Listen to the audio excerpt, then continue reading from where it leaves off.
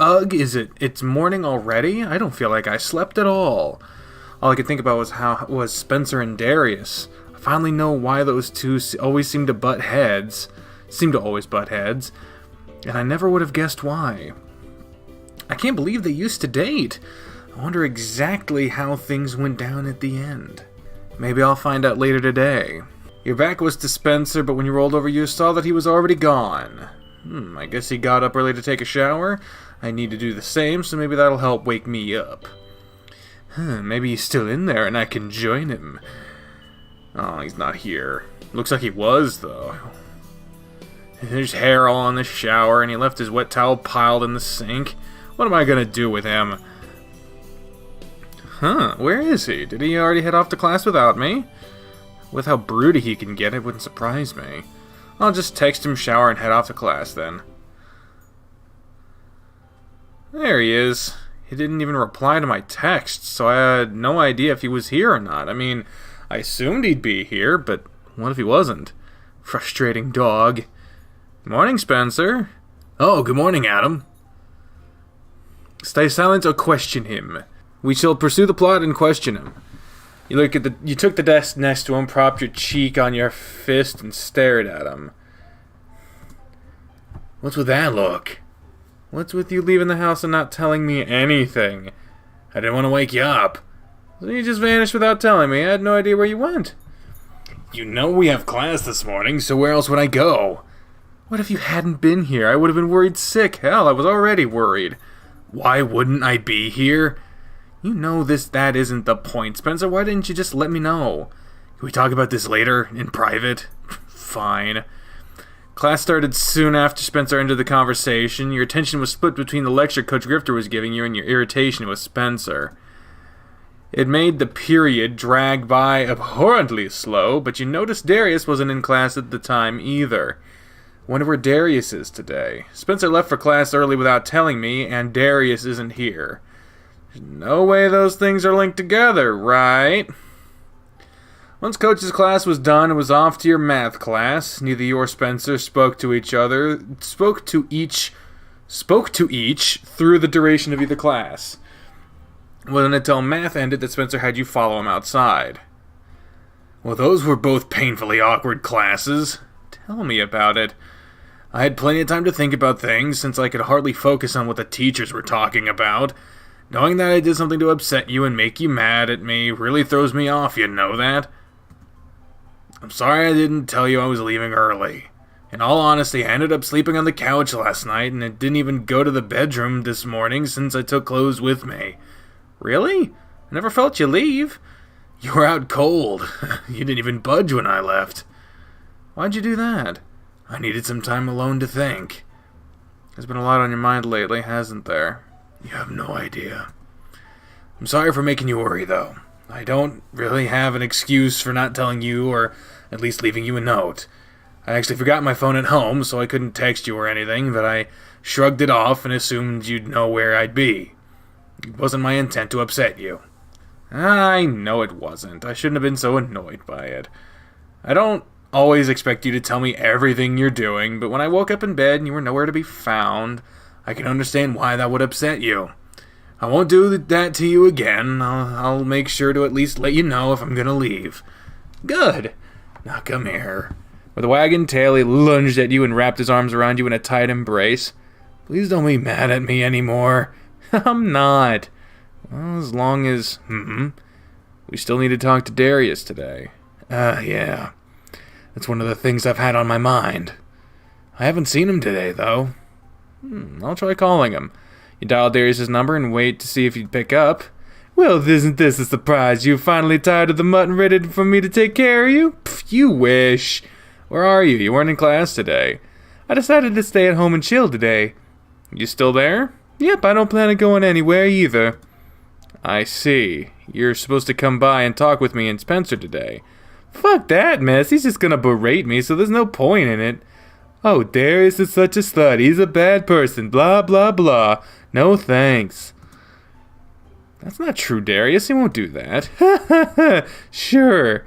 Look, I'm not going anywhere today. I don't feel like driving and I'd rather just stay here. Well, alright then. I Guess I'll catch you at practice tomorrow. Maybe. Later, dude. Click. That didn't sound like it went how you wanted. It didn't. He said he's at home and he's not going anywhere. I see. Time for us to head home then. Yeah. That way we can get my car and just go get him. I know where he lives. Really? Yeah. I'm tired of things being this way between us, and I'm ready for it to be done. I don't like seeing how it bothers you either. There's no time better than now to handle it. Spencer. Come on, there's a burger joint near his place that he loves, so we'll get some food for everyone and go talk to him. Oh, great. Let's do this then. I never really imagined Darius being the guy to chow down on burgers and fries like this. Are you kidding? This food is the bane of his existence. He'll do just about anything for it. And this is his complex. Whoa, this building looks crazy fancy. Wait till you see Darius's place. And here it is. Knock, knock, knock. How does he afford this? Oh, you don't know what he does? I guess you'll find out today. Why am I not surprised? Can we come in? Why? We brought lunch. Spencer held up a bag and waved it around, making Darius narrow his eyes. You know I can't say no to that. Ah, no. Come on in. You look at that, my guest is on his way out. Guest? Oh, long time no see, Azaghal. Oh, hey, we get to see Azaghal on this route. It's been a while, Spencer. How have you been? I've been good. Sorry that I can't stay and chat, but I have to get back to work. My lunch break is over. Yeah, lunch break. Azaghal slapped Darius on the butt. I'll see you later, Darius. It's good to see you, Spence. You should bring your car by my shop sometime, so we can catch up. Sure thing. And hi to your other friend here. We've never met before. I'm Adam. I'm on the team with these two. Oh, gotcha. Darius has mentioned you before. I'm Azaghal, his mechanic. It's a pleasure to meet you. Likewise. I need to go, though, so I'll catch you all later. Had you guys been here any sooner, then you might have been able to join us. Join you with what? Let's not go there and just have lunch. Here, Darius. There's a triple stack in there and a large fry for you. No tomato, double cheese, and a seedless bun. Gasp, you remembered. You were always really specific about what you wanted, so it's hard to forget. Good, go ahead and have a seat. Man, your place is really nice. Thanks, it's pretty comfortable here. You've never told Adam what you do have you? I don't think so. I film pornos for a living. It's a really good business.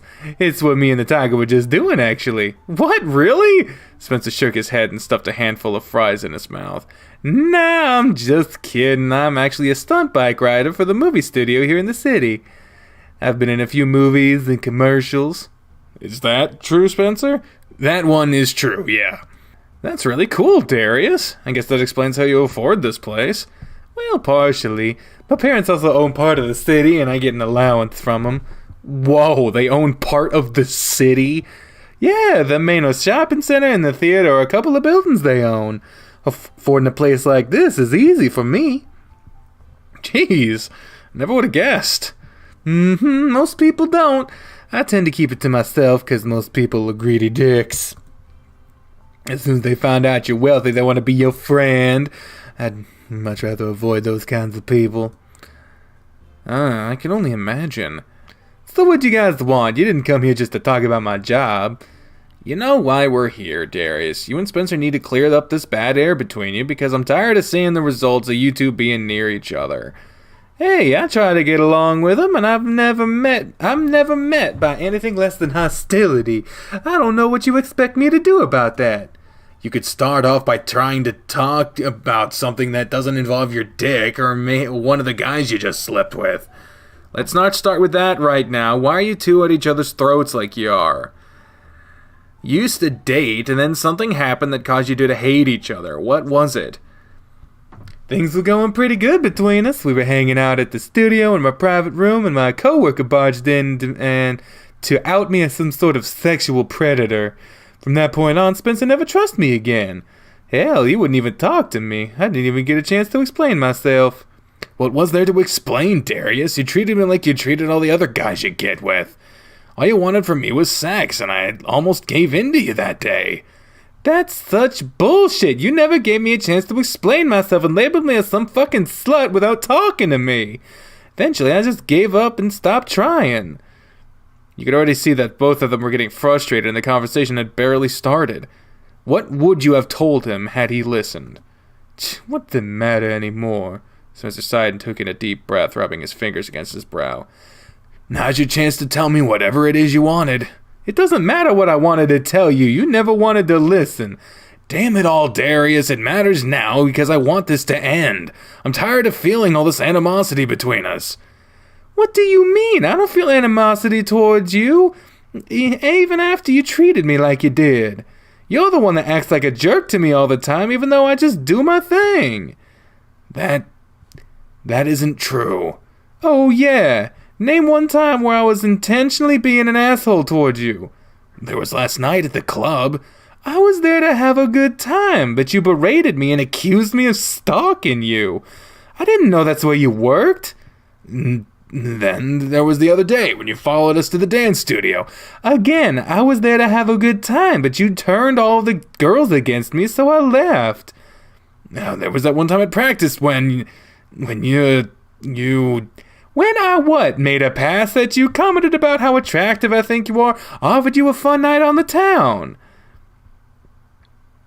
Spencer went silent. His eyes were fixated the table, and he had an absolutely bewildered look on his face. If you really want to know, Spencer, if it really means that much to you, I'll tell you. I wanted to have sex with you. That was my plan. I could see how people looked at you and how they acted around you. I knew. Silence, Spencer. You silenced Spencer with your hand, allowing Darius to continue.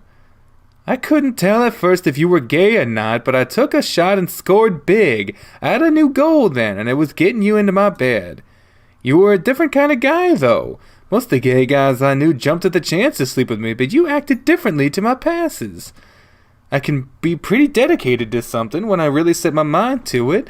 I was gonna do whatever it took to nail you. But you were different than the others. You actually made me feel good about myself. You seemed to enjoy spending time with me. You didn't care that I had money or fancy things or rich parents. None of that mattered to you. At least not that I could tell, and I'm a pretty good judge of character. I ended up forgetting about what my original plan was. I didn't care about that anymore. I was pretty happy for once, but that fuckwit Isaac ruined all that. He's the guy that interrupted you too, right? Mm-hmm. He just had to barge in there and tell you what kind of slut I was. It was mostly because he was in love with me, and I had made one mistake. I had made the mistake of having sex with him after we both got drunk one night. He took it the wrong way, and I told him that there was nothing more, and he went a little crazy after that. Fun fact, I didn't actually sleep with a single guy the entire time I was after you, Spence. I was totally fixated on you. Hell, I really liked you. A lot. I was pretty hurt with how you reacted to the whole thing. How did he react to it? It was like he was having a mental meltdown. He yelled at me and even went so far as to accusing me of trying to rape him. I couldn't calm him down and he just left. After that, I couldn't get him to talk to me at all, and he ended up just sending me a text to tell me we were done. That's pretty much it. That's it? Yup. Spencer isn't wrong in thinking that all I wanted was the sex in the beginning. But shit, man, I really liked you. You had no idea how much it hurt me for you to do what you did. I might have started off wanting nothing more than sex from me, but in the end, I wanted more than that. I see. Spencer, do you have anything to say? I felt used, Darius. I felt dirty and betrayed. I hold myself to higher standards than you do, so even the thought of you wanting nothing more than sex with me is sickening. I was pretty devastated by the whole ordeal, too, because I really liked you. You were the first guy I ever told I was gay. You were my first kiss. You're the first person I really held hands with. You were a lot of firsts for me. Darius is right about how things unfolded. I really lost it on him and then shut him out. I've thought about it a lot lately, and I still get angry about it, but I think I might have overreacted a little. You think? Okay, I overreacted. I didn't know how to react, though. I was confused and angry and hurt, so I just flipped out and shut down. I had no idea what to do, but the way I responded wasn't the right way to handle it. I'm sorry if I hurt you, Darius. I wish things didn't go the way they did. But there's nothing I can do about that now. But I am sorry, and, well, I hope that we can put that behind us. Man, I already put it behind me. I'm glad to hear you admit that you overreacted, though. And the fact that you apologized to me, that means a lot to me. I guess I'm sorry, too, for making you feel the way you did. I definitely learned some things from all of it. Does that mean you two don't hate each other anymore? I never hated him. I told you, he's just a dick to me. I suppose my judgment of Darius has been clouded ever since that huge debacle. And I might be overly critical about the things he does. Yeah, just a bit. You're a real asshole, you know that? You treated me like shit and just pushed me away time and time again. Really, I shouldn't even care whether you like me or not anymore. Darius. But I know that isn't who you really are. I got to know you, so I know that's not you. And call me crazy, but I'd actually like to at least have you as my friend, even though you're an asshole. Spencer tipped his head back and stared up at the ceiling for a minute, leaving the room shrouded in silence. You watched his chest expand and deflate as he took in a deep breath, letting it out slowly. You watched him swallow, and then you saw that his eyes had become glassy. He ran his fingers across his eyes and took in another breath, returning his attention to Darius. Can you forgive me, Darius? Oh, jeez, Spence, don't you start crying. It's not that big of a deal. It is a big deal, though. You're right. Everything you said is right. I have treated you like shit. I've been a terrible friend toward you. I don't really have any excuse for it either. I hated you for how you made me feel that day. Those feelings have persisted ever since. I see you, and the anger I felt just resurfaces. And I just want to get mad at you for seemingly small things. It's ridiculous how angry I feel sometimes, and I hate myself for it. I don't like feeling like that. And you saying your feelings had changed? What if I had only listened? What if I hadn't just shut you out? Who knows? There's no sense of worrying about that anymore, dude. It's in the past. I'm sorry for how I've treated you. You could see the distress in his face, and he was blinking back tears while trying to keep his composure. Man, come on. What the? I'll forgive you under one condition. And that is? Let's have a threesome. The lion had the widest shit-eating grin you ever seen spread across his face, and even Spencer cracked a smile. Fuck you, Darius. Maybe only for you. They both laughed, and Spencer chucked a french fry across the table at Darius, and then rubbed the backs of his paws against his eyes, sighing quietly. Spencer, I forgive you. You're one of the few friends I have, so it would be nice to hang out with you guys more and not have to worry about you being angry. I'd like that too. What do you think, Adam? Sounds awesome. You guys have no idea just how awesome that sounds to me right now. Well, what are you up to tonight? I have to work, so I'm not free tonight. What if we hung out there? I have nothing better to do. Adam and I could chat, and you could talk whenever you have time. There's plenty of eye candy there I can stare at, too. I don't know about that. Oh, come on, I know where you work now. Which still blows my mind, by the way. You, Spencer, the perfect guy to all, and you work at a strip club and are known as White Thunder. Man, that's something else. I'd appreciate it if you kept that to yourself. I don't need that spreading around. Don't worry, I won't tell anyone. I don't think it's anyone's business what you do for work, but I also don't think you should be ashamed or anything by it. From what I can tell, you're pretty damn good at it, and you should be proud, if anything. Just think about how many bonus you give to guys and gals. That's impressive. I'd rather not think about that. But seriously, there's no need to be ashamed about what you do. I think it's pretty cool. While I appreciate the sentiment, I just don't want everyone knowing what I do. As you said, it's nobody else's business.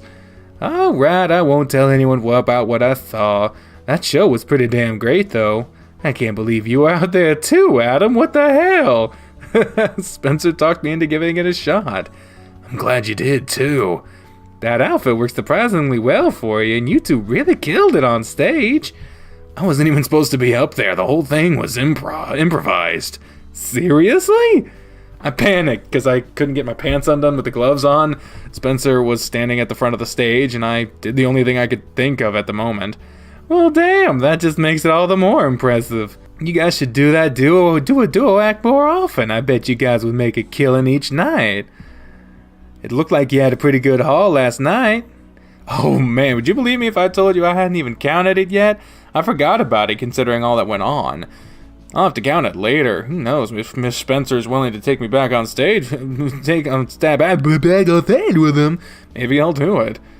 I might be able to swing something if you want. I had a lot of fun dancing with you. You gotta tell me if you do. I have plenty of bills I could litter the stage with. We'll see about that. Tonight though, yes? If you say no, I'll respect that. But it would be a great time to start rebuilding our broken relationship. He already knows about it, and I don't see any harm in it. Spence. Broken English. On my part, not the game's part. Yeah, I would just be bored at home alone with anything to do. I guess I could just keep Adam here or hang out with him at your place if you've got nothing else to do. I don't mind if you stop by tonight. It'll give us all a chance to talk a bit more. Awesome, when you go in? I'll be there 4 to 11. Got it, I'll be there around 8 then. Should I just pick up Adam at your place? I think that'd be fine. I'll be ready about 7:30, so you can pick me up then. I suppose that'd be okay. Don't even think about trying anything while I'm not there. Yeah, I'm not gonna step in on your man while you aren't there. I'm not like that. I'll make sure you're present for any passes I make towards him. How considerate of you. I'm a true gentleman, as you already know. I'm sure. As surprising as it might sound, he does have it in him to be so. I've seen it.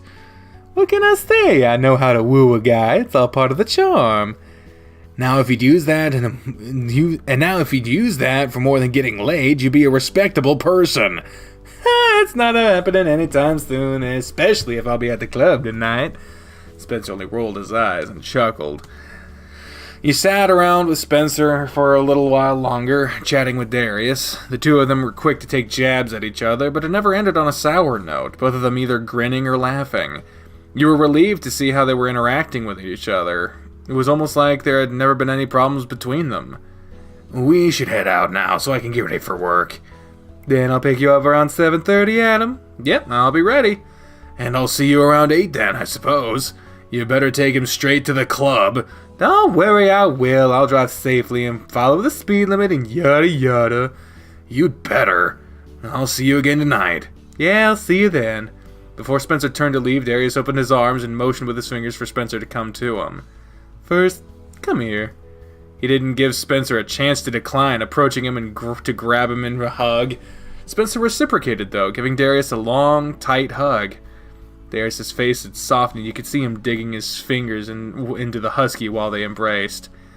I'm glad you guys came by so we could talk, even if it meant cutting my fun short. I knew that's why he was here. I'm glad we had this talk, too. I already feel a lot of relief. Yeah, me too. He released Spencer and pushed him back. Alright, you guys get going. I'll see you both later tonight. I'll see you later. See you in a bit, Darius. Yep, later. You and Spencer had been silent the entire way home, and as soon as you walked through the door, Spencer fell onto the couch, staring up at the ceiling. You feeling okay? I guess so. You want me to brush your fur? You still have some time before you need to leave. Yeah. Okay, take your shirt off and I'll go grab your brush. You went to get the brush from the bathroom to toss your shirt into the bedroom. When you returned, it looked like he was deep in thought, so you sat down and motioned for him to lay down across your lap. Where'd your shirt go? I'm not about to brush you, meaning hair will be everywhere. I'd rather not. I'm about to brush you, meaning hair will be everywhere. I'd rather it not be all over my shirt. You lost more than your shirt, too, it appears. I have to change for work, so I might as well strip. Aren't those the pants you wear to work anyway? Don't question it, just pat. Aw, look at this. Aw, look at this. Aw. What's on your mind? His ears splayed out while you dragged the brush over the top of his head and through the thick fluff around his neck. Just Darius. Things definitely seemed to go better between the two of you when we left. I was really happy to see that. Do you think I'm a terrible person for what I've done to him? No, you're not a terrible person. No, I don't. I think things went a little too far, but I don't think that you're a terrible person because of it. We all make mistakes sometimes. This surpasses any kind of mistake I've ever made before, though. He didn't deserve any of it. And for him to forgive me so easily... Do I really deserve that? He felt like you did, otherwise he wouldn't have done so. I guess so. You ran his brush down through his back and scratched between his ears, making his tail wag slowly. You really liked him, huh? I did. He's a real charmer, when he isn't acting like a pervert. It's something not a lot of people get to see, I guess. I never would have guessed with how he acts. He's a real romantic. He's one of those guys that likes holding hands and taking long walks on the beach. I don't know why he has to act the way he does. I hope it's not because of me. I'm pretty sure you're not the reason he acts like that. That's one of the reasons this exploded, right? Duh. I don't know what I'm thinking. Why can't he just act normal? That's just Darius. Maybe he opens up like that. Maybe he really trusts someone. Maybe he only opens up like that when he really trusts someone. Spencer deflated, letting out a long, drawn-out sigh. And I ruined that. Who knows when the last time he opened up like that to someone was? Look what I did. Man, you're really beating yourself up over this. He forgave you. So you should stop thinking about the past. Focus on going forward and making a better effort at being his friend. It's the most you can do for now. Does he really want me to be his friend still? I would assume so. You must have really had an impact on him since he doesn't want to lose that. And you know, there's one silver lining to this all. What's that? Would we be together had it not all transpired between you two? I don't know.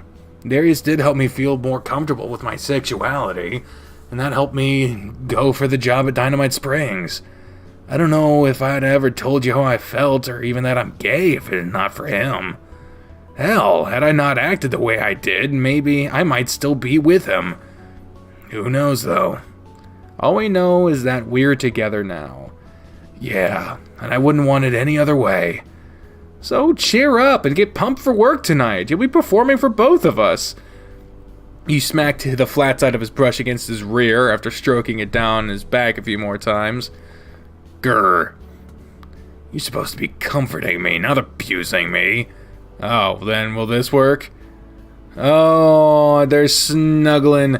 Oh, they're snuggling. That's cute. Oh. But, I got a feeling those shorts are gonna be taking a trip soon. You tossed the brush aside and rolled him over. You put your hands against his chest and stomach, scratching all through his fur quickly. What are you... His eyes closed and his body relaxed. The only sound he kept making was his low, continuous grunts. Worm from... Listen to you. Such a good boy. You like your scratches, don't you? Shut up. It feels really good. Who's a good boy? He didn't respond, so your hand slowed down to a mere crawl. Why'd you stop? You were hitting all the right spots. His paw grabbed your hand and moved it around, but you were putting no more effort into it. Come on, who's the good boy likes the scratches? You can't be serious. Oh, I am. Who's my good boy? All you have to do is say it and I'll continue. You grinned, letting your fingers just barely graze through his fur. His eyes were fixated on your hand, darting between them and your eyes. His eyes stopped moving, focusing on the ceiling fan whirling above you. With splayed ears and an embarrassed tone, he spoke again. I'm a good boy. What was that? I said I'm a good boy. Now get back to scratching. I have to get ready in a few minutes. The pace of your hand sped up again, moving all around the upper half of his body, and you could see his toes curling and uncurling as he melted against you. You really do enjoy this, don't you? The amount he enjoyed it was really apparent. You could clearly see the outline of his quirk pressed up against his shorts, and he was too into the attention to care. You couldn't resist letting one of your hands stray from its task, though, sliding down over the bulging outline to give it a few squeezes before going back to scratching. His body flinched as he grunted, opening just one eye to stare at you. You know, if I didn't have to go to work, you'd really pay for teasing me like that. Oh yeah? What would you do about it? He huffed loudly, following it up with a low growl as you gripped him through his shorts one more time. I'd bend you over the arm of this couch and fuck your brains out. Jesus. You snorted loudly and laughed, giving him another strong grope before removing your hand from his crotch. Maybe you should call out sick today and teach me a lesson. Nah, I'll just let you think me burying my bone in your backyard What? Oh. I'll let you think about me burying my bone in your backyard all night long. Maybe you'll deserve it this weekend. Only maybe. You really dug your fingers in, scratching both hands quickly over his chest. It might be guaranteed if you do more of this for me. You can count on it then. He stretched his arms and legs, letting out a growly yawn before his body went limp. You didn't have much time left to pet him. Man, despite how good this feels, I really have to get up and get dressed for work. It's about time for you to head out. It is about time for you to head out. Are you feeling any better? Yeah, I am. Thanks for listening to me. All in all, it's a really big relief to have gotten everything off my chest. And I'm glad to have gotten his side of things too, finally. Next step is for us to keep moving forward and put the past behind us. That's right. Just be sure you're not too hard on Darius in the future. Unless he really deserves it, right? Unless he really deserves it. Okay. I promise I'll be better about it. You know it'll take a little more time for me to fully trust him though, right? Giving him the okay to pick you up and come to the club tonight is a pretty big step already. I'm still feeling a little iffy about it. It is a huge step, but I'm really proud of you for taking it. Yeah? Well, it makes me happy to hear. It's time to get dressed and leave now, otherwise I'll be late. Hey, let me help you with that. After Spencer had left for work, he lounged around the house while waiting for Darius to pick you up. I'm glad those two talked things out, otherwise I'd be stuck here all alone tonight, bored out of my mind. It'd be Darius now, I bet. Oh, he's outside, so I guess it's time to go. Hey dudes, you all ready to go? Yeah, I'm set. Cool, I'm a little behind, so we gotta book it, so Spencer doesn't get all antsy. We don't need that. For sure, after all we went through earlier. Buckle up and we'll get going. I gotta make sure you arrive in one piece. That would be preferred. Darius took off towards the highway, making for a smooth ride on the way to Dynamite Springs. So, what'd you do after we left? I napped. I was pretty tired, so I ended up sleeping. What about you two? Did you squeeze in a quickie before you had to leave? Not hardly. We didn't have that much time. I'm sure you had plenty of time. I bet all that puppy needs is a little teasing and he'll be ready to pop. You were always really easy to excite, and it always made him so embarrassed. It's pretty cute, really. Is he still like that? Yeah, he is. I mean, he doesn't seem to get that embarrassed, but he's still easy to turn on, it seems. I don't think that'll ever change, being a dog and all. Maybe not. All I ever had to do was pet his chest and scratch his ears, and he'd get hard.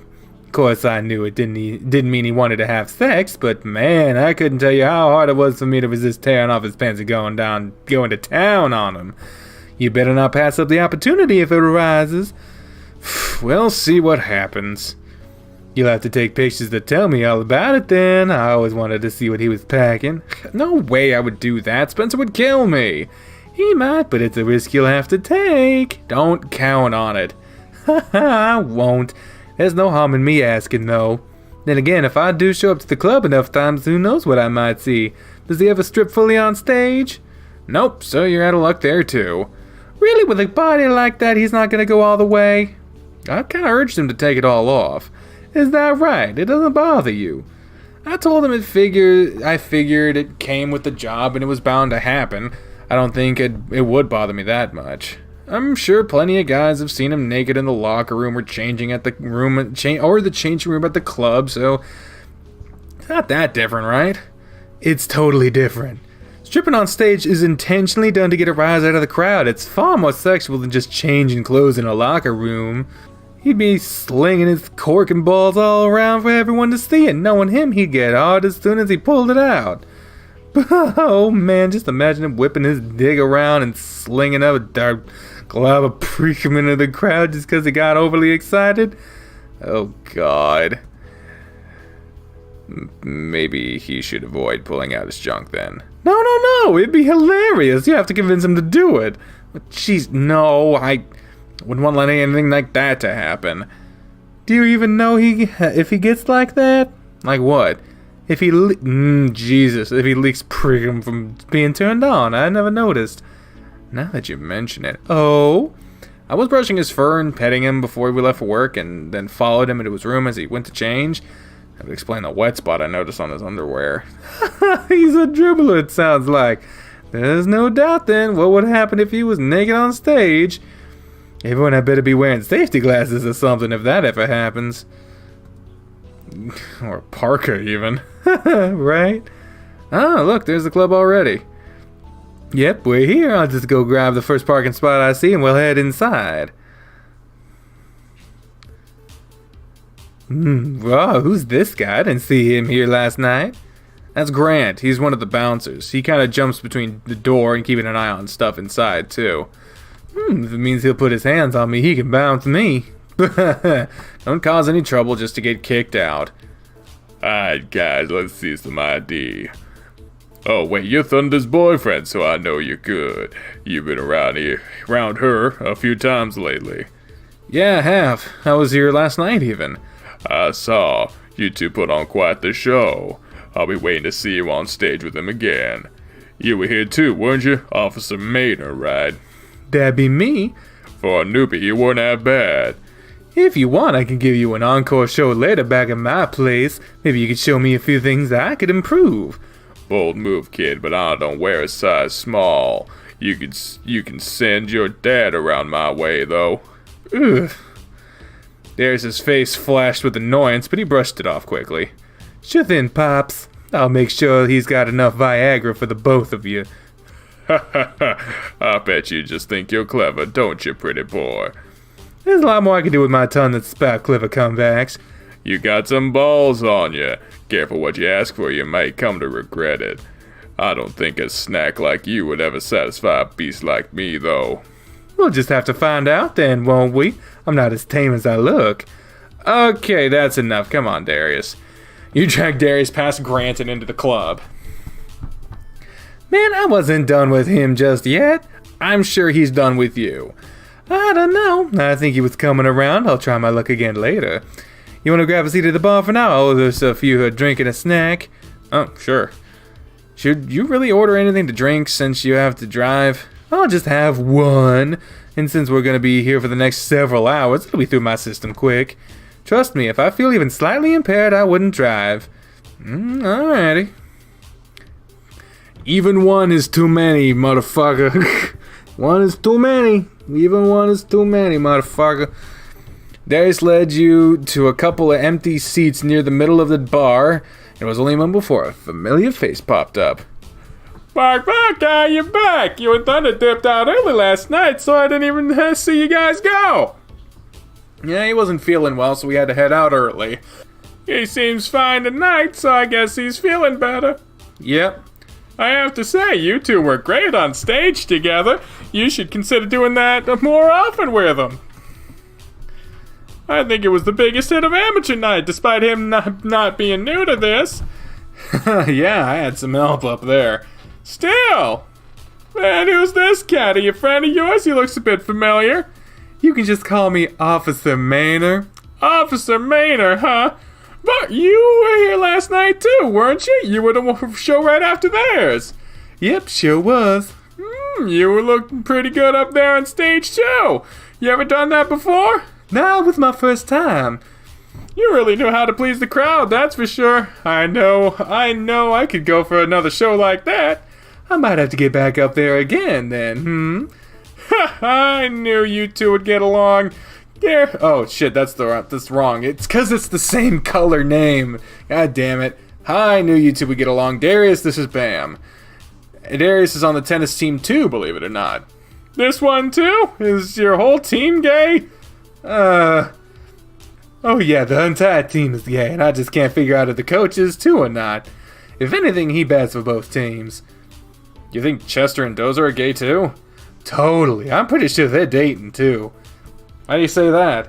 You're too indispensible most of the time to notice, but those two are really buddy-buddy. That doesn't mean they're gay.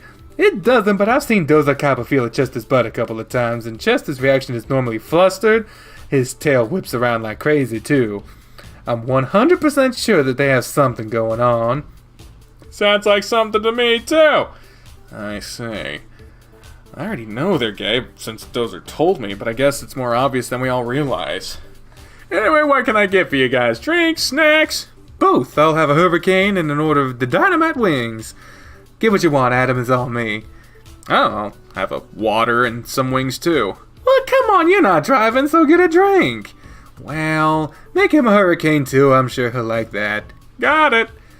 You might as well have fun while we're here, right? I suppose so, thanks. Now, where's that dog of yours? I haven't seen him anywhere yet. I haven't either. Wonder if he's doing work in the back. He said he was taking over to do some of the paperwork, so he might be dealing with that right now. Or not, there he is now. Hey guys, glad to see you made it in one piece. I told you I'd be careful. He's not too bad of a driver. I didn't even fear for my life once. That's good. If you get anything to eat or drink, put it on my tab, Adam. I got it covered tonight, Spence. It's my treat. Yeah, he's already got it covered, even though I have money this time. Oh, thanks then, Darius. No problem. How have things been here tonight? It looks a little slow. It is slow. I've spent most of my time in the office tonight since they've not needed me out here. It's been a real pain, sorting through stuff and getting it in order back there. The last guy did a really bad job. Man, maybe I should have waited until the weekend to do this. Friday and Saturday are the days to come. This place is totally packed, and you'll see the best shows on those nights too. Oh yeah? Does that mean you'll be on stage this weekend? Who knows? I'll have to come back and find out. Maybe I can convince you to take it all off on stage, since according to Adam, you don't do that. I doubt you could convince me to do anything like that. Darius pulled a roll of bills from his pocket and waved it around in front of Spencer. What if I came prepared? He pulled one bill out and stuffed it into Darius' shirt. Trust me, I don't think you have enough there to get what you want. Oh, come on, I'm a paying customer. None of my paying customers have seen me in less than my underwear just yet. What if I paid for a private show just for me and Adam? I know they have rooms for that here. I can choose to refuse doing those shows, and even if I did accept, I can set some rules first. You wouldn't see me fully stripped there either. You're no fun. Which guys here will do that then? Me and Adam will be here for a while, so we might as well have some fun. Wait, what? Me too? Why not? Because I shouldn't, Spencer. I mean, me and Spencer. Look, if you want to watch a show with Darius, go for it. You stripped on stage with me, and you've been really supportive with what I do here. Charlie does the best shows, so if you really want to watch one, well, I'm kidding you guys. I don't think Spencer'd appreciate me dragging you in there. We'll just enjoy whatever's on stage tonight. Maybe Spencer will oblige one day and give us a show of our own. I'll definitely make it worth his time. You better come with a full wallet that day, then. Oh, believe me, I will. I don't get any say in this. Hey, if you don't want me to, all you have to do is say so. I can perform for only you, if that's what you want. And you know, it would be free if you ever wanted me to give you a private show here. Oh, well then.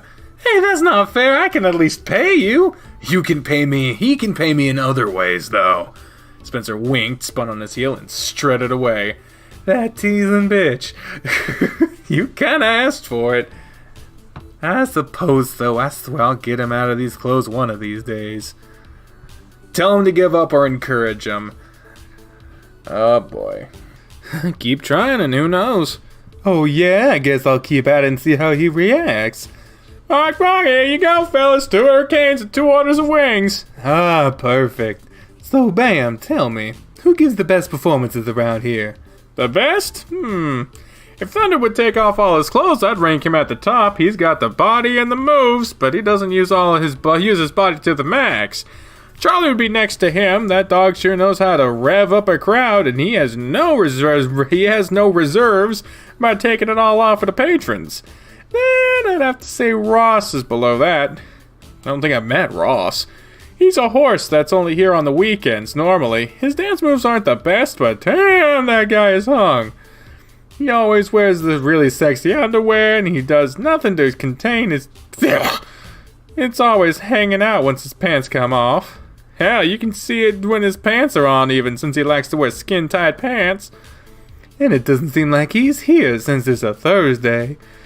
Nope, Charlie, Thunder, Bandit, and Domino are the only guys here tonight. Domino is the Dalmatian, right? Yep, and Bandit's the otter. I think Bandit will be on stage at 9, so his show will start in about an hour. He's fun to watch, but he's still pretty new to the job. You two should give him some encouragement when he gets up there. The lion seems to like one that could get him out of his skivvies on stage. You pick up on that quite well. Looks like I have a job to do tonight. Seems so. Alright, I'll leave it to you then. So an otter, huh? Do you see him around anywhere? What are you gonna do? See if I can get him to do what Spencer won't. I get that, but how? I have my ways. Darius spun around in his seat, prowling around with his eyes until they locked onto his prey.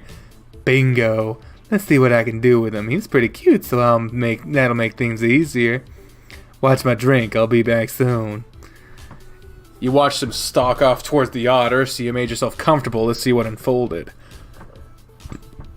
Darius caught him at the wall dividing the club, propping up against it to make some small talk. Almost right away, Darius had him laughing.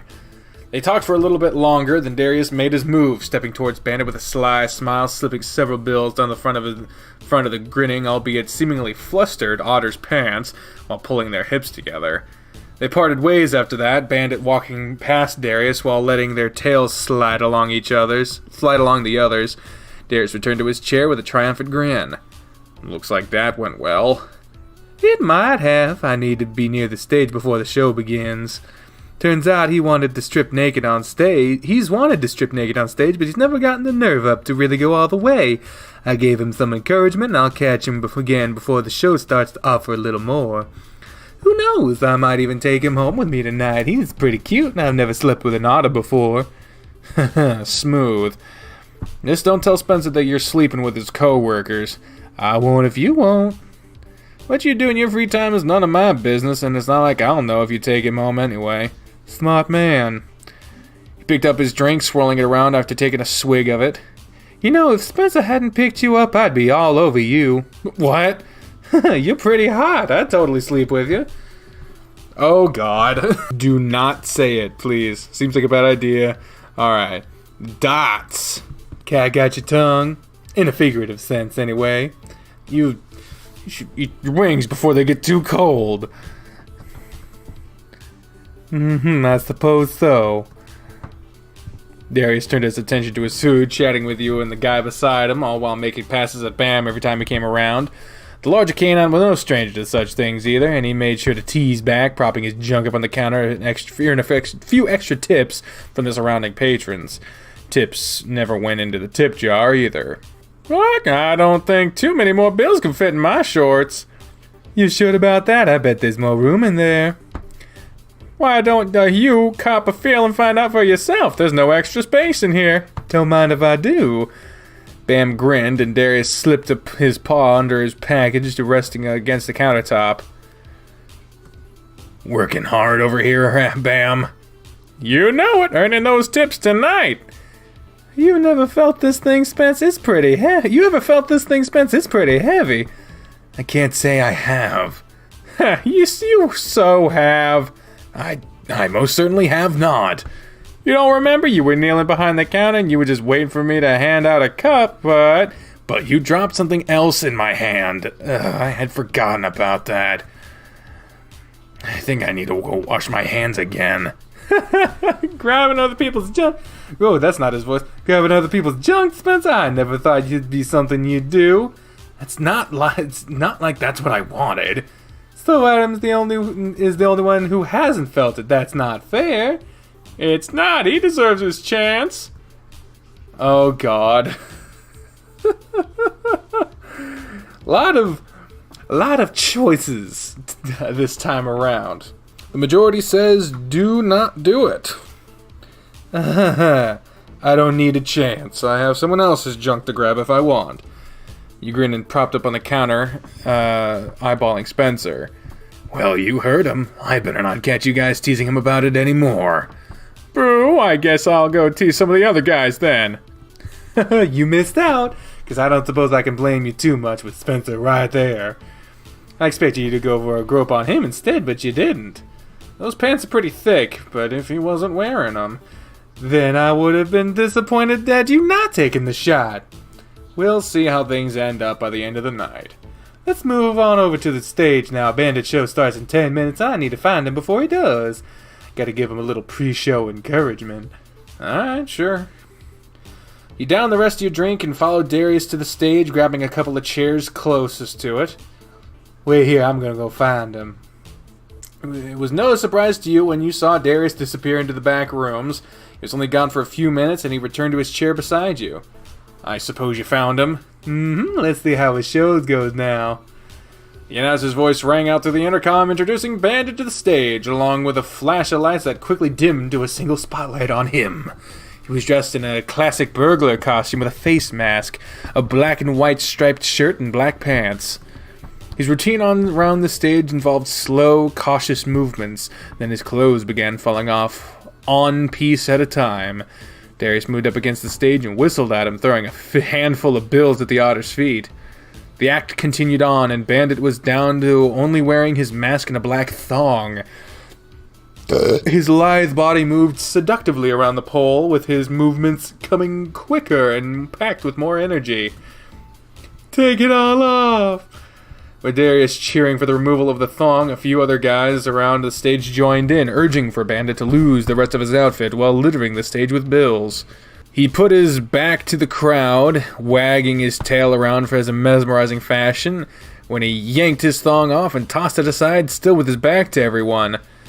Those watching erupted in cheers, but Bandit wasn't done just yet. He continued moving around the stage, though his tail was constantly positioned over his groin to keep the goods hidden.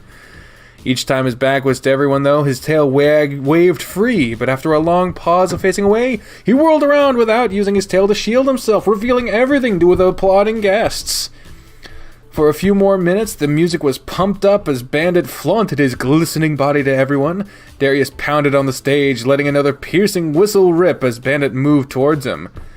Darius was just inches away from getting face full of Otter's crotch, but the music faded out and the lights shifted back to normal, signaling the end of the show. Bandit looked winded after his performance, but he gathered his clothes and his money that scattered around the stage before he scampered off. Darius didn't wait before taking off after him. Not saying it. I guess I'll head back to the bar. Oh, there you are. What'd you think of his show? It was fun. I like his theme. Him and Charlie should do a show together since he's a robber and Charlie's a cop. They've done a couple before, and those are fun to watch. I'm shocked to have seen Bandit naked tonight, though. I'm sure you can blame Darius for that, since he can't get you naked on stage. He decided to set his sights on whoever was performing tonight. Of course he would. The crowd really did enjoy it, though, so I should talk to Bandit and see how he feels, too. He looked like he was having fun. He did, and that's what matters, right? I suppose so. Does that mean if I get on stage tonight, I should take it all off? Oh, God. Oh, God. Alright, the vast majority are saying yes, so I guess we should. If you think it'd be fun for you, then go for it. I'll be cheering more. I'll be there cheering you on. Man, if I was going to perform tonight, I would, but I don't think I'll be dancing tonight. How come? I'm not feeling it tonight, and I'm mostly working in the office still. I'm really just popping out to check on you and a couple of my regulars that are around. Oh, okay. I might put on a show Sunday, though, since I'll be off on Saturday and leaving early tomorrow night. I'll be back on Sunday then for sure. Good. I'm going to talk to Bandit now so you can go back to the bar with... Where's Darius? I think he followed Bandit. He'll get kicked out if he isn't careful. Good luck. Your seats at the bar were still empty, and Bam went back to greet you as soon as you sat down. Bark, bark, bark. He actually talked him into doing it. I can't believe it. I've been trying to get Bandit to flash his dick on stage for weeks, and your friend spends 10 minutes with him and gets it out. That friend really has a silver tongue, huh? That's Darius for you. I'm sure he's still smooth-talking Bandit wherever they are. I don't think he is anymore. He's heading over here. Darius dropped into the seat beside you, the devious smirk having spread back over his face. Leave it to Spencer to ruin my fun before it even begins. Oh no, what were you doing? Well, I had to get my underwear back. He tugged his shorts down enough to show this thin black strap of his underwear. Those were yours that he was wearing on stage? You should have seen how flustered he was when I took them off and gave them to him before his show started. You're really something else, you know that? It did the trick, too. Let me get you another drink. This one's on the house. I'll pass. I don't need another since I'll be driving home in a little bit. I'll take some more of those wings, though. You got it. I got his number, too, on top of that. I think this has been a really successful night. Your sentence trailed off and the attention seemed to be drawn to something behind you. You glanced over your shoulder and then back to him. You're right. You just trailed off there. Oh, yeah, sorry I zoned out a little there. But man, Spencer walked in right as I was about to make a move, too, and he shooed me away. Though I did get a cop a good feel before he had shown up. One-track mind, huh? You know it, but this guy's a real cutie, so maybe it'll be even more than a one-night stand. Bah ha ha ha, maybe. Oh, hey, chicken's done. Darius knocked into you, reaching for his chicken before Bam even got there. He hit you with such force, you were knocked into the person beside you. In an effort to prevent yourself from falling over, you knocked into the other person's drink over while struggling to hold onto the counter. Jeez, Darius, calm yourself. Look what you've done. Oh, shit, dude, I'm really sorry about that. Making a mess for me to clean up. Appreciate that. And after I get you free chicken. Sorry, get this guy another drink on me. You apologized to the person, then turned your attention to Darius, who had a mouthful of chicken at the time. Really? You needed a chicken that badly? He just nodded his head enthusiastically and continued to stuff chicken into his mouth until he was done eating. You just rolled your eyes and waited until he was done eating before carrying on another conversation with him. Good to see you're now over here and not harassing my co-workers. You missed him knocking a drink over, so he did make a mess for Bam to clean up. Well, he can harass Bam all he wants. I'm okay with that. Harass is such a strong word, but I think Bandit rather enjoyed my company. Maybe. He's a good guy, so don't you go leading him on, you got it? I'll kick your ass otherwise. Yeah, I got it. Don't worry, Dad. On an unrelated note, I need to talk to you about something, Spencer. What is it? Let's go over there where nobody is. We'll be back in a moment, Adam. Okay. Spencer looked confused and he followed Darius to an empty area to talk. After a couple of minutes, Spencer left and Darius came back to you. What was that all about? Just a little secret to share with Spencer, you'll find out later. And now I need to go to the bathroom, so I'll be back in a moment. Sure, just leave me again. Oh, chill, I won't be long. Once again, Darius left you alone at the bar, and it seemed that the other guys around you were gone as well, leaving you with nobody to talk to. I wonder what it is that Darius and Spencer were talking about. It could be anything with Darius. You leaned against the counter inside, pulling out your phone to mess around with it while you waited for Darius. Hey, where'd your friend go? Your heart nearly jumped from your chest when Grant appeared out of nowhere. Darius? He went to the bathroom. He's been in there for like 10 minutes. Up to no good, I'm sure. I'll just hang around until he gets back then. What do you want with him? Thunder just told me about. He finished his sentence. Before he finished his sentence, a ruckus could be heard across the room at the doors to the restroom, and you saw Darius come stumbling out. Shit. Grant dashed off towards the bathroom as another person came up behind Darius, threatening him and cursing him as he knocked Darius to the floor. You were already scrambling towards Darius, but Bam beat you to it, putting himself between Darius and his assailant. It did nothing to deter the man, though, who lunged past Bam for Darius.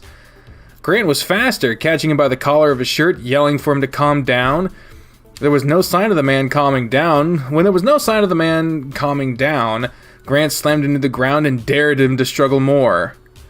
Darius was back on his feet, but by the time you got to him, Spencer was right on your heels. Darius, are you okay? What the hell has happened? Your nose is bleeding. I'll be fine. He took a cheap shot at me is all. I'll get you some napkins. Sit down and try not to get blood everywhere.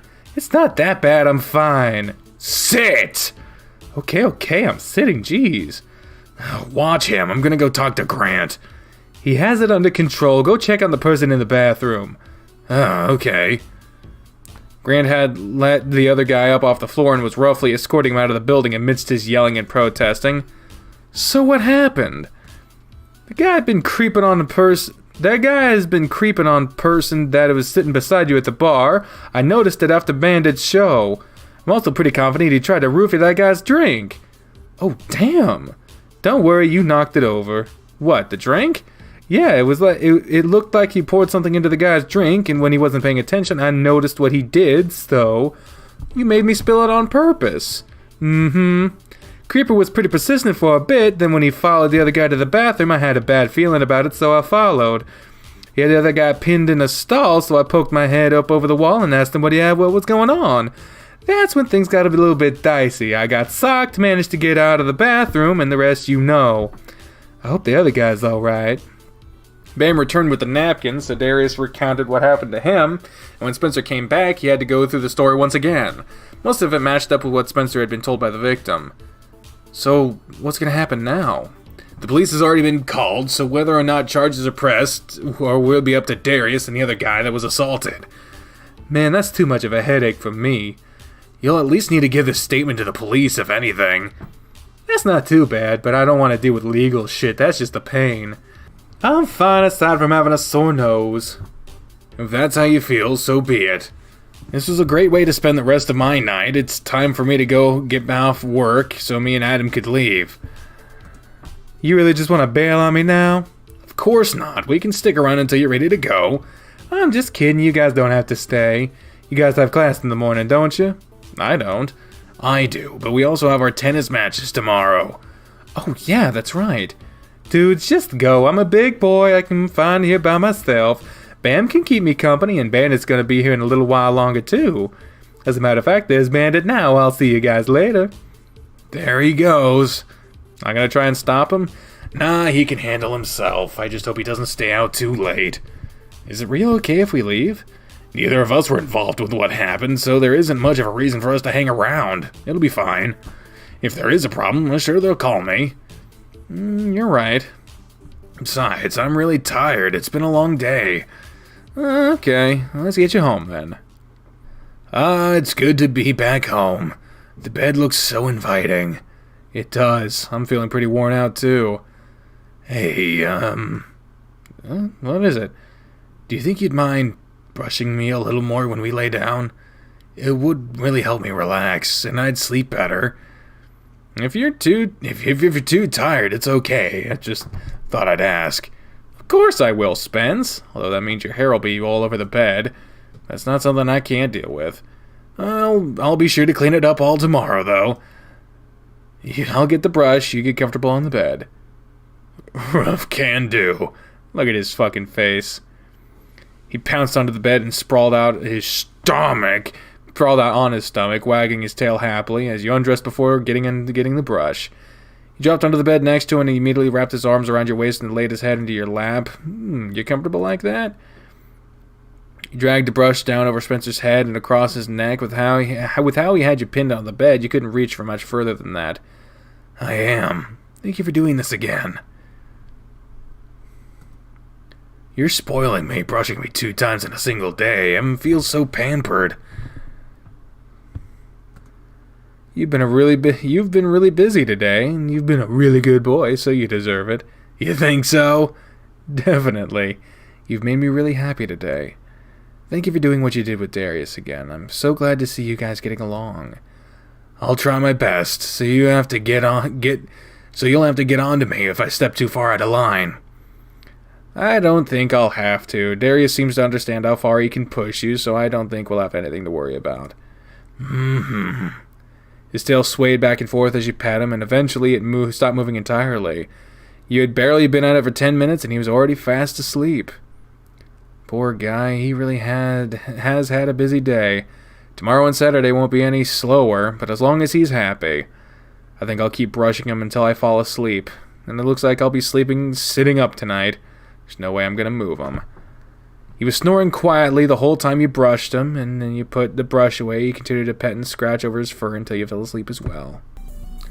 Ugh, my back is sore from how I slept last night. I wonder how long I slept sitting up. I fell over on my side at some point, but I wasn't able to quite adjust myself until Spencer got up for class. I hope he fared better than me. Oh, hey, you're already here. I cut out of my class early so I could get ready for our matches. Are you alright? You look kinda tired. Yeah, I'm alright. I just slept in a weird way last night, so I'm a little stiff. I'm sorry, that's my fault, isn't it? I was just so comfortable while you were brushing me that I passed out in your lap. You should have moved me. And wake up? I can't do that. Why? When animals fall asleep on you, you're not allowed to disturb them. It's a law. Doesn't that apply to pets? Are you saying I'm just your pet? Well, I do pet you, brush you, feed you, and play with you. Alright, you'd better watch it or you'll be sleeping in your own bed tonight. I won't say another word then. That'll be the best for you. Hey guys. How'd things go last night, Darius? Well, I might have had someone leave with me last night. I meant about the whole creep incident.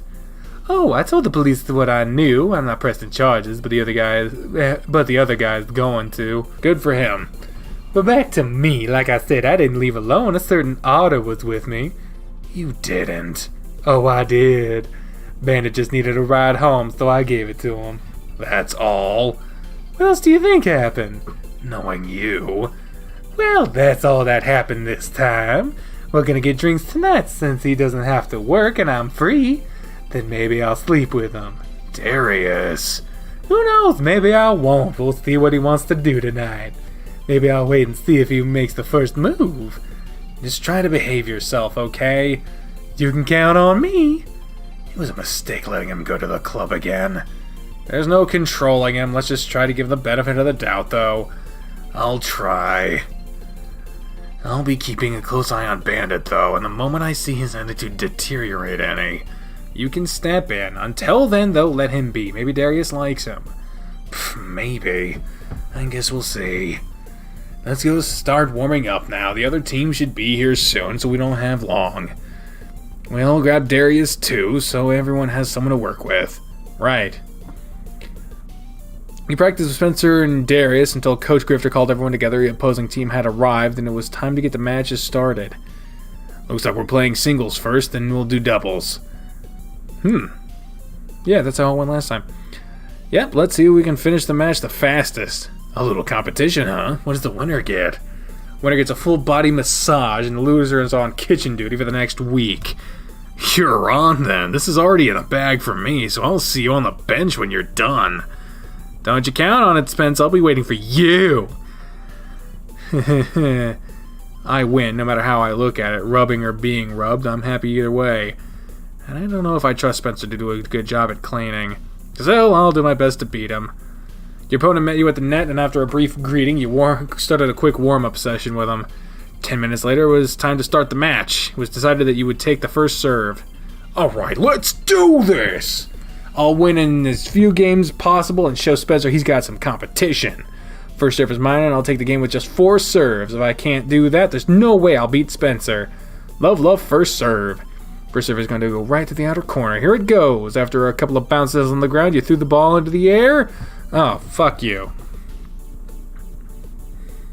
Hey. You tossed the ball up and brought your racket down on top of it, sending it flying over the net. I don't know why I didn't expect there to be some fucking quick time events on this shit, but whatever. The serve landed exactly where you wanted, and it was traveling fast enough that your opponent was barely able to nick it with his racket. It never made it back over the net. Yes, that was perfect. Let's see if we can keep that up. Time for the next point. You need to mix things up a little. I'll put a hard flat serve right down the middle. 15 love. Your serve went right down the middle, but it was lacking in the power you wanted. It was returned back to you. When it was returned, your opponent rushed towards the net. He's attacking up to the weak serve, so it's nothing I can't handle. Alright, well, the one and only vote came in was lobbed, so I guess we'll go with that. Since he's charging that, I'll lob it over and let's see how he gets to this. Hey! The ball soared to the air and over your opponent. He started to backpedal forward, but turned instead once he realized he wasn't moving fast enough. His reaction was too slow, though. You're too slow! And when he reacted to the ball, he was only able to hit it over the shoulder. The ball didn't make it to the net. Another point for me. The lob landed right on the line, so I got a little lucky with it.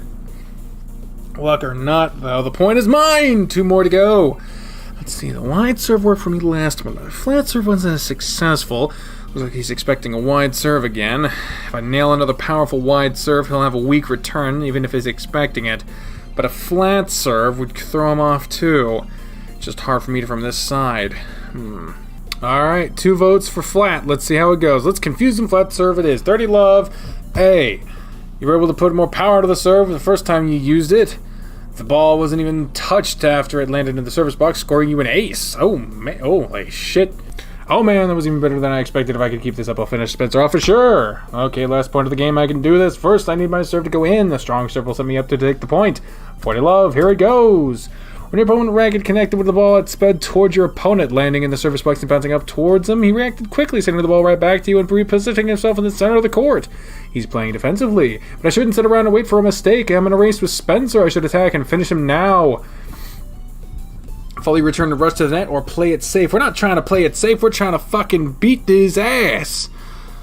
His return was on the weak side, so when you return the ball to him, you put all you had into it and followed the ball to the net. And attempt to lob it over you. His return was low and weak, setting up perfectly for a smash. You bent your knees and jumped into the air, bringing your racket down with your full strength, spiking the ball back down across the net. It never stood a chance of coming back, and your foe was forced to jump out of the way of the attack. Yes! I took every point in the first game, and if I keep playing like that, I can overtake every game. I'll definitely finish before Spencer does. Yes. Fuck you, Spencer. Fuck you, Spencer. Yeah. Yes, another win under my belt. Now to see if Spencer finished his match. He was on court 5, so... Ha! He's still playing! I finished before he did! Looks like he's on kitchen duty, and he better no slack off. Oh wow, you're the first one done today, Adam. What was the score? 6-1, 6-2. I took both sets. Da-na-na-na. Well, damn, good job. You really crushed it out there. So I expect you and Spencer to have no trouble at all. He should be just about done with his match too, and he's been on top of his game too. They have some really good rallies, so it's taking them a little longer. Ah, gotcha. He's winning though, right? He is. I've only seen him lose a couple of points so far, but my attention has been mostly on the other guys. Go ahead and sit. Relax while you wait for Spencer to finish, since you'll be playing doubles soon after he's done. Sure thing, coach. You sat down, and it was only a few minutes later when Spencer joined you on the bench. Guess you finished before me, huh? Yep, I played my best out there today, and I really dominated the court. I'm impressed. I'm happy you played so well, too. You better do us just as well in our doubles match. You can count on it. We're gonna destroy them. I have no doubt about that. What's the plan after we finish at the courts for the day? We're having dinner at Chester's house at 5, right? Yeah, with him and Dozer. Do we need to take anything with us? They didn't mention we should. We can ask them before we leave from here. That way we can get something if we need to. Good idea. Aside from that, I don't have anything in mind. We could take a shower, maybe take a nap, just relax. Sounds like a good idea to me. Maybe we could shower together. We'll see about that. I'm not against the idea right now. But you might be later. Nothing against you, but I want to relax to the fullest. A shower by myself is the best way to do it. But who knows, though? Maybe having some extra hands to help clean my fur will entice me. Maybe I should let you do all the work in the match, then you'll be extra sweaty and have no choice but to accept my help. Or I'll be so tired I'll want the shower alone just so I can sit in there while the water hits me, leaving no room for another person. On second thought, maybe I'll play even harder this time. That's the best idea. I don't expect you to slack off just because you're playing with me. We still need to play our best. Don't worry, I will. I think we've taken a long enough break, too, so we should head back out to the courts. Let's just wait a few more minutes. We haven't been here that long. The sooner we're done, the sooner we can go home and shower. Together. Okay. Time to dominate another match. Come on, you can get warm. You can warm up against me until the other guys come join us. Okay. You guys must have been fired up. The other team didn't stand a chance against you. Yep, we're set on finishing the game as quickly as possible. We were set. And we did just that. We only lost 2 games between both sets. Damn, good job, you two. Darius finished his match right before you, and Dozer and Chester are only a couple of games in on their doubles. How did Darius do? He won. He really fought for that win, too. He seemed way more determined than usual. The last 2 sets played into tiebreakers, and he won both of them. I was on edge the whole time. That explains the yelling we heard. Yeah, it does. I got worked up. I'm really proud of how well he played. Where is he now? I'd like to congratulate him. He left already. He said he had somewhere to be later and needed to get cleaned up, so I let him go. Of course.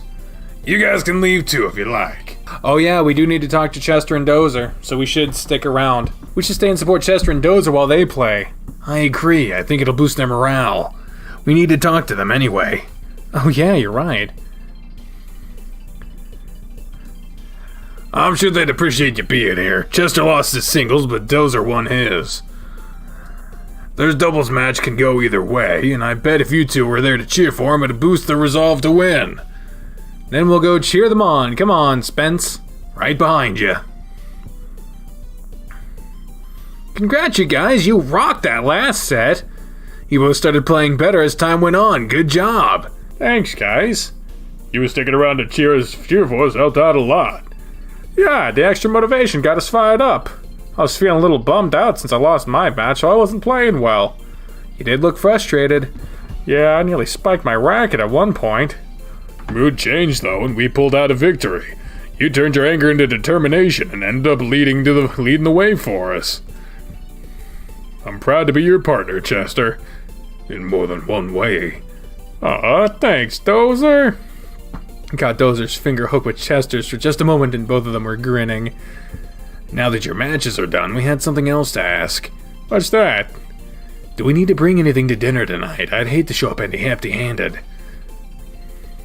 Oh no, we got everything covered already. You don't have to worry about any of that. Just bring an appetite with you. If you're sure there isn't anything else, we can at least manage that. 100% sure there isn't anything else we need. All right, if you can think of anything, call us and we can pick it up before we head over. Will do. We're supposed to be there at 5, right? Yep. We'll have dinner at around 6 and we'll do something after that. Sounds like fun. I'm looking forward to it. Hopefully you can cook better than me. Oh, I know I can, so you don't have to worry about that. Chester's a fantastic chef. Those pretty good himself. But you're better. Yeah, you're right, I'm great in the kitchen. How modest of you. With good reason, and you'll find out tonight just how good I am. Well then, if that's all settled, we should get going. I need lunch, and I would like to relax for a bit. Don't eat a big lunch, cause I'm making a huge dinner. I'll make sure he comes over with an appetite, so don't worry. Good, come on, Doza, let's head to your place and get stuff ready. Sure. We'll see you guys in a little bit. Yep, we'll see you then. Hey guys. Time for us to get going too. Shower time? Shower time. Together? Yes? Spencer only threw his hands in the air and shrugged as he walked away. It better be a yes. We'll take a shower and then have a light lunch. After that, I think a nap is in order. I'm feeling a little worn out. You? Feeling worn out? What's the world coming to? Hush you, even I need to recharge my batteries every now and then. It sounds like a good idea. A lot has been going on lately and you have almost had no downtime. And I won't have much in the foreseeable future either. I'm gonna make the most out of what I have today. So that means I'm gonna get in the shower started and I expect you to join me. Having some extra help cleaning my fur would be appreciated. Oh yeah? Besides that, didn't I tell you I wasn't gonna let you shower alone when we had the chance? I don't remember. That's okay. Don't wait too long. It was like his tail was beckoning you to follow as he left the room. I guess I'll give him a minute, then I'll follow. While you waited, you decided to strip most of your clothes off. The water should be warm. You should be undressed. Okay, that's plenty of time. Guess the water's ready. Oh, Jesus. The background didn't even load. I wouldn't be in here if it weren't. What did I didn't even say it. I guess the water's ready?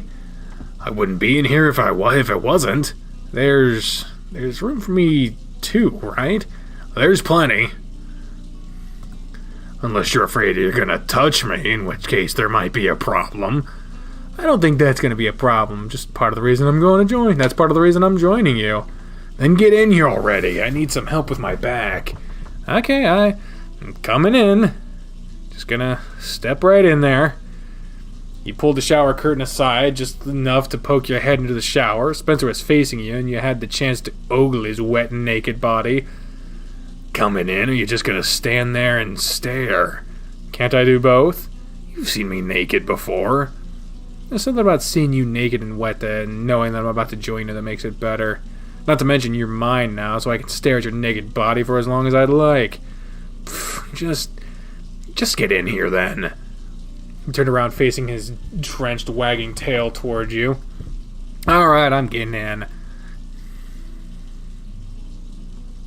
Me and this damn boner I have right now. You lingered outside the shower for a moment longer, hoping you'd soften up, but it wasn't going to happen. You stepped into the shower behind him, but stood back as far as you could without touching him. You looked over his shoulder with a raised brow. Are you sure you aren't afraid of touching me? The water's barely hitting you. His eyes moved down your body with the expression on his face changed. Now I can see why you're being so shy right now. It's gonna be a little awkward for you to scrub my back if you're standing that far away, though. Still swished left to right, lightly batting your erection around, and you swatted his tail away. Hey, watch that tail. I'll get you back. Just give me a minute. It'll be waterlogged if you wait too long. Come on and get started. He started to sway his hips and rock his shoulders back and forth, slowly moving his body back towards you. What are you doing? If you aren't going to come forward, I'm going to come backward. Wait a minute. No more waiting. It's time for cleaning. Inch by inch, he moved towards you, forcing you back to the wall. Once more, his tail brushed against your cork, but that didn't stop him. Spencer, stop. Not going to stop until I feel you against me. Okay. He grabbed his waist to stop him from moving back any further, and he wagged his tail faster. There we go. That wasn't so hard, right? Well, not as hard as you are, at least. Oh, shut up, you. Come on now, you're not the only one that's hard. It's nothing to be embarrassed about while you're in the shower with your boyfriend. You weren't hard a minute ago. I turned around before you could see it. I was feeling a little shy myself. But you just said... I know what I said. I still felt shy about it. He planted his paws on your wrist and wrapped his fingers around you. It's the easiest way to get past the jitters, though. Just dive right into it. We've had sex before, and we're still acting goofy about showering together. I suppose it'll be like that for a while. Maybe. Maybe we can speed it up a little more. I don't know what's on your mind, but I guarantee you the same thing is on my mind. You felt him pulling you forward by your wrists into the water, and you could only take a moment before your stomach and chest was pulled into his back. Your cork was pressed against his fur, and it slid up along his body, mashing in between the two of you. Oh my. Oh my. There's a picture on the screen of us giving him a reach around. With your body pulled close to his, he placed one of your hands to his chest, and the other hand he placed on his erection. Oh, you really are hard, aren't you? I told you I was. You're pretty hard yourself, big guy. You wrapped your fingers around his shaft, stroking back and forth over his body while his hand stayed resting on your wrist. Okay, I think we get the point here. Like to feel. Stuff about rubbing. Oh, getting dirty in the shower. It's kind of the opposite of what you're supposed to do in the shower, isn't it? Ooh, he likes us being in complete control. Is that why you said yes, sir? He's telling us about what he... Oh my god. He says he wants us to collar him, leash him, pin him down, and dominate him. Quote-unquote, make me your bitch. Wow. He is a submissive little fuck, ain't he? Now we're about to tell him something that we want to do. Oh, we got a choice. I think we'll just say that we want to be in the position he wants us to be in. There you go. Okay, you ready for some brushing? Really? His tail started wagging before you even asked him. You just had a shower, so it would be the best time to brush you, right? Mm-hmm. He flopped down onto the bed, keeping his tail wagging above him, so you grabbed his brush and sat down with him. I think you deserve it. You've been working hard, and you played amazingly today. You don't have to do it for that long, though. I want to cuddle before I fall asleep this time. Sure, I'll make sure you don't fall asleep before we get to cuddle. He pulled a pillow under his head, and he moved to his side for an optimal brushing reach.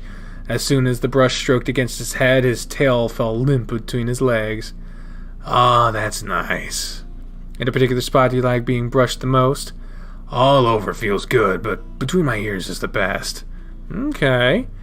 He focused more on brushing his head, but you made sure to drag the brush down over his back and against his tail, even straying from time to time to brush over his bare butt. Whether he remained silent for a while, you were happy to just spend time with him. He had such a look of peace on his face, and it was more than enough for you.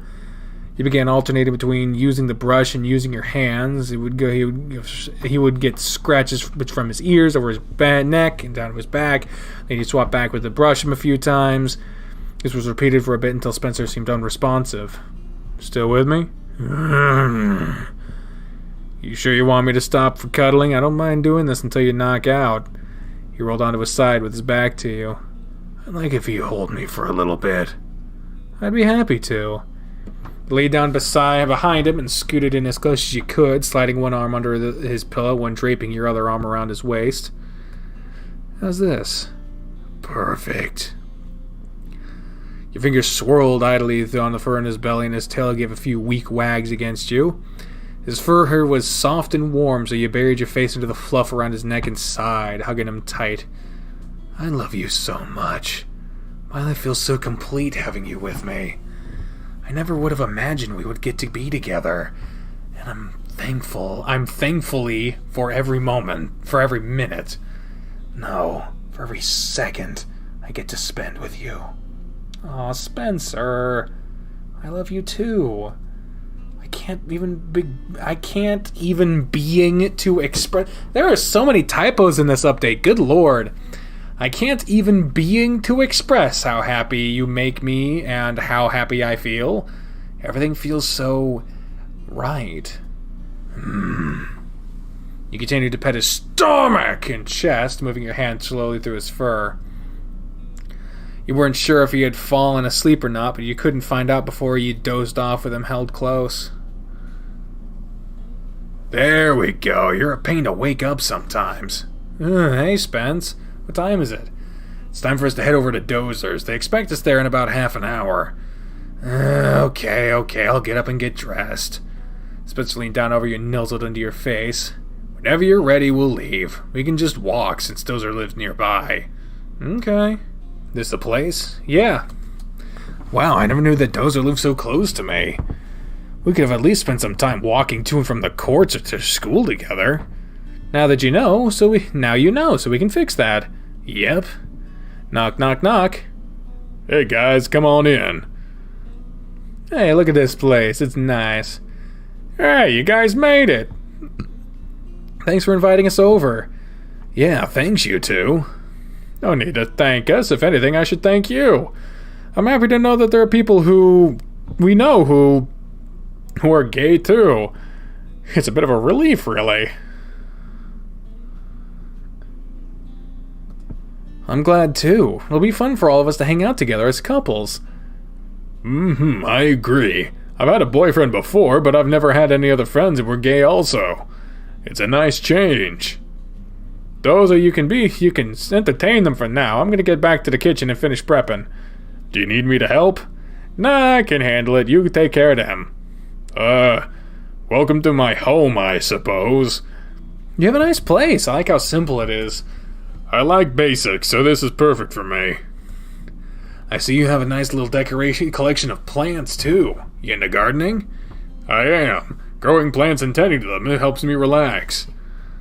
They all look really well taken care of. That's impressive considering the size of your hands. It's something you get used to when you have mitts as big as mine. Here, let's sit down. Spencer sat at the end of the couch. You sat beside him, and Dozer sat next to you, filling up the entire couch. So, what's on the menu tonight? Grilled chicken breast seasoned with herbs de Provence, roasted baby red potatoes, fresh salad and veggies, and homemade macaroni and cheese. Sounds like a fantastic meal. I forgot to eat after we got back home, so my stomach is growling already. Yeah, we showered and went straight to sleep, huh? We did the same thing. Nothing like a good nap to make you feel refreshed. It was a struggle to get Chester out of bed, though. He looked so content, I hated to wake him up. How did you and Chester come about being a couple? It was kind of cute, really. We just started talking about video games one day, and he invited me to hang out at the arcade with him. He would act all shy and nervous about stuff, so I began to wonder. Really? Chester? Yeah, it's surprising considering how he could be on the courts. A couple of weeks ago, I asked him if he wanted to go on a date with me, and I could swear I could see steam coming from his ears. He was so flustered, but he got really excited about it. We went on a couple of dates, and, well, I asked him to be my boyfriend after the second one. He's so adorable and dorky, he's a dorkable. I see. You two make a good match. What about you two? Ours is a little more complicated. We've known each other for most of our lives, and it turned out we've been crushing on each other for a while, too. A certain person we know orchestrated the events that led to me and Spencer confessing our feelings for each other. Gotta guess it was Darius. Good guess. He put Adam in a position that made me really jealous and defensive. So we both had a moment of, I like you. If I'm being honest, Darius is part of the reason me and Chester hooked up. How so? He put it in my head that Chester liked me. Darius figured out I was gay already, and he pointed out how Chester would look at me and how flustered he'd get around me. So he kinda helped push us together too. That lion. He's a sly one, isn't he? For sure. He isn't always full of ill intent, I suppose. I don't think so either. He should just handle himself better. There's no reason he should act the way he does all the time. Yeah, no doubt about that. I felt a little guilty not inviting him over tonight too, but we just wanted to have a little double date night. I wouldn't worry too much about it. He had plans tonight anyway. Oh, that's good. We'll invite the whole team over one day for a big dinner. Maybe an end-of-the-season celebration. That'd be a lot of fun. Sounds like a good idea to me, too. Hey, babe, it's time to get everything started. Looks like I'm needed now. You two can come to the kitchen, too, and we can all talk. To the kitchen, then. To the kitchen.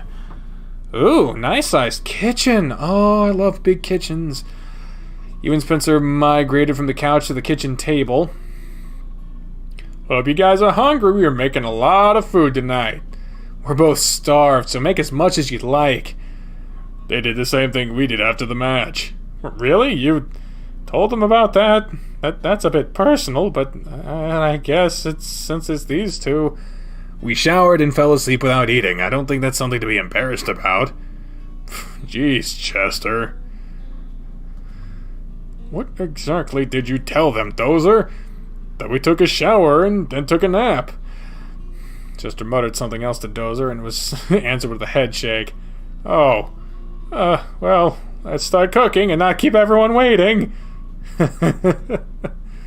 Guess he put his foot in his mouth, huh? That wouldn't be the only thing. Ooh! Oh my God, Dozer! What'd he say? Oh, I just said nothing! He said nothing! Dozer, cook! Cook! Dozer, cook! Just cook, please! I am. Dozer, cock. Chester went into a frenzy around the kitchen, dancing around Dozer while they prepared dinner and chatted with you and Spencer. Dinner didn't take too long to cook, and soon enough they were loading the table with plates and bowls of food. Alright guys, everything is ready. We can eat now, right? Yep, you can. Yep, you can dig in. I'll get drinks for everyone. You go ahead and sit, Chest. Thanks, babe. Don't bother waiting for me either. By the time your plates are loaded, I'll be there to get what I want. Don't hold back, guys. Eat as much as you want. Me and those are a bottomless pit, so we made sure to cook plenty. Everything smells so good, Chester. You guys really went all out. They sure did, so let's show our appreciation by eating. Yes, please, go ahead. You and Spencer loaded your plates with hot food, and just as Dozer said, he joined you all before you were able to take your first bite. Even after Chester and Dozer had gotten their food, there was still plenty left for everyone to have another helping if they wanted it. This is delicious. You two really know how to cook. Definitely, it's all so good. We could learn a thing or two from you. We aren't the best cooks. I'm glad you like it. I love to cook. You know, we could do this again and show you guys a few things. Maybe one week I could show one of you how to cook something, then Chester could show the other next week. The next week, we could alternate until you guys are better at it. Hey, that sounds like a good idea. I'm totally down for something like that. That could be fun. What do you think, Spence? It might not be a bad idea. Unless you want to eat nothing but spaghetti and burnt toast from now on. I can make the chicken pasta too. Wait, you burnt toast? Just a little. Just a lot. We had to scrape off the burnt bits. I just forgot I put it in the oven. It happens. I've done it before. I think everyone does it at one point or another. I never have. Well, aren't you just perfect? When it comes to the kitchen, I basically am. Since you're so perfect in the kitchen, I suppose you're the best person to clean it up too, huh? Wait a minute. Actually, Adam and I will be taking care of that. It's the least we can do for this amazing meal you prepared for us. Nonsense, your guest's here. I'll help you out. Chester. It'll be fast if we all work together on it. It'll take no time at all. He's got a good point. Okay, if we're all doing it, that'll be fine. Then we can catch a movie. Does that sound good to you guys? Sounds good to me. I'm cool with that too. We'll have to leave after the movie though. Aw, but it's the weekend. You guys are more than welcome to stay later. Heck, stay tonight even. I wouldn't mind staying later, but I'm playing in a special tournament tomorrow, so I have to be up early. What kind of tournament? It's an entry-level tournament to see if I can get seeded to play on a national level. Hey, Connor, thanks for the subscribe. I'm considering making tennis my career. Whoa, that's so awesome. You're good enough, so I'd bet you'd have no problem doing something like that. I agree with Chester. I think you really have what it takes. I agree. Yep, he's skilled enough to make it into the pros. He's gonna rock that tournament tomorrow. Thanks, guys. It means a lot to me. It'll take a lot of work, but I think it's something that I'd like to pursue. We'll support you the best we can. You have our support, Spencer. Motherfucker. Thanks, guys. The more support I have, the more drive I'll have. I'll do my best. Good. I guess I should shovel the rest of this food down my gullet so we can go ahead and watch that movie. In no time, Chester and Dozer cleared their plates, took another helping, and then downed it just as quickly. When they finished their second plates, you and Spencer had finished already, so it was time to clean. Everyone pitched in, and after Dozer deemed things as clean as it needed to be, you all returned to the living room. I wasn't sure what kind of movie you guys would like to watch, so I brought a new one that just came out. It's an action comedy kind of movie called Saviors of the Universe. As opposed to Guardians of the Galaxy, which is an amazing movie. I think it'll be something for everyone. I've seen some previews for it. It looks like a good movie. Should I grab a chair from the kitchen? I don't think we'll all fit on the couch. No, I'll sit on the floor. You guys can take the couch. Are you sure the kitchen chairs aren't uncomfortable? I'm sure I'll slide the table over and just sit against the couch. All right then, but we can always get a chair if you change your mind. You, Spencer, and Dozer pile onto the couch again, and Chester got the movie ready. The movie popped on, and Chester plopped himself onto the floor and put his back against the couch between Dozer's legs. You put your arm around Spencer's shoulder and moved closer, and he rested his paw on your knee. At some point during the movie, you adjusted yourself and moved your hand to rub and scratch against his fur, while his head and neck, you could feel him practically melt against you. Dozer had done the same with Chester, massaging the bull's head with his fingers while tugging on his ears from time to time. There was even a point where you felt a hand on the back of your head, and a hand far too big to be Spencer's, but it was withdrawn only after a few scratches. Beyond that, and the petting and scratching they gave to Spencer, nothing happened during the movie other than the bouts of roaring, tear-filled laughter. The movie ended, and it signaled time for you and Spencer to leave. I guess you guys gotta go now, huh? Yep, I need to get some sleep. You got a busy day tomorrow. Thanks for inviting us over tonight. I really enjoyed this. I think it's something I've needed. We'll do it again then. Dozer had a fun idea, so we'll help teach you guys how to cook some great meals. Just let us know a good time for you. We'll plan something, okay? Yeah, that'll be fun. Yeah, sure thing. We'll let you guys know. Sister lunged at you and Spencer, wrapping his arms around both of you to pull you into a hug. Thanks for coming over, you guys. I can't wait to hang out again. Dozer added his arm into the mix and squeezed all you together. He stepped back for after a moment and squeezed Chester's shoulders. Alright, Chester, let him go now. Okay. Don't make us wait long, okay? We won't. We'll try not to, anyway. Good luck with your matches tomorrow. Keep us posted on how they go. Oh yeah, good luck. Crush them all and show them what the Crushed Haven team is made of. Thanks. We'll let you guys know. Ready to go, Adam? Alright, let's get home and put you to bed. See you guys later. Thanks for coming. Thanks for having us. Bye, guys. Look at him studying. He's got his foot on the tennis ball and his tail's wagging. Got some math and shit going around in his head. That's so fucking cute. I goddamn love the little cute day transitions, Brett. What the hell? Oh yeah, the fucking the dreams about Spencer. This place again. I know for sure that I've been here before. But why? Or even how, for that matter? Why are most of my clothes gone? Okay. I have all these fruit bats here. But I still want to use this cute-ass banner that Paul made for me. Shout out to Paul, Hyper Wolfstar, fucking dev of Wolfstar Sins in Paradise. Another Vivian that I will be getting back to soon. Spencer's penis, it is here. And he's got a collar on. Oh my. Didn't even notice that. Spencer! Master, you came... Oh, God. You came back. So I have been here before. A few times, yes. I'm so happy to see you again. Did you just call me Master? And are you wearing a collar? Yes, sir. Do you like how it looks on me?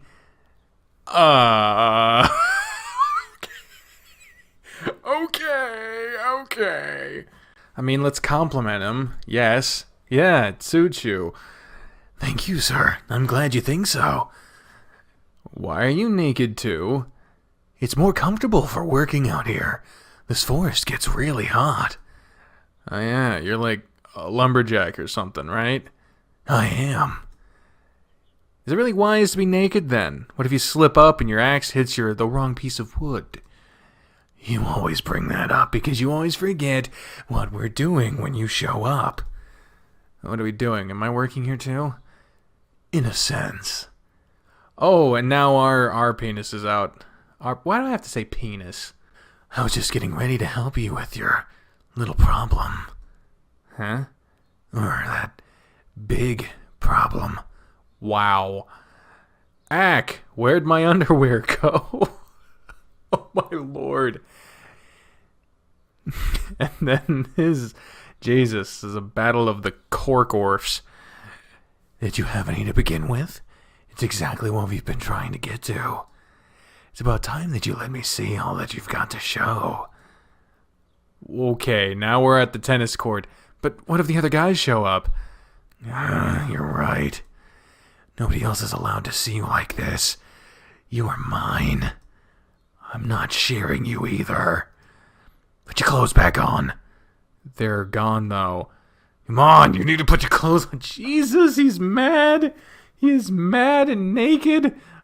Jesus. Come on, you need to put your clothes on. Where are they?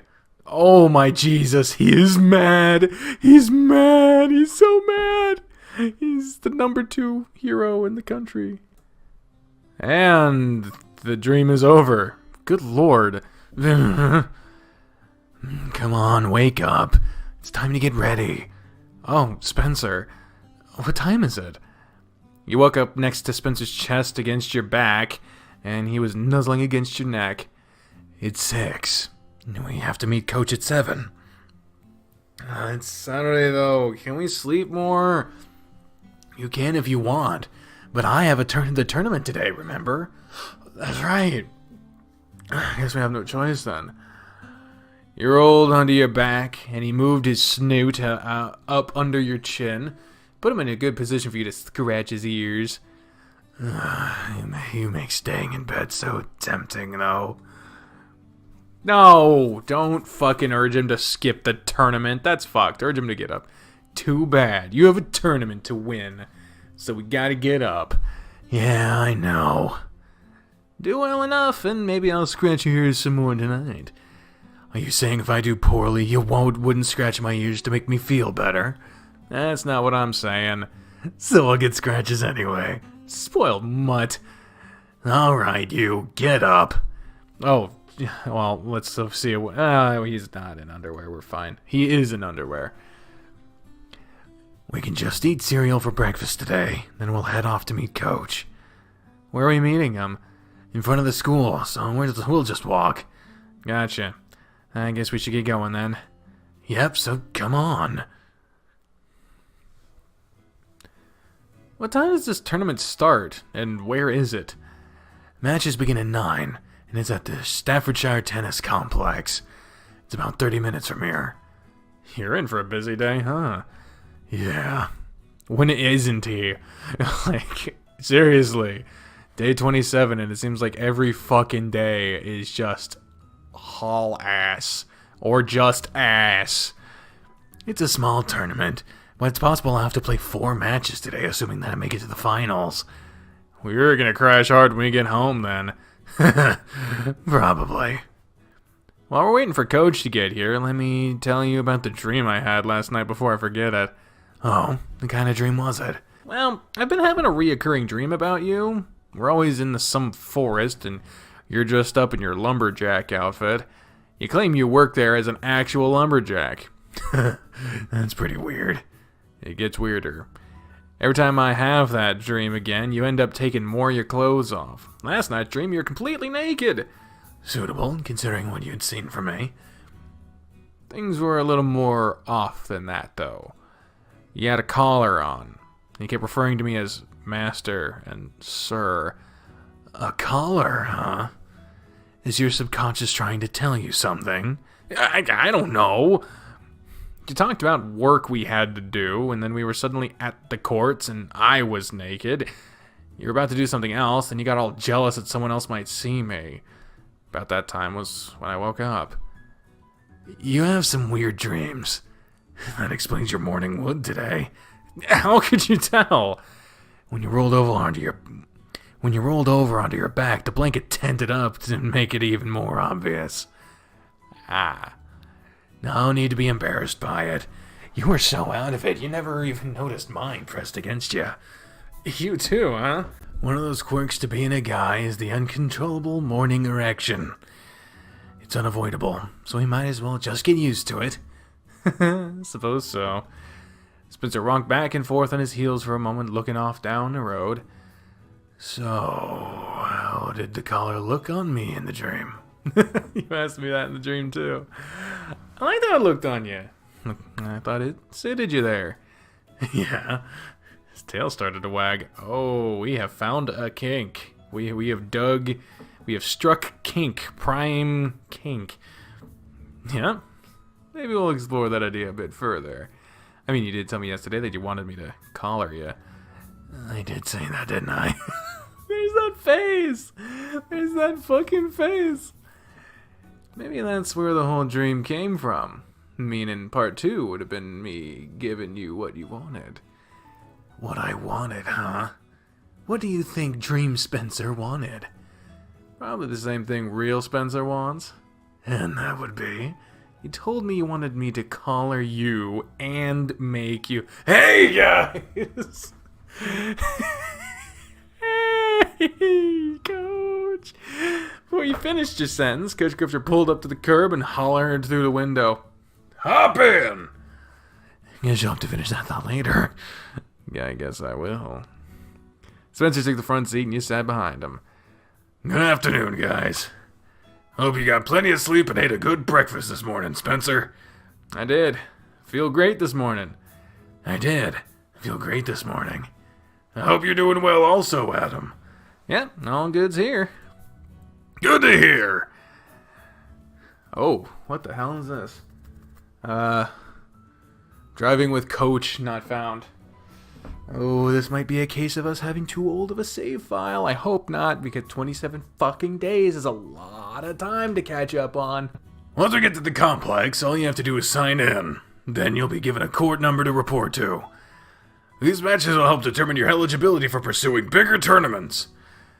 This is a small one with only 16 players, and the points earned from winning matches will count towards entering the statewide tournaments. From there, the top players will be granted entry to regional tournaments and the national tournaments, depending on your overall scoring.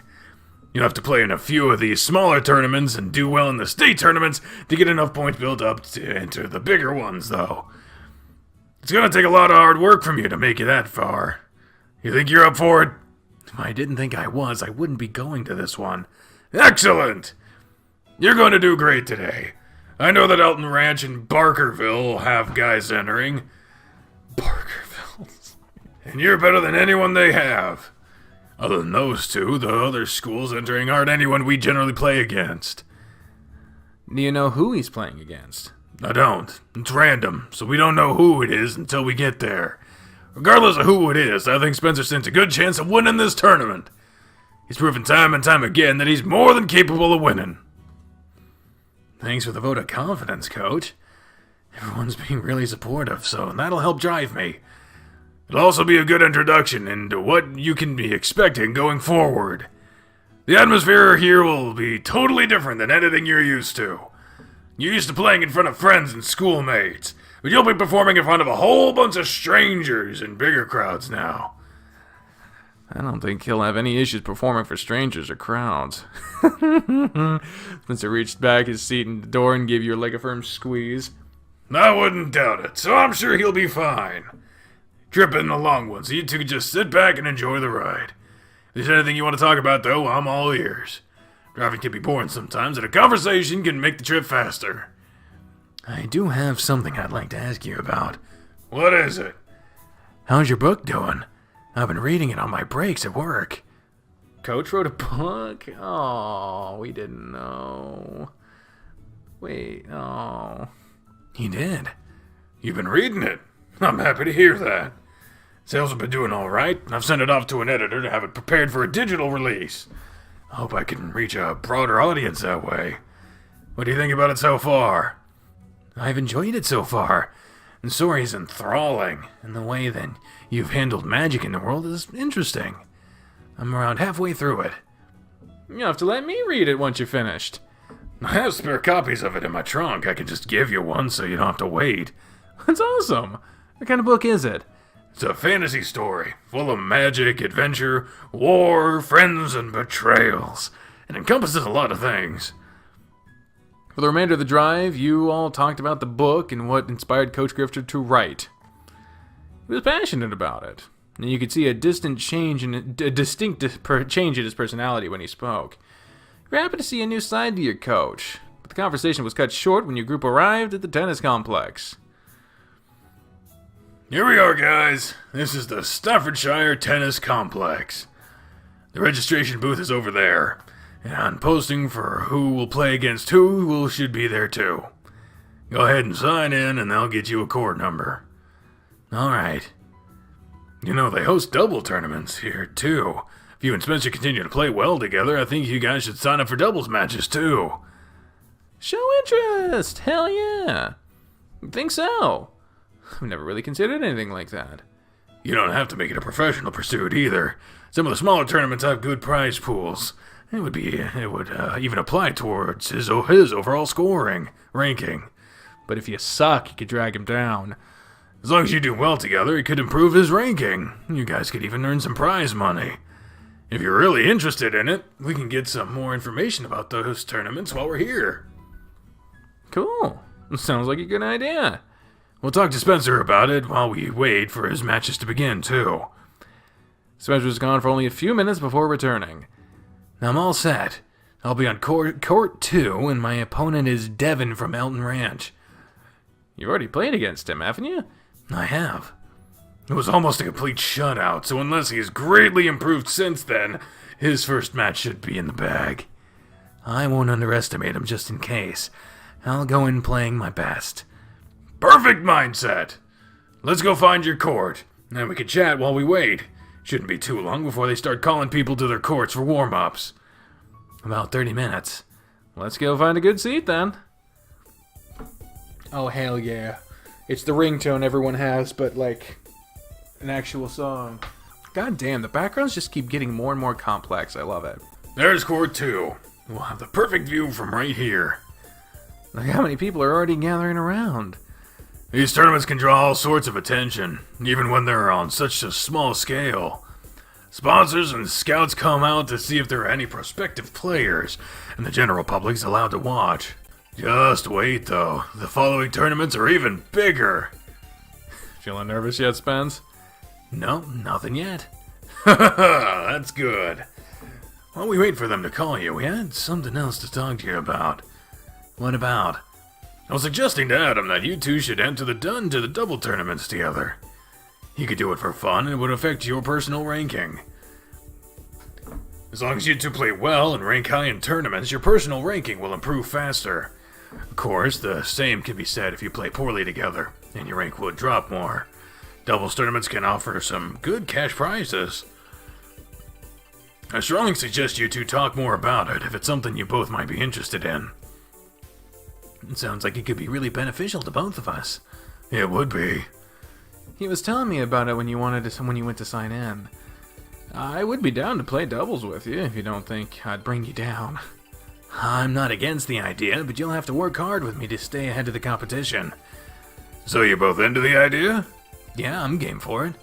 Yep. Great! While we're here, I'll see if there are any doubles tournaments coming up that we can get you signed up for.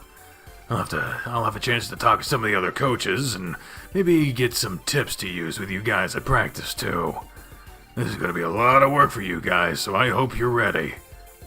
Attention! Will you begin the first round? Attention! We'll begin the first round of matches in approximately 20 minutes.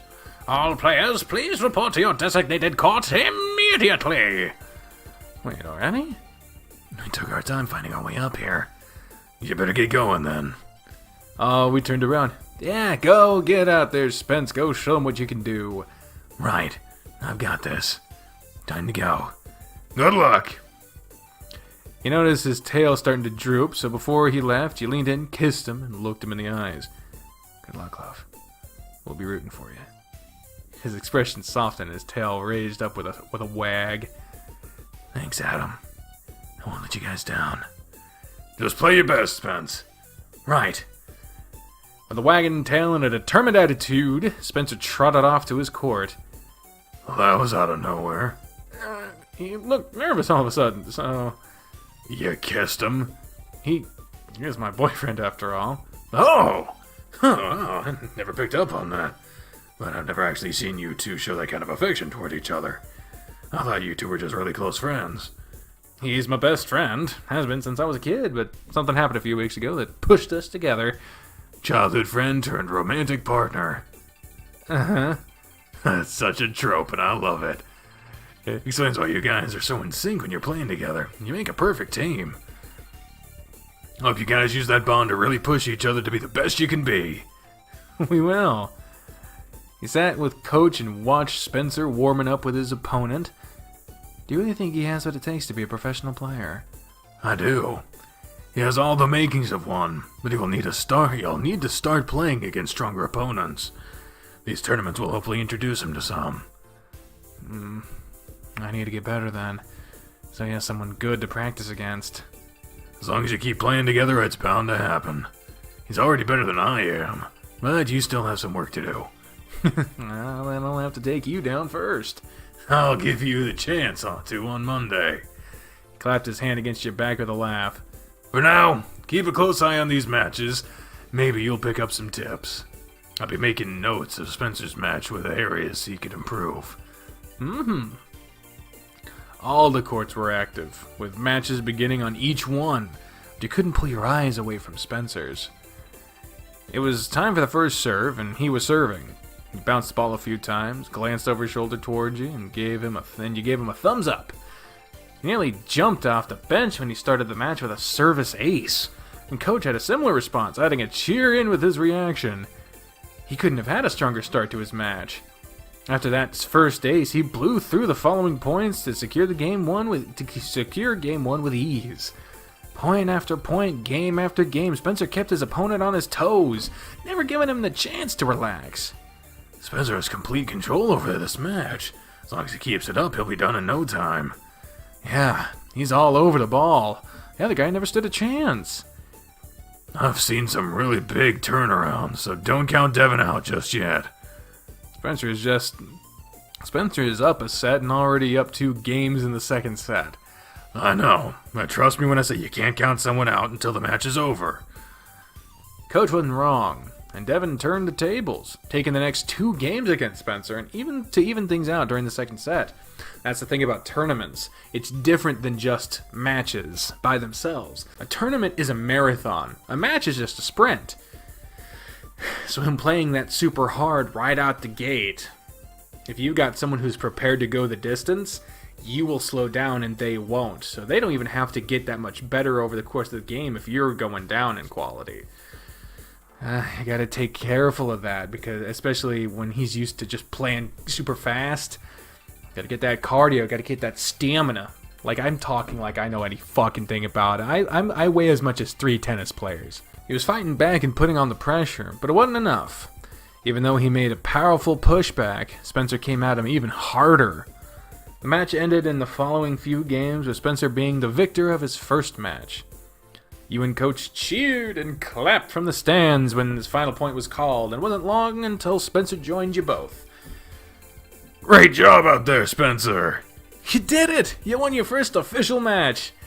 You were so amazing out there, and I have no doubt you'll keep up with it. Thanks, guys. I have a little break while waiting for my next match.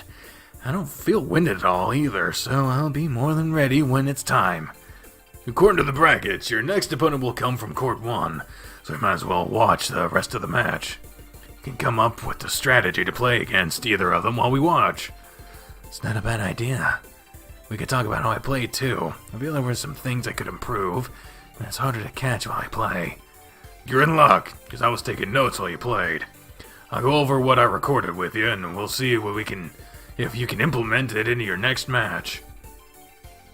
I was not anticipating there being this much Coach Grifter in the not Coach Grifter routes. Let's move closer to the other court and we'll get to work. Y'all moved closer to Court 1 to watch the remainder of the match while Coach went over the notes he made. They spent more time focused on his possible opponents as their match was drawing close to an end, and they changed that focus once it was over. Both of them played using a serve and volley style, so you can counter that with an aggressive chip turn. You drop the ball short as they're following their serve in, and it'll cut off a lot of their options for a strong return. Follow that return with a lob, or aim for wherever they are moving forwards. Push them into a corner and force them to try a new strategy, and you'll force more errors out of them and secure a win. You have a lot of tools in your arsenal, so beating a serve and volley player shouldn't be hard for you. They had a hard time countering each other, so it ended up boiling down to whoever made the most errors. Right. You didn't lose many points to making errors either. He forced his opponent to make more errors by playing more defensively and not taking any risky shots. That'll lead me into what he needs to improve on. What would that be? Spencer is what we'd call an all-court player. He's comfortable using a variety of different shots, and he'll adapt to counter his opponent and use shots that exploit their weaknesses. A jack of all trades, in short. Correct. You can play pretty much anything thrown at you on the courts. Then how does he improve that? He doesn't exactly have a surefire weapon. I see. You're good in all areas of the court. You don't have any particular things that you excel at. We need to strengthen something, and I think for you, it would be your forehand strokes. You have a strong forehand already, but improving that would let you be an even more aggressive baseline player. Isn't that really the time for him to try and improve something like that? It's not, but it's something he should keep in mind going into his next match. He's going to play against harder and harder opponents. Some of them might have tools that they've honed so well, it'll be hard to counter, even for an all-court player. Well, I know Spencer can handle it. I never really thought about that. I've always focused on making sure I was good at everything, never considered having a definite attack. I'll think about it while I'm playing this next match. You might discover something you're more comfortable working on, so definitely keep it in mind. I wouldn't risk playing outside your usual style right now, but if it comes down to it, well, do what you have to do. Will do, Coach. Thanks for the advice. I'm confident I'll be able to counter the guy that just won here, unless he has some trick that he didn't reveal during this match. It's possible, but considering how close the final score was, it's unlikely. Regardless, I think I'll be able to handle him. Don't get cocky or for sure. This one's tough. He's already being cautiously optimistic, so I think just a little more optimism shouldn't hurt. But going careful Icarus on him might also benefit him from getting too confident. Because if he gets too confident and struggles, that could defeat his confidence after the next game. We'll see how it plays out, but I'm going to say for sure for now. Sure, I believe in you, Spence. When you say that means a lot to me. I'm confident you'll do well against him too. Now sit back and relax a little longer. Your next match will begin soon, since these guys are done.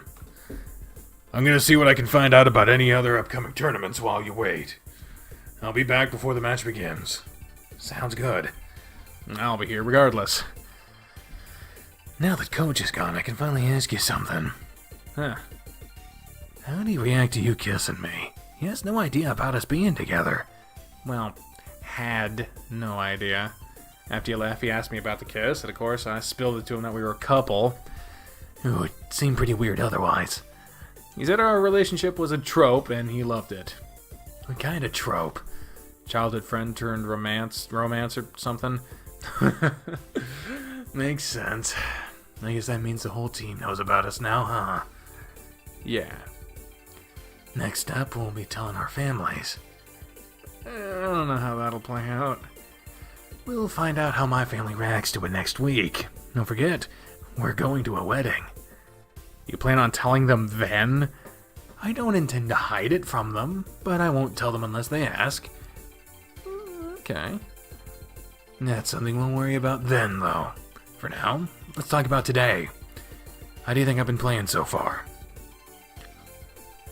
You've been great, or you could do better.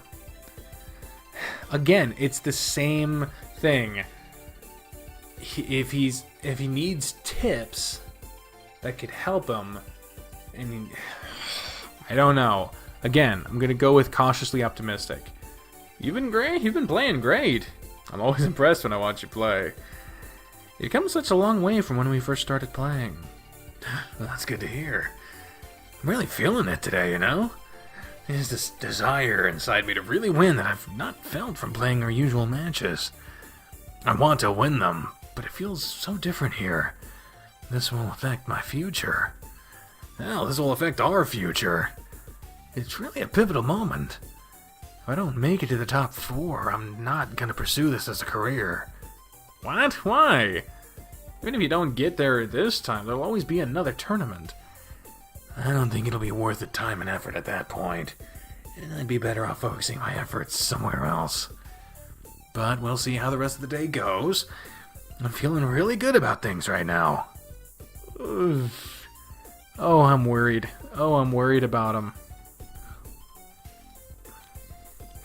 I'm curious, if we scroll back to the choice, what does he say? You can always do better. Couldn't we all? I know I need to improve, but I'm going to work hard to do so. You know how important these matches are today. My future could wear... And then, okay, yeah. I think being happy would be better. I know I can take down this next guy. Tyler Havison and Spencer Calden, please report to Court 1 for your round 2 match. And repeat, Tyler Havison and Spencer Calden, please report to Court 1 for your round 2 match. Looks like it's time for me to go. Get out there and play your best. You got this. Thanks, dude. Do I get another kiss for good luck? You know you do. This time you were more delicate. You slid your hand along his snoot to his cheek and guided his lips to yours. Your lips smacked together for a moment, and when you withdrew, his tail was wagging like a puppy's. That's some good luck right there. Crush him for me, Spence. You can count on it. I'll be done with this match before he knows what happened. Spencer moved back to the courts to begin warming up with his next adversary. He was just as relaxed during this warm-up as he was during the last one. But the new guy was treating it like a match had already begun, trying to make Spencer work for it. Spencer knew better than to play that game and didn't put effort into chasing balls beyond his reach. Looks like I'm right on time. Yeah, they should be starting in just a few minutes. Coach plopped back down on the bench beside you. How's the warm-up been? This guy reminds me of one of the guys we played against at Elton Ranch. He's trying to make Spencer run all over the place during the warm-up, but Spencer isn't having any of that. Good. Now we get under his opponent's skin, if he's that kind of player. Did you find the information you were looking for? I did. Got a whole packet with upcoming tournaments in the general area, and some more information for Spencer about how to improve his ranking. All sorts of good information here for him. What about for the doubles? Oh yeah, there's stuff in here for that too. As a matter of fact, there's a doubles tournament that'll be held here next month. We can make sure you guys are signed up for it before we leave today. Awesome. That should be fun. I'll even be attending a seminar for coaches tomorrow, so I hope to learn some new exercises we can use at practice. Sounds like coming here had a lot of benefits then. Sure did. And look, it's time for their game to begin. Let's see who gets the first serve. The judge flipped a coin and pointed to Spencer's opponent to signal the winner of the toss. Before you could tell, he chose to take the first serve. No surprise that he'd take the first one, considering how much he depends on winning this service game. Spencer can take his time and come up with a way to combat his serve and volley play style. The match began, and the server tossed the ball into the air, then he charged behind the serve, catching Spencer's return with a sharply angled volley. Point 1 went to him, but Spencer didn't look bothered by it. Just as Coach had said, he was going to use this time to decide how to best counter his foe. With his opponent's next serve, he followed the ball to the net, and Spencer responded with a chip shot, sinking the ball low over the net with a lot of spin on it. He caught his opponent off guard, and the ball plunked into the net. Look at that, he had no idea how to handle Spencer's return. I'll be aware of it going forward, though. He will be, but he still won't be able to get a good volley off of it, and Spencer will be able to take control of the point. Spencer followed the next 2 serves with chips, and the points played out the same way, setting him up for to break the first service game. This guy's being shut down already. As long as he keeps playing the same way, Spencer will keep up doing the same thing too. Unless something changes at this point, Spencer will be in a good position to take the first set, assuming they both hold their serves for the rest of the set. Nothing changed, and Spencer won the first game. The momentum carried into his service game, and he won that game with minimal effort. Game 3 started, and his opponent had to change how he was playing. He no longer followed his serve to the net, shifting to the middle of the baseline instead. With the change in style, he began to make some headway against Spencer with powerful shots to push him back in follow-ups by attacking the net.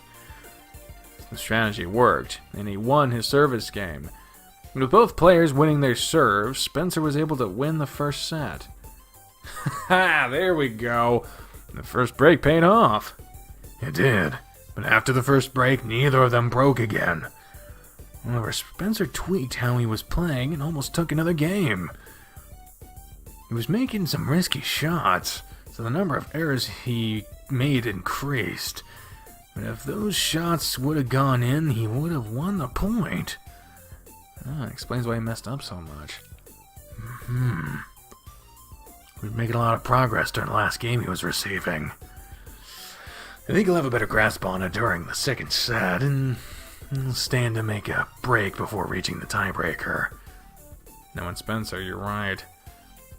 Set 2 began, and the match continued as it had. What Coach predicted to happen did after a few games, and Spencer broke Tyler's serve. That break paved the way for him to win the remaining games in the set. Out of way, Spencer! Woo! Way to go. Is that a fucking spider up there? Oh no, it's just gunk. His next match is the semifinals, and regardless of winning and losing, he'll earn points towards his rank. Of course, he'll earn more from winning, but this is a great start for him. What'd you guys think of that match? It was great! Oh fuck. You took control so early in the match and you just kept going. He's right. He countered how you play it right away, and adapted our chose. I noticed I started too high and had to go down low. I made a lot of errors during that game, but I had to try something to make up for him adjusting. Paid off, though. It sure did. Now that the match is done, we have recess for lunch. Do you want to watch your next opponent? I would, but his match is already done. He was on the court next to me. From what little I did see, he crushed his match.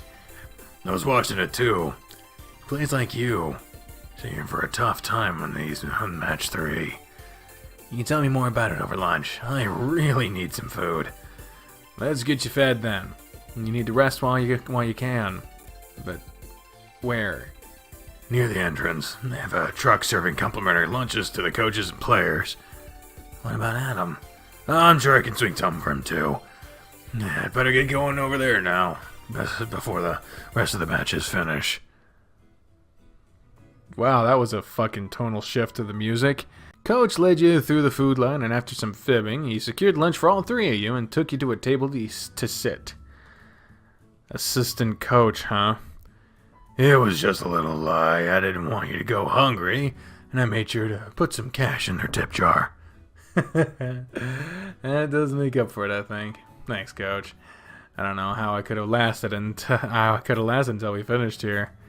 You're welcome. What else can you tell me about the next guy I'm going to play against, Coach? Coach held up his fingers since his mouth was already stuffed full of food, and he responded after he managed to swallow. Like I said, he plays a lot like you. He's an all-court player. He seemed to favor his forehand over everything. If he could run around and avoid a backhand, he would. I might imagine that his backhand isn't very good, so that would mean his forehand is more refined. I'm sure you'll figure that out pretty quickly. If that's the case, all I need to do is focus my returns to his backhand. That would definitely help, but I'll pick up on what you're doing it too. Sounds like this will be a tough match. I'm sure it'll be one of the toughest you've ever played. It'll push you to your limits. Ooh. If he wins and when he wins. Okay, so we've been playing this cautiously optimistic thing, or mostly overly optimistic? Kill me. We've been playing this optimism card really hard.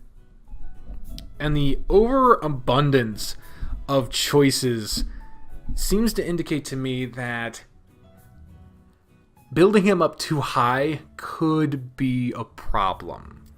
So what I'm actually going to do here is I'm actually going to save, and I'm going to pick the when he wins option, because if he loses, I'm going to go back and see if this changes it. And when he wins, he still has another match to play after that. Yep. How you feeling right now? Second game was a little longer than the first one. I was feeling winded after the game ended, but I'm feeling better now. I'm gonna be sore tonight, no doubt. The hot bath will work wonders. Maybe you can convince someone to rub the soreness out. He added in a heavy cough, mixing your name in with it while he grinned at you. Hear that, Adam? You have work to do later, since you're just watching the matches. I plan on doing that anyway. Y'all continued to chat and eat until an announcement sounded through the complex, signaling the start of the next set of matches. Time for round 3. So, come on. Oh boy, here we go again. Alright, guys, I have to get back onto the courts. Wish me luck. Good luck, Spencer. Remember, you're playing someone who has a similar mindset as you. Think about how you'd counter yourself. It's not a bad idea. Thanks, Coach. Get over there and kiss him again, Adam. You're his good luck charm. He's right, get over here. But Coach, you kissed him with me watching before, and I didn't know you were boyfriends. Now I know, so what's the big deal? Get in there, he has to go. Coach can watch if he wants. It doesn't bother me any. You're the one that said I had no issue performing in front of a crowd. He pulled you forward and mashed his lips against yours. It wasn't as tender as the last kiss, but Spencer was emboldened by the coach's words, deepening his lock on you every second that passed. Oh, Jesus.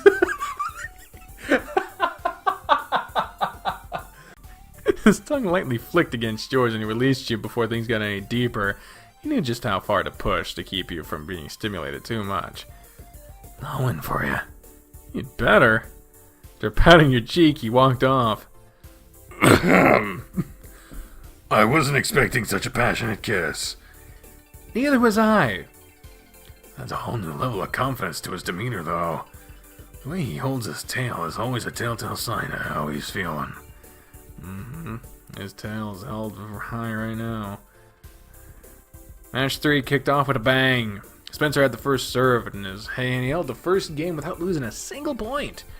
Ah, damn. 2 aces and 2 winners. That's a way to start the match. There's not a lot that could be done to counter that, is there? You have to be able to anticipate the serves. And those winning shots are so well placed, there's no way he'd get to them. I wonder how he'll do in a return game. The return game wasn't as brutal for Spencer, and he was able to secure 2 points before losing. The games went back and forth, leading all the way to a tiebreaker after the game count reached 6-6. Neither of them can get an upper hand. Nope. They play so similarly.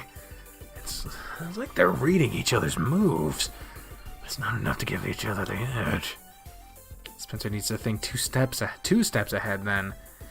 That means he'll have to take control of the point and force the point to play it out how he wants. Point after point played out, and both players were showing signs of fatigue without either gaining the advantage. First player to reach 6 points and to take a 2-point lead would win the set, but neither could win on the other serve.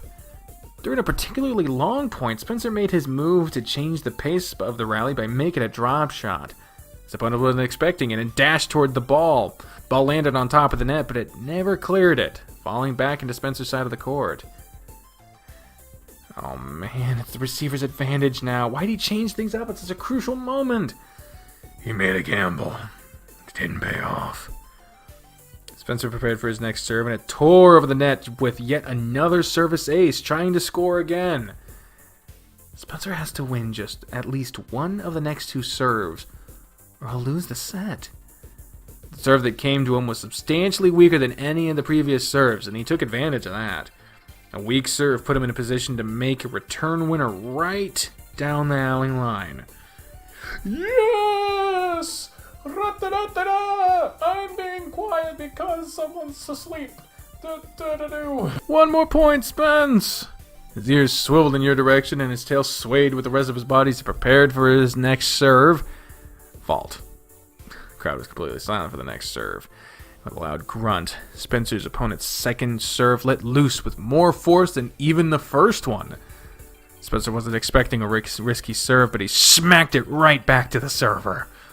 He didn't wait and charged in behind his hit, aiming to catch the following return in a volley to end it there. The only options left for the return would be a lob or a passing shot if it wasn't hit right back to Spencer. Out of desperation, the ball was struck and aimed directly at Spencer's body. He only had time to make a reflex volley. The ball was traveling so fast. It was all he needed. The ball bounced twice once it landed beyond the net. Woo! There you go, Spence! He pulled it off! That was an intense first set. Man, you're right. It's just the end of set 1. Both of them are completely worn down already. How are they supposed to play another match after this, even? Some of these smaller tournaments boil down to a stamina match. There will be an hour break before the final match begins to give the players a chance to recover. Are they always like this? Not always. Bigger tournaments last a few days normally, and you might only have to play 2 games a day.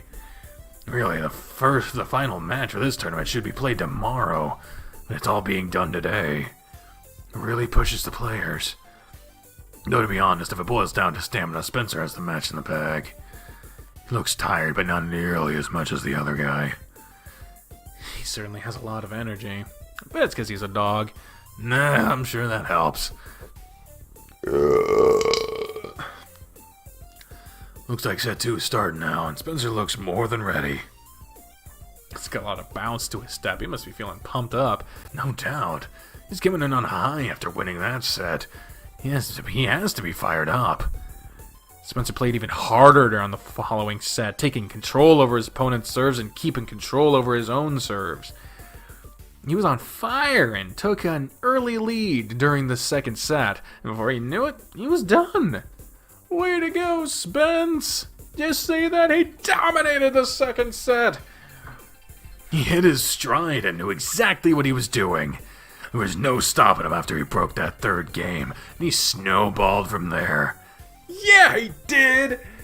Spencer! You threw yourself at him, hugged him tight, and hoisted him off the ground. He was so... Guess you like that. You were amazing out there! You let him go and stepped back.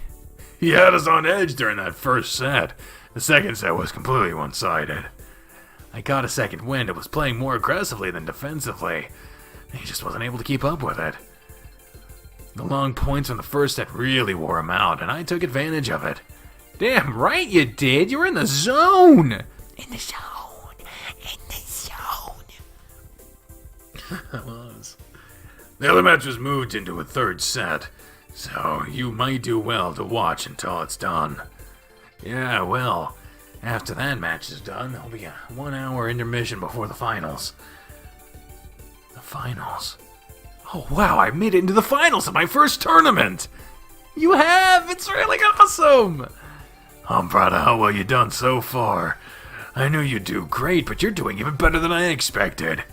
Even I'm surprised. I had no doubts. Again, another motherfucking opportunity to boost his fucking confidence. Well, that last game, obviously, the choice was good. Because he fucking made it. So I'm gonna keep fucking plowing this goddamn option until it stops working. And if it does stop working, I'm gonna go back and just change it and see what happens. So, let's see. I had no doubts. You were the best ever. I love you. I had no doubt you'd do as well. I had no doubt you'd do well. You're on track to take the whole tournament. Thanks, dude. The matches are catching up with my legs, so I need to sit for a moment. Yeah, go ahead and sit. Watch this match and relax while you can. While you sit, though, I'm gonna rub and stretch you. Wow. Stretch your legs, you don't need them cramping. Well, thanks. Coach squatted beside Spencer and grabbed his leg, extending and bending it while squeezing along his calf muscles. I was telling Adam, you guys really shouldn't be playing so many matches today. It's unreasonable to push you so much. It would make sense to have played the semifinals and finals tomorrow, and there's not much we can do about it. Oh, they're really setting up excuses for him to lose. Your body is going to be at its limit, so you need to be aware of it, and don't push too hard. Sounds like I need to make the match a short one, then. Yeah, you'll need to end it quickly. You better have a good strategy for playing against whichever one of them wins right here. Working on that right now, so don't worry. I'll have something figured out. You watch this Coach Grifter move from leg to leg, stretching and rubbing Spencer's legs. Spencer paid no attention to it, but you notice Coach's eyes weren't exactly focused on what he was doing. They were traveling further up Spencer's legs than his hands were. It wasn't just a subtle glance either, it was full on staring at Spencer's crotch. He realized you were watching him, and his face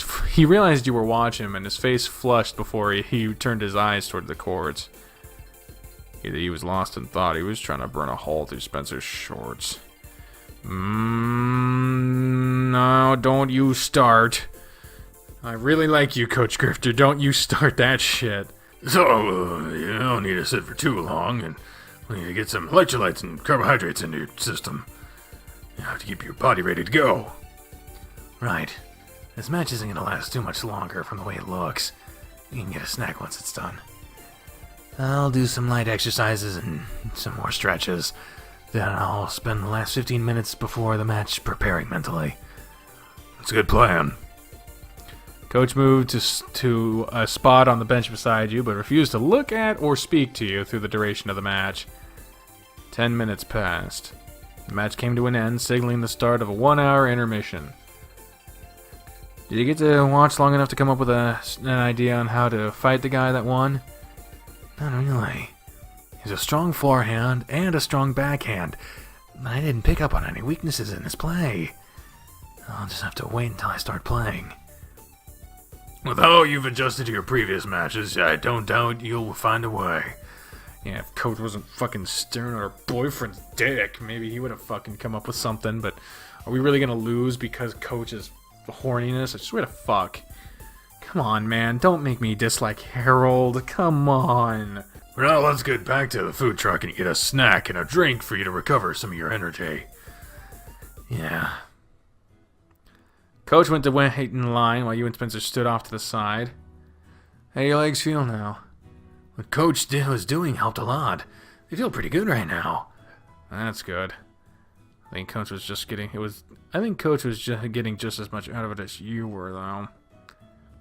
No, don't fucking. He is a jealous boy. He's a jealous, and decided there's no real reason to make too much of a big deal out of it, at least right now. So I'm gonna cautiously say, don't mention it, cause the last thing we need is Spencer's mind not being on the game right now. So don't mention it. He doesn't have to know about that, though. No harm, no foul.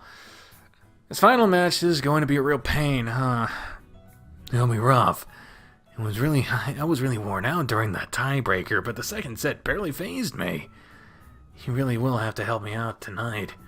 You know, I'll enjoy rubbing you. Work tomorrow will be a struggle, too. I'll end up sticking to the desk if Charlie will let me. You'll have the house to yourself for most of the day, so you can relax while I'm at work.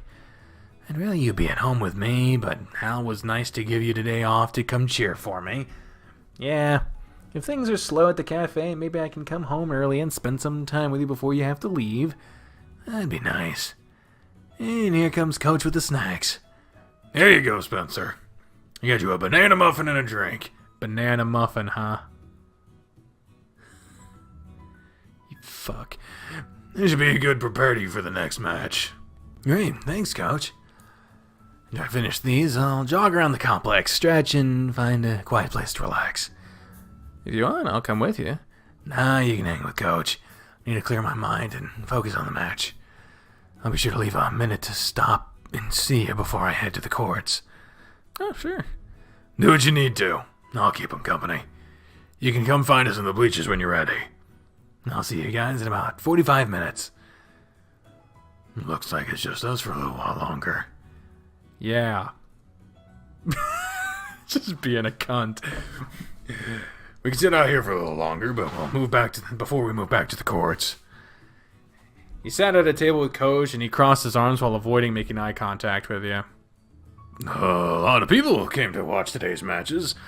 All eyes will be on the next match, this last match. Fuck. I bet it'll be a great match.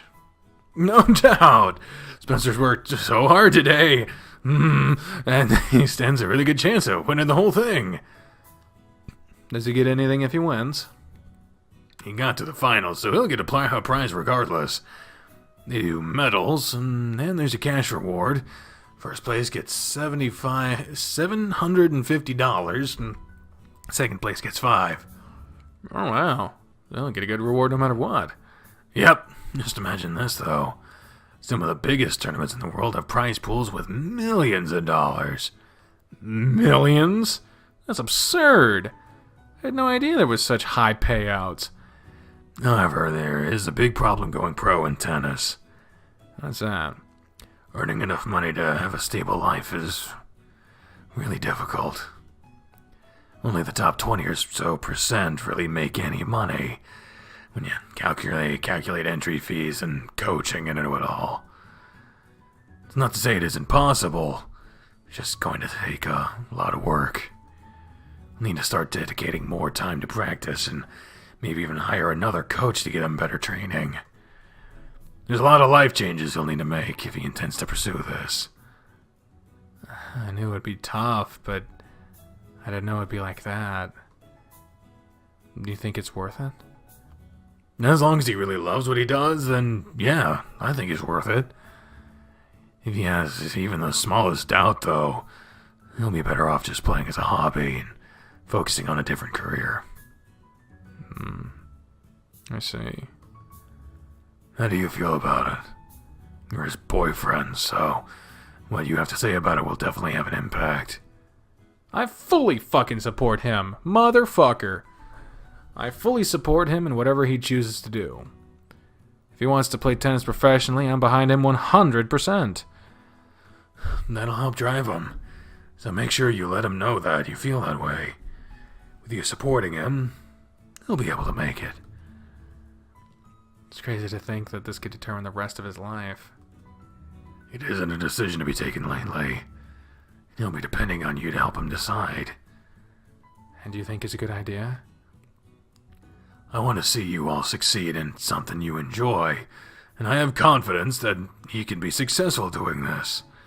I'll support him however I can. You leaned back in your chair and stared up at the sky. Your feelings about his career could make or break his spirit. You remained silent for a little while. Coach Richter spent the time reading through the paperwork he obtained earlier. He can play tennis, be a stripper, or stick to accounting. Accounting just sounds boring. I don't think he'd be really happy. Yeah, I don't think he'd really be happy sitting in an office all day. He likes dancing in the club, and I don't mind him doing that. He doesn't want me feeling jealous over it, but I'm used to what he's doing already. There's not really an issue there. The money from dancing is pretty good too. It seems to be mostly a stable income. So much to consider, but in the end, it should come down to what he wants to do. I should do whatever I can to support him. I want him to be happy. Because if he's not, then I won't be. Drummed your fingers on the table while still lost in your own thoughts. We should move back to the courts now. Spencer should be getting ready to head back over there too. Already? Yeah. You've been in your own world while we sat here, and 40 minutes have already passed. Oh, we better hurry over there then. Whoa, there are a lot more people here than during the last game. Everyone's gathering around to watch the final match. It's bound to be a good one. Grabbed a spot and gave you a perfect view of the court and looked around for any signs of Spencer. Where is he? Don't worry, he'll be here in a moment. He's still got 10 minutes before his warm-up should begin. It's good he's taking the time to clear his mind and prepare himself mentally. This'll be a hard game. Yeah. More people filled the spaces around you, and then you saw Spencer scanning the crowd. Ah, there he is. Go down and talk to him. There's enough room up here for him. Wish him luck for me. Sure. After waving at Spencer, you worked your way to where he was standing. I was starting to wonder if I'd see you before you had to be on the court. Nearly lost track of time while I was relaxing. Found a nice little place under a tree, and I was just settling my thoughts. You feeling okay? I'm better now, but we have a lot to talk about later. What about? Our future together. Oh. I was thinking about that too while talking with Coach. Yeah? It'll make our talk easier then.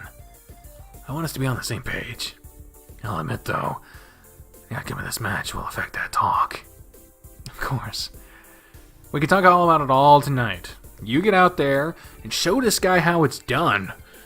I want you to play harder than you have ever played before, and know that no matter what, I'm here to support you. You can count on it. I have to show you how a pro does it, right? That's right. You hugged him tight this time, burying your face into his neck fur, and as you pulled away, you kissed him. A lot of people around, so you made it a quick one. Good luck. Oh, fuck.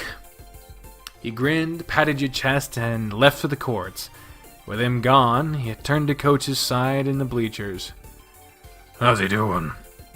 He said he's a little nervous now, but otherwise he's good. Guess he's been thinking about our future today, too. He wants to talk about it tonight.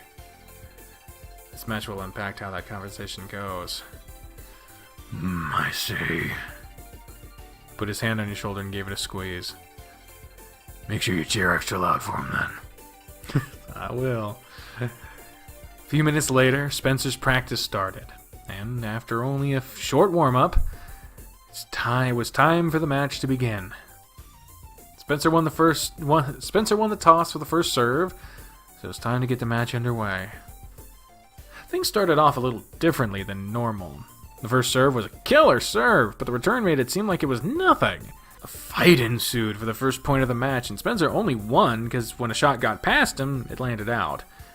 Every point was a struggle through the first game, but Spencer prevailed and held his serve. If every game goes like this, they aren't gonna make it past the first set before their bodies start to give out. Tell me about it. The first game already has me on edge. And it isn't gonna get any better. The first serve of the first set of game 2 was an ace, but Spencer didn't let it happen again. It resulted in another game where the points were drawn out until the server won. Like the first match, both servers held their games until they were forced into a tiebreaker for the first set. Neither player faltered, and each serve was just as hard as the last, but they were tiring. You knew Spencer well enough to see that he was winded. It wasn't common for you to see him panting, but his tongue was out and he was breathing heavily between points. Even from where you sat, you could see the sweat beating up you and dripping you. His body was being pushed to its limits. 2-0, 2-2, 4-2, 4-4. No gains were made. Spencer got ready for his next serve, and after wiping the back of his wrist across his brows, he served. And faulted. You'd see him shake his head. His second serve was weaker, but he still had the upper hand. He followed the serve in to catch the volley on the return. The ball was lobbed over his head. There was no time for him to run back, and it was low enough to where he could reach it, so he jumped up to make a smash. The ball connected perfectly on his racket, and his opponent wasn't able to return it, letting him hold onto his serve. Yes! Super loud yes! However, when he landed on the ground, you watched in horror as his ankle turned sideways, and with a yelp, he crashed to the ground. The cheers from the crowd turned into gasps and a low murmur. Oh no. Coach Christopher was up and barreling down to the courts in an instant, and you sat there, your heart pounding in your chest as you watched. Before your coach got onto the court, Spencer had pushed himself up off the ground and waved to everyone to indicate he was okay. Applause trickled through the bleachers, but Spencer had a mild hobble in his step, and when he moved to a bench on the sideline where Coach Grifter and a medical staff member attended to him. Several minutes passed, and you only saw Spencer shaking his head. You didn't know what they were talking about, but you knew the match was done. The judge joined the group around Spencer and called his opponent over. After they spoke, he shook hands with Spencer and left the court. Due to an injury, the final match has been forfeited. This concludes today's matches. Please see the main entrance bulletin board for tomorrow's schedule. Thank you. Scrambled down to the fence at the courts, and Coach joined you. How is he? He rolled his ankle after that smash, so he's going to be out of commission for a little bit. It's not too bad, thankfully. He'll be fine after a week or so of taking it easy. That's good to hear. They're wrapping his foot, and they'll provide a crutch for him. I'll get you guys home as soon as they're done, so we can elevate it and rest. It's a real shame, I know. Look at the bright side, though. He made it to the finals and still achieved second place at his first tournament. That's a really good start to a professional career. Yeah. Looks like they're about to be done with him. So I'm gonna go get his stuff. All right. He looked over at Spencer and had his head tipped up to the sky. Almost like he knew you were watching him. He turned towards you, smiled, and shrugged. It was a fake smile, and it hurt you to see him come so far to have to stop due to an injury. Come on, let's get going. Coach Grifter handed you Spencer's tennis racket and bag, and Spencer, with crutch under one arm, hobbled off toward the parking lot without speaking a word.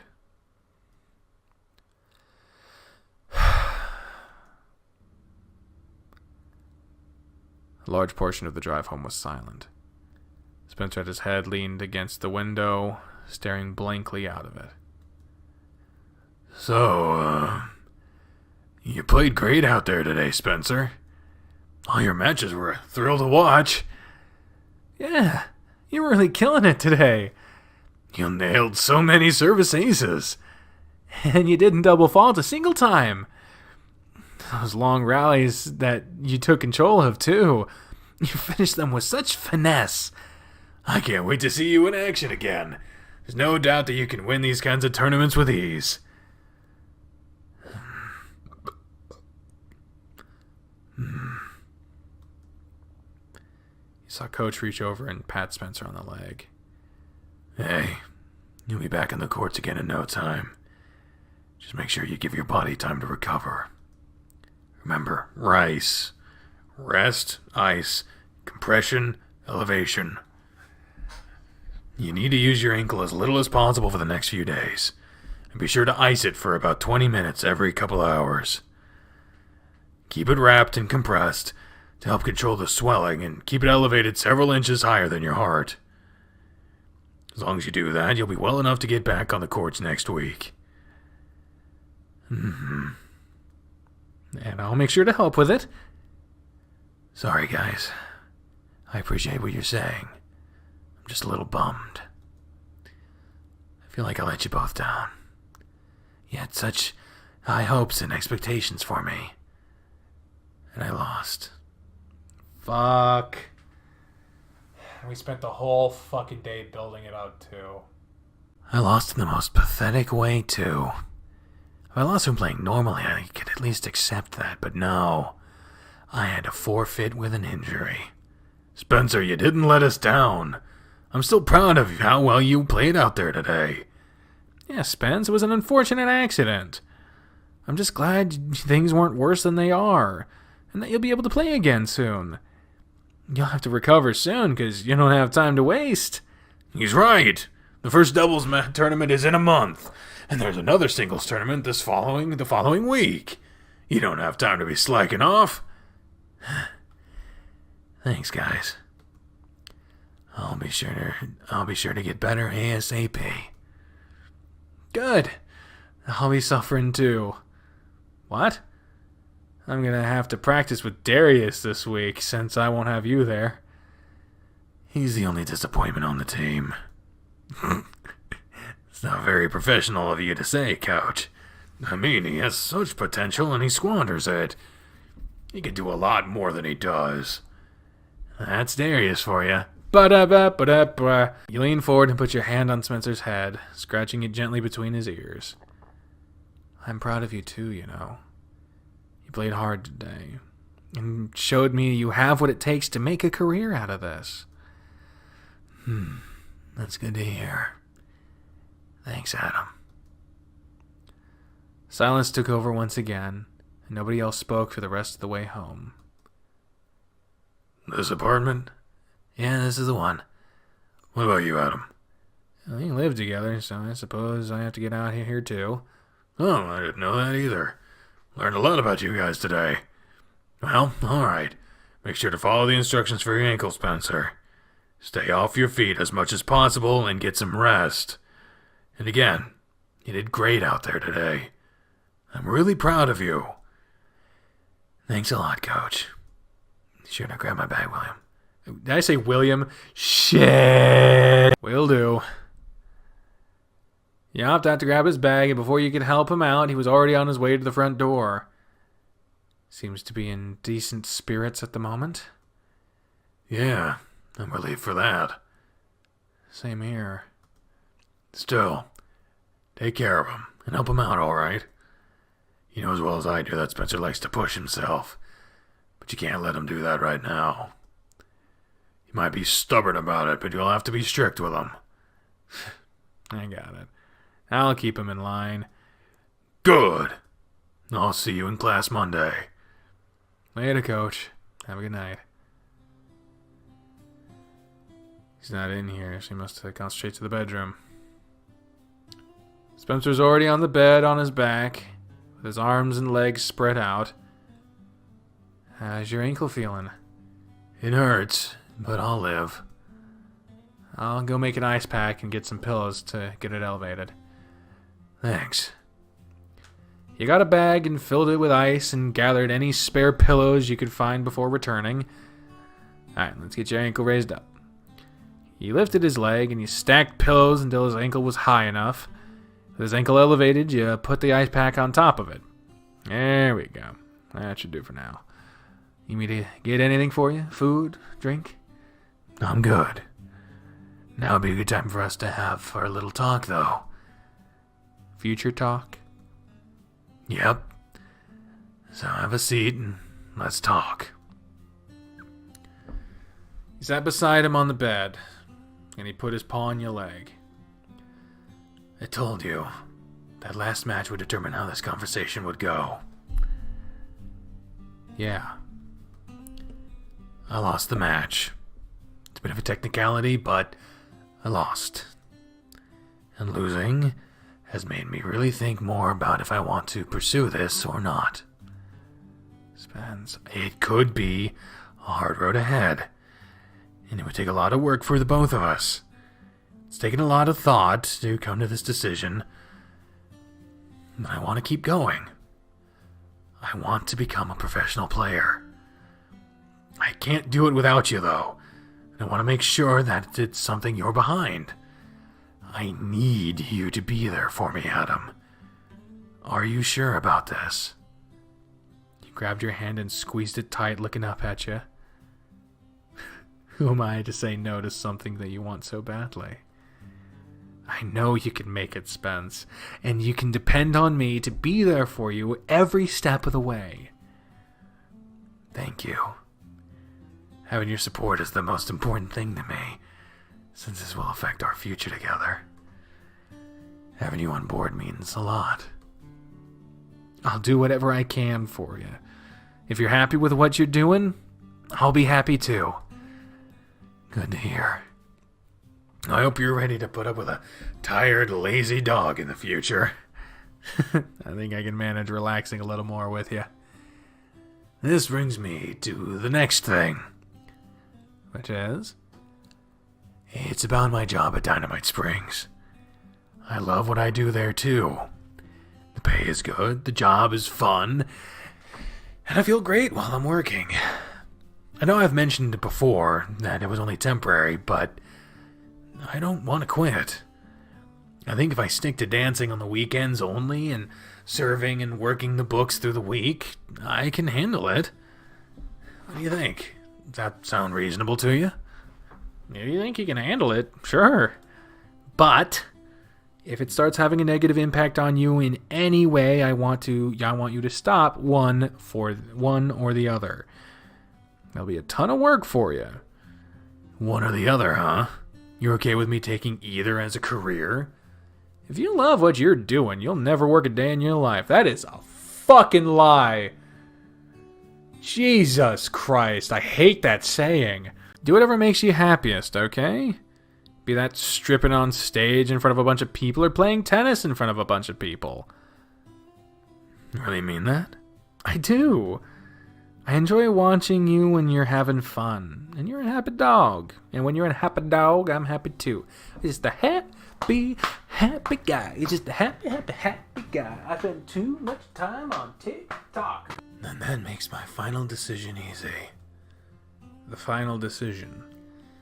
After this semester at Cresthaven, I'm gonna quit pursuing my degree. What?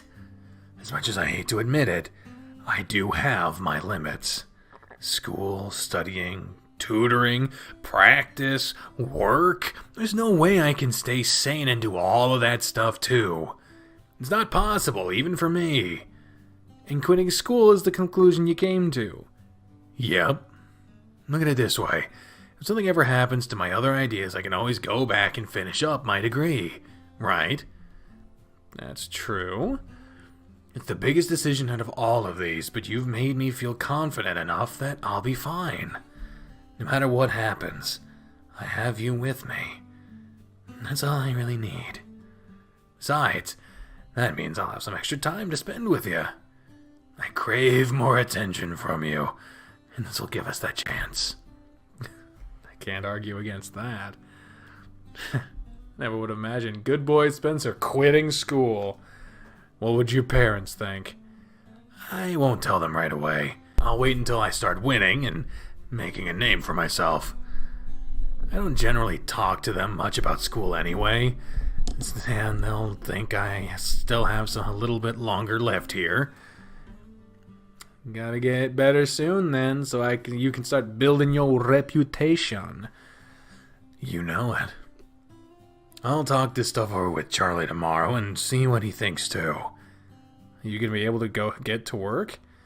Left ankle is the sprained one, so I'll be able to drive no problem. Okay. I'll drive you if I need to, though.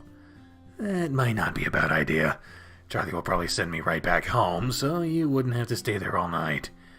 We'll decide on that tomorrow. For now, I think I could go for dinner. I'm feeling kind of starved. Looks like dinner will be up to me tonight. I'll try one of the recipes Maria gave me. Yeah, it's all you. Try not to burn the kitchen down. No promises, but we'll see. Before you could walk away, Spencer grabbed your wrist. Your thick-ass wrist. Look at those fucking wrists. Jesus Christ. Mr. Thick Boy over here. Hey. Thank you. It means so much to me to have you on my side. You lean down and put your forehead against his. I'll always be on your side, Spencer. You can always count on me. I love you so much. I love you too, my tennis dog. Now let me go make you some dinner. After a quick kiss on the snoot, you left to the kitchen. It was up to you to take care of him for now. As soon as I rolled out of bed, Spence took over the entire bed and grabbed my pillow. I hope he'll be alright without me here to help him for a while. Maybe it'll be slow enough that Hal lets me leave early.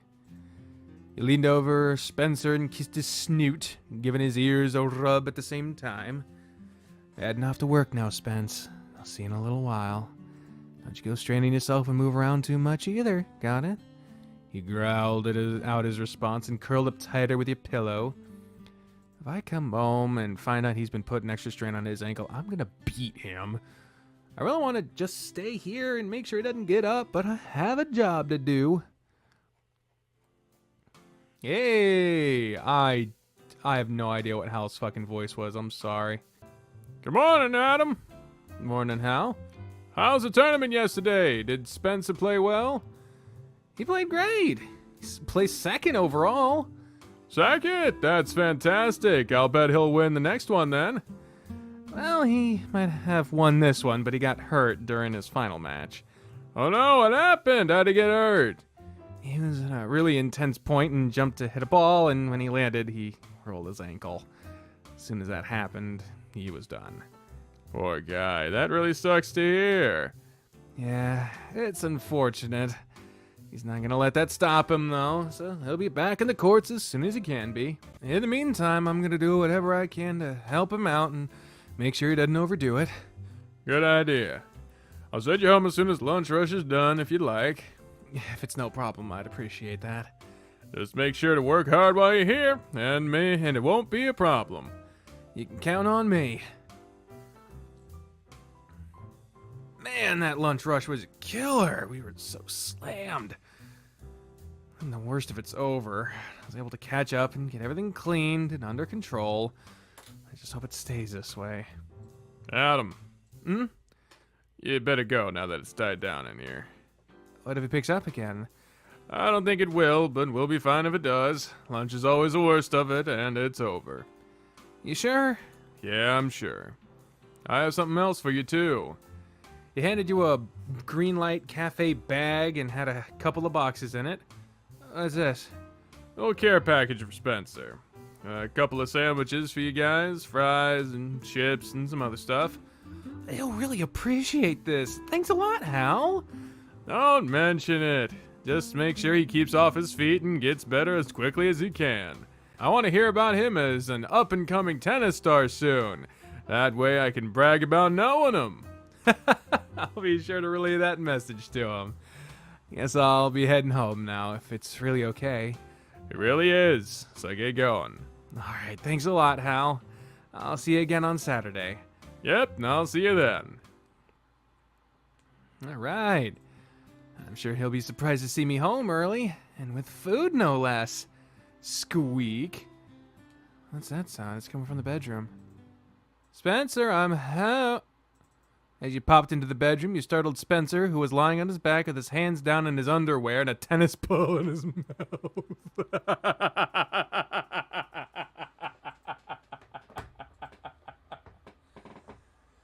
Oh, man. He didn't move a muscle after the initial jump, but his ears were splayed and his eyes were locked on your face. A long, high-pitched squeak slipped from the ball as he stared at you.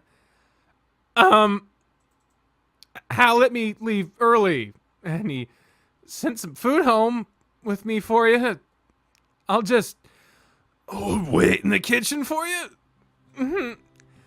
That's definitely not what I expected to see. You loaded food from the bag and laid it on the table. After a few minutes, Spencer limped into the kitchen and, now dressed, sat at the table. You're home earlier than I expected. Hal let me leave early so I could come home and keep an eye on you. I don't need you to keep an eye on me. I can take care of myself. I know you can. I also know you like to push yourself, and I need to make sure you don't do that. Now eat some food. I'll put this together for you. He wishes you a speedy recovery and wants to hear about your success as a tennis star sooner rather than later.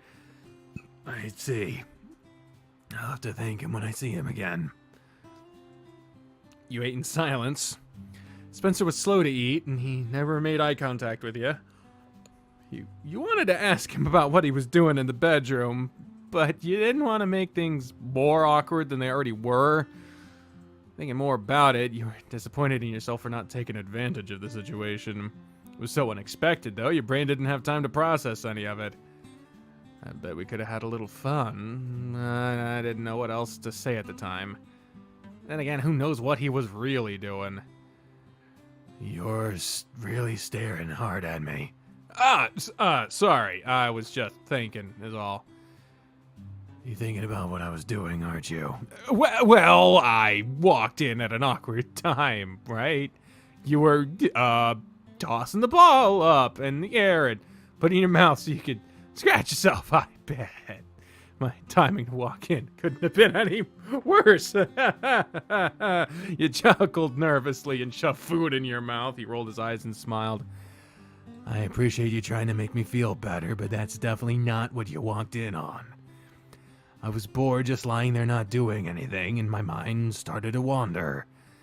Before I knew it, I was aroused and felt a strong need to get off. I thought I'd have time before you got home. Turns out I thought wrong, so you walked in to catch me in a compromising position. Oh. And you were chewing on a squeaky tennis ball? Yes. I didn't even know you had one of those. I had it hidden. It's more like a stress ball or something that helps keep me focused when I need it. I don't normally do anything more with it, but I was thinking about something different. I decided to see if that heightened the experience. And did it? A little bit. What were you thinking about to want to do that? Just having something else in my mouth. Such as? It's embarrassing enough to have you walk in and see that. If you've been thinking about something else in your mouth, maybe it's something I can help you with.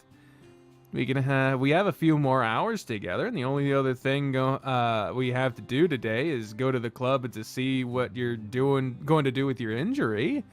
So, if you want to have some fun while we have the chance, we can. What do you say? Well, if you don't mind indulging a dirty dog with his ideas, I'd really like that. I don't mind at all. What do you have in mind?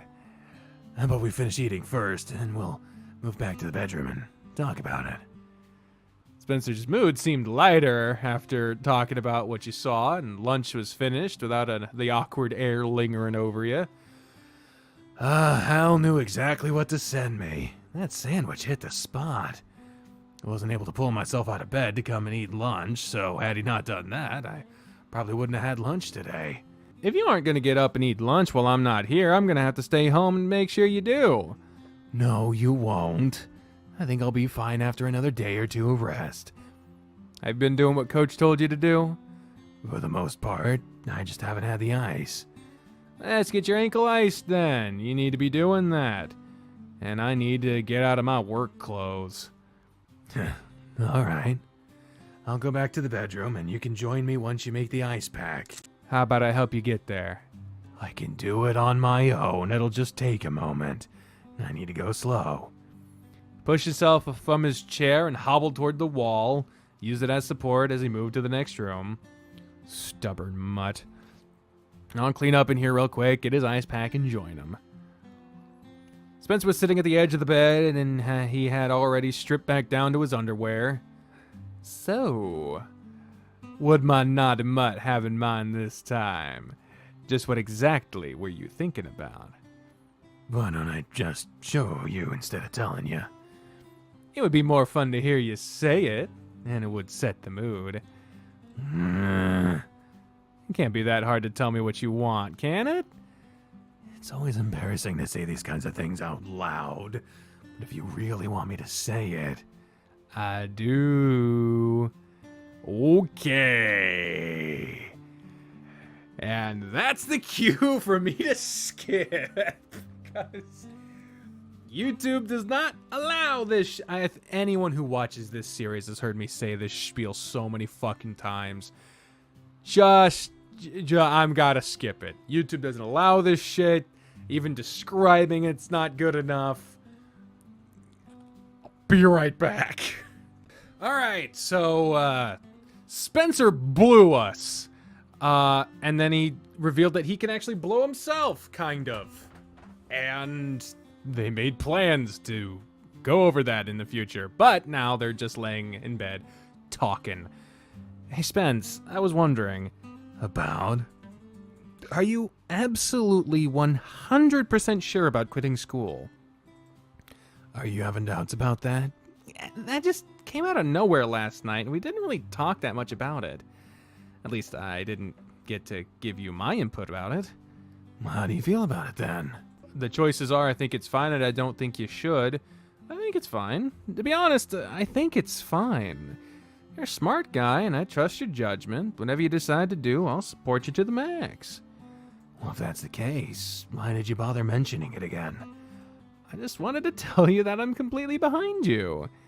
I didn't get to say that last night, and I wanted you to hear it. Okay. Thanks. Does make me happy to hear you say it. Spencer sighed and laid his snout down across your head. What you thinking about? I don't have much on my mind right now. I'm still annoyed at myself for yesterday's flub, though. Injuring yourself? Yeah. I can't help but think that I should have just let that ball go. What if I did? I could have won the whole thing. You still did amazing, though. And once you're better, you'll be able to get back out there and show everyone how it's done. You mean we can show everyone? We? We'll be doing some doubles matches, too. Who knows? Maybe we can be pro doubles players. Oh, yeah, that'd be something, huh? To be honest, that sounds like more fun than singles matches. I also enjoy playing singles, but doubles with my boyfriend, that sounds amazing. As long as I don't drag you down. You'll be fine as long as you keep practicing with me. I just don't think I'll be up to par for a couple weeks at least. I'll really need to ease into it. I definitely don't want to damage myself even more than I've already done. I guess we might have to pass up dancing at your brother's wedding, huh? Not hardly. It'll give me even more of a reason to lean heavily against you. You really set on showing everyone we're a couple. I told you. I won't say anything unless specifically asked. Is it really appropriate that we do something like this at his wedding, though? It should be about them, not us. It'll serve them right. Uh-oh, what is it? What's going on with your older brother that I don't know about? Never really got to know him. He only ever seemed to be around when I was, and he moved out as soon as we became friends, right? Yeah. Did you two not get along? We got along well enough. He's a bit of a bigot. All around nice, smart, hard worker, but that's one glaring flaw. How's he a bigot? He's homophobic. Oh. And he's against interspecies couples. Double whammy against us. Yeah. We don't really talk outside of family gatherings. It's hard to, knowing that he hates part of who I am. He's really a great guy overall, but some of his ideals are out of place. It's frustrating to me. We've argued about it before, but he's so stubborn. I get mad thinking about it, and I just want to punch his stupid face. It must be really bad. You're not typically a violent person. It's family, so when I see family being stupid, I get more riled up. Yeah, right? He's lucky I agreed to even show up at his wedding.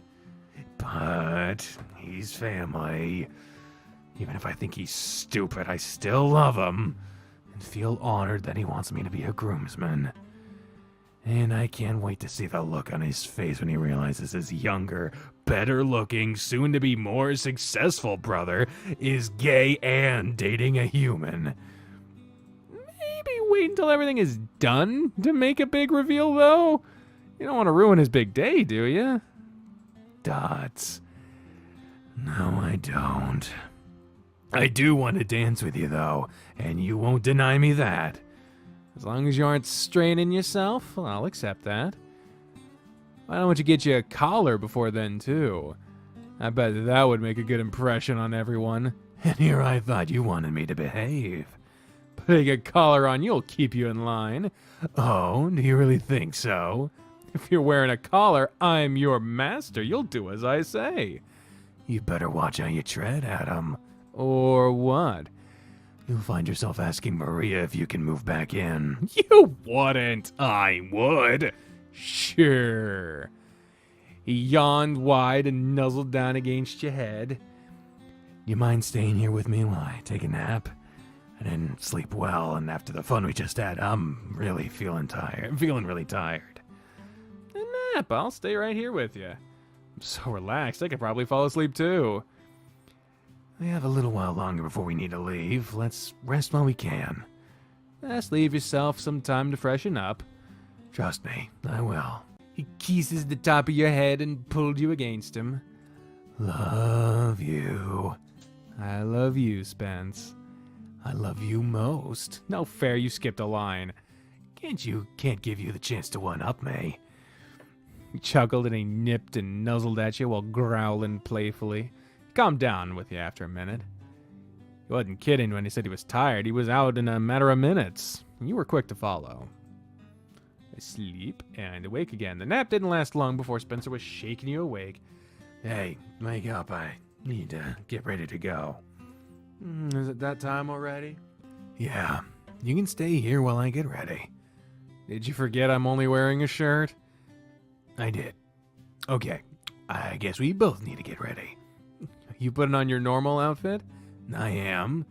I want to go in with the expectation of work, but I know I won't be working. Alright, let me help you if you need it. I should be fine.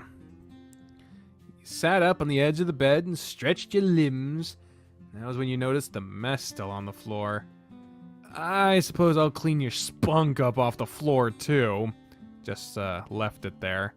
Sorry, I was really into what we were doing. I didn't care that I came all over the floor. You squatted on the floor and used the underwear you had kicked off to wipe up the remains of Spencer's cum. Don't use your clothes to clean up semen. You have plenty of tissues. Oh, hush. They needed to be washed anyway, and they're already right here. It's not gonna hurt anything. While you were squatting on the floor, Spencer used his foot to poke your sack from behind, sending you forward onto your hands and knees. This is a view I could get used to. Okay, wise guy, get your ass up and get dressed, or it'll be the last time you see this view. Cleaned up the mess while keeping an eye on Spencer and put on fresh clothes after. Took Spencer a little extra time to get dressed, and he was able to stand while not putting his weight on his injured foot. You all set? Yeah, I'm good. No jizz in your fur, your breath doesn't smell like cum. Come kiss me and find out. You did just that, and all you tasted was the minty flavor of his toothpaste. All good to me. I brushed and rinsed twice just to make sure I got everything. That was a good idea. And I rinsed my junk off, too. I don't think I have anything to worry about. Well, let's roll, then. You be okay to drive? Yeah, I'll be. It's my left ankle that's messed up, so that won't affect me any. Okay. At the club. You were sent to the bar to wait while Spencer went to talk with Charlie. The bar was pretty barren, so he found an empty stool and sat. Bark, bark! Okay, Bam. How's it going? Alright. Slow for a Sunday, but I've had a decent company. That always helps on a slow day, huh? Definitely. Your friend Darius is a real hoot to chat with. Darius is here? Yep. He's at the other end of the bar. He's shown up the past couple of nights. I think he's trying to score with Bandit, but he's really putting into work, and he's really putting into work for it. There's an empty seat by him, so you can go talk with him, and I'll get you a drink. Guess I'll make sure he's behaving himself. Don't want him to cause any trouble for Spencer. Darius spotted you as you relocated, and he patted his seat beside him for you to sit on. Fancy seeing you here. Kinda trouble you up to tonight, Darius. Bandit's working, so I came here to see him. Still trying to sleep with him. I'll have you know he has resisted all of my advances so far. He's playing hard to get. Which is fine, because I haven't had a challenge since Spencer dumped me. And you're still after him? I won't give up. Besides, there are plenty other guys to hook up with here. Just last night I had a BJ from a guy in a car in his car outside. Bastard didn't know how to watch his teeth though, so I had to finish myself off before he scraped the skin off my dick. I didn't need to know that. And now you'll never forget it. So, where's your boyfriend? He had to go talk to the boss. He hurt himself during the tournament yesterday. Shit, what happened? He rolled his ankle during going for a smash, so he's having to use a crutch to get around. Damn, man, that really sucks. Was he able to play his matches then? It didn't happen until the finals, so he technically placed second. He had to forfeit during the last match because he couldn't play anymore. He would have won, I bet. Poor guy. I really hate that for him. I know how much he loves to play.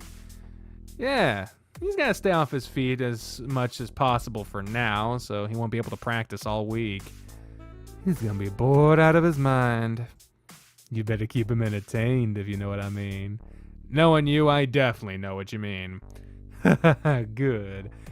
If you want someone to fill in while you're at school or work, let me know and I'll be glad to take care of him. I don't think he'd approve. He'd never let you in. You never know. Maybe he'll come around. He'll be texting me. I'm in the back doing some desk work. It shouldn't take more than an hour or so if you don't mind hanging around. Sure thing. I'll be waiting for you. Looks like Spencer's doing some work in the back. Work in the back? Some kind of private show where he dances around on his crutch? No. He helps with bookkeeping, too. But that's boring. But you can imagine him dance around on his crutch, though. I hate to admit it, but that does sound entertaining. People throw money at him just because they feel bad for him. Maybe I should go talk to him and see if he wants to do a show. He laughed and patted your shoulder. Bam joined you guys and passed a drink to you, and he hung around to chat when he could. Time to time, Bandit would stop by to chat with Darius, who in turn would make every pass possible at the otter. He was met with laughter, playful swats, and tail flicks. He's such a huge tease, I swear. That cute fucking butt and the way he wags his tail. You think he's into me at all, or am I wasting my time? Bandit? No, he's totally into you. He doesn't even treat his customers like he treats you. He's far more playful when you're around. Jeez, if I didn't know you any better, I think you'd have a crush on him, Darius. Pfft, not at all. I bet he's great in bed, but how flexible he is. There's no telling what he can do. Give him a little more time, and I bet you'll find out. Berg! Find out what? Spencer hobbled up and dropped onto a seat next to you. He's trying to nail Bandit so he can find out what kind of crazy stuff that otter can do in bed with the more flexible body of his. Why did I even ask? He pulled Spencer towards you and whispered in his ear. Actually, I think Darius is wants a little more than that, but is too embarrassed to admit it. I have a hard time believing that. I know, but you have to trust me on this one. Just watch the next time Bandit comes by. All right, lovebird, stop whispering over there and let us in on the conversation. Back, yeah. I want to know what happened to you, Thunder. Why the crutch? I sprained my ankle playing tennis yesterday. It's nothing too serious. That I can't serve or dance until I've recovered. Adam told me what happened. I'm sorry to hear it, Spence. I hope you have a speedy recovery so you can get back onto the court and kick some more asses. Spencer seemed taken aback from Darius's sudden sincerity. Yeah, thanks, Darius. I'll be back out there in no time. Bring us around a shot, so let's toast to Spencer getting better. Unless he has work to do. Still have work to do, Spence. I'm done, but I have to... Then we can have a shot. But I have to drive us home. You don't have to work, so you can hang around here for a little while longer. Don't you even try using it's a school night as an excuse. You were supposed to be working, so it's not like that actually matters to you anyway. He's got you there. Let's just have a drink and sit here for a little while. It's early in the evening, so we have some time. All right, 1 shot. Woohoo! 3 shots, bam. Back, a round of shots for all of you then. How long have you been here tonight, Darius? I was here for the half an hour before you guys got here. Trying to get in Bandit's pants still? Trying? He's been as stubborn as you, though. I don't understand how he's been able to resist all this for so long. Clearly, he's smart enough to see what you really want, and that's not the kind of person he is. Guess I'll need to lay the charm on heavier. Or maybe just treat him like a person and not a target, and it'll just happen naturally. Does that mean I have your permission to pursue him if it's not just a hump and dump him? As long as you don't hurt him, do what you want. But if you hurt him, I'll hurt you. Sounds kinky. Don't worry, though. I won't do anything that'll make you mad. Bam delivers your shots and ran back off to tend to more customers, and you, Darius, and Spencer picked him up. Cheers to Spencer. May he get well soon and reclaim his rightful place as king of the courts.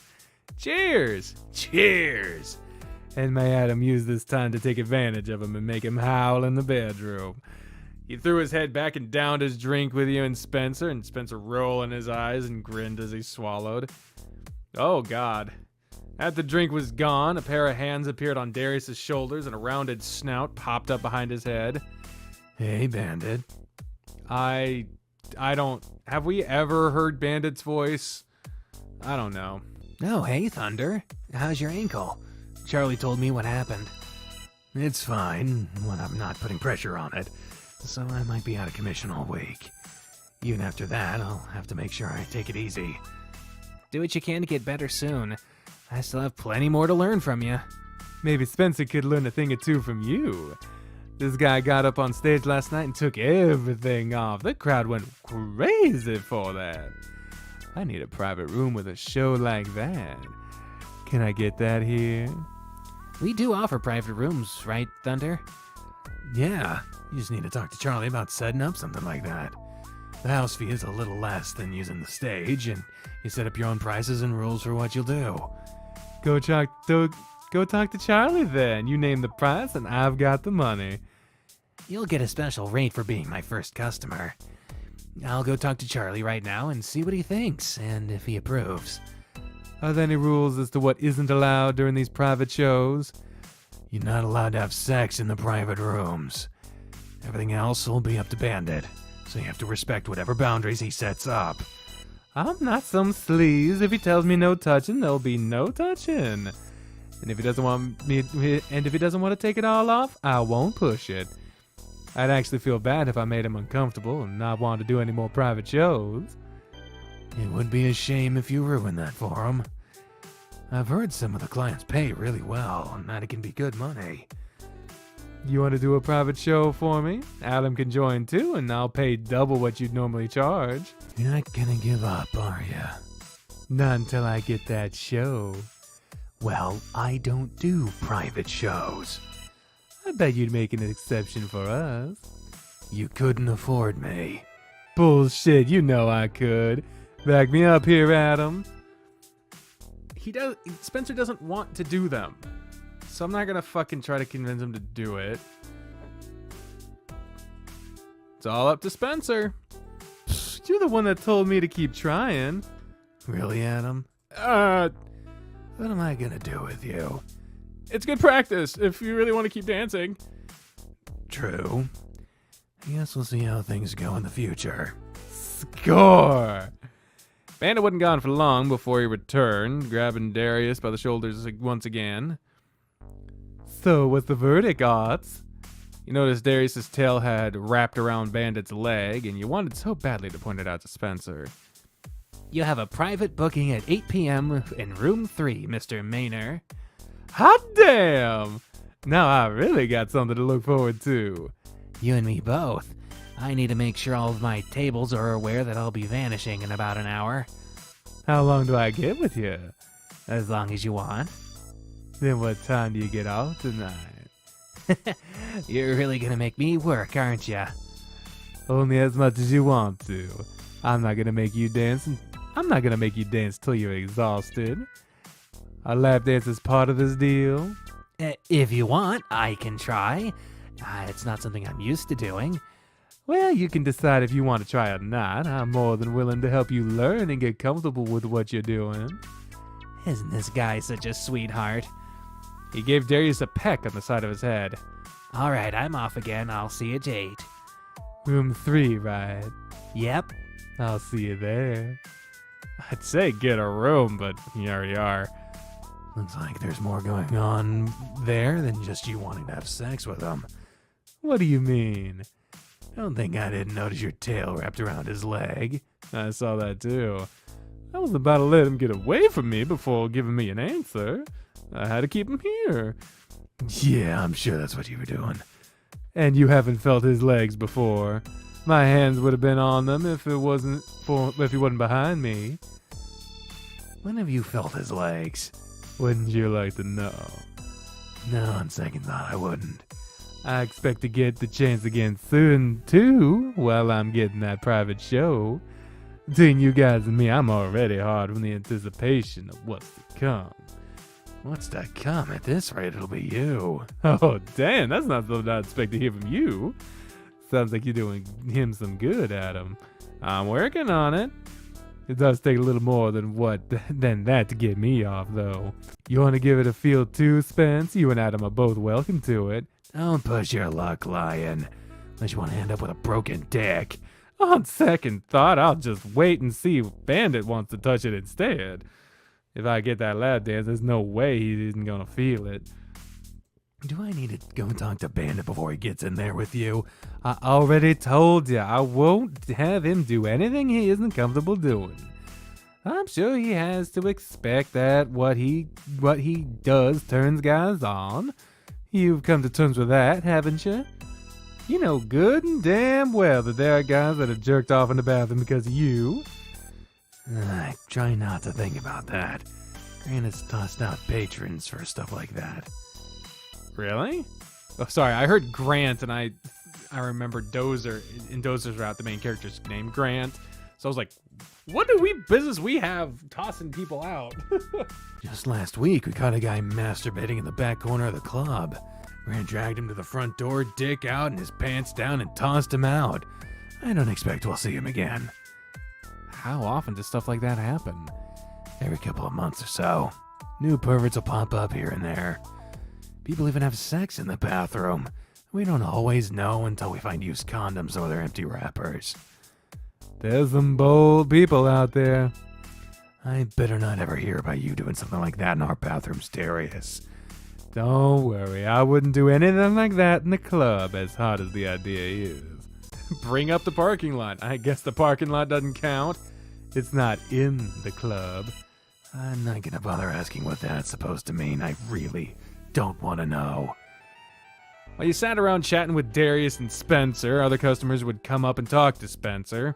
They were regular customers of his, and they wished him a speedy recovery. Oh, I just realized I was like, why am I not hearing any music? And then I realized I turned down the fucking volume. One even left a tip in his pocket, despite Spencer's protests for not being on the clock. Seems like you have really awesome customers here.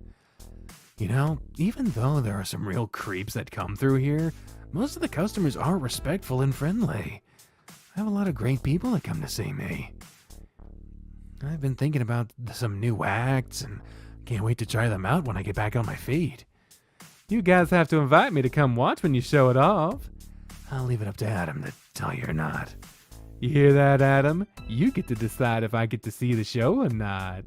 As long as you haven't broken Bandit's heart, I might consider it. Looks like I'll be seeing a new show from Spencer then, because I don't plan on doing that. Now, gents, if you'll excuse me, I have a private show to attend. Spencer, rest assured that I won't do anything you would disapprove of in there. I'll be sure to treat him with the respect he deserves. I'll trust you on this one. I'll definitely find out if you screw up, though. I know. You take care of him, Adam. Make him rest and stay off his feet. I'll do my best, but you know how this dog is. Tie him to the bed then do things to him that would make me proud. He doesn't have to tie me down for that. It's kinky that way. But if you're saying Adam is gonna get lucky tonight, have fun. Don't forget what I said, Darius! I think Bandit will be fine. You know what? I do too. How about we get going now? Let's get home. Spencer propped his crutch against the wall and fell onto the couch right away. Man, walking with a crutch sucks. It's so uncomfortable. Hopefully you won't need it after a couple more days. Let me get an ice pack and, well, we can ice it before we go to bed. Just meet me in the bedroom with it. Will do. He limped to the bedroom and you got the ice pack. He just sat down. Why you gotta make him get back up again? God.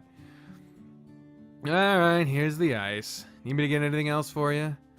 Most of his clothes have been scattered around the floor, so you gathered them up to put them in with his dirty clothes.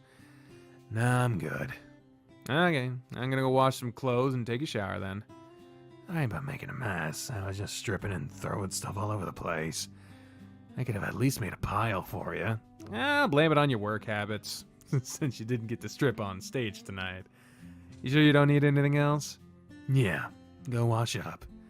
You want to join me? It'll be easier for you if I'm here to prop you up. I showered this morning, so I'll pass. I want to stay here with the ice. Okay, I'll be quick then. I'll try again tomorrow. He won't have an excuse then. Grapes! The only thing I've been The only thing I've been thinking about while in the shower is Spencer trying to suck his own dick. Did say maybe later tonight. I would have masturbated in the shower, but I have other things in mind for him. I'm gonna tell that submissive mutt to show me exactly what I want. I got a feeling we're gonna have another skip later on. I did also have to move the grapes. Bria's laughing. Why are you laughing? I'm great. What am I? I'm grapes. I feel a lot better now. Well, hello there. I think I might be a little overdressed. Please, you're only wearing your underwear. I know. What's gotten you so excited? Thinking about what you told me earlier today. Which part? I've been thinking about your special talent of being able to get your tongue around your cock. And I want to see a demonstration of it. Feeling a little demanding, are we? Okay! Skip it again! It's time to move along! Grapes is really pulling their fucking weight here, but they're so big on the screen at this point you can't see shit. I mean, you can kind of guess, but holy, there is no part of this that's gonna stay in the video. Oh my god. Whoa! Sorry.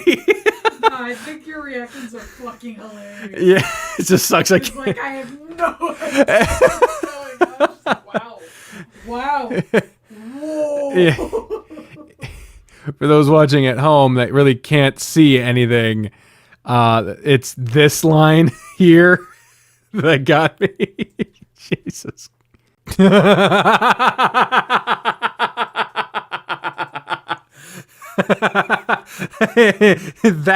that line. What's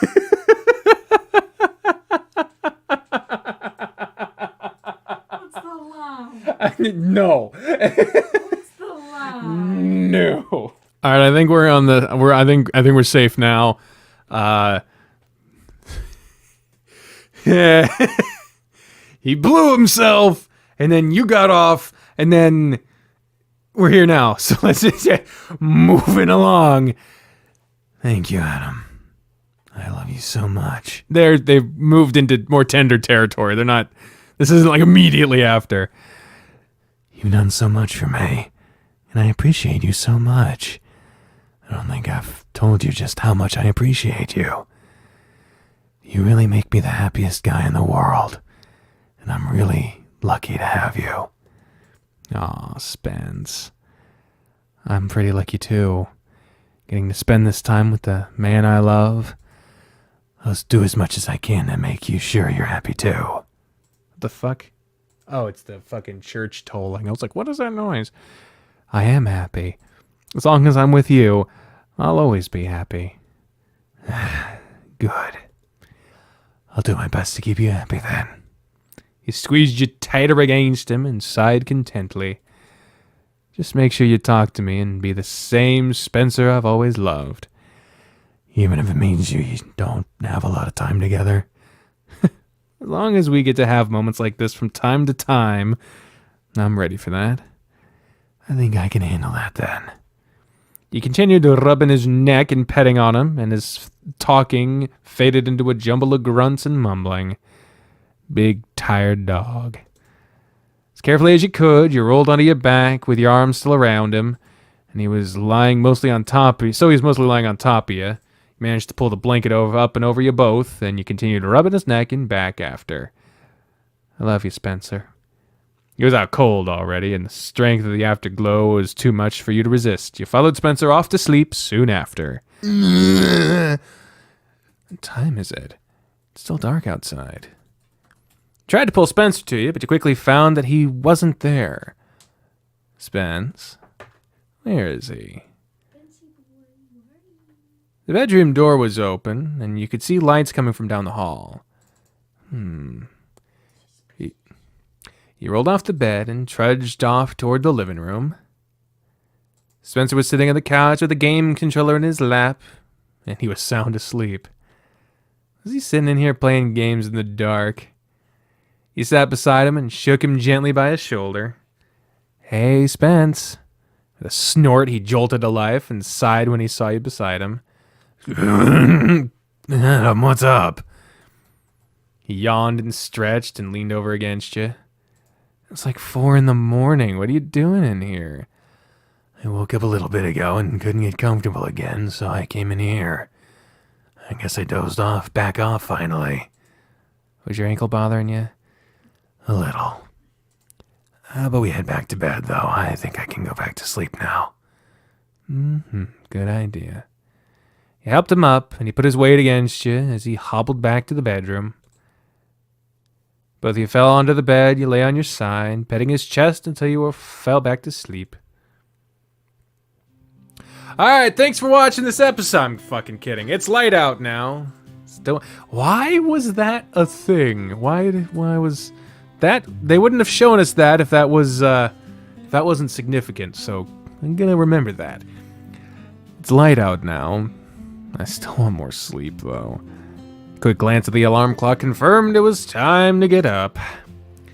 Your hand was still against Spencer's chest, and it rose and fell slowly beneath you. You sunk your fingers into his fur and dragged him through it. As carefully as you could, you moved closer to him and laid your head against his shoulder and draped your leg on top of his. His fur is so soft and warm, I could stay here all day.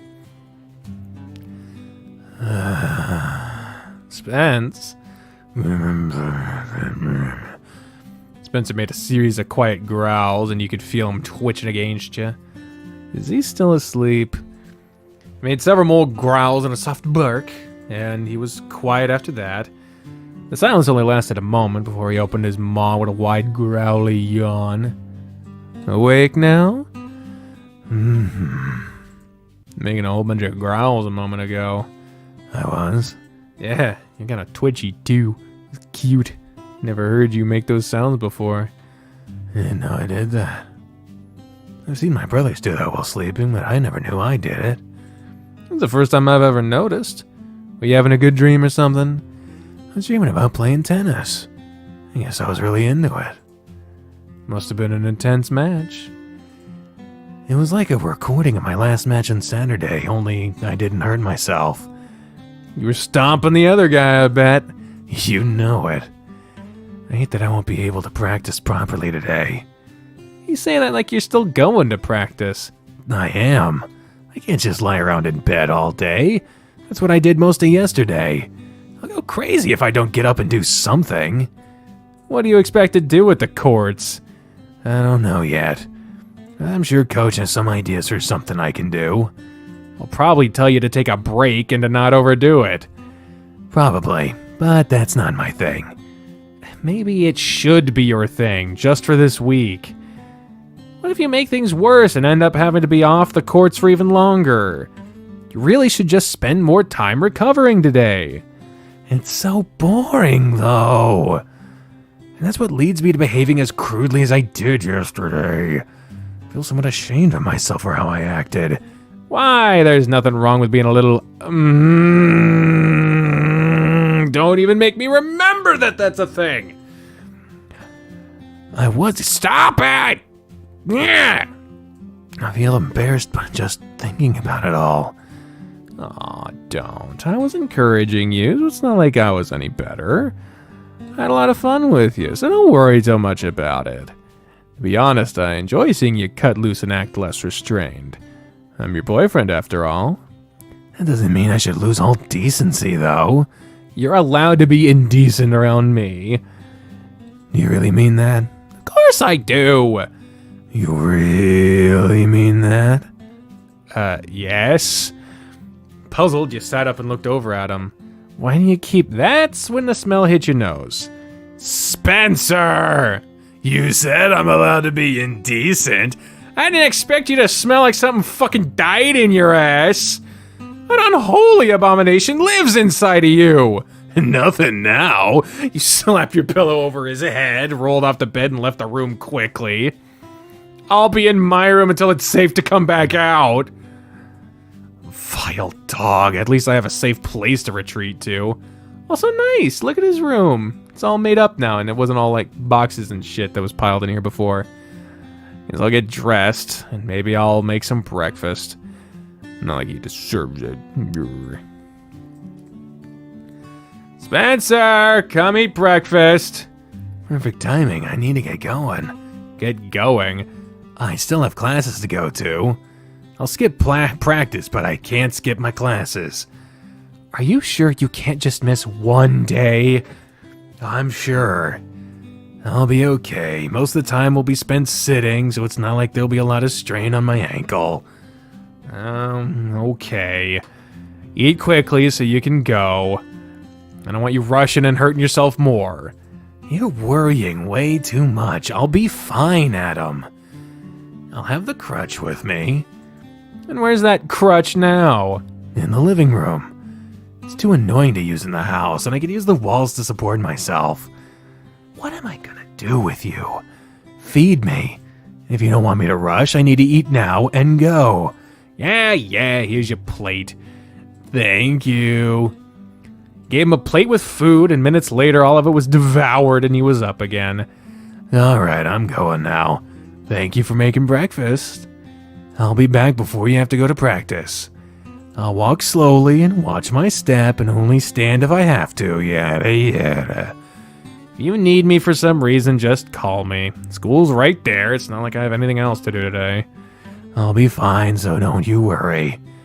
Don't give me a kiss goodbye. Aw, that's a sweet smile. Look at them. I guess I can. He waited for you to come to him, and you planted a light kiss on his lips. I'll see you again in a bit. I'll be here. Good. I'll wash the breakfast dishes and then decide what I'm gonna do until practice. I guess I can understand why Spencer doesn't want to sit around a home all day. I'm so bored. At least when he gets home, I'll have a couple of hours I can spend with him before I leave for practice. Maybe I should prepare some lunch for him. I already ate, but I think he'd appreciate coming home to food. Bought some frozen chicken fingers. I'll cook some of those for him. Turn on the oven and wait for it to heat up before tossing the chicken onto a pan and put it in the oven. While you wallowed in boredom at the table, your face planted against it, you were surprised to glance over and see Spencer standing in the doorway watching you. Spence, you're home! You looked a little bored. I guess I can't blame you for not wanting to stay here. I've been bored out of my mind. Have neither of you heard of the internet? You have a computer and phones. I told you it can be unbearable.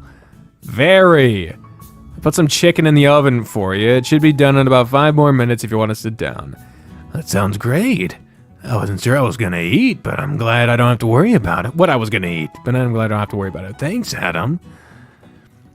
Gave you a peck on the cheek and sat down with you. How are your classes today?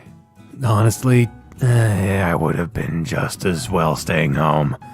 What? Why? It was just a pointless review. Nothing I needed to be there for. Of all days, right? Maybe you should have listened to me for a change. For once, maybe. We could have kept each other entertained if I had stayed here. If you know what I mean. Well, we still have time before practice. True. After we eat, we'll have some fun. I'll be down for that. A couple more minutes passed, and it was time to retrieve the chicken. You sat and watched Spencer made short work of his food. Do you ever taste your food? I swear, you only ever chew once or twice before swallowing and moving on to the next bite. I taste it. But you know, canines don't have as strong a sense of taste as humans, right? Really? Your tongue has over 5 times the amount of taste buds that mine does. That might explain why you're such a bad cook. Maybe. But just think, the next time I put effort into making dinner for you, if it doesn't taste good to you, it might taste completely different to me. That tone he said that in. I'll give you less of a hard time then. Or you won't give me a hard time at all and appreciate the love I put into trying to cook for you. Or that.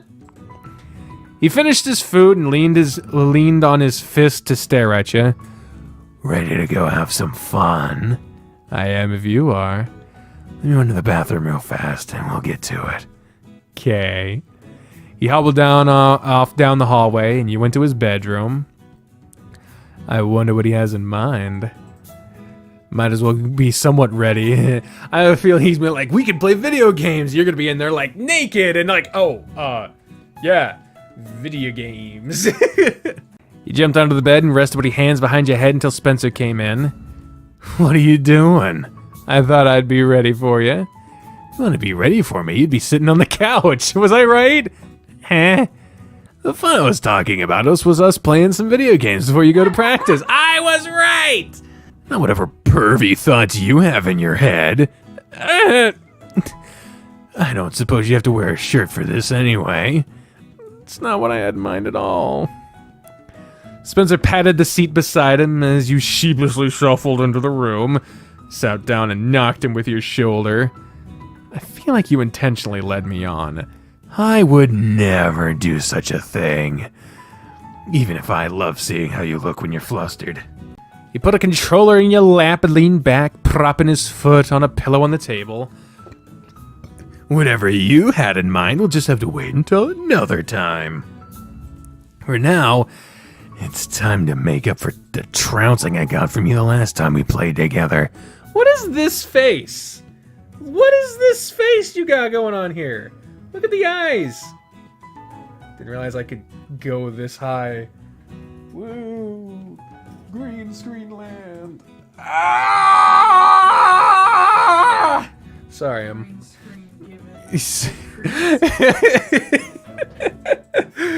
slightly allergic to transparency.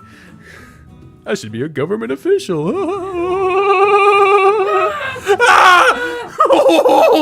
You think all those late nights practicing did some good for you? I know they did. And you've stoked the flames in me to crush you after teasing me, so you'll get no mercy this time. Are you claiming you showed mercy last time? Yeah. Unexpected today, though. Let's cut the chit-chat and get to it then. The games began, and from then until practice, you stayed on the couch with Spencer playing through a handful of competitive games. Turned out that the time he was spending at night practicing was paying off, and he was proving to be more of a challenge.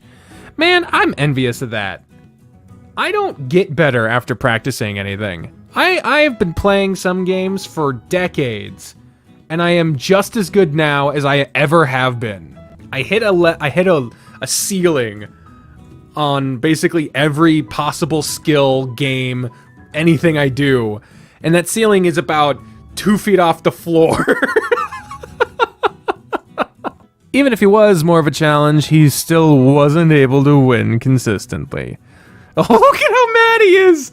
Look at a mad boy! Come, I still can't beat you on this level! Practice all you want, I'll still come out on top in the end. The same could be said about you on the courts. Ouch, going for the cheap shots, huh? As you said that, Spencer's character in the game exploded into a fiery death from a well-placed attack from you. Oh, Jesus! Fire in the eyes! Oh, come on, that didn't hit me! That didn't hit me! The hitboxes in this game are always bad, but I know how to take advantage of it. And you say I went for the cheap shot? He growled and crossed his arms over his chest, sinking back into the couch. There you go. You want a bit more this time than the first night we played together, so you have gotten better. I even made sure to go all out on you. I had to work for my wins this time. You fucking cunt. Fuck off. You only got a grunt in reply, so you flopped over and put your head on his lap. Don't give me attitude because I'm still better than you at something. You can't be better than me at everything. I could try, though. He petted your face with his paw and you only laughed. Well, keep trying. If you keep it up, you'll eventually catch up to me. Fuck off! If that happens, I'll just have to find something else to be better than you at. Good luck finding something like that. What the hell? Oh. Okay, the fucking neighbors over there back into their, like, tiny-ass driveway in the alley. So every once in a while, I'll just see, like, headlights pointed right at me. I'm like, oh, there's supposed to be a house there. Excuse me? Someone's driving straight in my direction. Can't let me have anything like that, huh? Would you expect anything else from me? Good point. You just have to be the best. Well, just so you know, you sat up and pulled his chin so he's facing you. Whether you're the best or not, I'll still love you. His face softened and his lips curled back. Sap. I'll love you too, even if you keep winning with cheap methods when we play together. But fair warning, as soon as I can get back in the courts again, you're playing a match with me and I will not hold back at all. Ugh, I know how that can go. I guess I should make the most of my time on the courts while you're out of commission. Yep, it's a chance to catch up a little. In that case, I need to get ready and head to the courts at about that time. Go put on your shirt and we'll go. We? I can still drive you to the tennis courts and watch everyone practice. I really don't want to sit at home. By myself. All alone. Oh, jeez, you pitiful thing. I can't say no to that face. I feel like he's smooth. Yeah, he's a dog. He's not only a dog, he's a husky. Oh, yeah. You should see the fucking neck floof on it. Oh, no. Smooth, I'm going to the office. I'll be back in 5 minutes. I'll be back in a minute and you can take me to the court. Good. Oh, he's so happy. I feel like he's gonna be watching and judging me all practice now. I should have just made him stay at home.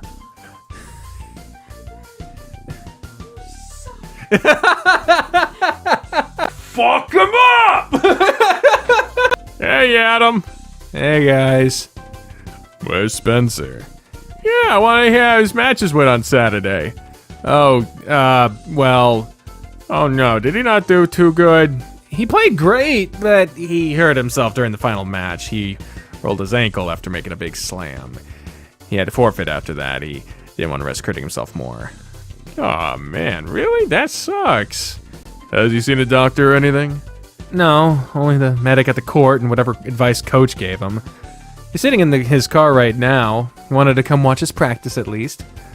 Poor that. Poor that. I hate to hear that. You said he's in his car? Yeah. I'll go talk with him. Maybe Doza can help him. How? Doza works with people that have injuries like that. It's kind of his specialty. Oh, that's handy. Maybe you can do something then. Leave it to Doza. Doza called for Coach to talk with him and Spencer, and then they helped Spencer out of the car and moved him to a bench on the courts. Why is Spencer here? He's stubborn and didn't want to stay at home. He whined about being bored at home by himself. Not sure why he's on the courts now. I would have skipped practice to go keep him company. I wouldn't have left him to suffer like that either. What are you guys doing? I'm gonna work with Spencer for practice today. I know some exercises and routines that I can go through with him that should help with his recovery. You guys will be doing Australian doubles, and Coach will be watching me and Spencer. Is that a good idea? Shouldn't Spencer be resting? The first day of an injury like that should focus on Rice, which Spencer said he handled. The next 2 or 3 days need to be range of motion and strengthening exercises. The last thing he'll work on will be getting his endurance and balance back to normal. I'll show him some exercises that he can do at home to help in his recovery, and he should be able to play properly again in a couple weeks. I told you Dozer would be able to help. I'll leave his care up to you for now then, Dozer. I'm dependent on you. He's in good hands, so don't you worry. I think he's better off in my hands, if you know what I mean. Dozer's just gonna break him more. You'd be surprised how gentle Dozer can be with his hands. Of course you'd know all about that, wouldn't you? How often does he put his hands on you? Yeah, how about we just do our stretches and get started with practice? Yeah, let's just do that. You were distracted throughout practice, watching Dozer and Coach Grifter help Spencer with his ankle. You were glad to see him able to get up and move around with relative ease. Break time!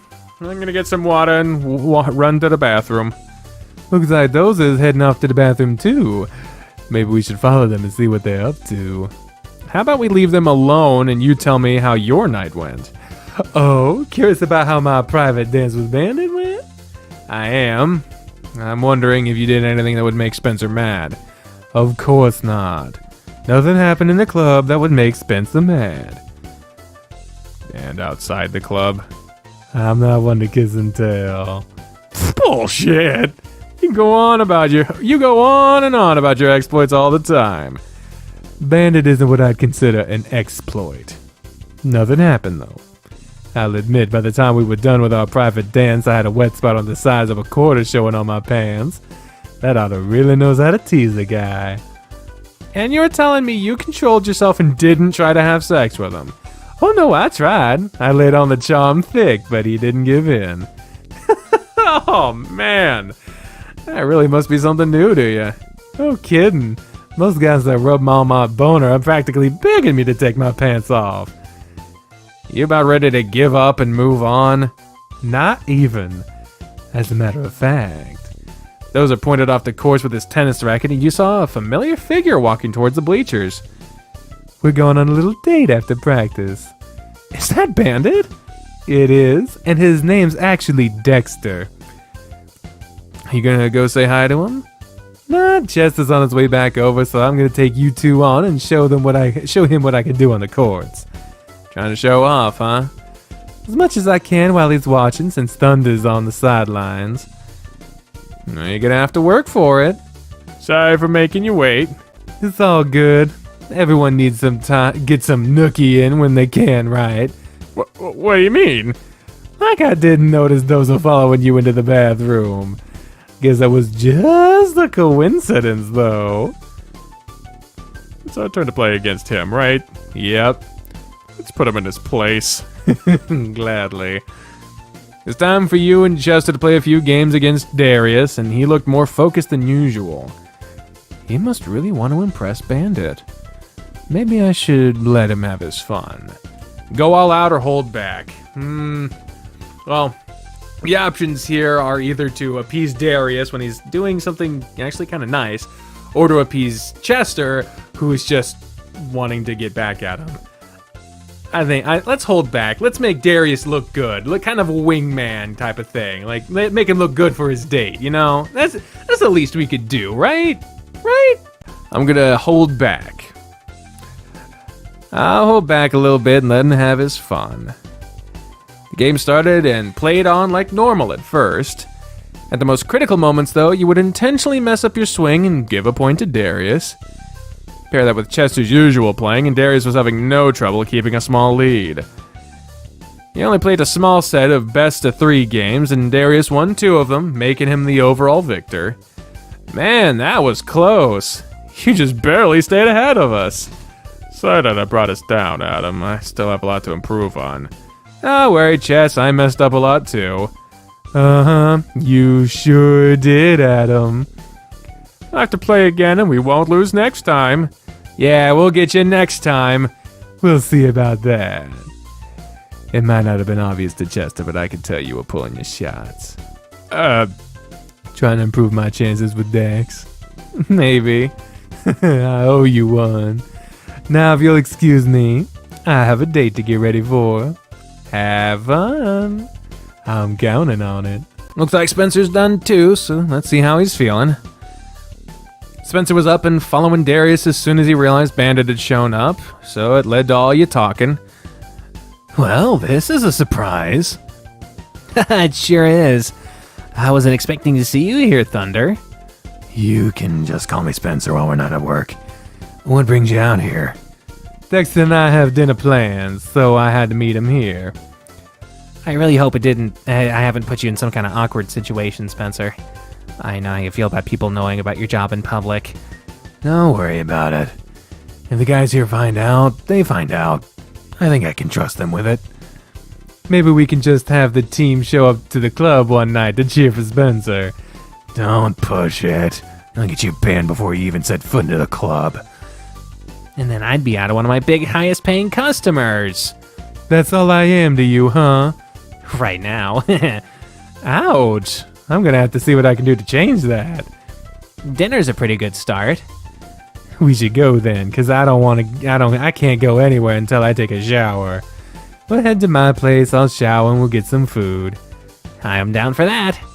Sounds like that'd be fun. You guys be safe out there.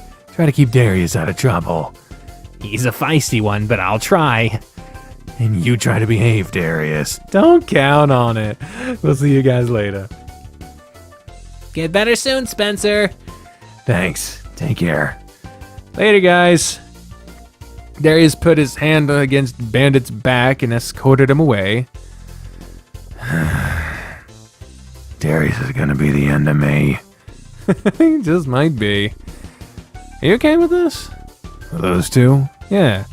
It's not like I have any control over it, but things seem to be okay for them right now. Bandit's enjoying himself, and Darius seems surprisingly interested in him. I'm starting to think things might be okay after all. Just think. We'd have 2 groups of friends we can double date with. Or a triple date, even. Yeah. How's your ankle feeling, by the way? You're not using your crutch, so is that okay? Dozer went through a variety of exercises and stretches with me. He said that I'm better off using it to help in its recovery. I always thought a lot of rest and ice was all I needed, but it seems that more recent studies show otherwise. Oh, that's good to know now. But he also said that it might take a little longer for me to get back to normal on the courts. I have to do everything I can to speed up the recovery. I'll do whatever I can to help. I should have had him show you the massage he was doing with me. I didn't even think about that. He ran off quick with Chester. I can call him and see if it's okay to stop by his place. That's a good idea. I'd really like for him to show you what he was doing. I do all the exercises by myself, but I'm not familiar with the massage. Alright, I'll give him a call. Dozer answered his phone after a couple of rings, and you could hear Chester in the background. What's up, Adam? Hey, Dozer, I'm sorry to bug you, but you guys disappeared pretty quickly after practice ended. Is there any way me and Spence could stop by and you show me what I can do to help Spencer's ankle? He said there was a way you all were massaging it to help. Oh, sure. We just stepped into my house. If you guys want to stop by, that's fine. Cool, I appreciate it. We'll be there in 5. Alright, see you in a few. Beep. We're all good. We can head to Dozer's place. I'll have to make a quick trip and get out of his hair quick. Dozer has no hair, though. Just get in my car. It's weird being here and not on his route. I don't know. Thanks for doing this for us, Dozer. I'm sorry I didn't think to ask you before you left. Don't worry about it. I'm happy to help. Where's Chester? He's taking a shower. He must have really played hard with you and Darius, because he freaked. He did put in some work. Good. Alright, Spence, go ahead and take a seat. This massage is really simple, and you should try to do it with him a few times a day for the next couple of days. Dozer took Spencer's foot in his hand and raised it up. Be gentle and move slowly, okay? Try to do this for him after he does his stretches. He was careful with rolling Spencer's foot around with one hand while massaging his ankle with the other. Do this for a couple minutes, and he'll be good. That's all there is to it? Mm-hmm. I've gone over a variety of stretches he can do while sitting down, but he'll move on to some standing up along with balance exercises. Don't try the balance ones by yourself, okay? Make sure Adam's with you. I'll be sure of it. I don't want to get a call from Adam saying you fell because you were doing it on your own. Trust me, I don't want to hurt myself more. I'll listen to you. Okay. Make sure he's doing his stretches too, Adam. It's really imperative that he does them, or it'll take longer for him to recover. I'll stay on him about it. I'll definitely be on top of it. The sooner I can play again, the better. Just don't overdo it either, though. You can do too much. See? I know, I'll be okay. I guess we should go now. I'm sure Chester's waiting in there for you. He is. I think I'll need some help cleaning off too, Adam. You know, sprained ankle and all that. Looks like we both have our hands full, Dozer. Sounds like it. Thanks again, Dozer. Tell Chester we're sorry for keeping you from him. He'll be fine. Take care, you two. See you in class tomorrow. Aw, that's sweet. So, shower then dinner? Shower then dinner. What do you want to do about dinner? You're cooking again, right? I can. I'll try one of those recipes Maria gave us. I'm sure we have what I need to cook something in there. Then I'll leave dinner up to you. For now, though, I'm ready for a shower. I suppose you're expecting me to join you too, considering what you said at Dozer's. Of course. I'm getting tired of standing, though, so maybe I'd better be off. I'd be better off just sitting in the shower. You can sit, and I'll wash your fur if you want. That sounds really nice. Let's do that. Are you okay with showering this way? Of course I am. I'm glad I can do something for you. I'm glad I have you here to help. And then, fucking Plum, you're being called into action. Here we go. Shaboom! Because there he is, all out in the open. I'm all set. And the apple. Plum and apple. Don't see that combination very often. I'm never gonna get tired of seeing you naked. Fucking moved. How dare you move? Apple's gotta move around just to accommodate you. Being all sultry. I hope not, because you'll have to look at it for a long time.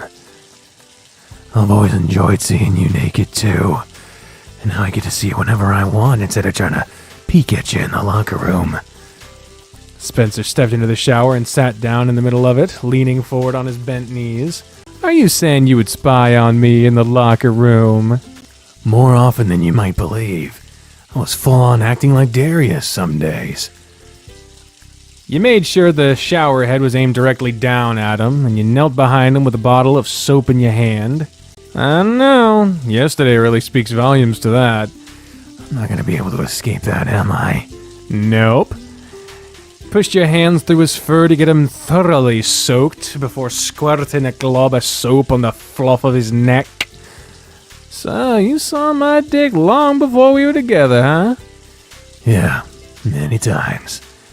I even followed you to the showers a few times because I knew I could see you through the cracks in the stalls. Whoa, you're just a big perv. I only ever did that with you. I wasn't interested in any other guys. What about Darius? Gotcha. You were massaging the soap into his neck fur, but you slowed down and leaned against his back. Did you spy on Darius too? I might have a couple times, but he doesn't even know that. As often as he pesters us with, "You want to see my dick?" I've already seen it. Wow. It's not like I knew I'd end up with you. Just when I think there's nothing else I could learn about you. I guess I might as well dig the hole deeper while I'm at it. Oh boy, what else have you done? You leaned back and returned to working the soap through his back fur.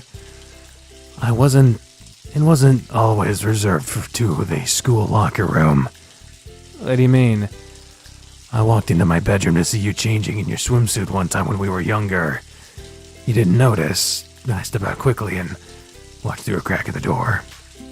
I guess that was around the time that I was starting to realize I liked guys and was coming to terms with my feelings for you. Man, those were confusing times. You for you and me both. I got a handful of surprise boners thanks to you. Yeah? Wet swimsuits clung to your body to show off quite a bit, and even just seeing you in your underwear with your shirt off flipped a switch. So my extended bathroom trips were to handle myself. You weren't the only one that jerked off to thoughts of your best friend. I guess you were affected in the same way? Oh, yeah. Like when our hormones raged out of control. Honestly, I'm surprised you never smelled it on me. I masturbated in your house numerous times. And you said I'm a perv. It was better than trying to hang out with a boner. True.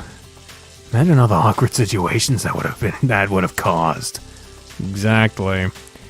You know, though, I did smell it on you from time to time, and that's part of what would set me off. It was a familiar smell. It smelled familiar to after I'd finish up, so I just kind of triggered that thought in my head. I equated it to you masturbating, but never actually knew that's what you were doing. In that case, how often do you think your family smelled it? How do your family smelled it even? I'd rather not think about that. That's probably for the best.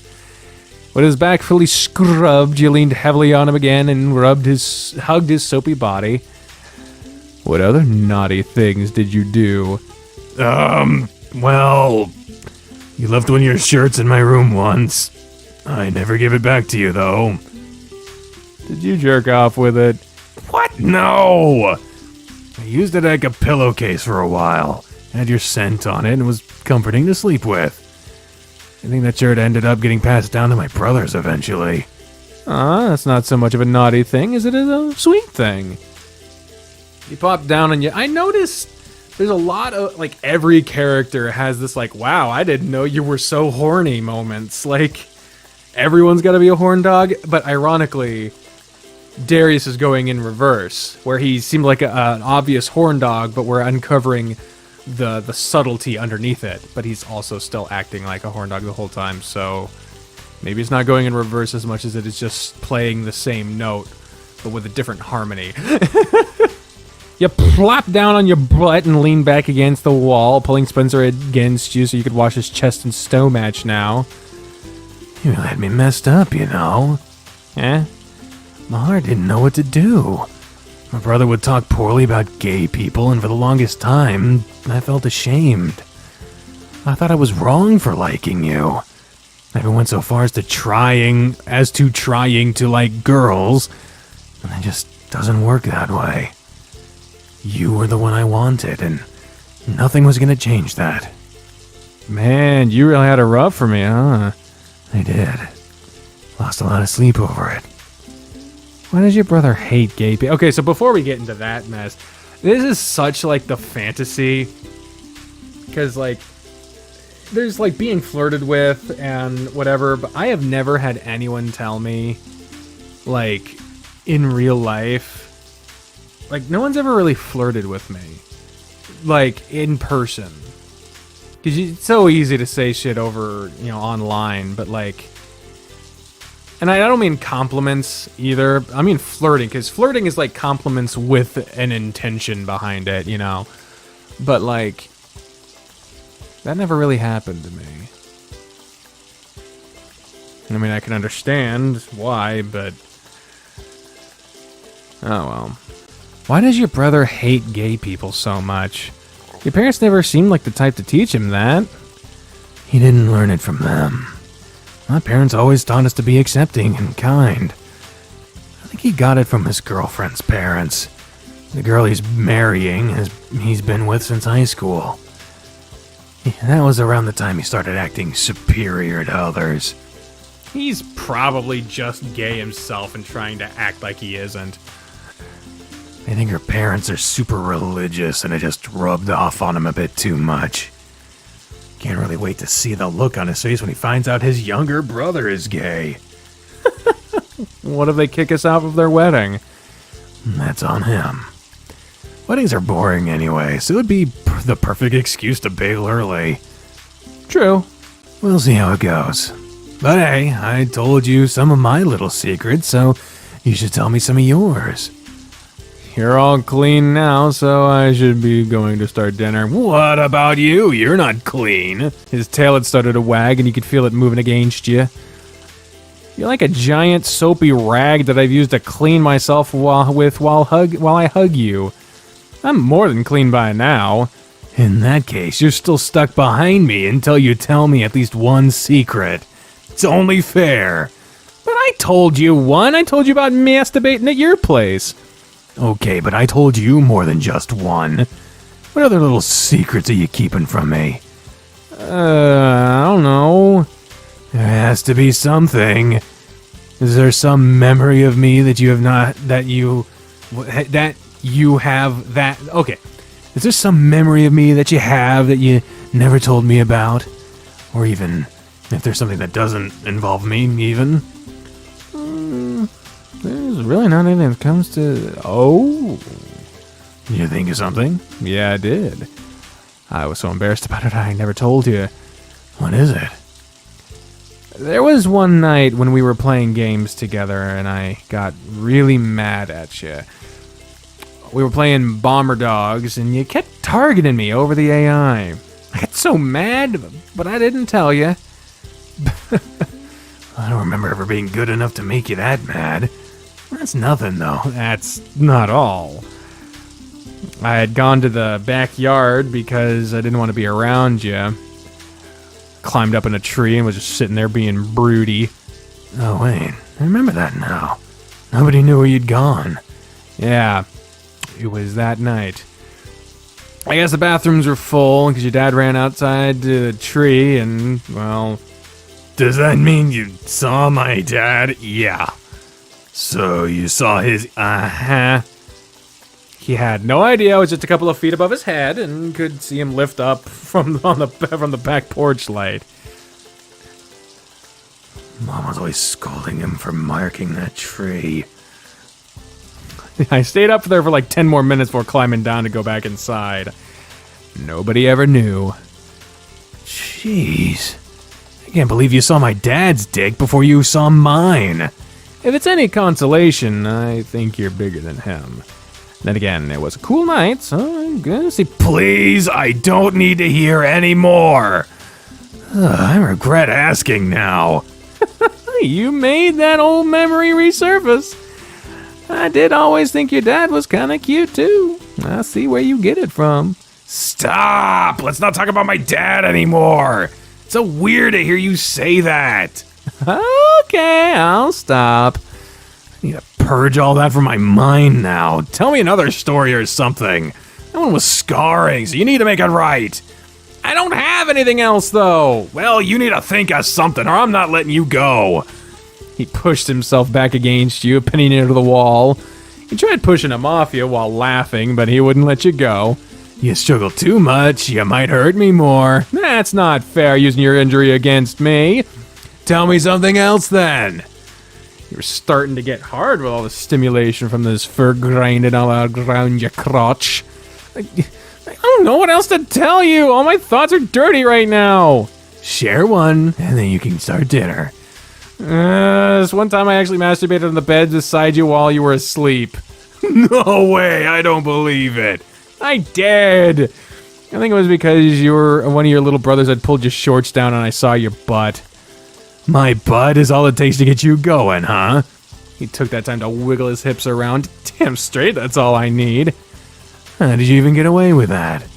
I was really slow about it. The risk of you catching me helped me urge me along. I remember part of me hoping you'd wake up and catch me, because then you might help. Rolled over on my side and came into my hand. I kind of panicked after that and didn't know what else to do, so... Ah! Oh my! Oh my! Oh my! That... Wow! Okay! Just moving swiftly along. You know we weren't allowed to eat anything on the bed, too. I could have wiped it on you, you know. I guess you made the better choice. You put... Oh... No, oh, Jesus. This day needs to end quickly. You pulled your arms around him and held your hands against his chest with one paw. You really did that lying next to me? Uh-huh. And in my own bed, nonetheless. Yeah. You're not the only one that ever did anything like that. Huh? I'm really hungry now, so how about we finish this up and you can make dinner? I want to know more about what you just said. Maybe another time. I have to save some of these stories. I guess I'll help you dry off. He grabbed his towel and tossed it over his head. Before you could get started, he stopped you. You can go ahead and dry yourself off and get started in the kitchen. I'll sit down and take my time with the dryer. You sure? My stomach has already started heating itself, so yeah, I'm sure. Okay, I'll get on it then. Before drying yourself, you hugged him from behind and squeezed water from the fur on his chest while you groped him. You pressed more water out of his fur, and as you pushed your hand down over his abdominals and stomach, your hand stopped at the fluff of his pubic area, and you pulled him back to grind against him. That's enough, you big tease. I behaved all through the shower, so I figured I'd get in something before we were done. Unlike you, wiggling all against me and my boner. That wasn't intentional. I couldn't help you. You got hard. Maybe you should have taken that as a hint to reach around to find my bone. A thought crossed my mind, but I was just enjoying our time talking. Same here. But I did have that feeling of wanting you to reach around me. I'll tend to that need later then. I might just let you. You'd better. You kissed the side of his head, gave his junk a gentle squeeze, and gave him another tight hug. I love you, Spence. I love you too. Okay, time to get dry so I can feed you. Yes! Yes! It looks like the quickest and easiest recipe in this book would be chicken tacos. Just gonna chop up the meat, taco seasoning, add it taco seasoning, and cook it. I'll be able to finish most of it before Spencer's done drying and grooming himself. You wasted no time preparing dinner, and it wasn't long before the smell of cooked chicken filled the air. So far, so good. Everything smells good and looks fine. I'll go check on Spencer while this is cooking. Is he singing? You crept over to the bathroom door, and you could hear Spencer singing to himself. The door was cracked, so you carefully pushed it open, just enough to look inside. He was dancing in front of the mirror while smoothing down his fur. He still had his towel wrapped around his waist, and he looked like he was just enjoying himself. Jeez, he's so cute. Sexy, too. You pulled out your phone and got ready to snap a picture, but he set down his brush and pulled his towel open. Looking good there, Thunder. Oh, God. He posed in front of the mirror, closed his towel, and then opened it up again in another pose. Another pose. Jesus. He did it several times. You forgot what you were doing for a moment until your finger pressed down on the photo button. Aw, that's fucked up. That's fucked up. You don't take pictures of people being nude, or even just don't take pictures of people without their consent. Just not cool. Especially when they're naked or trying to just mind their business. Right away, he closed his towel and his eyes shot towards the door, but you scampered away to the kitchen before he could stop you. Still taking the chances I can to spy on him. Old habits die hard, I guess. It's only a matter of time before he's trying to take my phone away to see what I did, so I might as well enjoy the picture while I can. A candid photo in its purest form.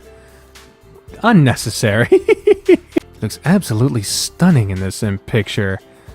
All of that playful and confident attitude in one image. How did I ever end up with a guy like this? You know, I have to wonder just how often you sneak pictures of me. I don't know what you're talking about. Uh-huh. Let me see your phone then. I need to finish dinner, so why don't you sit down? I can take a look at your phone while you finish it. Nah. At least show me the picture you took then. Show him. Might as well. He looks good in it. Promise me you won't delete it if I show you? Why? I don't have as many pictures of you as you might think, and I really like this one. You just look so amazing in it. I really like to keep it. Alright, I promise I won't delete. You just better never let anyone see this, though, or I'll never trust you with pictures ever again, understood? I'll hide it when nobody will ever find it and password protect it. You handed your phone to Spencer so we could look at the picture. Huh. This is a really nice picture. It's good enough to be in one of those tasteful magazines. See? It's a great picture. You look so damn cute, singing and dancing. Well, I was feeling good, and that's what I do when I'm happy. Just keep this to yourself and you could keep it. No more sneaking pictures of me like that. I don't really like you doing that. I'm sorry. I'd rather you just ask if you want something like that. I'm not saying I'll oblige, but I won't feel violated if you ask me first. Alright, no more surprise pictures of you. I'll ask next time. Thank you. So, will you send me a dick pic? Finish dinner before it burns. Start preparing your tortillas. You finished cooking dinner, and shortly after you were sitting at the table with Spencer and plates filled with tacos. Alright, let's dig. The words hadn't even left your mouth, and Spencer already had his taco shoved in his maw. You waited for him to swallow before you continued. Couldn't wait to get started, could you? I told you I was starving. Well, how is it? You did a good job. It tastes pretty good. This is a really basic recipe, but I'm sure that's why Maria put it in there for us. Basic or not, dinner is good. Thank you for cooking. You're welcome. I'm happy you like it. There's plenty more meat, so eat as much as you want. Gladly. Taco after taco was devoured. Like during his breakfast, Spencer was wolfing down his food while hardly taking any time between bites. At one point, he appeared to choke on his food, erupting in a fit of coughing, chugged some water, sighed, and went right back to it. Your food isn't going anywhere, Spencer, so please don't choke on it. It's fine, I'm almost done anyway. Speaking of being done, I'll take care of the dishes when I'm done since you cooked. There's just one pan and the cutting board, so I'll handle it. Everything else can go in the dishwasher. You can go sit in the living room till I'm done. I can't leave you to do everything, though, because I'll need your help after dinner, too. I need to help you with your ankle stuff. You need to do the other routines before I help with that, though, so you can be doing that while I take care of the dishes and putting away the leftovers. Are you sure I can help out? I'm sure! Okay, then I'll leave that stuff to you. Once I'm recovered fully, I'll have to make all of this up to you. You're letting me live with you, so I'd say you've done plenty for me already. Part of being in a relationship is just taking care of each other, right? I guess that's true. In that case, I'll leave the cleanup to you too. You can count on me. Are you done eating? I've had enough. You can go to the living room. You go to the living room, and I'll join you as soon as I'm done in there. Oh, done in here. Thanks again. He put his paws on your chest and leaned in to kiss your cheek before hobbling to the living room. See, that didn't take me long at all. I still have a couple more exercises to do with my ankle, then you can do your bit. How's it feeling? Sore, but the pain isn't as bad as it was, and I can move it around more than I could this morning. If this keeps up, I'll be able to get back to work this weekend and at least serve drinks. You gonna wait till the weekend to go back? I would have expected you to try to go back sooner. Trust me, I want to, but Dozer told me I need to work my way up to extended periods of time. I'll work on that all week, and on Friday, I'll decide if I think I'm ready for work again.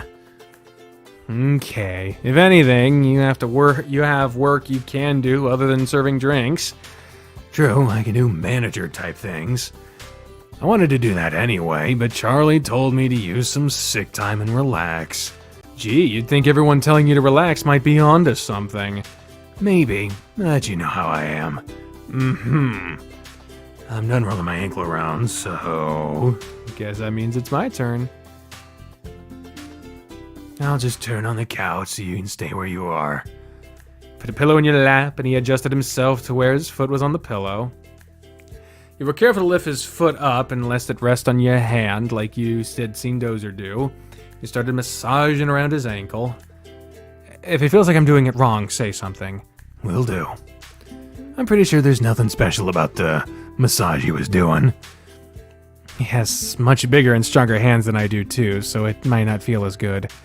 Don't worry about that. What you're doing already feels good.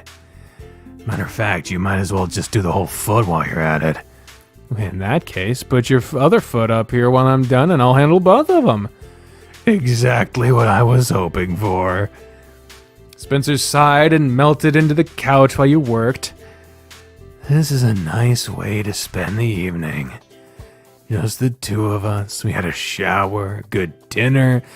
Now we're able to relax. What do you want to do when I'm done? I need to do some studying, so that's what I'll do. I barely touched my books since last week, and I'm feeling behind. For someone that wants to quit school, you sure do worry a lot about doing well. I still want to do well in my classes in case I need to go back and finish my degree. I guess.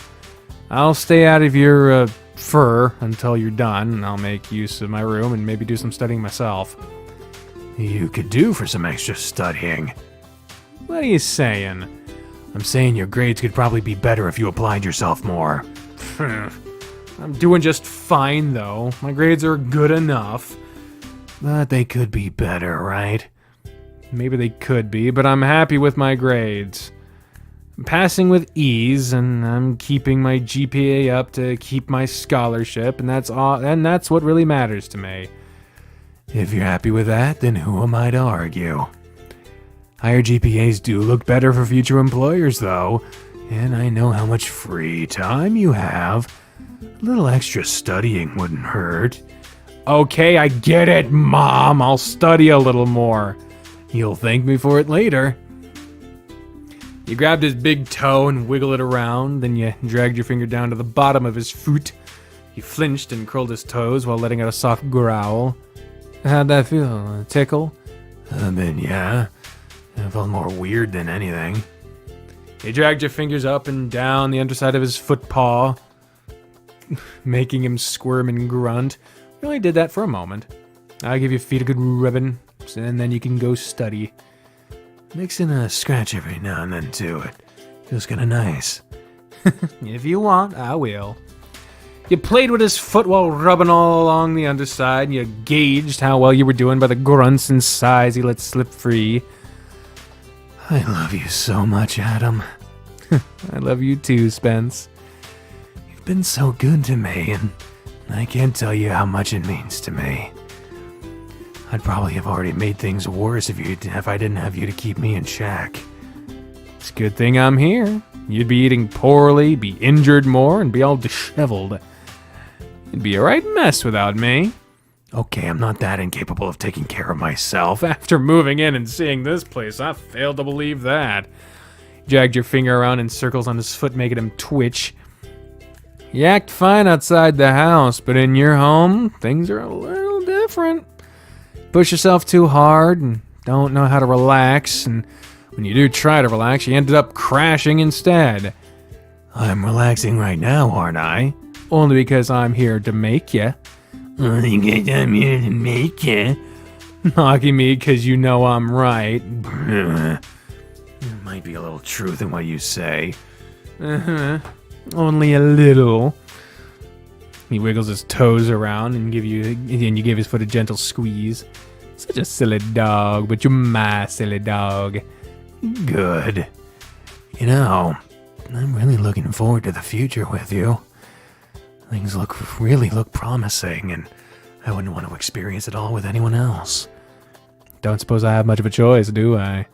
Dogs are companions for life, and the moment you show them any kind of love, you're stuck with them. Little do you know, some humans are like that too. You were careful to spread his legs apart and crawl over to lay on top of him with your head against his chest. Hello there. I know you wanted to study, but can we cuddle for just a little bit longer? I can't say no to that.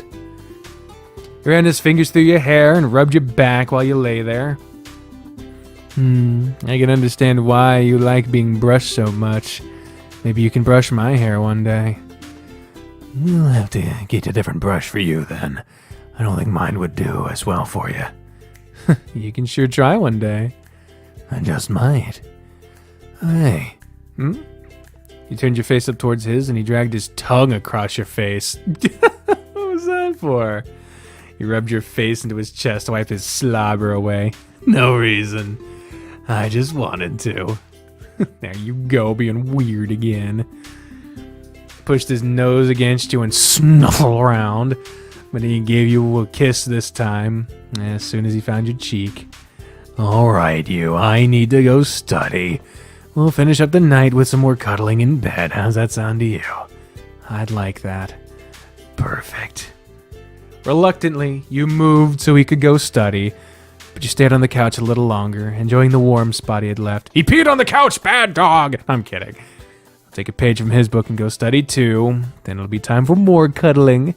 Come on, you. Get up already. It's about time to leave for class, and I need you to help me with my stretches. Oh, yeah. Okay, so, fun fact before I get too far into this. Make sure you hit that subscribe button. No, I actually recorded a little bit of this day. But, turns out either OBS fucked up or I just straight up forgot to press record.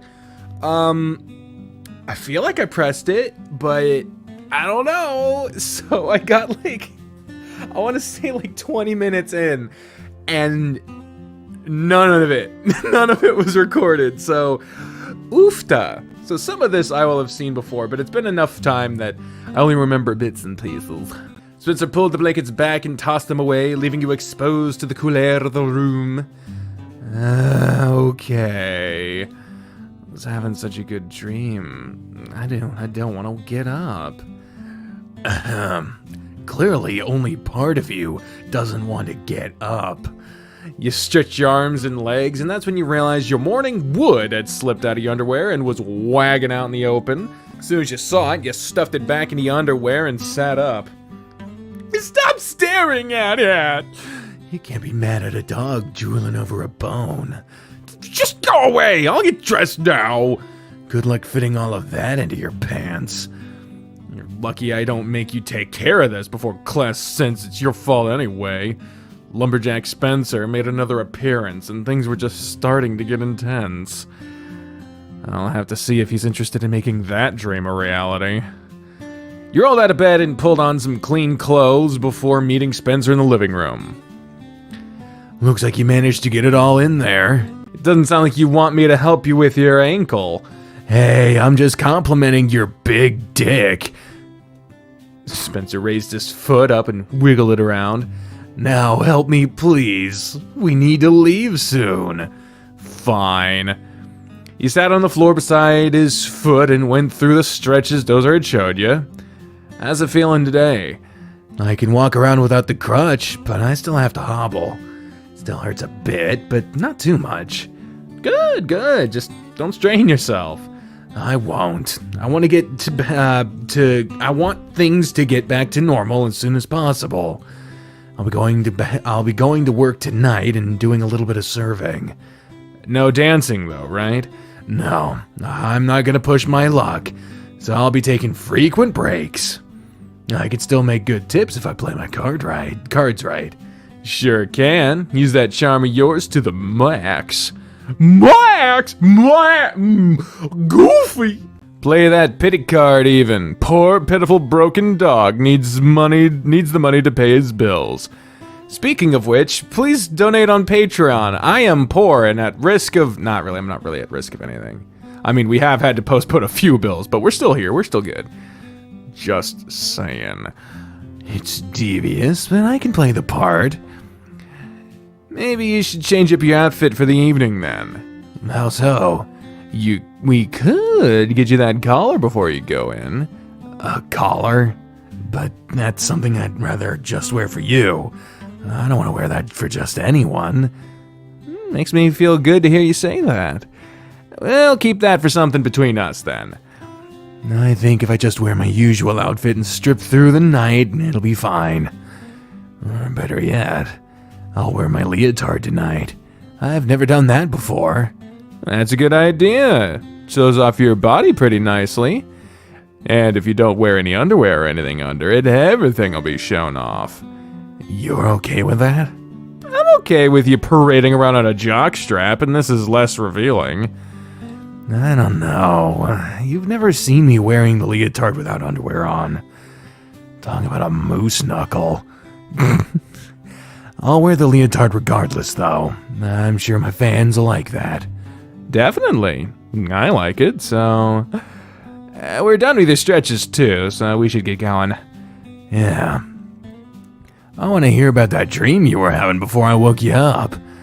Could be something I use on you at some point. I was kind of hoping for that. Well, come on, then. Tell me about it while we walk. I don't know if telling you about it on the way to school is a good idea. Afraid it'll give you another boner. Not just me, if you like what I tell you. It's just the two of us walking, so I don't think we have to worry about anyone noticing when that happens. When it happens, huh? I am a dog, after all. Well, it's part of that recurring dream I've been having with you as a lumberjack. You showed up wearing only your plaid shirt and holding an axe. Do I need to get an axe prop to carry around? It would add to the show. What happened next? You swung the axe at me, and my clothes exploded off me in a flash of light. So, now you're naked, and I'm wearing nothing more than a plaid shirt. And after that, you ended up with your hands and face pressed into a tree. You had your tail hiked up and your ass pushed out for me. And did you take advantage of my presentation? I was just getting started when you woke me up. Your growls and barks melted into you talking to me while you talking to me to wake me up. No wonder you woke up so stiff. Sounds like a hot dream. I wish you'd have let me sleep just a little longer. You know, we can just make that dream a reality. Too bad you have to work tonight. We'll make it happen soon. We both have those needs that need to be tended to. Is there anything else that happened in the dream? I wish. It's pretty hazy for the most part, but it left me wanting more. Well, like I said, we'll make it happen again soon. I've got a bit of a semi going on right now, just thinking about all the things we still haven't tried. And I'm full on hard thinking about it all. You better get it under control then, because it's way more noticeable than I expected it to be. Trying? Let's change the subject. You're so flustered now. It's kind of cute. Spence! What? You don't want to talk with your boyfriend about your horny dreams anymore? Would you rather hear him talk about how he wanted to go down on that piece of meat once it was uncovered this morning? Spencer, no! I could smell... And it took a lot of restraint for me not to... You sped up your walk and left Spencer limping along behind you. Hey, don't leave me behind! Only if you stop acting like a bad dog. Spencer let out the most devastating whine, and it made you freeze in your tracks until you caught up. Oh, look at this sad boy. Look at him sadness. sad style. That was one of the most pitiful sounds I think I've ever heard you make. It made you stop and wait for me, didn't it? I guess because I'd feel guilty if you fell or something. You kept your pace in check with Spencer's as he limped along. What do you want to do for lunch today? We can eat at the cafeteria. Today should be Chicken Tenders Day. And I was thinking about after we had lunch, we could take a walk through the park. More walking? I don't think you need to walk around that much. No, that's really only walking to the hill where we can relax. I'd like to spend a little extra time outside today. I don't want to be cooped up inside more than I have to be already. God, the world fucking sympathizes with you there. I suppose that's okay. Wouldn't mind spending a little extra time outside myself. Great! I get to spend some extra time with you too. You'd get that anyway. I don't have anything else to do. You making it alright? Yeah. I hate walking so slowly. I'm sorry to drag you back with me. I don't mind, Spence. But you know, if you had your crutch, we'd already be in the classroom. Tempted to duck out of coach's class early so I can run home and get it for you. You will do no such thing. I don't need it. It's not a matter of you needing it. Having it would at least help you. I'll be fine without it. Dozer said I don't have to use it anymore, remember? Yeah, you told me that, but I think you should have it for longer walks. I think we should consult Dozer about that again. With about what the fuck? How did I fuck it up? Again about that. Okay, I fucked that up. My bad. There's no need to. We shouldn't bother him about it. I don't think he'll be bothered by that. Besides, he's right there. Just let him be. I'm sure he has somewhere to be right now, too. Hey, Dozer! Uh-oh. Morning, guys. Morning, Dozer. Sorry to bother you with this, but shouldn't Spencer still be using his crutch? I know you said he doesn't have to use it, but he's limping pretty badly still. Huh? I never said he doesn't have to use it. I told him to be sure he uses it. Really? He glanced over and Spencer, at Spencer, and he looked away. Yeah. He can start using it less, but he should still be using it to support himself when he's on his feet for extended periods of time. Did you two walk here? Yeah. Then yeah, you really should have used your crutch today, Spencer. I can walk, though. Walking without support too much is counterproductive. You're fine not using it all the time, but you should still use it for the next couple of days. Especially if you're feeling pain. I'm not feeling any pain, though. Walk back a few steps and then walk back towards me. Spencer did as he was told, and Dozer shook his head. The look in your face says otherwise. You need that crutch still, Spence. You rolled your ankle pretty badly, so it's gonna take some time to heal. I think we have crutches in the infirmary. You can use one of those while you're on campus. I'm actually going to leave my first class early and to go home and get his crutch, since we have plans for lunch. Oh, okay then. You two should get going then. It's about time for classes to start. Listen to your body, Spencer. If you're hurting, pressure needs to be taken off your ankle. If you ignore it, then you'll just make things worse for yourself later on. Right. Thanks, Dozer. I appreciate it. Feel free to call or text me if you need anything, okay? I'm happy to help. Thanks. You're lucky we're short on time. Come on. We caught him lying. That motherfucker was lying. I did play through this part, so the shock is low for me, but whoo, that motherfucker. Like, there are times when lying is easier, and yeah, I think there's even times where lying is necessary, but medical conditions is not one of them.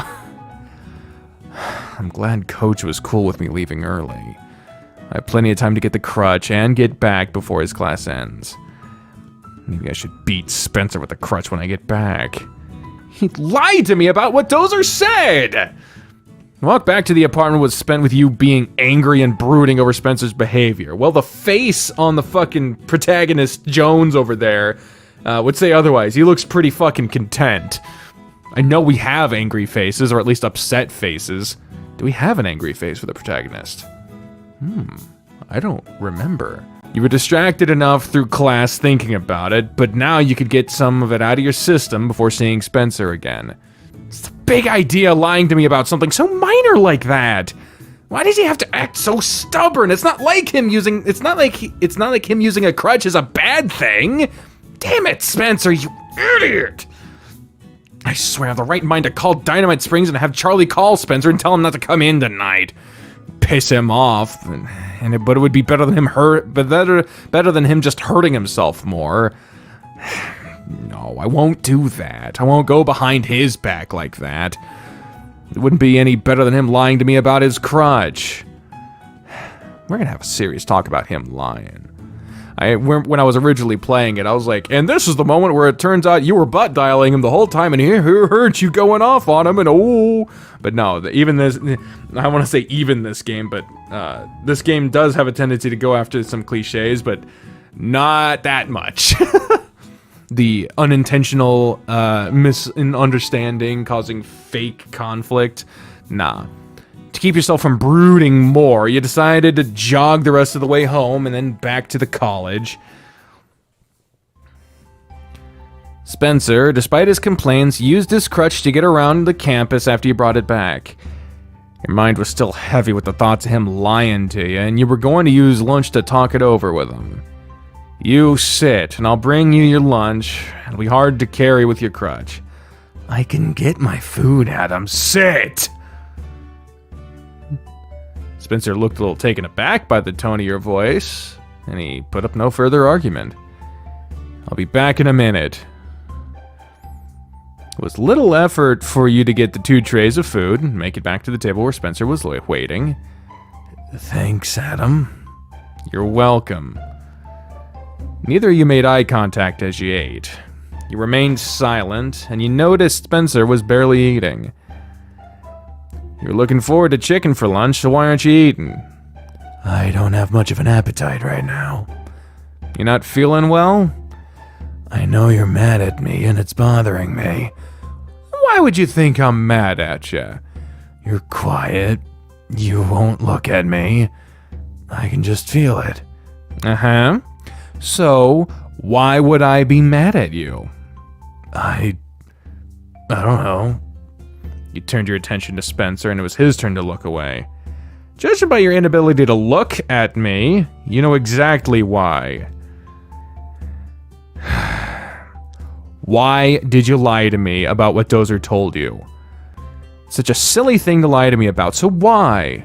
Why did you jeopardize my trust in you over something trivial? He didn't reply and just stared down at his plate. Well? I just didn't want you to worry more about me. I thought if I told you I didn't need the crutch, you'd worry less about me. And that... He leaned against his hand and looked off to the side before finishing his sentence. And what? And that you wouldn't see me as being weak or something. Why would you worry about something like that? I've never thought of you as being weak. It's just... people always have such high expectations of me. Out of everyone, you're the last person I want to disappoint, and me not being able to get around without the crutch makes me feel like I'm letting you down. I feel weak and pathetic and useless, and I hate it! I just feel so worthless right now! I hate it! He slammed his fist on the table, and people from the surrounding tables looked in your direction. Spencer sighed and took a deep breath. We're supposed to be honest with each other, and I've let you down there too. I'm sorry that I lied to you. You wrapped your hands around the fist he had resting on the table and forced it to relax. For being such a smart guy, You can be really stupid sometimes. Oh, still sad boy. You know, the only time I've ever been disappointed with you is when you've lied to me. I've never felt let down or disappointed with you at any other time. I've never seen you as useless or weak or pathetic. I've only ever seen you as being amazing. You're someone I'd strive to be more like. You intertwined your fingers with his, and you were finally able to pull his eyes to yours. I wanted to beat you with your crutch when I brought it back to you, though. I was so mad. Hell, I'm still mad at you. I'm so sorry, Adam. Lying to me really hurts my trust in you, and it makes me feel like you don't trust me either. I do trust you, though. I trust you with my life. It sure doesn't feel like it. Is there anything I can do to prove that to you? Don't lie to me. See, there you go. There's a miffed face.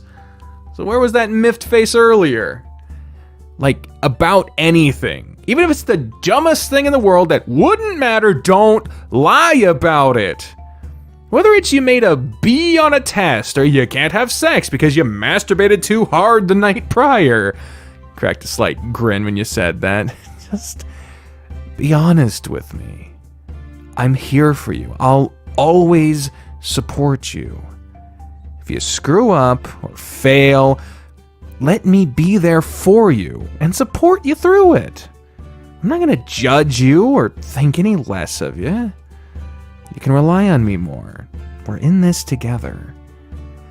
Yeah, I know. It was a stupid thing to lie about, but I hate feeling so pathetic right now. Did lying about the crutch make you feel better? Not really. It hurt a lot more than I was expecting it to, but I couldn't turn back. Jeez. I'm really grateful you went to get my crutch, so thank you. Walking hasn't been as painful now that I have it. Good. He brought his other paw in and put it on top of your hands, already wrapped around one paw. So, will you forgive me for lying to you? Of course, yeah. Of course. I forgive you, Spence. But I swear, if you ever lie to me again, I won't talk to you for days. You'll get the biggest, coldest shoulder and days of silence. And I don't want that. I don't want to do that, but I will. So, no more lies. Right. Freed his paws and looked down at his food. Well, this is cold now. You're still gonna eat it. You know it. It's good food regardless. He wasted no time scarfing down the rest of his food while you watched in fascinated horror. It was done in just a couple of minutes. You ready to head to the park? I am if you are. Let's go then. Alright, at some point during all that is when I realized that the previous recording I was doing was fucking gone, so now we are on to the part of this day that I have not seen yet. You made it to the park with Spencer, and he was moving much faster than he was when he wasn't using his crutch. He didn't make a fuss about using it anymore either. How's it feel not putting all your weight on your ankle? It feels much better than it did. I really shouldn't have been walking around so much with all my weight on it. Yeah, but at least it wasn't for too long. Hopefully it didn't impede your recovery too much. Once we get up the hill, I'll do your ankle stretches. How's that sound? Perfect. You gonna be fine to walk up the hill? Yeah, just let me hold your arm so I don't fall back. Okay. The trek up the hill was slower, and Spencer leaned heavily on you as you walked beside him. Once at the top, you both sat on the grass under the tree to relax. Today's perfect for this. It sure is. I really want to run. Jogging through the park on a day like this would help clear my head. Are other things bothering you? I wouldn't say other things. It would help with the extreme amount of guilt that I'm feeling. I forgave you, though. That doesn't mean I'll stop feeling guilty. I'll get there, but only after I feel like I've earned your trust again. I still trust you. But you'll have a lingering doubt. What if he's lying again? I won't. You will. It's not something you'll do intentionally, but it'll be there in the back of your mind. I'll do whatever I can to completely quash it. Not squash it, but quash it. I swear that to you. He put his hand on top of yours and squeezed it. To start, I'm gonna call out of work tonight. I should take another day to rest since I pushed myself too hard this morning. Really? Yeah. I could use the extra time to relax, and we can spend the day together. I'll go ahead and call Charlie now and tell him I won't be there. You make your call, and I'll stretch your ankle. That'd be great. You moved to Spencer's feet, and he made his phone call. He stretched and rolled his ankle around while he was talking. Hey, Charlie. Sorry to bother you right now. I'm not going to be able to come in like I thought. I pushed myself a little too hard this morning and realized I need another day before I try getting back on my feet. Trust me, I've heard that plenty already from Adam. I'll be in tomorrow for sure, though. Yeah. Okay. Okay, I'll see you tomorrow then. Thanks, Charlie. Bye. Is everything okay? Oh yeah, things are fine. He started to lecture me about taking better care of myself, and then I should just be taking the entire week off. He agreed that I could come in if I only did desk work, so I won't be serving drinks tomorrow either. Though he said to just let him know if I change my mind. Good. Maybe since everyone is telling you the same thing, you'll actually listen. I might. He massaged his ankle gently after you finished going through the stretches. How's that feel? Great. Thank you for doing that. He laid back and put his paws under his head, and you stayed by his feet and continued to rub his ankle. A warm breeze made the leaves of the tree whisper above you, and everything felt peaceful. Spencer's body was relaxed, but you could tell he was deep in thought with the look on his face. Hey. Come here. Patted the ground beside him, so you crawled up next to him and fell onto your back beside him. He scooted to where he was right up against you, and leaned his head over to yours. You know, I've never felt like I was good enough for DJ. DJ? Your brother? Why do you say that? I think that's the reason I strive so hard to be so perfect. Yeah. Everyone in my life has always praised me, but he never did. It always seemed to irritate him. He got praised a lot too. He was smart and athletic, but I was more so. It's like he didn't like sharing the spotlight with me. I tried and tried and tried to impress him, but it never worked. It started to make me question if all the praise I got from other people was warranted. In turn, I made sure to always give everything my all. I swore I'd make him proud of me one day. And from the way you've talked, it still hasn't happened. Nope. Why does his approval mean so much to you? I guess it's because he's the only person I never got it from. Probably never will either. Then why let it continue to bother you? If it was only that easy. It's ingrained into who I am. It'll take a lot of work to get past it, but maybe after the wedding. Maybe I can finally let go of it. Let's not try to stir up any drama, okay? The only drama that'll happen is if they cause any from me deciding I want to dance with my boyfriend. Other than that, I'll act like normal.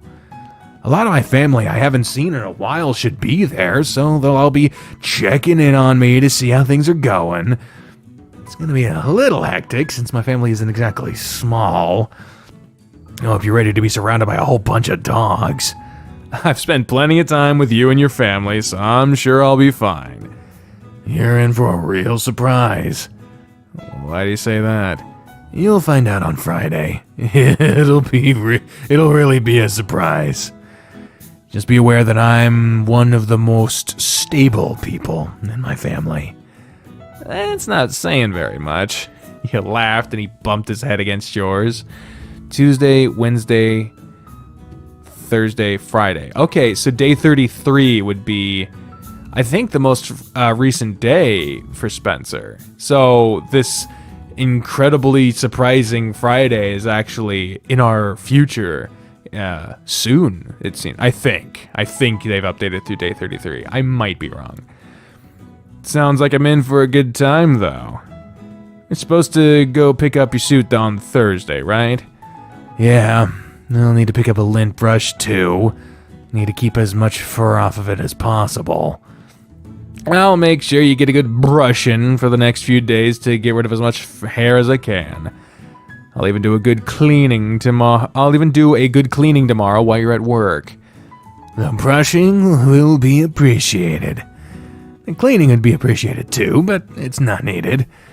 The suit'll be in a protective cover, so I won't get dressed until I get to the wedding hall. Makes sense. I'll still clean. Needs to be done at least once a week with how much you shed. So true. Spencer readjusted himself, putting the back of his head on top of your armpit to where you were able to reach over and scratch behind his ears. I was gonna say I'm ready to go whenever you want, but now I think I'd rather just stay here a while longer. I'm good to stay here with you a little while longer. I'm comfy where I am. Me too. You continue to scratch his ears with one hand and rub his upper chest with the other. He was a happy puddle of fur against you, and you rubbed and scratched him for a good 10 minutes while you lay there. During that time, he bent his knees and crossed his paws across his stomach. Can we do this more at home? I don't want you to stop, but I don't want to have to worry about getting a boner if it's just the two of us at home. You don't have one right now?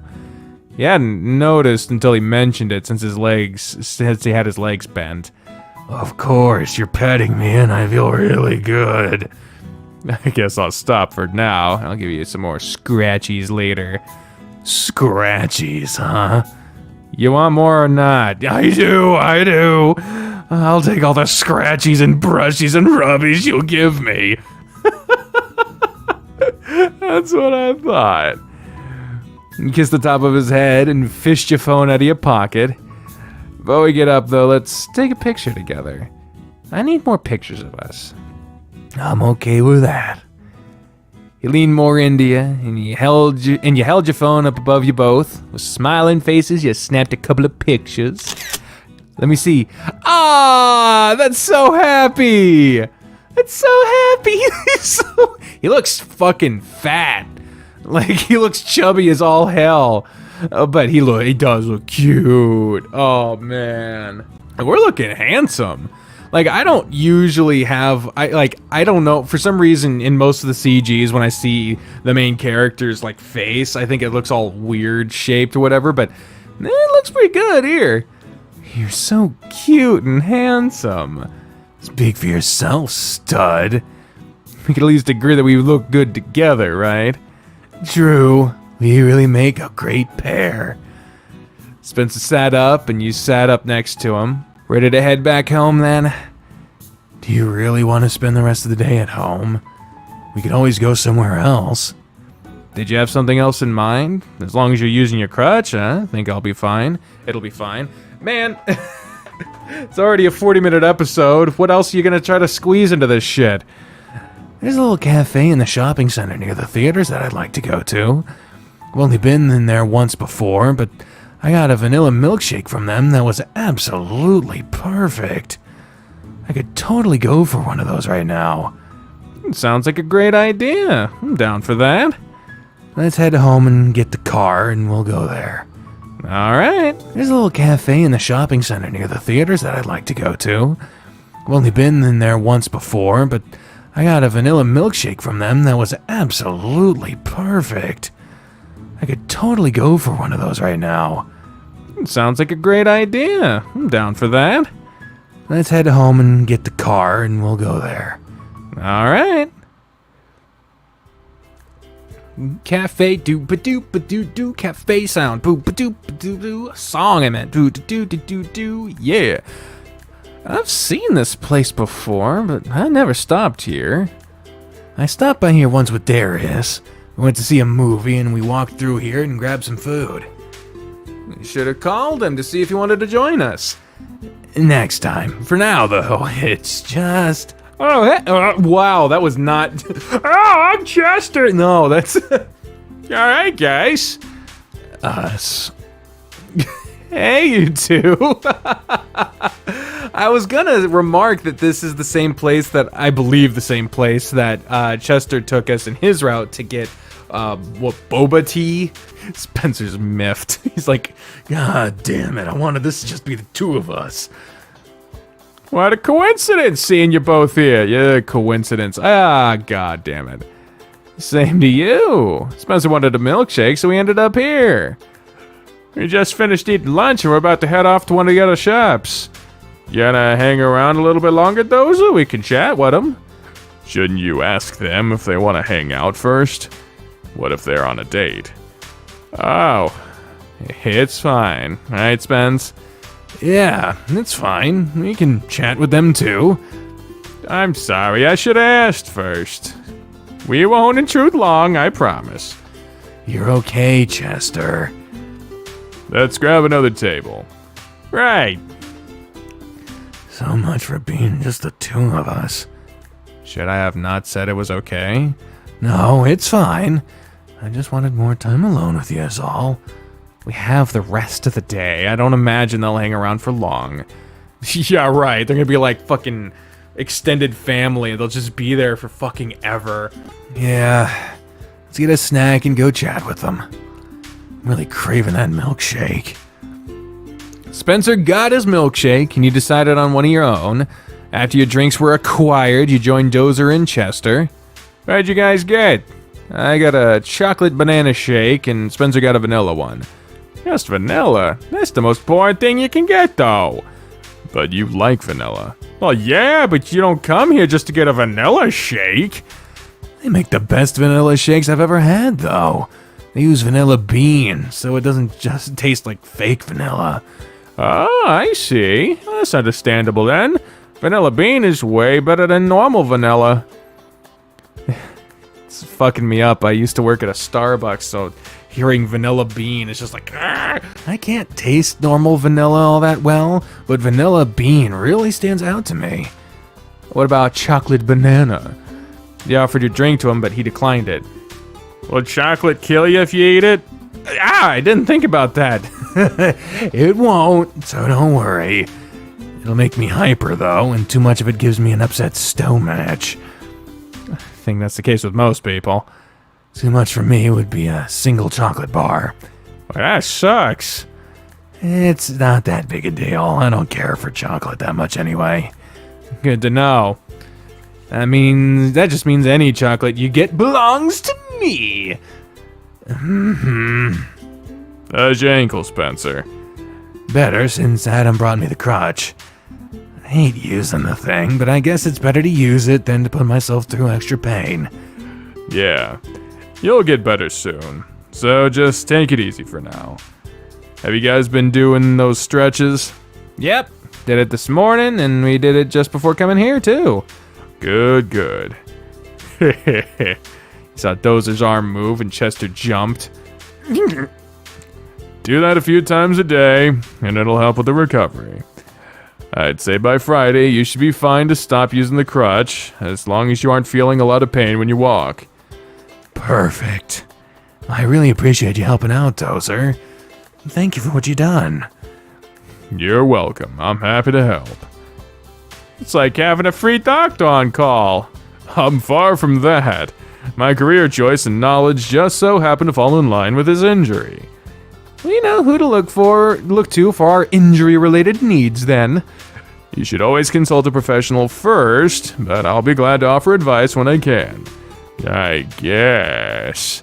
Anyway, we need to have another double date night. Me and Dozer can cook again, and we can all go to the arcade or to the movies or something. I had a lot of fun when we did it the other night. It was a really good time. We should plan something for next week. Yeah, after day 35, after the end. Not this week. We have a lot going on this week, so between work and other plans, I don't think we'd have time. Oh, don't worry, Jess. We'll get to do it again soon. Yeah, I'm pretty much free every night. I have Wednesday and Thursday nights off. Well, I'm off Thursday. If you guys want to, we can do something on Thursday. Sounds like fun to me. I'm free too. Then it looks like we have plans for next Thursday.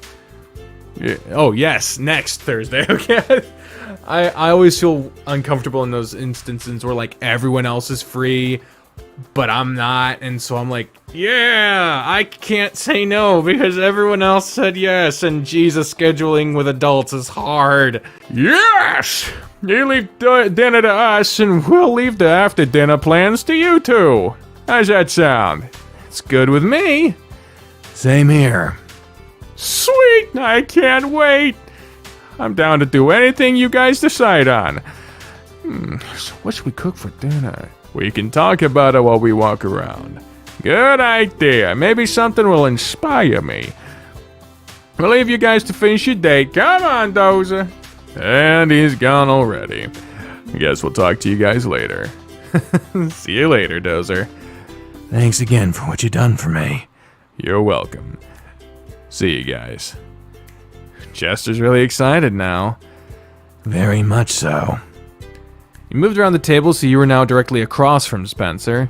You don't want to sit beside me anymore? I'd rather sit across from you so I can look at you.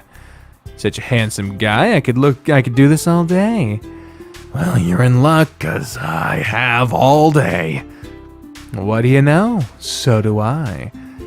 He reached across the table and put his hands on top of yours while he leaned over to slurp on his straw.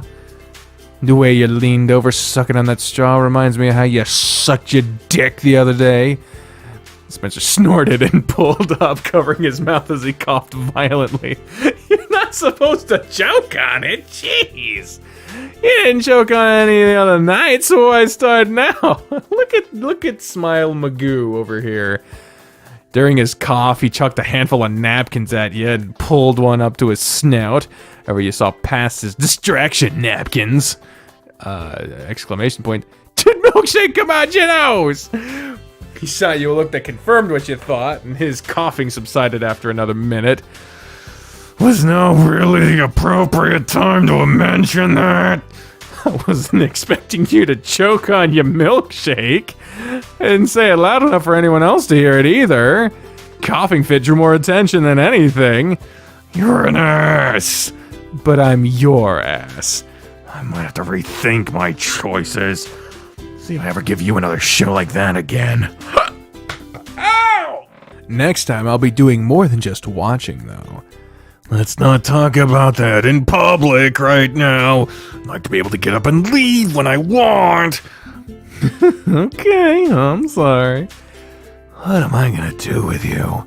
Well, rhetorical question! Don't even go there. I don't know what you mean. He rolled his eyes, leaned back, and picked up his milkshake for further drinking. You were both quiet, and you were just staring at your drink while you thought of something else to say. So, tell me. What's something I do that makes you smile? Huh? I was just thinking about what we could talk about, and it was something I read before about conversation starters. Oh, something you do that makes me smile. Seeing you get excited over something makes me smile. You tend to be so genuine with your excitement. It's especially great when it's over something that I might think is insignificant. Like seeing you get excited over the variety of milkshakes they offer here. You could barely decide what you wanted. There's so many choices. There are, but I thought it was really cute how you reacted. And that kind of attribute makes me smile. Aww. And seeing your face turn red when you're embarrassed is great too. I enjoy seeing that. Another smile Magoo. Let's see. And there's waking up next to you in the morning. Rolling over to see your mouth hanging open first thing is a great way to start the day. It's hard not to laugh when you're drooling, but it really makes me happy. Oh gosh, you've seen me drooling? Yesterday morning, as a matter of fact. You must have been really out of it after our fun. I did crash hard that night. I slept so good. So, what about you then? What's something about me that makes you smile? Where to begin? Whenever I see you wagging your tail, or when you get that really happy look on your face with your tongue hanging out, those things make me smile all the time. It's even better when you try to stop your tail from wagging because you kind of wiggle your hips around when you do. You've noticed that? I love it. Seeing your dog-like nature slip out despite your best attempts to not let it really makes me grin. You have this composed, serious, mature demeanor, but you have your moments of puppy-like behavior. It's so endearing. Just thinking about it makes me happy. Even now I see your tail wagging. I'm not even gonna try to hide it. It's pointless, really. I like your from-behind surprise hugs, too. They're so warm and your fur's so soft. I need more of that. I'll try to remember to give you more then. I like feeling you against me. It was your turn to grab his paws, and you looked at him in the eye with a smile spread across your face. And look at me now, smiling like a fool. You're not the only one. There's plenty you do that makes me smile. Same to you. How about we get up and walk around some more now? Do a little window shopping. We can talk more while we walk. Sure, we can do that. Oh, well, we don't have this picture, but okay. Been a while since I just strolled through somewhere like this. Same here. It always feels weird doing it alone. Yeah. Having someone with you makes it way more enjoyable. Strolled along with Spencer, pausing at each window to see what the stores had to offer. A lot of these places sell clothes, it looks like. Yeah, but there are some other stores mixed in with them. Well, if you want to go in any of them, let me know. We're definitely going into this one, though. And this is Spenders? Oh, I get it. Okay. It's Spencer's, but it's not Spencer's, and we're on Spencer's route, and it's really funny. Oh man, I haven't been in one of these in ages. I grew out of this stuff. Let's see if anything's changed. Nothing has changed in one of those things. Hot Topic changed. Spencer's? Nah, Spencer's is exactly the fucking same. I got my first gummy dick there. Learned that if dicks were flavored differently, I'd be really good at blowing. Well, that is not... That is a Walmart. That is not... Spencer's is like the anti-Walmart, even though it is just as corporate. It's weird. The store was full of novelty items, things that ranged from game and movie-themed apparel to strobe lights and lava lamps. The walls were covered in a huge variety of merchandise. Looks like they sell the same things as always. Yeah. Check it out. They have black lights and fiber optics plants. You have one of these lights in your room? I had a black light and one of those strobe lights. I thought it was the coolest thing at the time. The blacklight was so cool, I had to get one too. That's right, you did get one. You even put this really funky neon poster of a dragon below it. In turn, I had to get one too. I think the poster is still hanging in my brother's room with the lights. I ended up selling mine when I lost my job. Oh, that kinda sucks. It's whatever. It was in a box for the longest time. It's not like I was using it. You wanna get a new one for your bedroom? You're not being serious, are you? Dead serious. I think I'll pass. Mostly because I see something else we could get. Really? What is it? This. You motion to a small rack of collars. Yep. Like I said, they got some kinky shit there. I got was it a blue raspberry? No, it was a strawberry dick. Had like the sugar on it. The sugar didn't last long, but that gummy sure did. Don't eat it though. That gummy tastes like absolute shit, but like the slight flavoring in the sugar, that was nice. And then of course just sucking on one was very pleasant. Motion to a rack of collars. Oh, you want to get one of these for me? I liked how it looked on you in my dreams, so this one even looks just like the one you were wearing in the dream. Well, if you want to get one, I wouldn't be opposed to it. We're definitely getting it. Just make sure it fits properly. In the middle of the store? They don't have a fitting room, and it's just a collar. It's not like you're getting naked. Okay. Spencer stood up straight while you put the collar around his neck, and you could see he had no control of his tail wagging quickly behind him. Oh God, there it is. Jesus. How does it look? Even better than it looked on Dream You. We're buying it then? Yep. You want to just wear it out of here? I would, but you know Dother and Chester are still around, and I'd rather them not see it. I'm shocked they haven't appeared out of nowhere. Yeah, I am too. That does happen a lot in this game. I wouldn't be surprised if they did show up. Oh, come on, you're really building up to this. Yeah, let me take this off real quick and I'll pay for it. He undid the collar, and he held you by your waist and stared into your eyes. You really like how it looks on me? Yeah, it looks great. I'll wear it around the house for you if you want me to. Yeah, you can wear it the rest of the day when we get back. And I will. Am I gonna have to get an inscribed tag for it too? Put your name, address, and phone number on it? I'm not gonna get lost. Then should I put property of Adam on it instead? I could go on the opposite side of Spencer. Then that's what I'll do then. I guess I'll have to go to the pet store to get one. Highs might have a machine there too. True. I'll check on that another day. Jesus Christ, kinky bastards. I think it's about time I get you home so you can rest. We've walked around a lot. I've got a little longer in me. I'm okay still. We're not gonna push it. We've been going for a few hours. How about we go home, I'll rub your ankle for a bit, and then cook dinner. After dinner, we'll play some games and watch a movie and cuddle on the couch or something. I want you off your feet.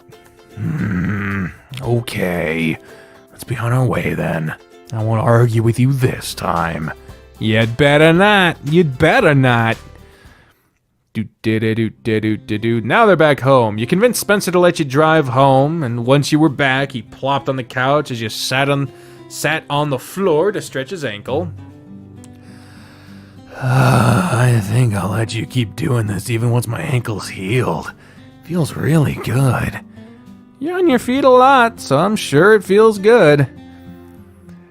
He moved away from his ankle and gave his calf a squeeze and a rub. I bet this would feel good after one of those busy days, too. It feels good even after a slow day. And after a long night of work, I'll rub your legs before bed. As long as I'm awake, that is. I'll try to get home earlier than usual then. Extra time with you is always good. It's even better when you spoil me like this. I try. And speaking of spoiling you, do you have anything in mind you want for dinner? You have more chicken to cook, right? I want chicken. Yeah, I got 2 more breasts I need to cook. There was a recipe that Maria put in the cookbook for called chicken a la king. What's that? I think it was chicken and pasta, but not like a cheesy one that we had before. I'll have to look at the recipe again. It's chicken, so I'm fine with that as long as you're up to the task of cooking it. I guess we'll find out. I'll go check the recipe in a minute and to make sure we have everything for it, and I'll start cooking in about an hour. And after dinner, I get more pets, And brushing and scratching and rubbing the works. maybe we could have dinner early. We shall not have dinner early. You ran your fingers along the underside of his foot, making his toes curl and his leg jitter. Besides, who says I can't do that until it's time for me to cook dinner too? Oh, Let me check on that recipe real quick. I'll be back in a minute. You popped into the kitchen and read over the recipe, and after making sure you had all you needed for it, you returned to the living room. Well, thank God that this formerly single bachelor who barely cooked anything seemingly has a fully stocked fucking cabinet full of everything you could possibly need. Because we have not gone grocery shopping. Oh, he's got the collar on. He did it. Oh, man. do we have all you need? We do. So I'll start dinner soon. I see you've decided to put your collar on, too. I told you I'd wear it for the rest of the day for you. I like how it feels, too. I like how it looks. You sat beside Spencer and you motioned for him to lay across your lap. He was quick about it, and he draped himself across you right away. Someone in the Discord chat always is drapes across person. Like, oh man, it's cute. Head or chest? Head! Everybody needs head! Or what is that? What do you want? Head? I don't know. Al Snow. Look him up. You put one hand on his head and you stuffed the other one down his pants. So, head and head. He grunted and growled quietly while he scratched through his furry pubic area. Oh boy. Which one? Can it be both? Maybe after dinner if you clean your plate. Since you're giving me a choice, you can stick to the lower one then. You laughed, but you didn't pull your hand out of his pants. Instead, you left it there, massaging the area slowly while scratching him behind his ears. I'll do more after dinner. This is the most you get for now. Feels good regardless, so I'm okay with that. Took no time at all for his pants to bulge out from the boner he got from your attention. Want to put something on the TV for us to watch while I do this? I can. What do you want to watch? Anything you want to watch. It's really just for background noise for me. Then, can we keep it off and just enjoy each other's company to the fullest? That works for me too. Do you have any more of those conversation starter topics? Despite us being friends for so long, I'm sure there's still plenty for us to learn about each other. Where's my fucking mouse? Oh, there it is. Tell me about some of your pet peeves. I don't think I know any of those. I'd like to avoid them if I'm guilty of committing any. Oh, that's a good one. I don't think you've triggered any of my peeves yet. If you had, I would have already told you. So, what are they? One of the biggest ones I have is people being late, or people making me run late. So if we ever plan on doing something at a certain time, don't make me late. It's not too bad. I don't like being late myself, so I think that's something we can agree on. What about you? Shopping cart returns? What? Speakerphone in public? Yeah. Hearing someone chew. I don't know why this would be a choice, but if I had to choose, I don't really care about the shopping cart returns other than the motorized carts. Okay, and that's not on the people who take them. I have to use a motorized cart at the grocery store. I cannot stay on my feet for the entirety of a grocery store visit, unfortunately. But when the fucking door attendants, part of their job, and that's why there's usually multiple of them, is to fucking go get the goddamn motorized carts. Because those things take forever to charge, the battery dies like instantly on those things. So you need to bring them out from outside, especially during the cold. Get them out of the parking lot, back on the chargers, charge them, because there are a lot of handicapped people that need those fucking things. And I don't know how many goddamn times I've gone in and either the only ones there are like dead and you like the battery doesn't last near as long as the trip does. And I only go to the store when I only need a handful of things. Okay, otherwise, I'm a fucking hermit. I stay home in any and all circumstances, even before the pandemic. But so either the battery dies or there's just none. There just isn't any. And I don't know what the fuck to do at that point. So I try to get what I can, and then I wind up not being able to get many things, and I'm in fucking pain because I can only be on my feet for maybe 5-10 minutes, maybe 1 to 5 minutes probably, before I fucking am in pain. But the fucking pushy carts, I don't really mind that as much. I don't use them, and there's like a billion of them, but there's only like a handful of the motorized carts. So that shit. And it's not on the handicapped people that bring them to their car, because what are they supposed to put them back, plug them in, and then walk their handicap ass back out to the car with all their groceries? Like, that doesn't work. It's on the door attendants or the cart pushers or whoever the fuck to actually work on that shit. And they're not hard to spot if you're actually attending the door. Fuck. And if it's a matter of manpower, Walmart's a fucking gigantic company. Just hire some more fucking people. Crime in Italy. But I know it's on some of the workers at the specific Walmart I go to, because when some people are working, the fucking things are always there. They're fully stocked, and they're on the charger, probably done. Other days, some people just, if they do bring them back, they don't plug them in, which is fucking stupid. Or they just don't bring them back at all. Or they did whatever. Like, fuck. The speakerphone in public, that's fucking obnoxious, because headphones are really inexpensive now, but also, bro, just use the fucking speaker. This is stupid. You hold your phone like this. Just hold your fucking phone.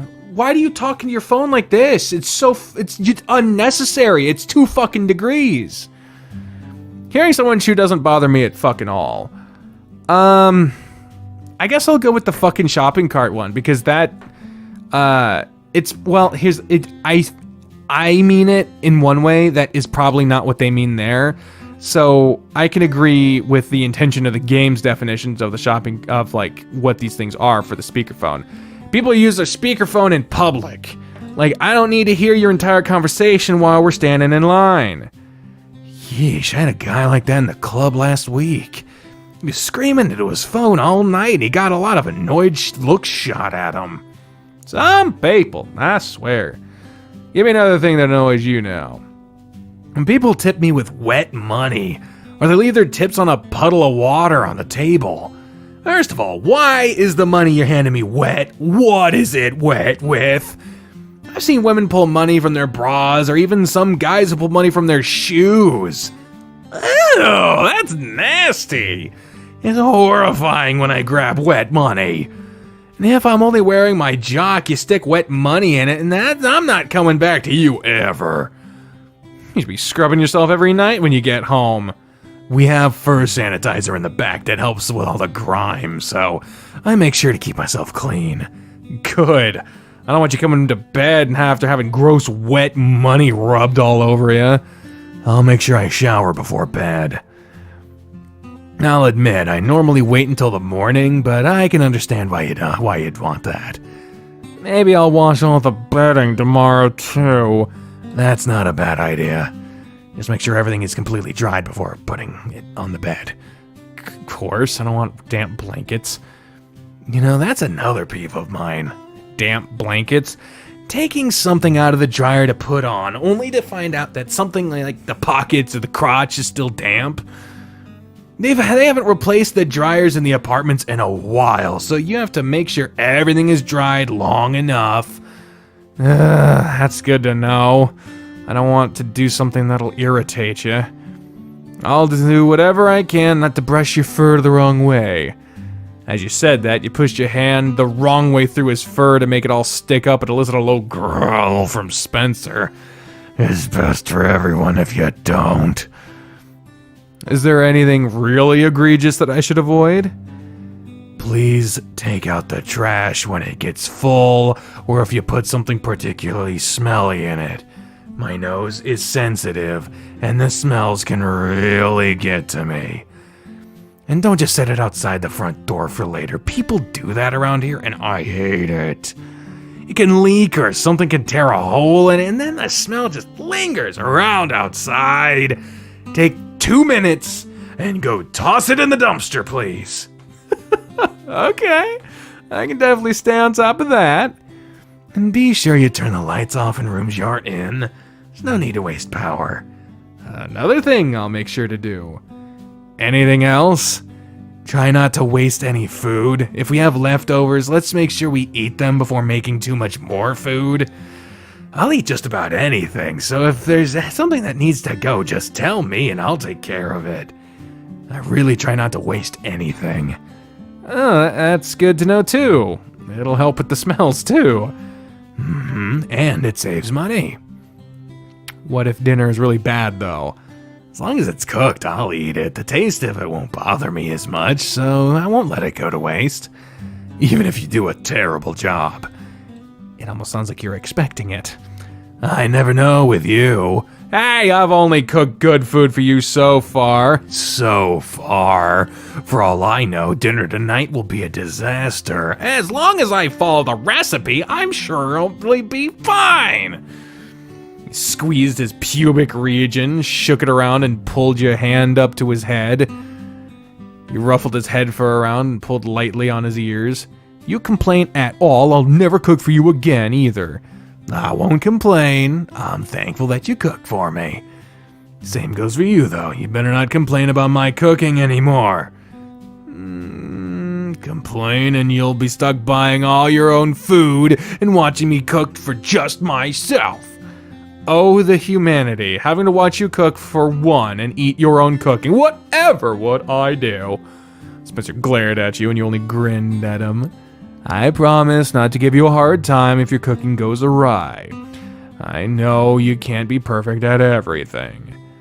I do not appreciate your snark. He snorted and crossed his arms over his chest. I know what you do appreciate, though. You resumed rubbing his ears, mixing in head scratches, and even scratching down his thick fluff on his neck. He snorted again and followed it up with a deep sigh as his grumpy look in his face softened. I know exactly what to do. A look of confusion spread over his face when you lifted his head up, but confusion was replaced with a smile, one that he tried to hide when you kissed his nose. I love you. His eyes focused on yours, and he wasn't able to keep the smile from taking over. I love you too. Even if you're a butt, I'm your butt. You kissed him again, and it was on his lips this time. You gave your lips a quick lick as you rose up and got back to petting him. He is a dog. You stayed on the couch with him for a little while longer, and you felt guilty when you decided to get up and go cook dinner. It's puppy law, man. Spencer looked like he was on the verge of falling asleep, and you could have sworn he was snoring at one point. Do you really have to cook now? If you want to eat dinner, yes. And the sooner dinner is done, the sooner we can resume this. Anything I can help you with? Nah, you just stay here. It's a pretty easy dish, I think. I'll call you when it's ready, so you just keep on relaxing, okay? Okay. He sat up just long enough for you to stand, and after you gave him a kiss on his forehead, you went to the kitchen. Alright, let's get dinner started. Alright, dinner's done. You can tell it's been a while because he came in on the other side of the screen. That wasn't too hard to make, and the sauce tastes pretty good to me. Spencer should be satisfied with this. Spence, dinner time! I've been drooling over myself for the last 10 minutes. It smells delicious. Sit down, I'll make you a plate. You better pile it on. What if you don't like it? I told you already, I'll eat it all regardless. Judging by the way it smells, I think I'll like it though. Okay. He did as he requested and piled the pasta on his plate and topped it with the chicken sauce you had prepared. So the sauce is made with chicken bouillon, butter, flour, and milk. Chunks of chicken and vegetables in it too. The recipe made a lot, so eat as much as you want. You put a plate down for him, grabbed your own, and joined him. Alright, so what's your verdict?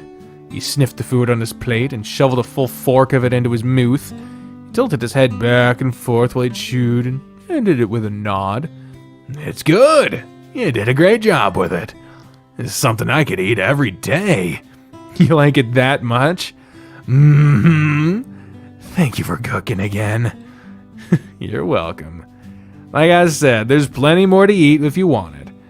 I'll save it for later. This plate'll be enough for now. I'll have to thank Maria for the recipes, too. Yeah, they've been easy to prepare, and they are delicious. We should invite her and Richard over sometime soon and cook for them. We have a double date with Chester and Dozer next week, so maybe we can save Maria and Richard for the following week. Okay, good, so we'll push them off even further past when this route ends. Just no more extras, just stick to the plot. Not a bad idea. I'll have to give her a call and talk to her about it. Barely 5 minutes passed and Spencer's plate was empty. He even went so far as licking it completely clean. You took cleaning your plate literally. It was all so good, I didn't want to waste any of it. It'll be easier to wash, too. True. Well, you don't have to sit around and wait for me to finish. You can go get the game ready for us to play. It'll give you a chance to warm up. How kind of you. Maybe I should get one of the new consoles. Nintendo just released a new one, right? Oh, Christ. Oh, yeah, it's the newest one is the Nintendo Swap. Dine, you can suck the biggest, fattest, darkest part of my asshole with these fucking fake-ass names. I'm sorry. I don't know where that came from. Fucking... Oi, Christ and vey. I'll get a new one with games neither of us are familiar with and shut you down. You can try. I've seen commercials for the new games. I think that some of them look like fun. I bet Chester has one already. He likes to play games. If he does, maybe we can play it during our date. We'll see if you can do any better with a game neither of us have played. You're a cocky bastard, you know that? I think I'll fix that tonight. Good luck. You can choose any game you want. You sound really sure yourself. Know what? If you lose a single game to me tonight, you are on cleaning duty all week. Even if I make the biggest mess, leave my clothes all over the house, it's up to you to clean up after me. And if I win them all, cleaning duty's on me. Ooh, time to relax for me then. I like it. You're on. Good. In that case, I'll go get things ready and start warming up. I don't need to warm up, and we can get into it as soon as I'm done. I'm finishing eating, so you better make the most of it. I don't have much to clean up. Take as much time as you need. He could be so competitive. Let's see how he fares tonight. I have a feeling there are some quick time events coming up, so I'm gonna get my fucking fingers ready. You took your time cleaning the kitchen, giving Spencer a chance to get ready for playing against you. Something was off, though. You could hear the sounds of whatever Spencer was playing, but it wasn't sounds you could place. Okay, what are you playing this time? What? You don't remember Kerbo's golf course? Kerbo's golf course.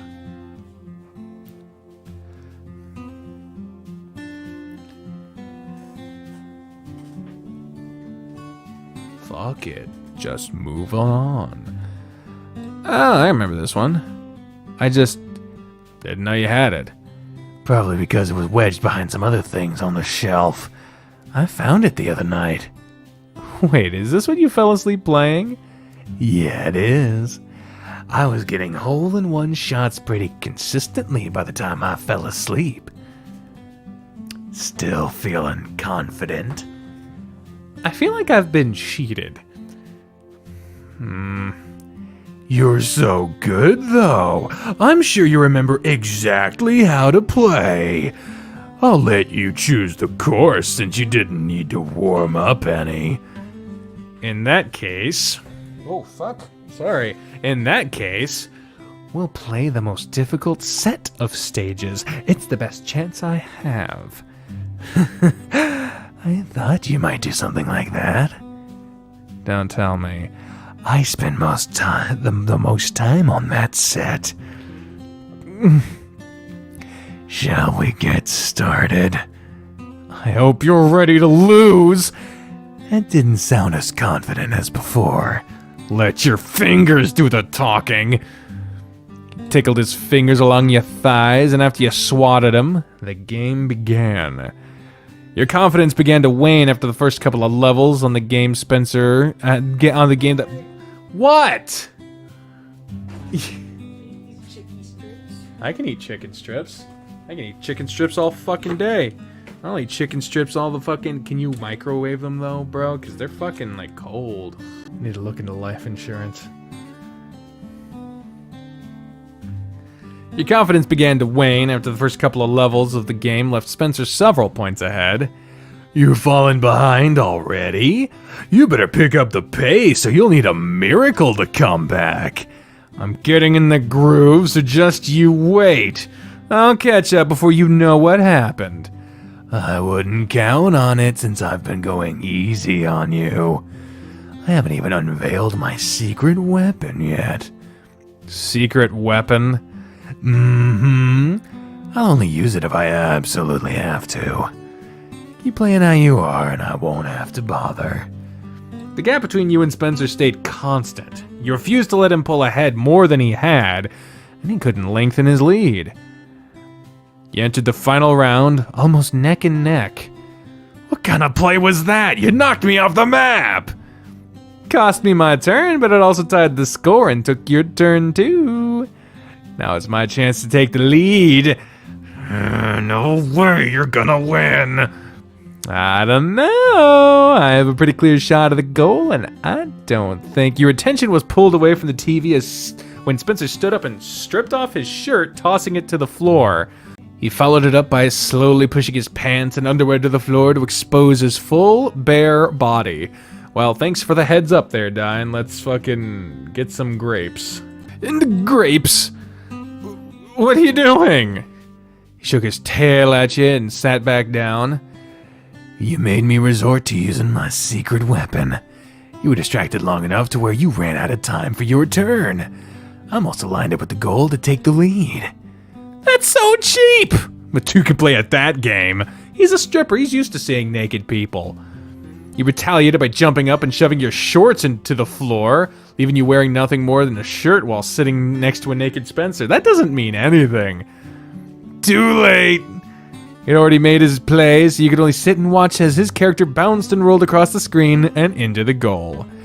And there we have it. Bow before me, for I am victorious. Oh, man, you cheating bastard. He dropped his controller and threw his arms up in a triumph. I told you I'd win tonight. Congratulate or complain? Ooh, let's muse on that over a chicken strip. So, what are the pros and cons here? It's fucking hot. Oh. Honestly, he feels so fucking happy and whatever. I don't want to fucking make him feel bad. So let's just congratulate him. If you're just bitter about it, like, whatever. Yeah, you won tonight. Congrats on your well-earned victory. Looks like I'll be on cleaning duty next week. Listen to you, being a good sport and all, even though I used some sneaky tactics. He put his arm around your shoulder and pulled you over to kiss your cheek. I don't suppose it's any different than the exploits I used when we were playing together the other night. I feel like my tactics were way more effective. I'd say I was distracted long enough to miss my entire turn. You weren't fazed by my retaliation one bit. Only because I took my turn right away. By the time your shorts hit the floor, I'd already lined up my shot and taken it. Put his hand on your bare leg and give it a squeeze. I do like how you tried to counter me. It was a bold move. Speak for yourself, making such a move to distract me. I strip for a living, so it's not really that big of a deal for me. He flopped over on your lap and held his paws, palms up, against his chest.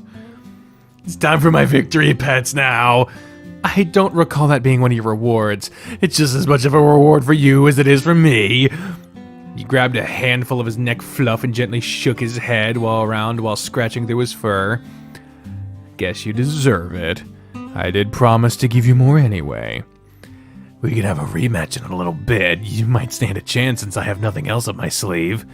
Maybe I'll have something up my sleeve this time. Oh, we can't have that. He sat up again, and after some struggling and laughter, he pulled your shirt off and lay back over your lap. Now you have no sleeves to hide anything in. Got me there. You grabbed his chest, squeezing and rolling his pectorals in circles. Your fear feels so nice. When winter rolls around, I won't have any trouble staying warm at night. It'll get a little thicker by then, too. I'll be extra fluffy. That's right. You do always look bigger in the winter. It also means you'll have to spend a little extra time brushing me to help keep it looking good. You'll have to spend more time with me, then. Nothing wrong with that. What? Oh, the fucking music just stopped. I've really enjoyed all the time I've had with you today. I've enjoyed it too. I wish we could have more fun like this together. It would be nice. You hooked your finger under his collar and gave it a light tug. You've had this on for a while now. You really like it, huh? Yeah. It makes me feel like I'm not the one in control. What do you mean?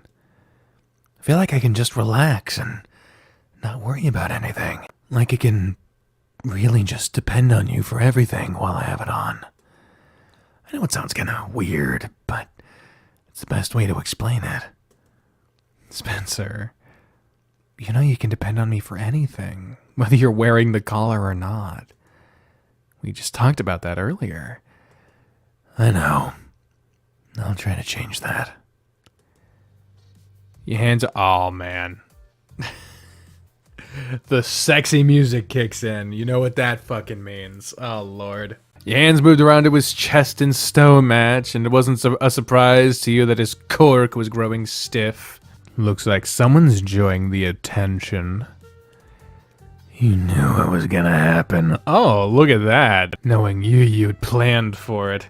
You wanted more attention than me just petting you, huh? You rubbed your fingertip against the head of his cork, and he squirmed around. I'm not against it.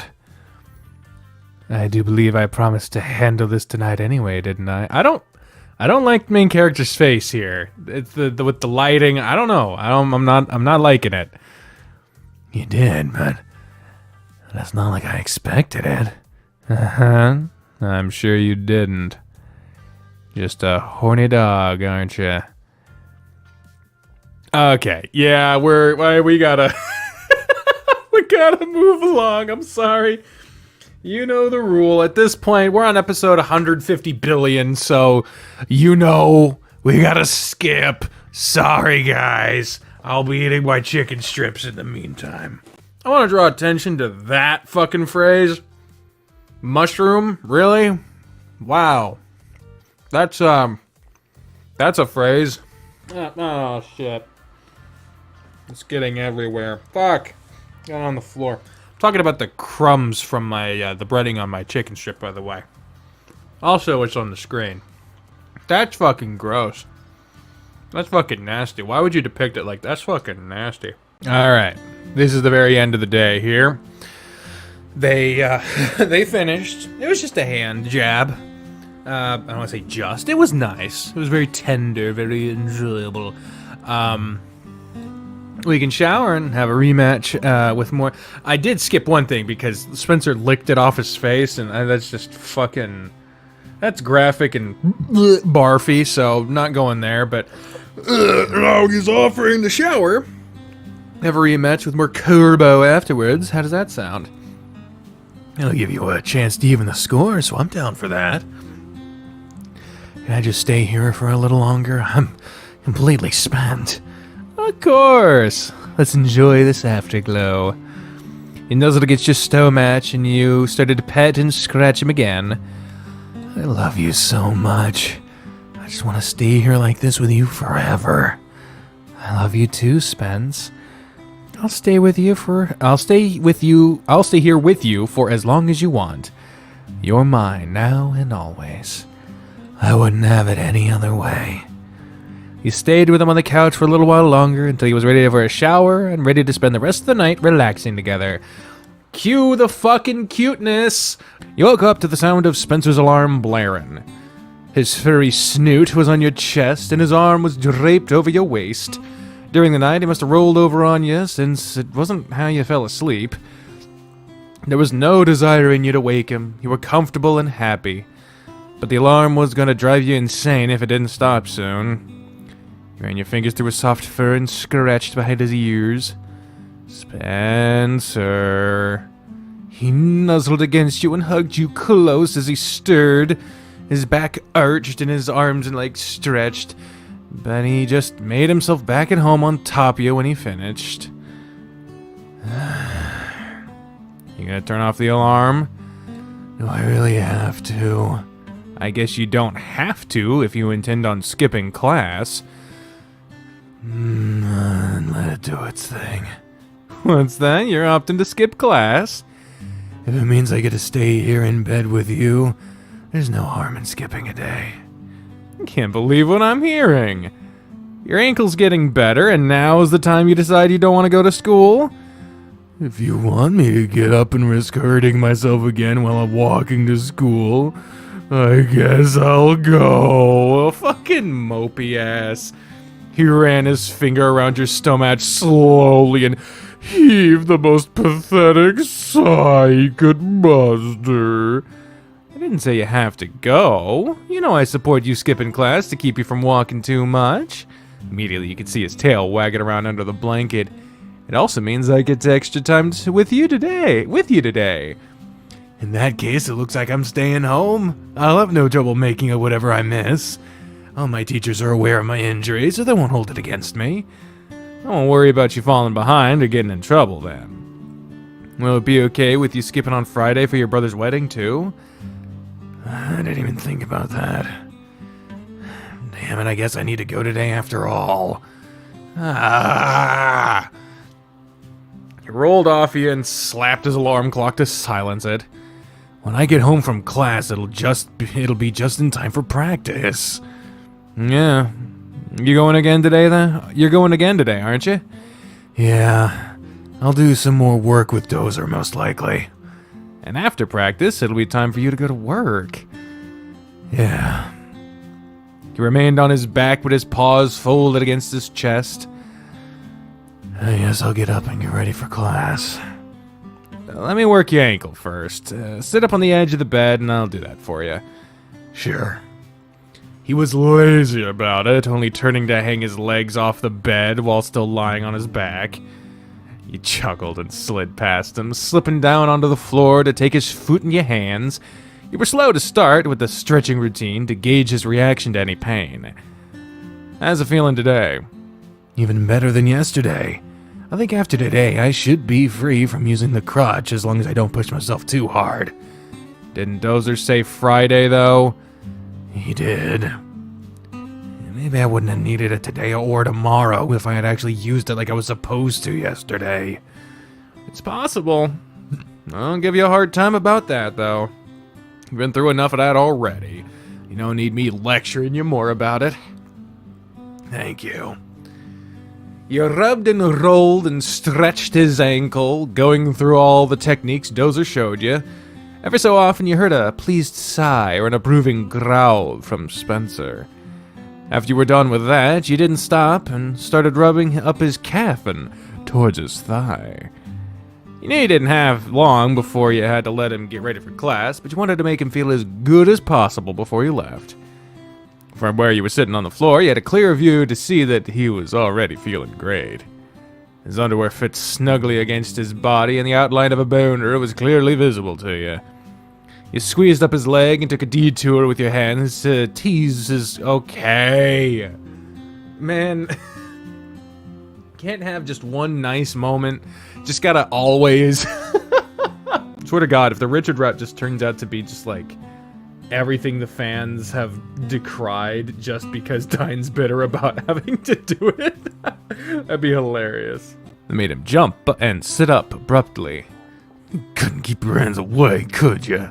Not when I see such a tempting treat so close to me, it's hard to resist. You didn't push your hand away as you... Okay! It's cool to tease me before I go to class, you know. Tell me about it. I'll be here alone, and all I can do is think about what I could be doing if you didn't have class. And in my mind, I'll be wandering while I'm in class, thinking about what I could be doing if I stayed here with you.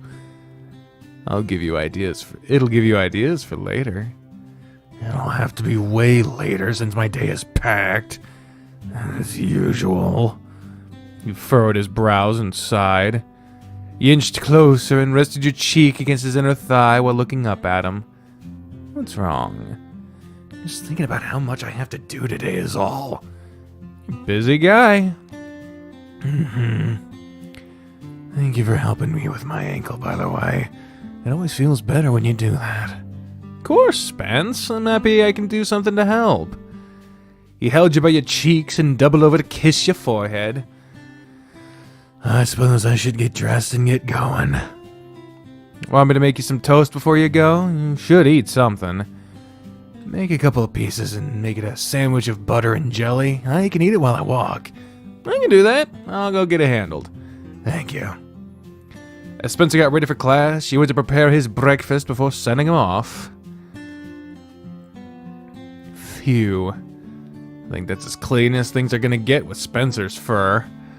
If I keep up with vacuuming at least once a week, I should be able to get the damage to a minimum. Now that I'm done cleaning, it should be nearly time for lunch. Pulled out your phone to check the time, and you saw you had a few text messages from Spencer. Huh. Not like him to text me during class. Do you want to come and have lunch with me? That's all. At least it isn't something serious. Just let me know soon. I'll be going around the same time as normal. If you don't want to, it's cool. I'll go by myself. Yeah, hold up. Yeah, I fucking, almost skipped past it. Oh no. They weren't all set at once either. I should let him know I'll be there. Yeah, I'll be there. Just finished cleaning, so I'll get dressed and head there soon. Okay. I should get going so he doesn't have to wait. Right on time. Ooh, look at your blue. I like the blue. Right on time. Spencer's class isn't let out yet. He's still in there. I'll carry his backpack for him to relieve some of the strain. You leaned against the wall and waited until people began filing out of the room. Once the crowd was through, you stepped into the classroom. Hey there. Adam, why are you here? Figured I'd meet you here so I could carry your books for you. You ready to go get lunch? I am. I'm really happy you came here. I feel so special right now. You are special. You put your hand on his head and scratched your fingers through his fur, and his tail went to wagging left and right. Giggling from across the room caught your attention, and you noticed a few students huddled around, watching. Let's go get that food, yeah? Uh-huh. Grabbed his bag, helped him to his feet, and left for the cafeteria with your cheerful boyfriend at your side. Like the day prior, you made Spencer sit, this time without protest, and you picked up the food before joining him. Thank you, Adam. Of course, Spence. And thank you for joining me. I'm happy to get a little extra time with you today. I was thinking about coming to join you regardless, so it all worked out perfectly. Mm-hmm. Oh, what were you doing before coming here? Cleaning. Yeah, your hair has been mostly cleaned up, so I just have to keep up with it going forward. Shouldn't have to worry about getting any on your suit until you put it on. I'll make sure you get a really thorough brushing, too, so I can get as much of your loose fur off as I can. You'll do that for me? Yeah! Gotta make sure you look your absolute best. That's not saying you don't always look good. You know, I think you're a stud. I know what you're saying, and I'm looking forward to that full body brushing now. I'll give you one tonight and one tomorrow to make sure I can get everything covered. Ah, that sounds wonderful. Which I was thinking About? work tonight. I think I'm only gonna go in for a couple hours. I'll do a quick check of the books, make sure everything's in order, and then head out. Will Charlie be okay with that? Yeah, I'm sure he'll be fine with it. As long as the business is running smoothly, there shouldn't be a problem. Especially since he chided me for wanting to come in at all. In that case, would you mind if I tagged along? I wouldn't mind going out for a bit. Of course I don't mind. I'll only be there for a little bit, so I won't have to worry about you getting bored. I'll send Charlie a message and let him know what I plan on doing. We can clean up after practice and then head that direction. Sounds like a good idea to me. What made you decide on wanting to do that? I just figured it was a good idea is all. Why risk hurting myself more and prolonging me getting back out there? I'm glad you finally seem to have accepted that. I'm working on it. He looked like he was lost in thought after saying that, and his eyes wandered away while he ate. What do you want to do with that extra time you'll have then? I bet you don't even know what to do with yourself when you have free time. Part of it will be spent with you brushing me. I'm not going to spend all night brushing you. No, why not? Don't even, or I won't brush you at all. What's something you haven't done in a while because you're always so busy? Do you have some kind of hobby or anything like that you can do at home? There's playing games with you. While I enjoy that too, but what about something for just you? What would I do in my free time? Do you keep yourself so busy to the point that you don't have some kind of hobby to go home and wind yourself down with? He struggled to think of something, but he ended with an exasperated sigh. I can't think of anything. Dude, I feel ya. Like, it feels like, for the most part, I'm either doing this or I'm just mindlessly watching the same videos I've watched 1,000 times. Like, or I'm doing housework, or I'm doing whatever daily tasks I need to get done, or a mobile game on my phone, obviously, as it's a mobile game, or mindlessly watching. Like, it's not... Those aren't hobbies. That's just ways to pass the time, I guess. I guess we're gonna have to find you a hobby for whenever you have free time.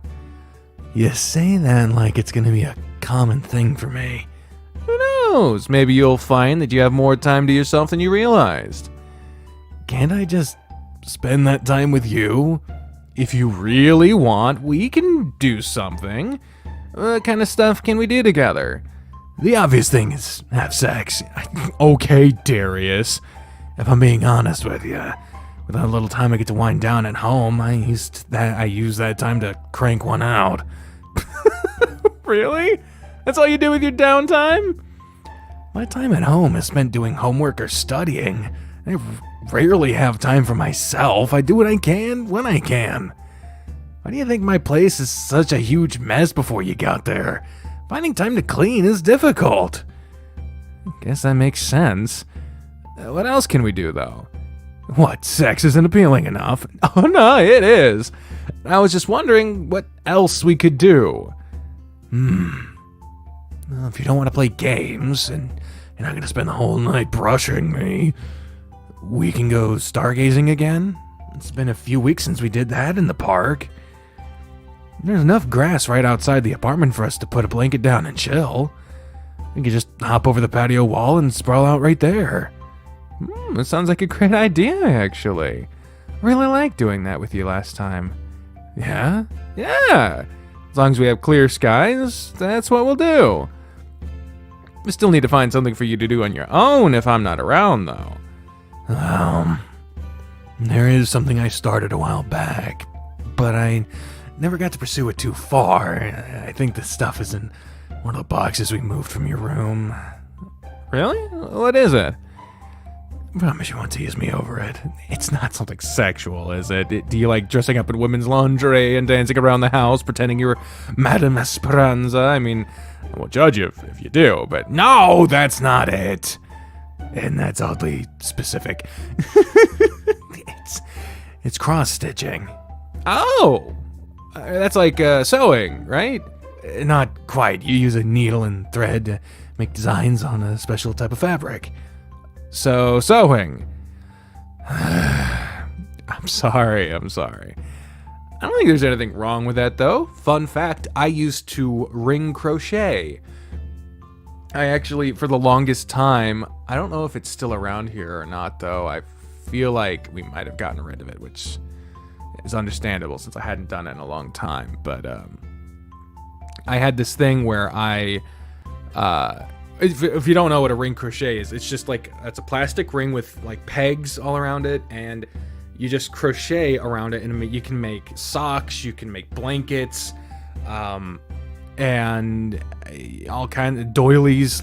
And what I was doing was basically making a long ass tube, and I had started it when I was a lot younger, and every time I wanted to add a ball of yarn, for a while I was trying to add a ball of yarn for every new place I lived, but then I couldn't keep finding yarn everywhere I went, and I started doing it less and less, so the ball of yarn kept getting bigger, but the crochet never actually happened. And so yeah, that probably wound up somewhere. I don't know where it is, if it is here anymore, but it was an interesting time. But yeah, I don't think there's anything wrong with that, though. That sounds pretty awesome. Knowing you, it's something you're probably already really good at. Well, it's an easy craft, and there's all sorts of patterns you can follow. I have a starter kit somewhere, so maybe I'll fish it out and try that again. You should. You get we can get the same kind of kits and race to see who can finish faster and whose looks better. Are you sure you want to compete with me at something else? It could be something else that I'm better than you at. Just let him have a thing without turning into a competition. Jesus Christ, this is supposed to be something to wind down with. I won't turn down a challenge that'll help keep you in your place. You seem to forget that I'm still the reigning champion at Kerbo, and am actually competent in the kitchen. Instead of cross-stitching, maybe I should practice cooking instead then. It's only a matter of time before I take you down in Kerbo. You barely beat me last time. Barely is still victory for me. Practice cooking isn't a bad idea either. We could bake cookies or something together. I bet it'd be fun. Then it sounds like we have a few ideas to play with. It could be a lot of fun. Yeah, I think so too. Unfortunately, I need to get to my next class now. Oh yeah, it's that time already. Let me put our trays away and I'll follow you to your class with your bag. I'd appreciate that. You gathered your lunch trays and carried them away, and then returned to Spencer to help him to his class. You sure you're okay to do this? Don't worry, Dozer will be keeping an eye on me and helping me out. You focus on beating Chester in your match today and leave me to Dozer. Please be careful and don't push yourself too hard, okay? I promise I won't. I'll be sure to take care of him, madam. I've dealt with plenty of people like him before. What do you mean by that? Ones who are too eager to get back into top condition as quickly as possible without regarding the proper way to do so. And only making things worse. If he tries to go too far, I'll bench him, and he won't move from that bench until practice is over.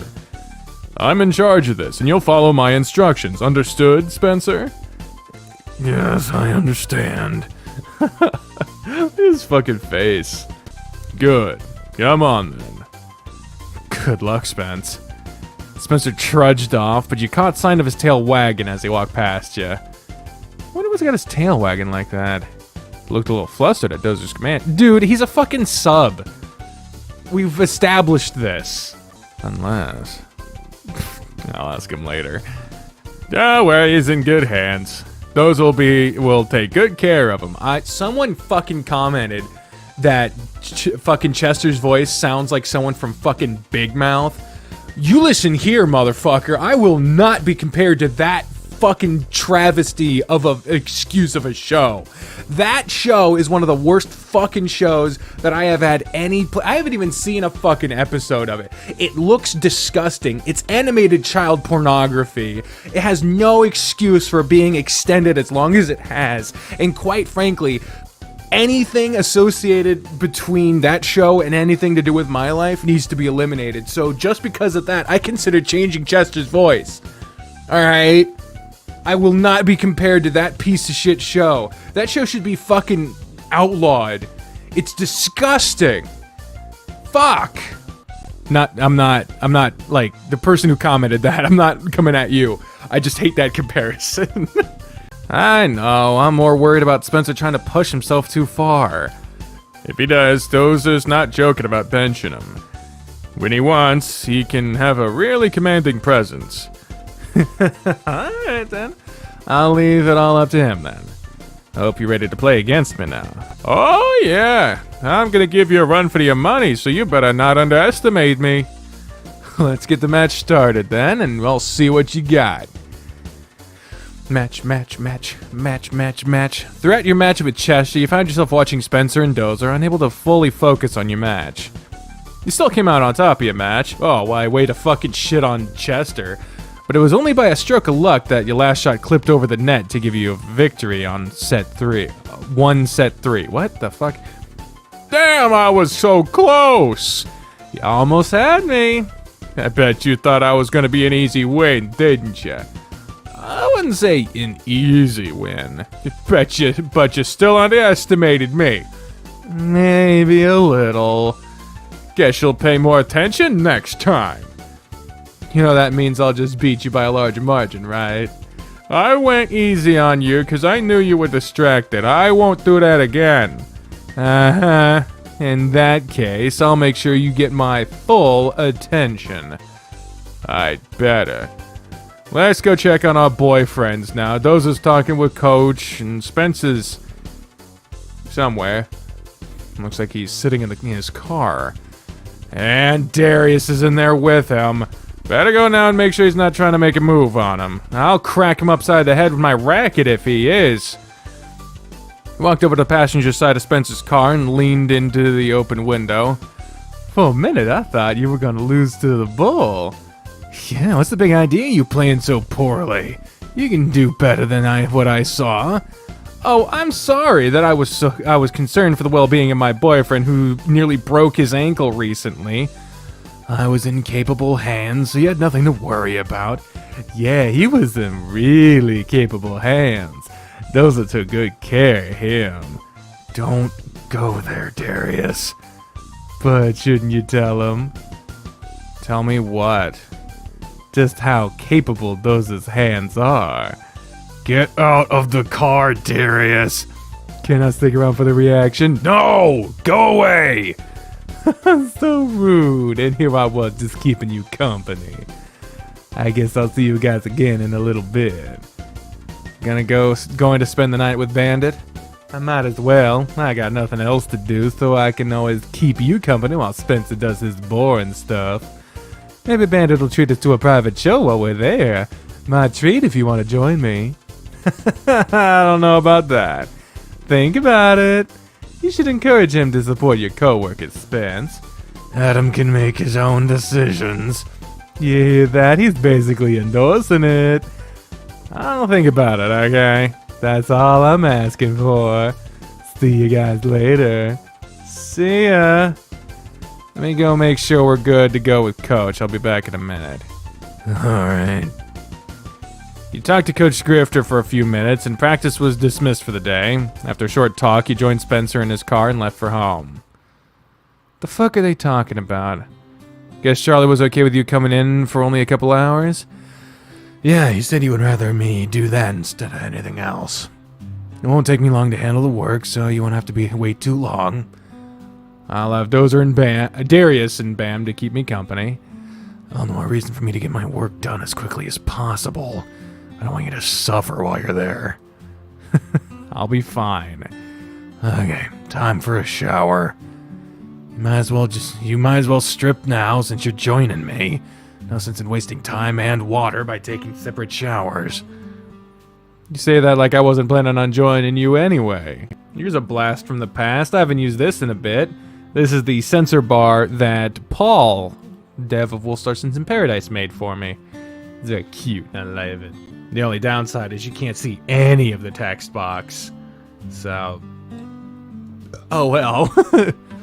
Shall we? Let's. It does protect against the sliding in and off screen thing, though. So I do appreciate that. You started the shower, and Spencer draped his naked self over you from behind while you... Again with the draping. Oh, Jesus. While you waited for the water to heat up. How's your ankle holding up? Oh, what the hell? Oh, fucking... Okay, I hate that fucking... Snapchat will fucking just light up the whole screen. I keep thinking I'm getting a phone call. It's doing fine. Those wasn't too hard on you, right? Nah, he wasn't in that regard. He's way more strict and commanding than I would have expected from him, though. I kind of got the feeling that when he told you he was the one in charge. The water was hot, so you stepped in with Spencer facing you. You didn't seem to mind either. What do you mean? You got all flustered, and your tail was wagging as you followed him away. You didn't even try to hide it. I'm sorry. I didn't even realize that at the time. Why are you apologizing? I'm not mad about it. Not yet, you aren't. Not yet. You remember Darius mentioning Dozer's capable hands? Yeah. At one point, Dozer had me on my back while he was stretching my ankle and leg. I spaced out because it felt so good, and take his big, strong hands and mix it with that dominant attitude he had, and, well... Oh. Same thing that happened this morning while you were rubbing my legs. It wasn't as obvious, but it was enough for him and Darius to notice. Dozer was really professional about it, telling me it was probably better that I sit up. When I saw his face was flushed and he was looking off to the side, I realized what happened. I was so mortified. He said it wasn't uncommon for it to happen, but I still felt so ashamed. It just happened. I swear I have no control over it sometimes, and it's so irritating. Please don't be mad at me for all this. I'm not mad, or let's not talk about... Dude, it's an involuntary thing. It's not like he fucking tried to fuck Dozer or anything. Like, it happens, alright? It may not be as understandable for those who have not had to deal with involuntary boners, but there are comparable things, no matter your set of genitalia. There are just some times where it fucking happens, and... it just happens. Like, it's not a conscious decision. That was not a good position to get in. Okay, I gotta move around. Sorry. My back is just not my friend. But no, yeah, it just fucking happens. Sometimes when you mean to, sometimes when you don't. Sometimes you'll be doing the most random shit, and then it just fucking happens. So, it's whatever. Don't get mad about it. Why would I be mad, Spence? Those were just helping you with your injury, and it had an unintended side effect on you. It'd be really silly. It'd be kind of silly if I got mad at you for that. It's not like you let him play with your boner or asked for him to talk to you like that. Still feel guilty. Spencer, you're a stripper. How is this any different than if you got a boner at work? Dozer's our friend, so it's totally different. I suppose, but it's nothing to feel guilty about. I know you, and I know that just because your dick got a little hard, it doesn't mean you're interested. I don't want you to feel guilty about something like that, okay? His tail was wagging slowly, and he nodded. Okay. You really aren't mad? Not even in the slightest. You rubbed his snoot, and he leaned into your hand with a happy sigh. You're my horny puppy, and I love you. I'm not a puppy. But I love you too. Kinda cute that you're so flustered over this. You wag your junk around in front of people on a stage to make money. I told you, that's different. I can understand what you mean, but I still find it amusing. Now, how about we get cleaned up so we can get you to work? Turn around and I'll handle you back. We'll make it snappy so we have more time to spend together tonight. You gave his wet... Okay. You gave him a tug and squeezed it a few times. We won't make it there if you start teasing me now. I'm just giving you something to look forward to later. Why don't you think about what I can do for you and I'll take care of you tonight. You took care of me yesterday, though. And I will again tonight if you want. I'll do anything you want, even. Anything I want? Anything. I have something in mind, then. You gonna tell me what it is, or make me wait? You'll find out later. Now, get to work. We've wasted enough time. It's gonna drive me crazy trying to figure out what you want. Good. With soapy hands, you got to work, making sure there was no shortage of teasing through the duration of your shower. All right, I'll be in the back for a little while. Shouldn't take me more than a couple hours. If you need to, I'll be at the bar. Dude, I can't imagine sitting on a bar stool for hours. You have such comfy chairs all around you. Darius is probably already there, so I guess he can keep you company. He'll probably pester me about wanting to show with him. If it's with Bandit, go watch if you want. It's not that different from the shows you've watched on stage already. After the whole little talk we had in the shower about you feeling bad for getting a boner from Dozer helping you, you getting hard watching a show that is meant to arouse you is way different than getting hard from a friend helping you with an injury. I told you, they're vastly different circumstances. Besides, I'm sure you've gotten at least a little hard watching some of the other shows already, haven't you? maybe a little. It's just another show to watch then. As long as he isn't rubbing all over you and trying to grab your junk, then I've got no problem with you watching. What if I want to rub and touch? I'm the only person you're allowed to rub and touch. The slight grin, he guided your hand to his crotch and pushed you into a wall. Now, you be a good boy while I'm getting my work done. You couldn't help but dig your fingers into the tough fabric of his jeans as he leaned in for a quick kiss before leaving you.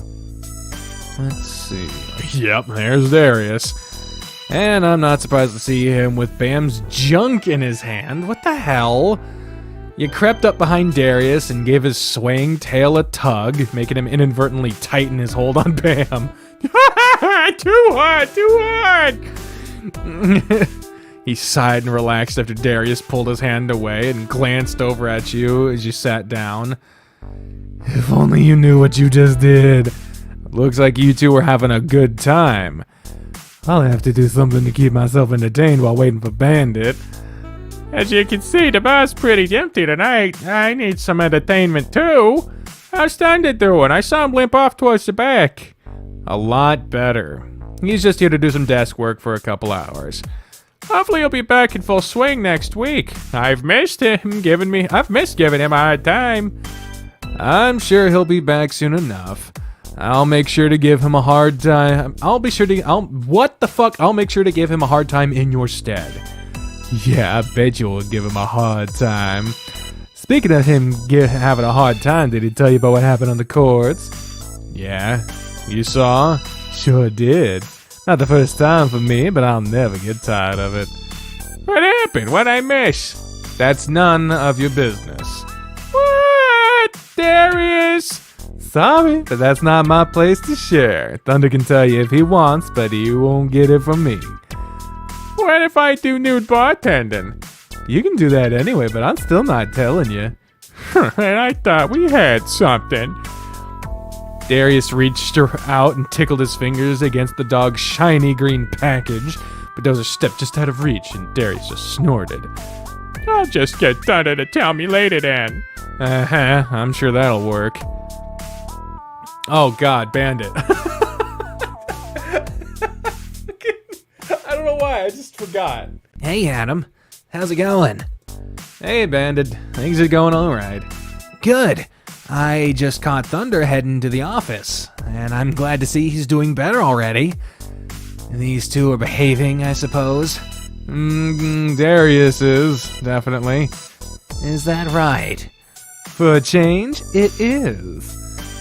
You might get an extra treat the next time I give you a private show then. I was thinking about getting one tonight, even. Oh, I'll have to let Charlie know then. You just keep up the good behavior. As Bandit walked past Darius, he dragged his fingers along the underside of Darius's chin, making the lion flick his tail at the otter when he passed by. That man is fine. You two are so smitten with each other, it's sickening. Right? Even me and Spencer don't act like that in public, and we're an actual couple. Whatever you say, dicks. I was gonna take you to watch Bandit with me, but I don't know if I will now. Oh shit, I double clicked. I can just get Spencer to give me a private one when we get home. And we're allowed to have sex after he's stripped. But big! Damn, you're lucky. I bet that dog knows just what he's doing in bed. I bet he has no idea what he's doing. Too bad you'll never find out. Don't count me out of that one just yet. I'll keep biding my time. Uh-huh. You do that. That's a dick thing to say, Darius. What a fucking dick thing to say. With a lack of patrons around the bar, Bam hung around with you and Darius for a bit, making small talk while trying to convince you to join Darius and rubbing his junk. The while passed, and you had to make a quick trip to the restroom. Upon returning, someone caught you on the way back to the bar. Oh shit. We gotta hit another human. This is the first other human we've seen in this entire game. Holy hell. Ah, it's you. You're Spencer's friend, aren't you? Do I know you? He does look familiar. Ah, you must certainly do. Without hesitation, he grabbed your hand, wrapped his other arm around your waist, and dipped you back expertly. His eyes locked with yours, and he grinned. You've already grown so rusty in such a short amount of time. Tragedy. What the fuck? Wait a minute. You recognize me now? Monsieur Esperanza. The man released you, barely giving you enough yourself time to keep yourself from falling to the floor. Yeah, there you are. What? Oh, is Madame Esperanza, like, trans? That would be interesting. We didn't see Madame Esperanza before. I don't know. You were pushed away, and he rushed over to Spencer, taking the husky's hands in his. Monsieur Esperanza? What's this? Why are you on a crutch? Is this why you were not in class this week? I'm sorry, I meant to let you know, but I've had so much going on, I forgot. I don't fucking know French. Let us sit. Tell me what happened. Spencer was forced to sit at the closest table, a table with only 2 chairs. So you stood behind Spencer with your hands on his shoulders. He recounted the events of the weekend and some of what happened in the following days, making Esperanza gasp dramatically here and there with his hand against his chest. I don't know French.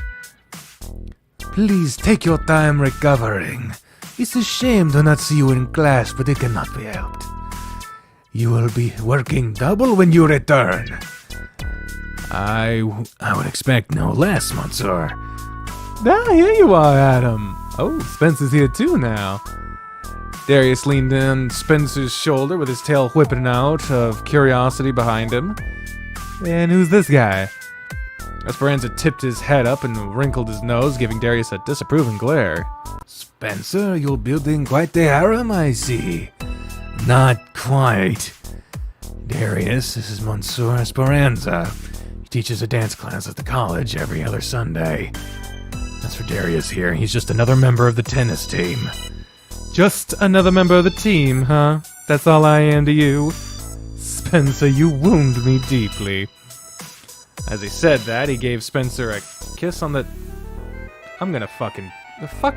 Darius, why do you suck in every route other than your own? And even then, you suck terribly in that one until, like, the very later parts.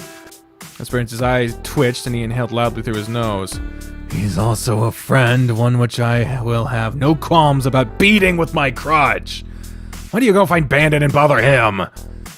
He just went to secure a room for a private show. I was looking for Adam to invite him along. How about it? You could feel a pair of eyes burning into your flesh. A wrong answer could lead to your demise, and you were quick to respond. No, I'm gonna stick with Esperanza and Spencer. Really? It's all my treat. He said no, kitty cat. Why don't you run along now? Darius' tail lashed out, and once again you were bumped out of the way so he could hang his arms over Spencer's shoulders, press his cheek to the dog's head. I'm gonna fucking deck him. Fuck off, Darius. Fuck off. This is not okay. Already, this would have crossed the line for me into physical violence in real life. I'll go when I'm ready. Esperance's eyes narrowed and he pulled Spencer's paws across the table to clasp. I don't know French. Is this miscreant really a friend of yours? Surely not. I wonder about that sometimes myself. We were more than just friends at one point. Darius. I'm going. It was a pleasure meeting you, Monsieur Esperanza. Perhaps we'll meet again. If I am so unlucky. Next time, Adam. Darius walked past you and let his tail drag along your stomach as he did. What an unsavory person.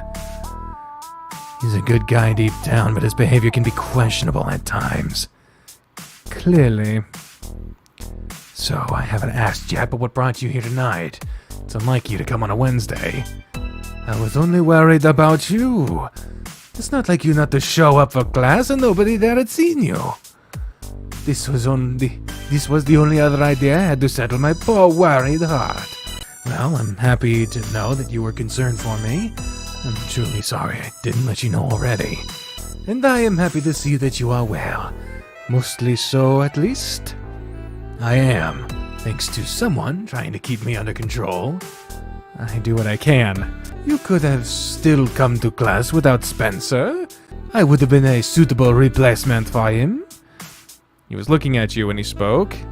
I forgot all about the class, too. You will also work double when you return. I hope you're ready for that, Spence. You will be fine. You should worry about yourself. He's right. It'll be nothing new for me. You will get a throw less from me. Less? Lesson? I don't know. Wonderful. It's quite unfortunate that I am here and you won't be on stage. You have such a talent for dancing, and watching you always makes my heart race. There are some guys here that are better at it than I am. You can still watch them.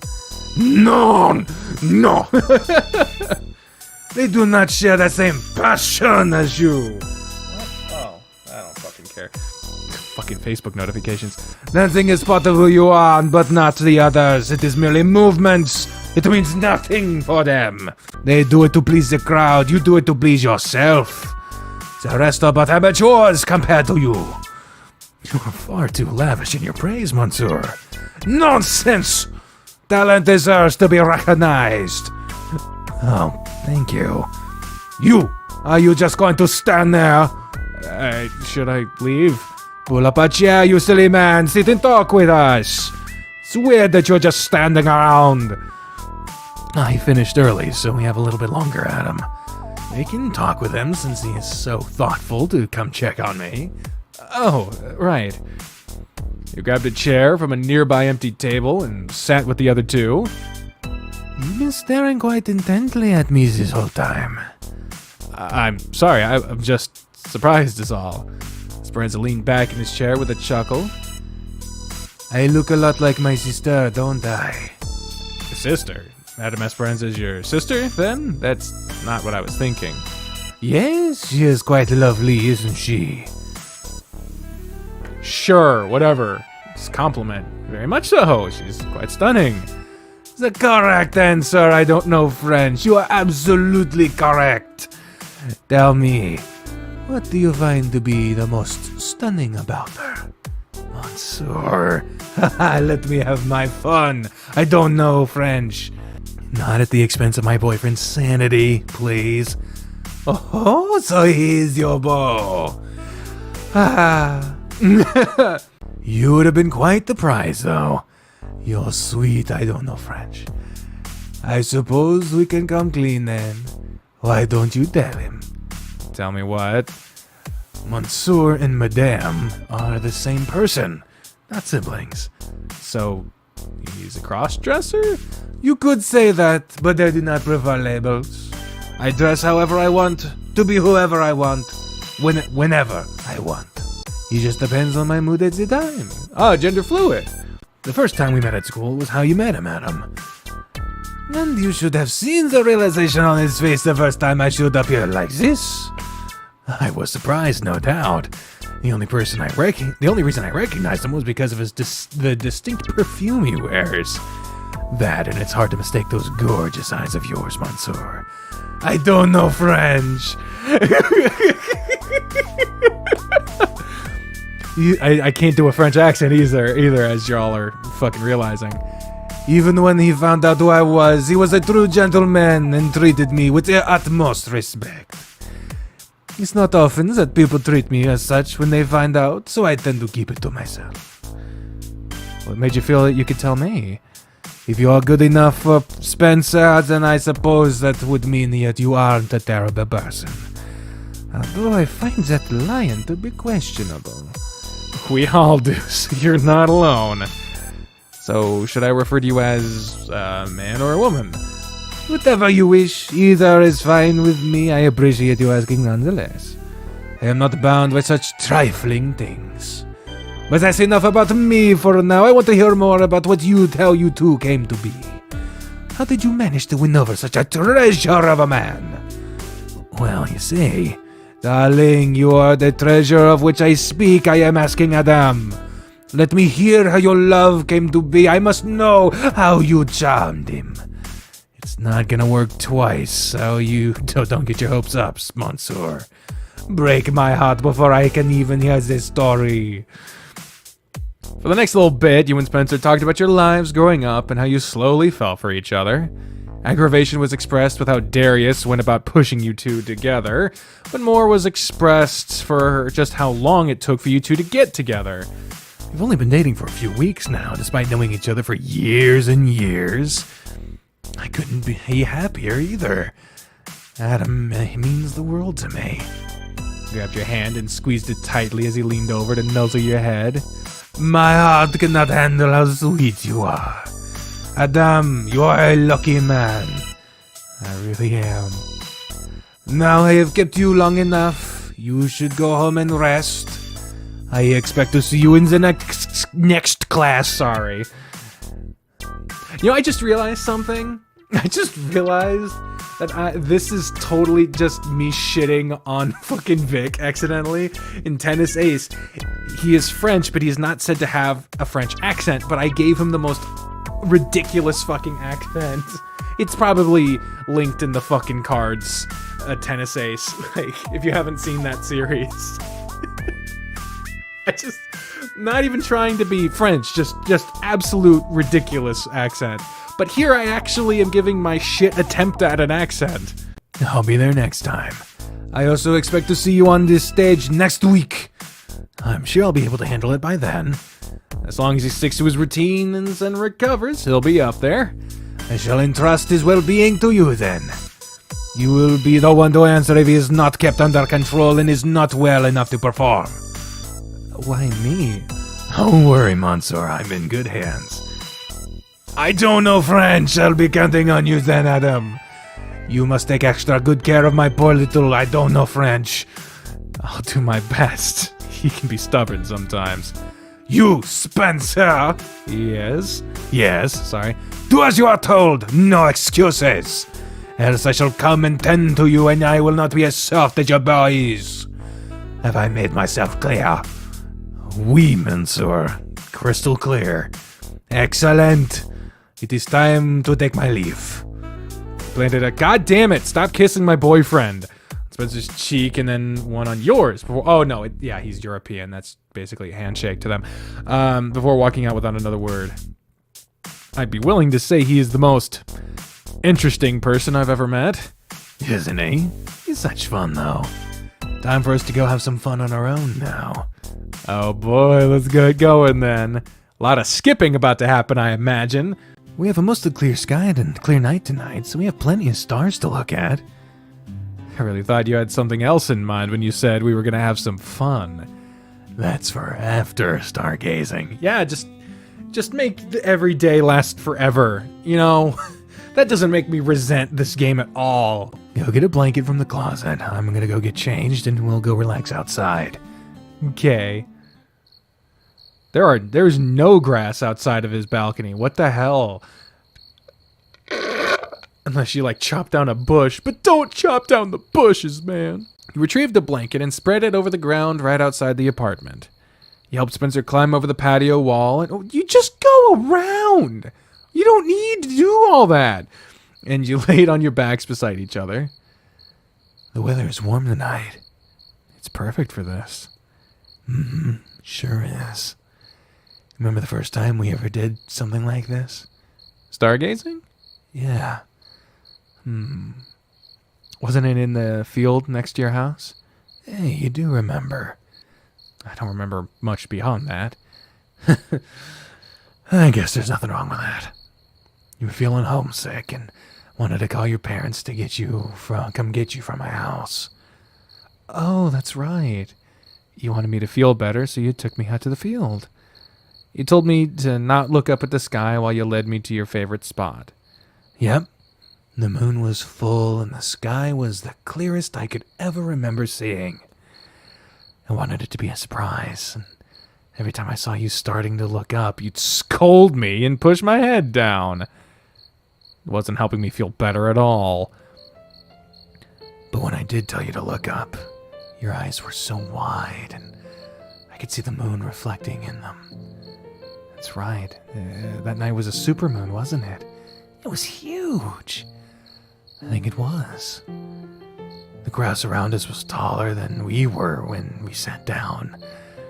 It was almost like we were in another world. Yeah. You started telling me about all the different constellations you already knew. I was so impressed that it made me want to go learn about them too. I ended up feeling way better about being out there with you, even though we got in a ton of trouble when we got back. We did, didn't we? I didn't tell anyone what we were doing, and they were about ready to call the police. Get your butts to bed, your dad yelled. Thought he was gonna beat us. I don't think I've ever seen him as angry as that time.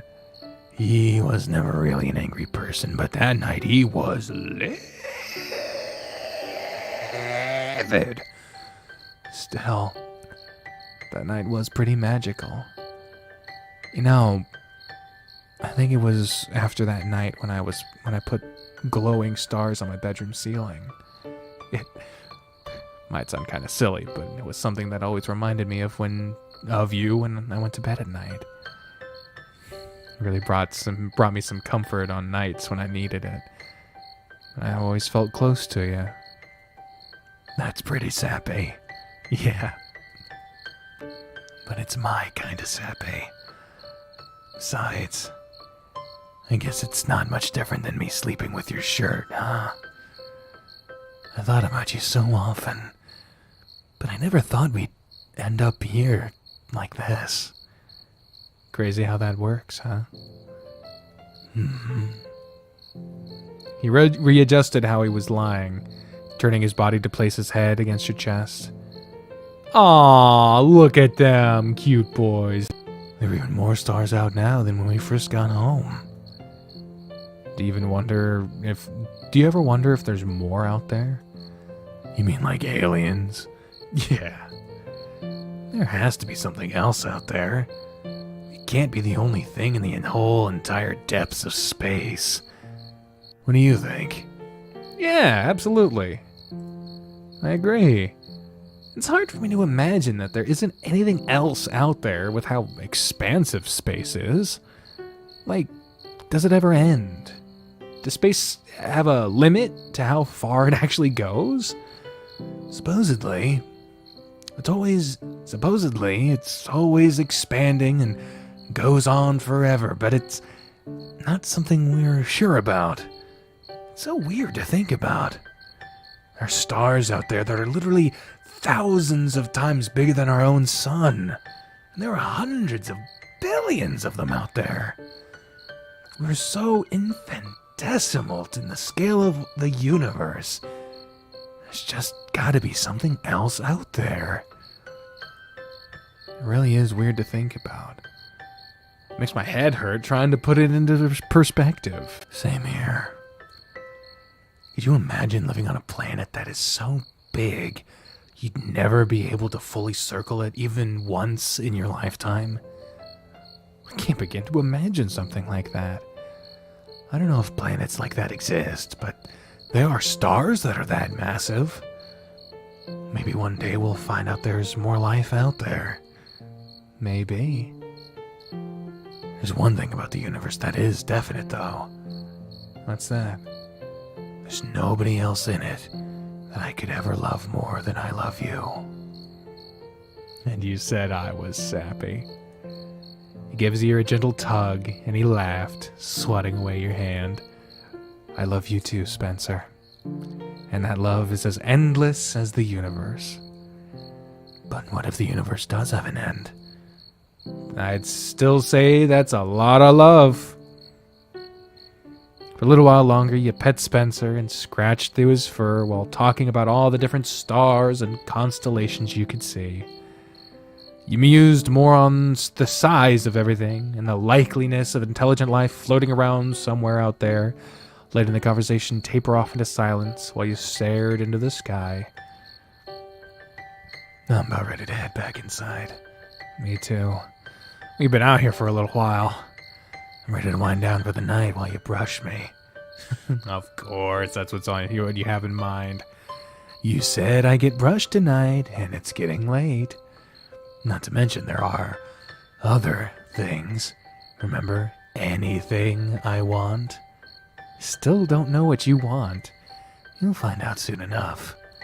Now, help me up. Let's get settled into bed. It wasn't long until you and Spencer were stripped down to your underwear and were on the bed, with him stow-matched down, and you had a brush in hand beside him. Sometimes I wish I was covered in fur just so I can experience this for myself. You really are missing out. Getting brushed is the absolute best thing. His ears splayed out when a brush ran over his head, and they perked back up as it moved down his neck and back to his butt. He repeated that motion with every stroke of the brush. At least I don't have to worry about shedding somewhere and melting in the summertime. I think this outweighs those troubles. Mm-hmm. When are we going to pick up your suit tomorrow? We can go right after class. We'll get lunch in the city and then pick up the suit right after. Suit shop's there? Yeah.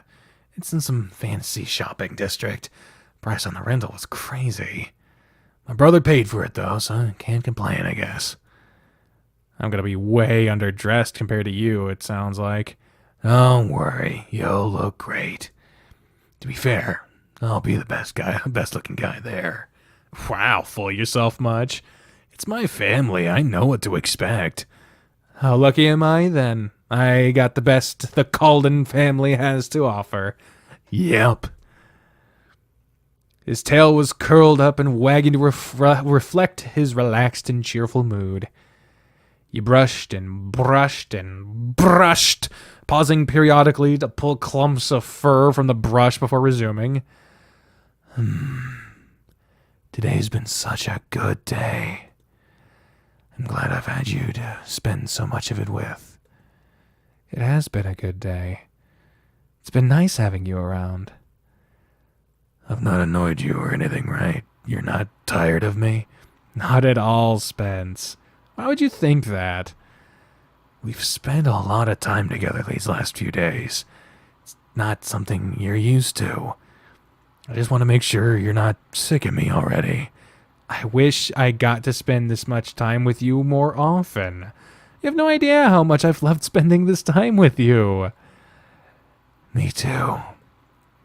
Spencer readjusted himself, wrapping his arms around your waist with his head awkwardly against your stow match after you spread your legs to make room for him. You put the brush aside and used your hands instead, pushing and dragging your fingers through his soft fur while you sat there. It was a tender moment, and you were at ease with him resting in your lap. The moment lasted until he turned his head with his snoot pointing down and his nose was unabashedly pressed against your crotch. Here we go. His tail went back to wagging around, and you heard him growl quietly as his hand slid down to push your legs apart more. What are you doing, you silly dog? About the thing I want. Told you I'd do anything you wanted for me to do for you. I want you to sit there and enjoy what I'm about to do. This was supposed to be about me doing something for you. And you will be by letting me do what I want. He growled again and nosed at your junk, only the thin fabric of your underwear stood between him and your cork. You resigned yourself to letting him have his way and continued petting his head, focusing more on the areas around his ears. His nose pushed all... Okay. Quickly, okay. With your... Okay. Yeah, we're skipping. Alright, they finished. Synopsis. Found more kinks. They got off. There you go. They're done now. They're going to sleep. You pet his head and kept running your fingers through his hair, and you heard him snoring softly after a short period of silence. Another night of sleeping while sitting up, it looks like. He's gonna have to get up early to make sure he gets his fur clean before class. You chuckled and shook your head, continuing to pet rub and scratch over his head. Sweet dreams, Spence. I love you. You lost track of how long you sat there petting him before you couldn't stay awake any longer and fell asleep with your arms draped down over his chest. The sound of the alarm pulled you from the deep sleep you had lost yourself in. At some point during the night, you and Spencer repositioned yourself. You woke up to face his against your chest, his arm around you with leg tangled up with yours as he is twitching. From the sound of the alarm, you felt his arms wrapped tighter around you as it stretched the legs. Morning, Spence. Forgetting how to English.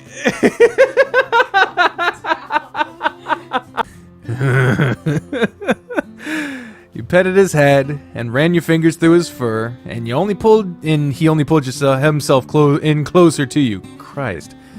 As comfortable as this is, you need to get up. Gives you a gentle tug as he growled at you. Don't you growl at me. Oh, speaking of which, people growling at me. I play these games when I feel like playing them. And so if a fucking episode of this game doesn't come up for a while, that's why. And you fucking flooding I get people messaging me now about it. Like, not even just comments of videos, they just fucking message me out of nowhere. They're like, hey, did you quit extracurricular activities? Where's the new episode? Can you play Darius's route? Like, bro, I have other things I want to do, and people hounding me about it make me want to do it less. Okay? Like, if you don't like how inconsistent my schedule is, I understand it. It can be frustrating, but you can just fucking play this game yourself. And there are other people playing it with more consistency. I'm sorry, but I can't. I tried being consistent. I tried keeping a schedule, and it doesn't work for me. I'm sorry, but please, God, the more you hound me about it, the less I want to play it. So please, be nice. You need a shower, remember? You came all over yourself last night and fell asleep. Good Lord. Welcome to Hyper Sex the Game. Dots. We have to get your suit on. You have to get your suit after class. Can't have you putting that on while covered in dried dog. Why do you have to phrase it like that? Why do you have to phrase it like that? It makes me feel uncomfortable about this whole thing. Fine. He rolled away from you and sat on the edge of the bed, and you could tell he was rubbing his paws against his stomach and chest. Ugh, it's all crusty and I can smell it still. Can't believe you let me go to sleep like this. You fell asleep within minutes of finishing, and I fell asleep not long after that. Still, I'm blaming you for this. You were the horny mutt that decided to give me a blowjob and then jerk yourself off. It's absolutely your fault this time. Strawberry time. Yeah. Okay, maybe it's a little my fault. It's all your fault. If you're unwilling to share the blame, I'm unwilling to share the shower. That's fine. I didn't get cum of myself since you swallowed it all. You better make it fast. I guess I can get dressed and make him something for breakfast while he wallows in the shower. You lounged for a couple more minutes and sat up with a stretch. And just so you're aware, this is what you're missing by not getting to shower with me. He's hard, in case you can't see it. On second thought, maybe I'll take some of the blame. Do I really have to use my crutch for another day? Friday is the day you're free from it. But it isn't hurting at all right now. Doesn't matter. Dozer said Friday. Hey, you'd be done with it already if you hadn't lied about it the other day. Yeah. Hopefully I can get back to a normal routine next week. As long as you don't ditch the crutch today and don't overexert yourself, I think you'll be able to start getting back to normal. And we keep doing my stretches. That too. Which we kinda forgot this morning. That shower took some extra time. We'll do them in the classroom if we get there on time.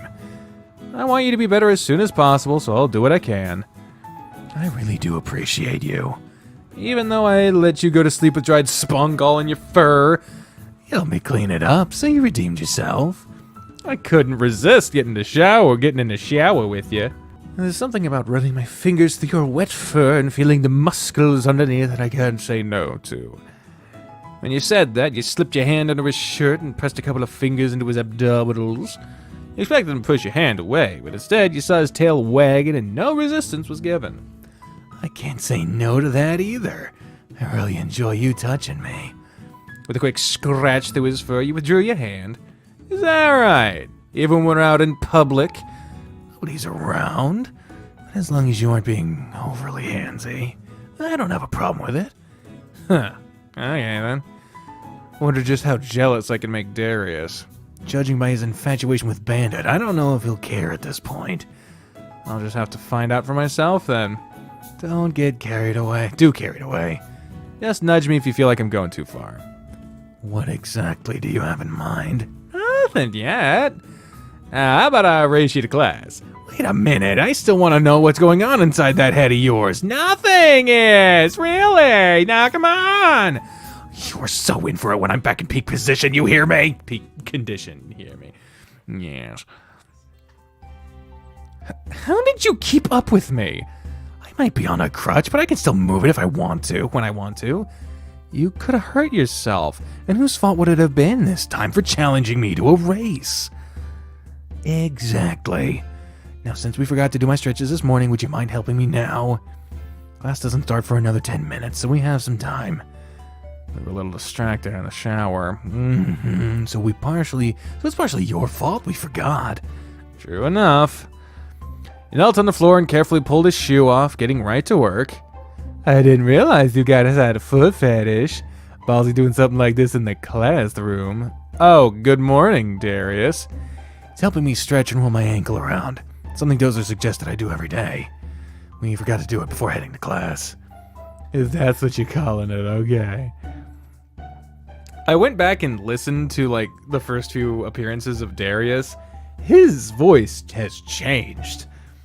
Because, like, originally I gave him that voice because I thought that his original art made him look kind of derpy. And so I was like, oh, and that's kind of where I was at.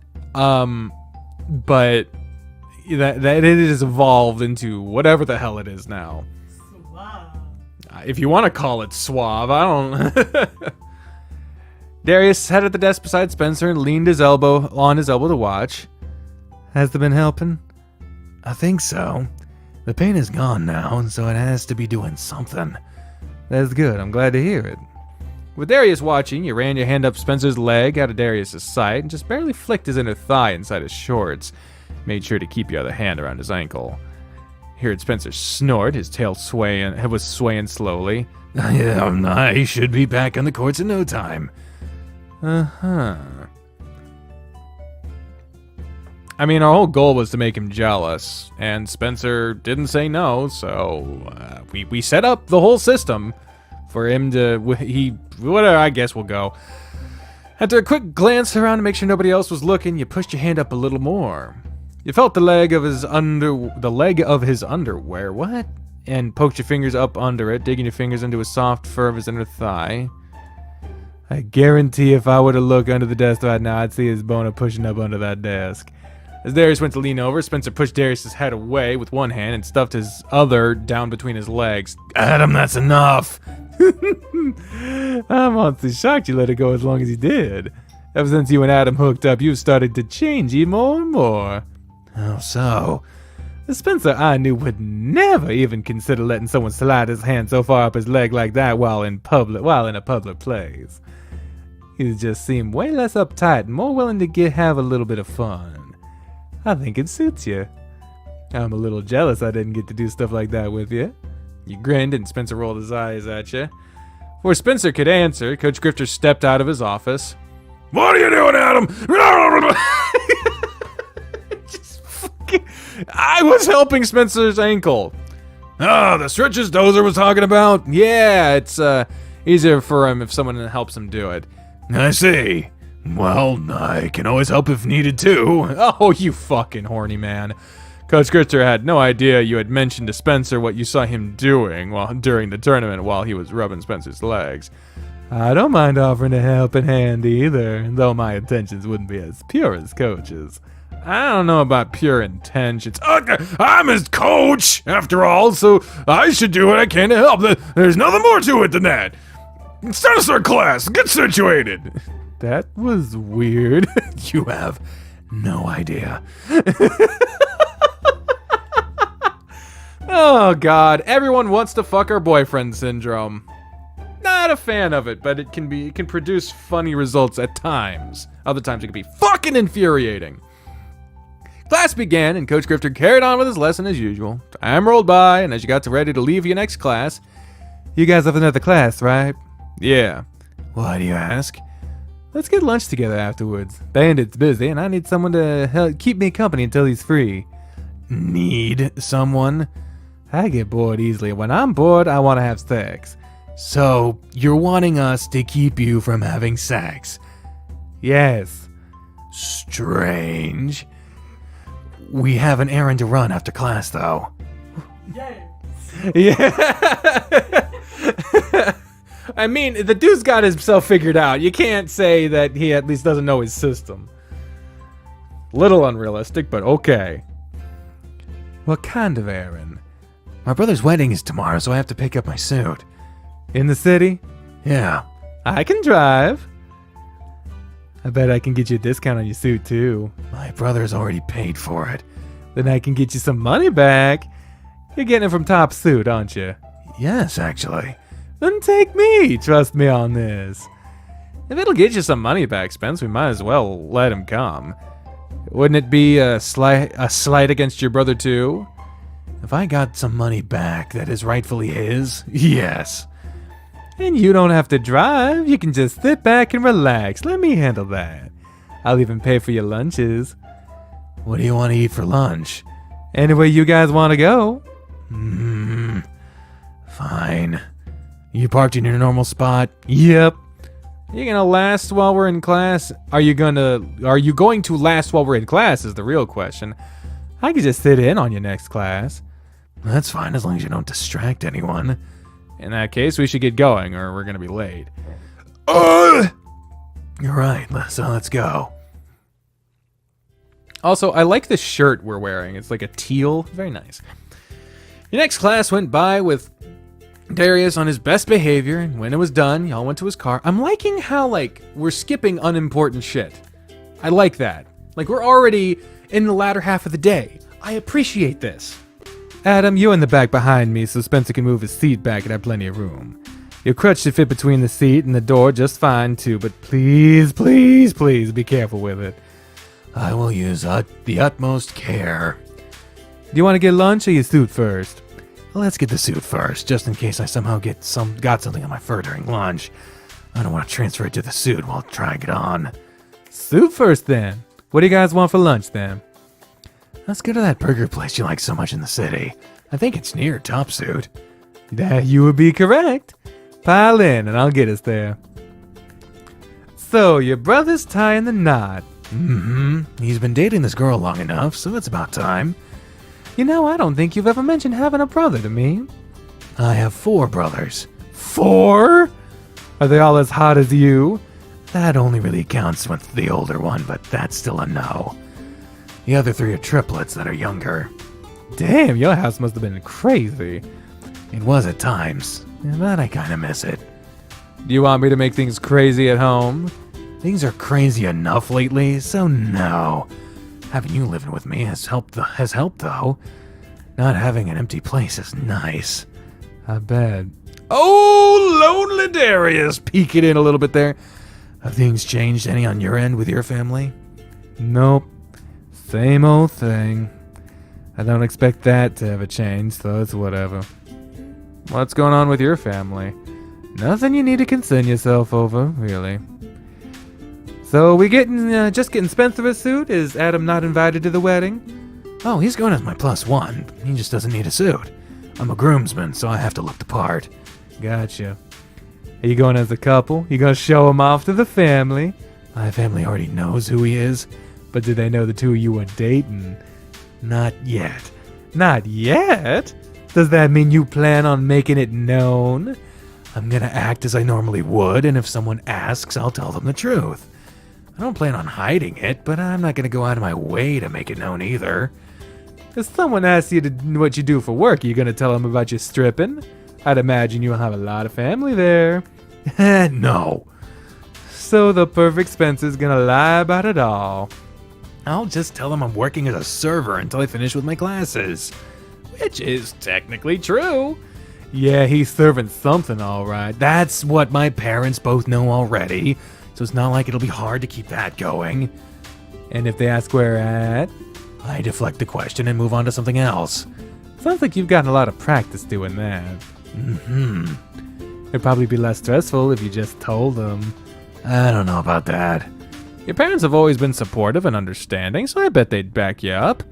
Imagine them showing up to show their support. I'd rather not, because it's totally something Dad would do. You could really steal the show at the wedding. Show off your gay boyfriend and announce that you work as a stripper.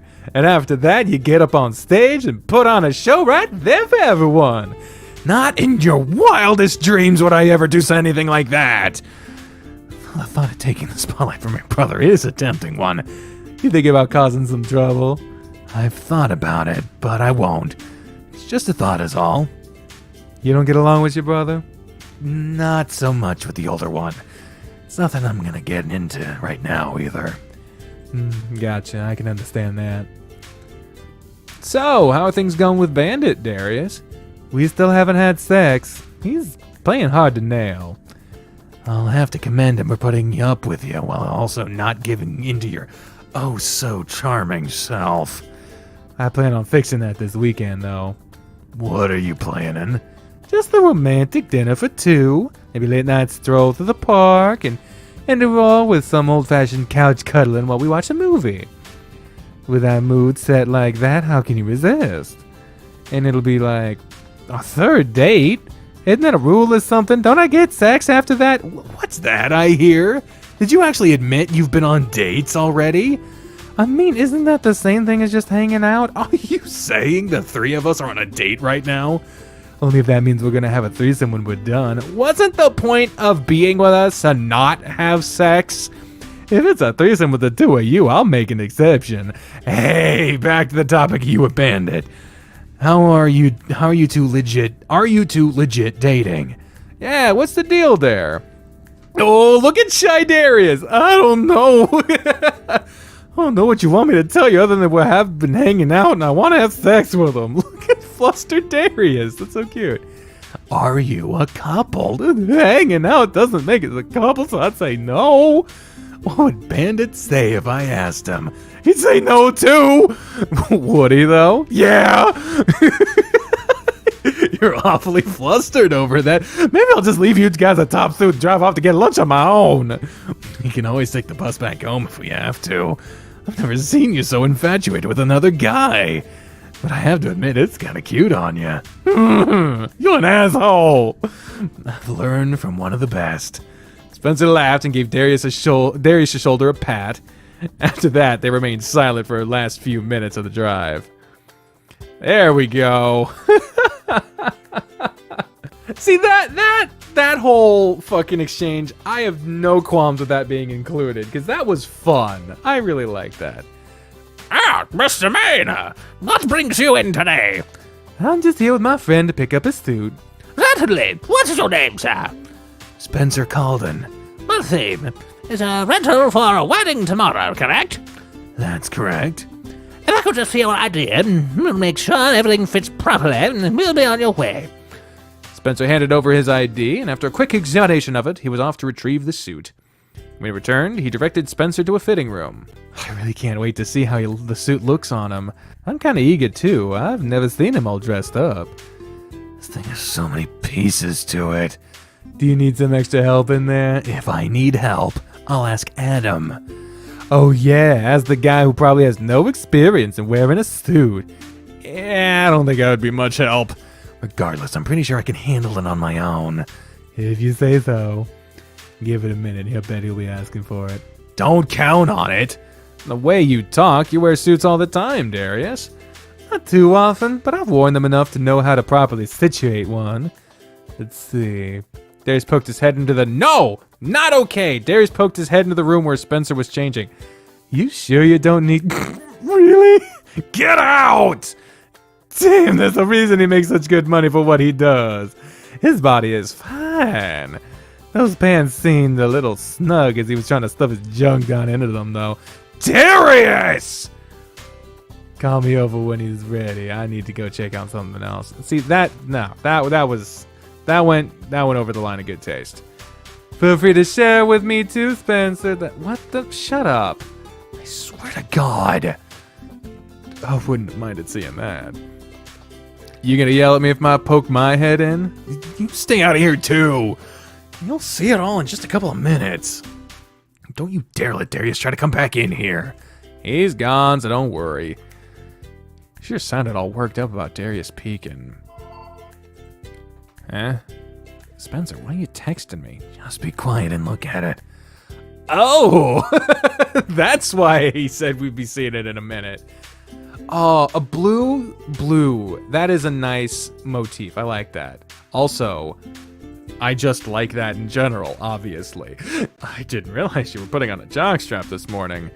I did it with the intent of doing this for you today. Here's another. That is a weird angle. I know you can't see it right now, but it makes his balls look huge. It's weird.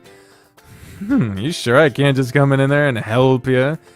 I'd love to be where your camera is right now. You can help me later. For now, this'll have to do. I know you're not ready for this last one either. Okay, fucking God. Okay, here we go. I'm as ready as I can be, so show me what you done. Strawberry, you gotta keep up with him, man. He is really posing. Suspense. I've never taken pictures like this before, so I got a little worked up. Clearly. You're so damn hot. That's all you get for now. I need to finish up before Darius comes back and try to poke his head in again. And I need this boner to go away before I can come out, because, you know, I'll notice it otherwise. What type of with that type of pants, there's no hiding a bone that big. A few more minutes pass and Darius shows up again. He's still not done? Nope. And why is your face so red? I'm hot.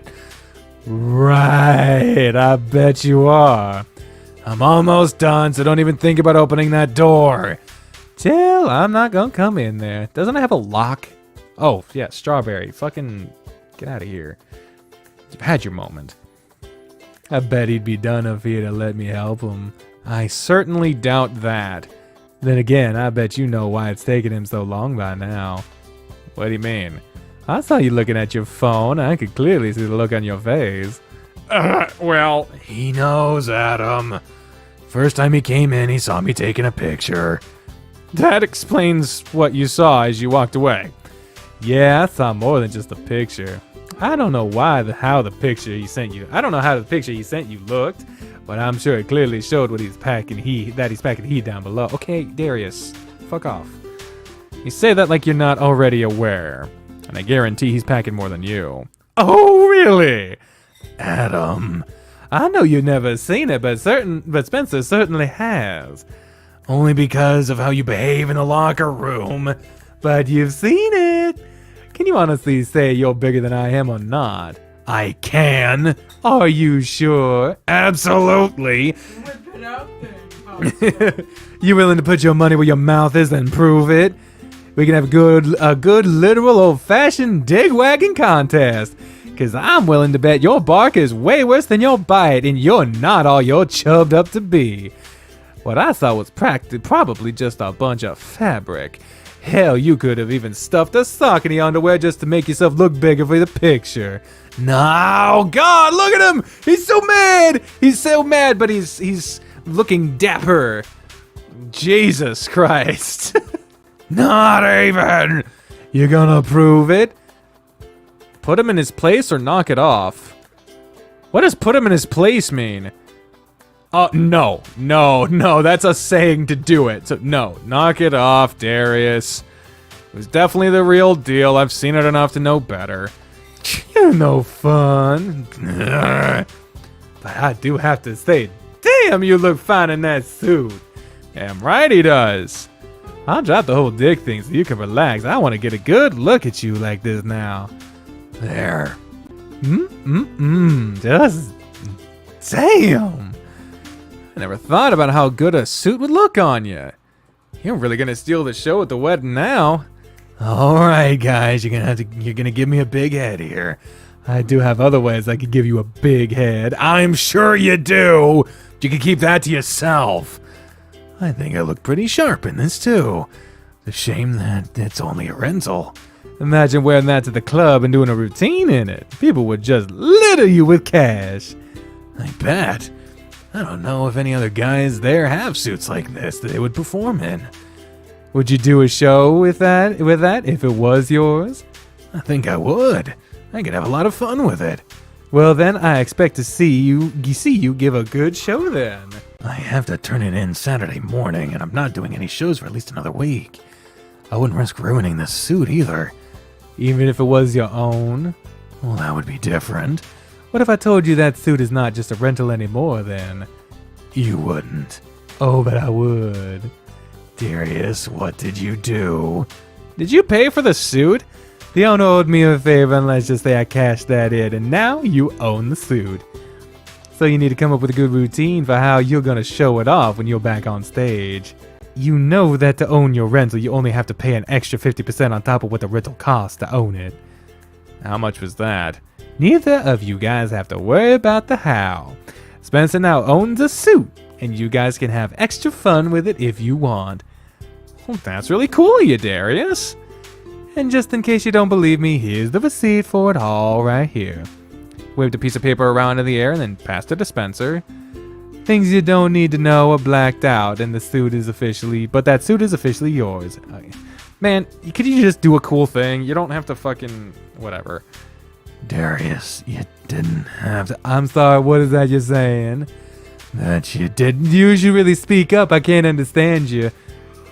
Thank you, Darius, but really you didn't. You're welcome, Spencer. It's not like I won't get anything out of this either, and you'll end up getting more in return.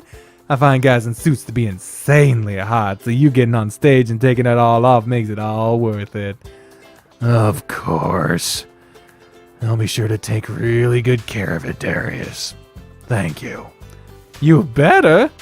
And I'll just throw this out there and say that I wouldn't be against you giving me that private show with the suit on. Adam's welcome to be there as well, of course.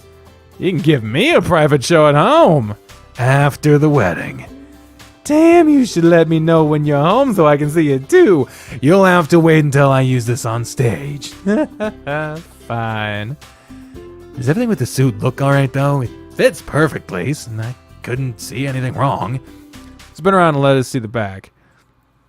I was hoping it would show off his butt a bit more, but it still looks good. I agree. Well, I can't help that. He doesn't have much of an ass anyway. Adam! You have a toned butt. It still looks good. He's right. Let's see if either of you ever get to see my ass again. You know you're not going to be able to hide it from me. And I'll see it when you're shaking that tail of yours around on stage. Trust me, I'll avoid the both of you. Dare me to stick my head in there again? I think it's my turn. You get to see it whenever you want, though. Deny him. Fuck you, Darius. He's my boyfriend and you already had your chance to peek. And he sent you pictures of it. Still, it's my turn. Fine. Waited around a few more minutes and then decided to stick your head into the changing room. He already said that he doesn't... Didn't he say... I don't know. Looking good there, Spence. Your whole open shirt with underwear look really works great on you. Bless you. You like how it looks? He held the shirt open for you, letting it slide down his arms and drop to the floor. Bless you again. Then pulled his normal t-shirt back on. Just shirt and undies looks great on you too. He reached out and pushed your hand under his shirt to rub his stomach. I'll be sure to lounge around more in this so you have something to look at. You better keep that promise.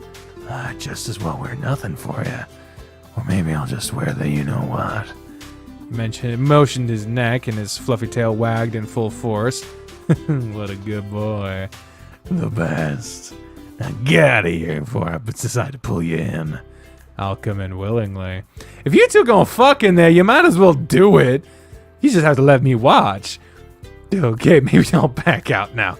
Change the mind. Well, why don't you get in the car and just wait for us? So you can have him alone, alright? I can get behind that. Just when you're behind him, make sure to snap a picture for me, yeah? Don't you count on it. Count on what? Darius being Darius. He's gonna wait in the car. Oh, well, I'm just packing this suit back up. I'll be set. Alright. Doop-a-doop-a-doo-doo-doo. Thanks again for whatever you did to get the suit Darius. I'll admit, once I had it all on, I was feeling a little disappointed that I'd have to take it back. With good reason. You did look really fucking handsome in it. Well, thank you. Now, what do you guys want to eat? Aren't we going to the burger place? Yeah, but I mean, like, where do you want to eat? We're not eating in my car. And I don't want to just eat in the restaurant. Remember when you could do that? Eat in a restaurant? I don't miss it, honestly. I don't give a shit. But we eat at the park then. We can just walk back home after we eat and you can go meet Bandit. That's not a bad idea. I could go for some extra time outside. And we have nothing but clear skies today. Sure, I'm cool with that. Burgers, fries, and shakes for everyone? Definitely. Yeah! I'm gonna have to hit the gym hard when I'm able to again with how inactive I've been lately. Adam isn't giving those proper workouts while you're at home alone together. Of course you'd bring that up. Seriously, sex burns a lot of calories, and even with your ankle how it is, there's plenty of ways you two can do it. If you're worried about being inactive, then a good romp under the sheets will do you some good. You hear that, Adam? Sounds like you got some work to do. On the contrary, you're the one who has to do a lot of the work if you're wanting to stay active, Spence. Then again, I've always got the impression you might be more of a bottom despite how you act. But for your information, I consider myself quite versatile. Oh, really? Is that true, Adam? I mean, it's not his fucking business, is it? But, just say it. It's fine. Yeah, I'd say it is. He aims to please, and he'll do whatever you want. Oh, wait. Well, you better choose your words wisely. I think I'll just stay out of that conversation. Okay, there you go. Oh, come on. His fucking face. For the record, I absolutely despise the whole, like, alpha shit. Like, that, it's fucking fake science at best, and it's totally fucking terrible at words, but I see what he's doing there. Sounds like I'll have to make it clear to you that I'm the alpha in our house. Oh, damn, I think you might be in trouble now, Adam. Depends on what you consider to be trouble. Oh, I'll make sure it's trouble. Sounds like a fun time waiting to happen. It's a shame I'm not invited. The conversation came to a quick end as Darius pulled into the drive-thru and got ready to place your group's order. To the park now. Think you'll be fine eating at the standing tables? Looks like all the picnic tables are occupied. Yeah, I'll be fine. I have a table to lean on. Not to mention the view of the pond is great from here. The three of you spread your food out on the table, looking out over the water and set to demolishing it. Spencer and Darius tore through their burgers and fries, seemingly without even sparing time to breathe. You watched Snapjack's shock at just how similar the two of them devoured their food. Barely halfway through your burger when they were cleaning up their messes. Man, I was starving. You and me both. I didn't realize just how hungry I was until I got my burger unwrapped.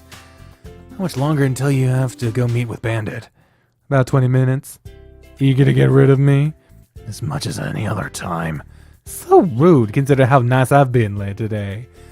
I'm just giving you a hard time. Uh-huh. Darius leaned against the table and looked over the water for a minute, and he turned to you and Spencer. What are you guys gonna do when I leave? Probably stick around here for a bit longer. I gotta head to work in a few hours, so we'll relax a bit longer and I'll go in. More desk work? Yeah, the boring stuff. I'm sure you'll be wagging your jock bulge around on stage again soon enough. As long as he doesn't strain himself, he will be. Well, try to keep him under control and don't let him hurt himself more. I'll try. I think I'm gonna go ahead and jet too. I'm sure Bandit will be ready by the time I get to his place. All right. Thanks again for lunch. You're welcome. I'll catch you guys later. Try to behave with Bandit. But what if he's the one that causes trouble? Then so be it. Well, that's not very fair. I'll let you know how the night turns out when I see you guys again. I expect to hear all about the good time then. Please don't encourage him. Maybe things will go well enough that he'll stop hitting on you all the time. I don't think that's stopping him either. Darius will never truly be tamed. You don't think so?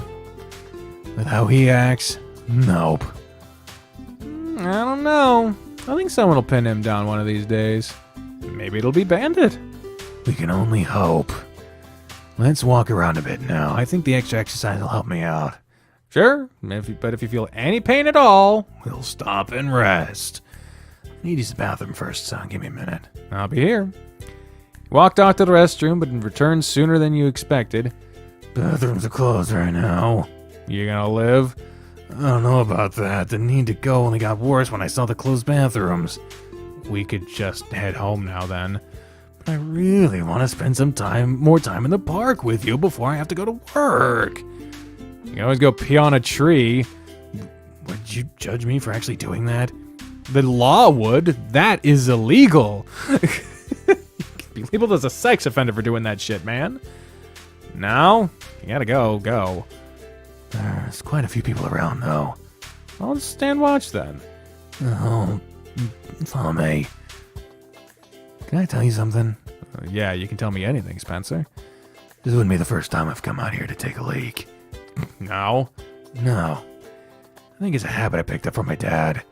Even when the bathrooms were empty, he seemed to prefer going to that tree in the backyard. Must be a dog thing. It's possible. I do have a favorite tree out here too, so... Okay, this is getting weird. Can we just... That's where we're heading, huh? Mm-hmm. Your dad would be so proud of you. That's not something I would ever tell him. He'd come out here and ruin it. Not the reason I expected, but okay. Spencer led you off the path of the trees, and he paused to look around. I don't like how we're lingering on him peeing. I don't need to know this. Okay, there's nobody around here, and there's enough trees around and nobody will see me if they walk by. Go to your business. I'll keep an eye out. Tell me, how many dog traits of yours am I gonna find? Spencer moved just a little bit out of your sight, and you kept your eyes looking up and down the path. You glanced over in his direction, saw him walking around the tree. He paused within your view and pushed your shorts down to let his... I don't wanna describe it, piss. Please. Look, no. Look, dude. It's piss. Ew. This is fucking nasty, man. Make sure nobody else walks by and sees this. He had the sounds of him relieving himself and eventually came to an end. Ah, that's much better. Okay, can we move on, please? Ready to head back into the sun? Mm-hmm. Christ, that did not... It's like this game is trying to check every kink box. At some point, someone's gonna sit and fart on a cake or some shit. He strolled along slowly with Spencer, hand in hand, just taking in the warmth of the day. How long do you plan on staying at work tonight? I need to stay as long as I can, so my next paycheck isn't a complete disappointment. Odds are I won't be open until around midnight. What time are we leaving tomorrow? We need to leave by 9. Will you be okay getting home that late then? Yeah, I'll shower as soon as I get home and go to bed.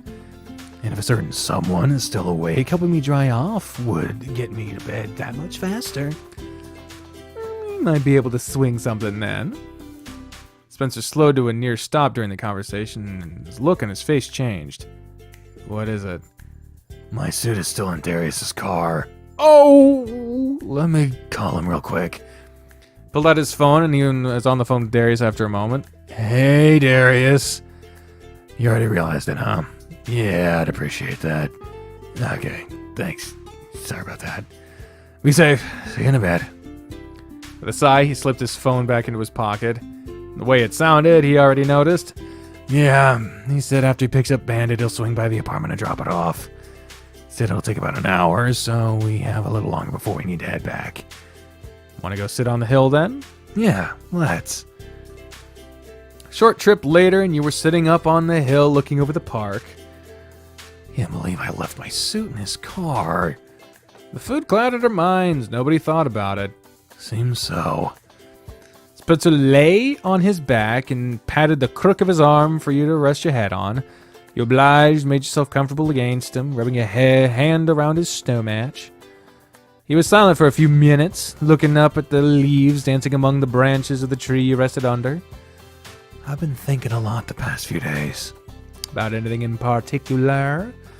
Yeah, mostly about all the time we've spent together. It's the most time we've ever had with each other, I think. It has been. It's made me realize that I don't spend nearly as much time with you as I should. What do you mean? Since you moved in with me, I thought that we'd have a lot more time to do stuff together. But that's not proven to be true at all. And it took me getting hurt to realize just how neglectful I've been. I don't feel neglected, though. I know you told me that you didn't feel that way, but when I took the time to think about it, I realized it's true. If I'm not at school, I'm on the courts or at the club, and I leave barely any time for you. With all you've done for me and just how good you make me feel, it's not right. I should be a better boyfriend and do that kind of stuff for you too. Spencer, you're an amazing boyfriend. I'll admit I did expect that we'd get to spend more time together than we've gotten, but you're a busy guy. I get that. I'm gonna fix that. I want to spend more time with you, and I'm going to spend more time with you. Just how are you gonna do that with your current schedule? I'll figure something out. I'll definitely adjust my hours at Dynamite Springs. What about your career as a stripper tennis star? I don't have to work every night for that.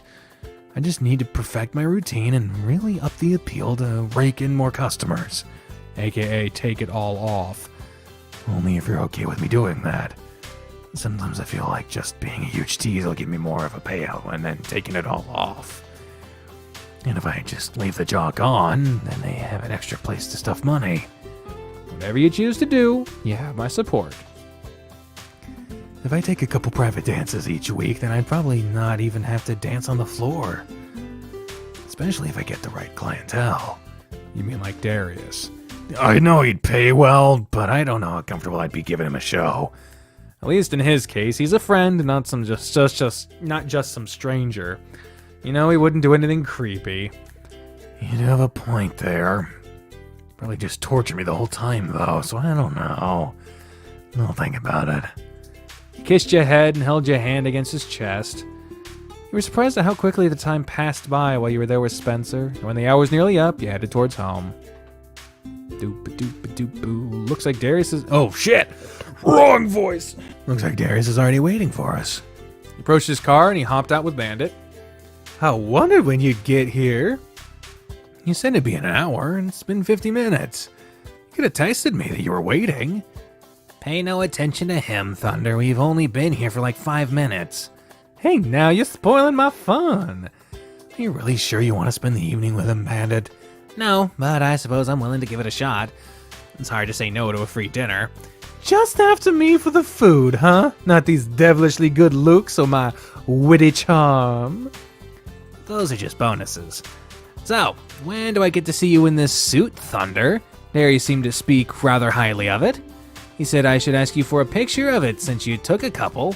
Darius! I didn't mention what kind of pictures you took. I'm sure you'll get to see how the suit looks on him sooner than later. I'll be sure to show you how it looks, Bandit. You might even see it at the club. Oh yeah? New routine? Yep. Nice! I'll be looking forward to seeing what you bring to the dance floor. Same here. Anyway, suit delivered, so now it's time to roll out again. Thanks again for dropping it off, Darius. No problem. Good luck at the wedding tomorrow. Let me know how things go. Maybe. Later, you two. See you later, guys. Time for me to get ready to go too, so let's head in. Doop-a-doop-a-doo-doo, your night was uneventful, and you spent your time doing homework and watching TV while Spencer was at work.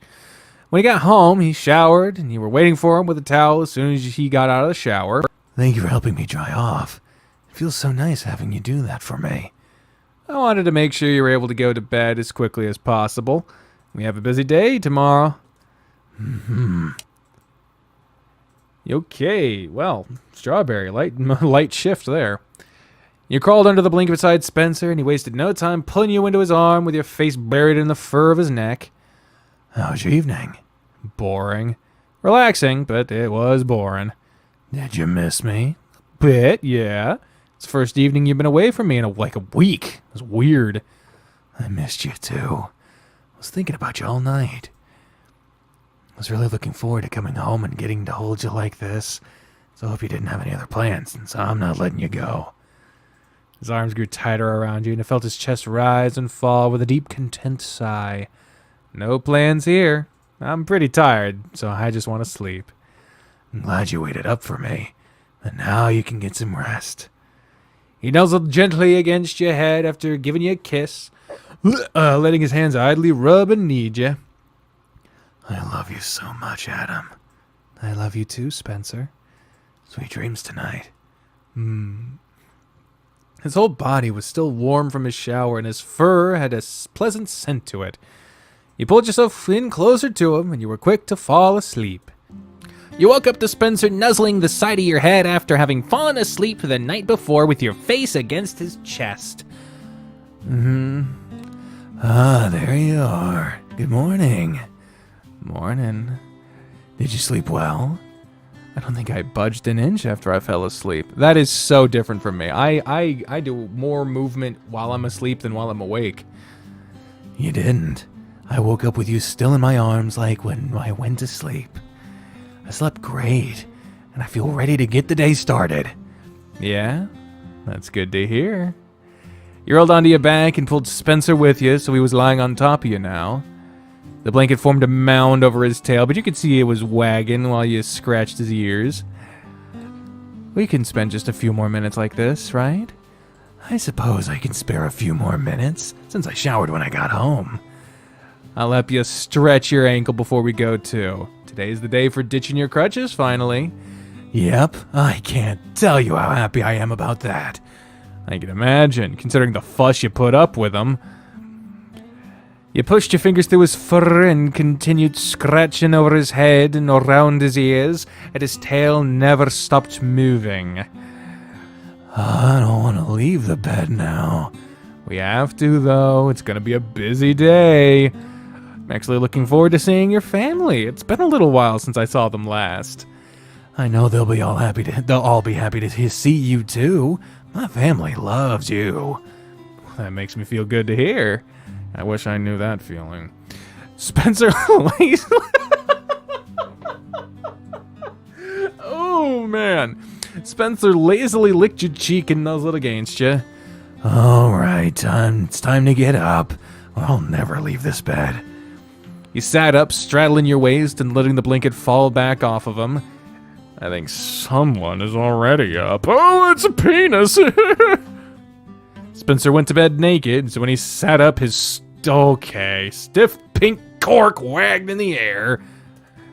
I woke up like this, and your head scratches only made it worse.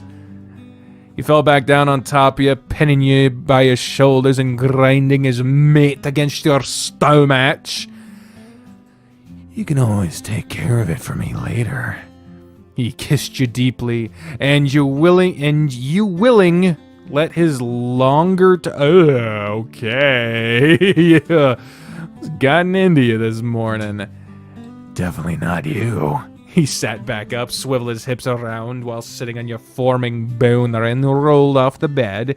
Save us, Plum, or we're going to get demonetized. Yeah, Trust, and let's have some breakfast before we leave. He's certainly in a good mood. Let's hope that lasts through the wedding, too. All right, Plum, you did your business. Whoa, look at this highway. With the walls like that, it looks straight out of fucking Chicago. I feel like I know this fucking road. All right, Plum, you did your business. Now get back in the corner where you belong. When was the last time you saw your family? Christmas, so it's not been too long.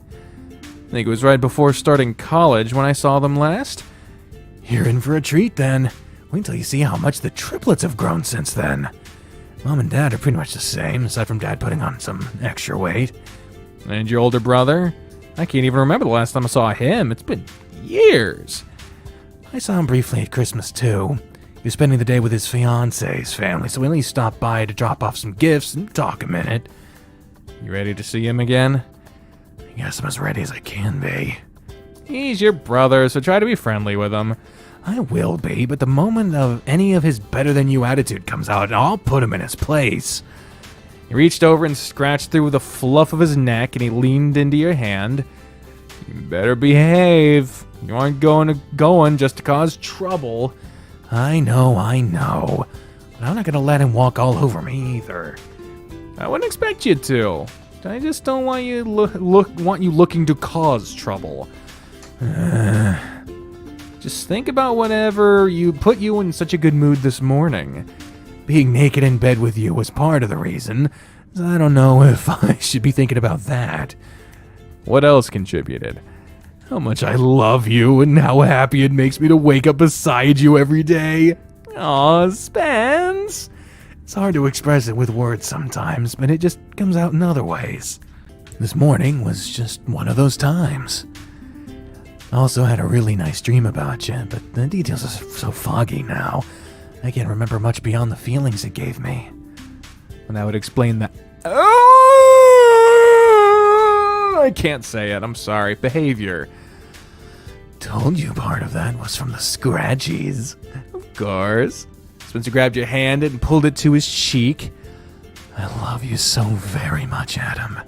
I love you too, my silly puppy. I'll let that slide this time. The wedding chapel wasn't far from your home, and it felt like you were there in no time. Oh, Lord, here we go. Why are you arriving in shorts? Like, I get that he was going to change into his shit when he got there, but what about us? What's our excuse for showing up like we just got off the fucking treadmill? Or a bender? What the fuck? This is the place. Wow, this is really nice. It's so peaceful out here. I don't think they could have chosen a better spot. Is this the kind of place you'd like to get married at someday? Yeah, definitely. I like how quiet it is, and the scenery is so nice. What about you? I think it's a perfect spot, too. I'll have to keep this place in mind. I hope to fuck that Spencer proposes. I hope he proposes on this day. That would be so fucking cool. Let's see who all is here already. Oh, the wedding hall. Oh, man. Ah, there he is. Hey, Dad. Oh, look at Spencer's dad with his tongue out. Oh, man. Okay, so it's good to know. He's got a collar on. Is he a kinky bitch? Kinky. Spencer! The bigger, husky, I don't know what that fucking voice was, spread his arms out wide and greeted Spencer with a tight embrace and heavy pats to the back. Both dogs' tails wagged happily to and fro while they hugged. He followed up by running his hands over Spencer's head a few times and shaking his head around gently after ruffling his fur with a playful growl. When Spencer was released, it was your turn for a tight hug full of husky softness. It was a far cry away from hugging Spencer, but it still had a certain and welcome familiarity to it. And Adam, it's so good to see you again. It's been so far too long. It's good to see you too, Mr. Calden. Please, you know you could just call me Dean. There's no need for such formality. You can even call me Dad if you want. You're practically family already. Okay, then. How have you boys been? Aside from rolling my ankle last weekend, not too bad. Oh, that's right. Your mother told me about that. You've gotten plenty of rest off of it, right? Yes, sir. This is gonna destroy my throat because I made a decision that the only way that could explain why Spencer already has a gravelly voice is if all the men in his fucking family have a gravelly voice. So like, this is gonna be a fucking nightmare. Adam's been helping me out a lot, so it's mostly thanks to him I can walk as well as I can right now.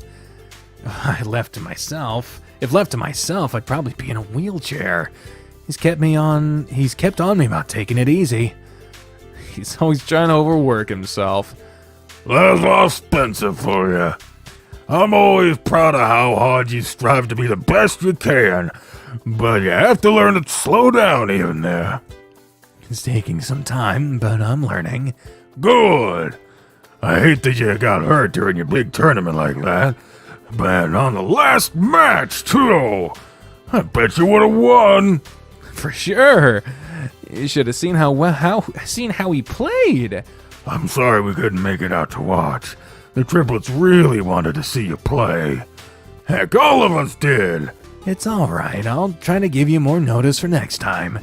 The next one might even be the two of us playing in a doubles tournament. Yeah, we'll keep us updated then, and I promise we'll make it to that one. I guess Mom and the boys aren't here yet? Goodness, no. Your mom is still getting herself and the boys ready, so she'll be here in a little bit. There's no telling what kind of trouble they'll cause when they get here. You might end up lost out in the woods or something. That sounds about right. I'll try to keep an eye on him. Is Dean Jr. here already too? He is. He's just making sure everything is in order for the ceremony. What time is that at again? The ceremony's at noon, followed by pictures, then the reception. I expect we'll be here till sometime this evening. Fun. Where should we hang our clothes until it's time to change? Down the hall, first door on the right. Of course it is. It's always the first door on the right. My clothes are hanging in a white cover there, so just put them with mine. Is there anything we can do to help while we wait? I don't think so. We're all just kind of here until time for the ceremony. Why did he want us here so early? I drove him here, so that's why I'm here. I think we have to do a rehearsal for the ceremony before it gets started, so that's probably why. Makes sense. Go hang your clothes up and I'll let DJ know you're here. Alright. Your dad's still as friendly as ever. Yep. It's too bad DJ didn't get that from him or Mom. Well, you keep talking about him. I'm not really looking forward to seeing him again. I'll avoid him as much as possible and we'll leave during the reception. After our dance.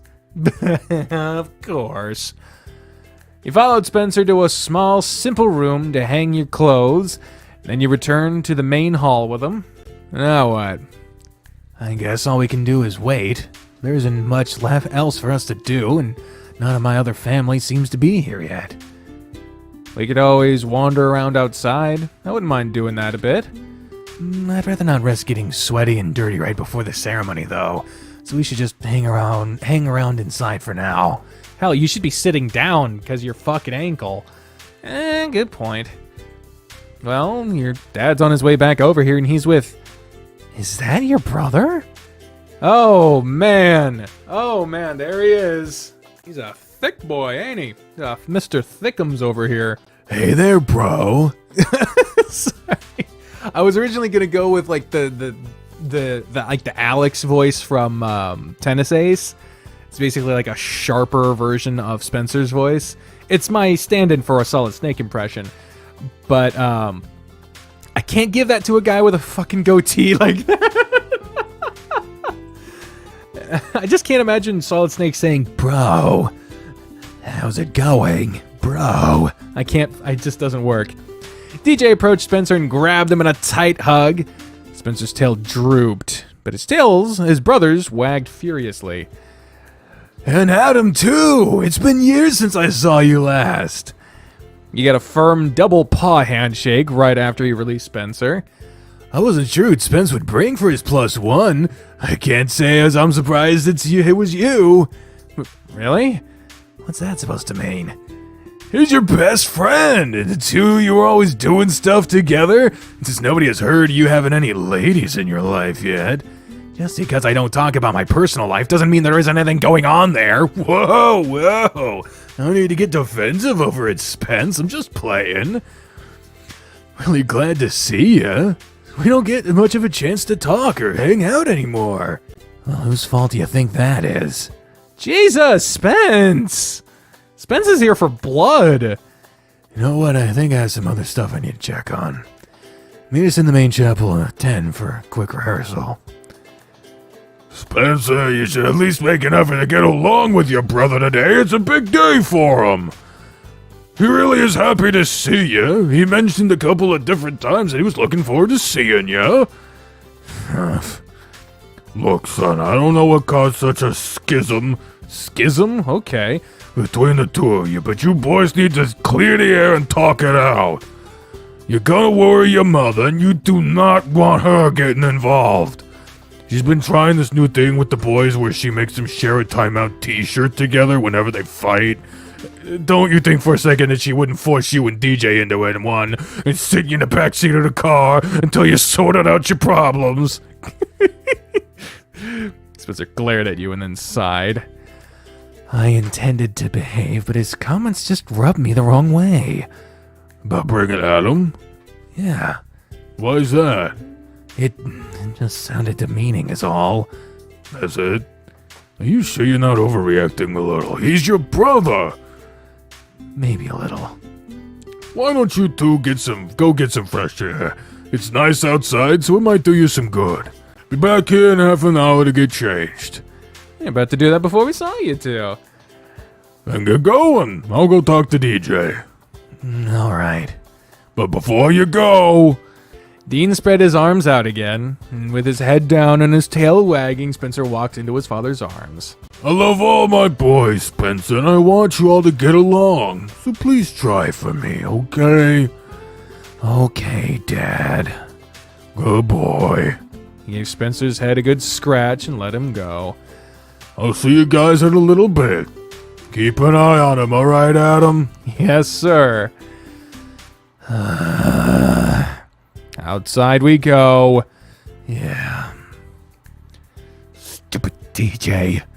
It's almost like he already knows about us. Yeah, it sounded that way, but there's no way he would. Nobody in my family knows. Do you think I overreacted? Yeah, I think you did a little bit. I'm glad that we didn't have to do a choice on that one. Oh boy. I didn't really get the impression of him being as much of a jerk as you've built him up to be.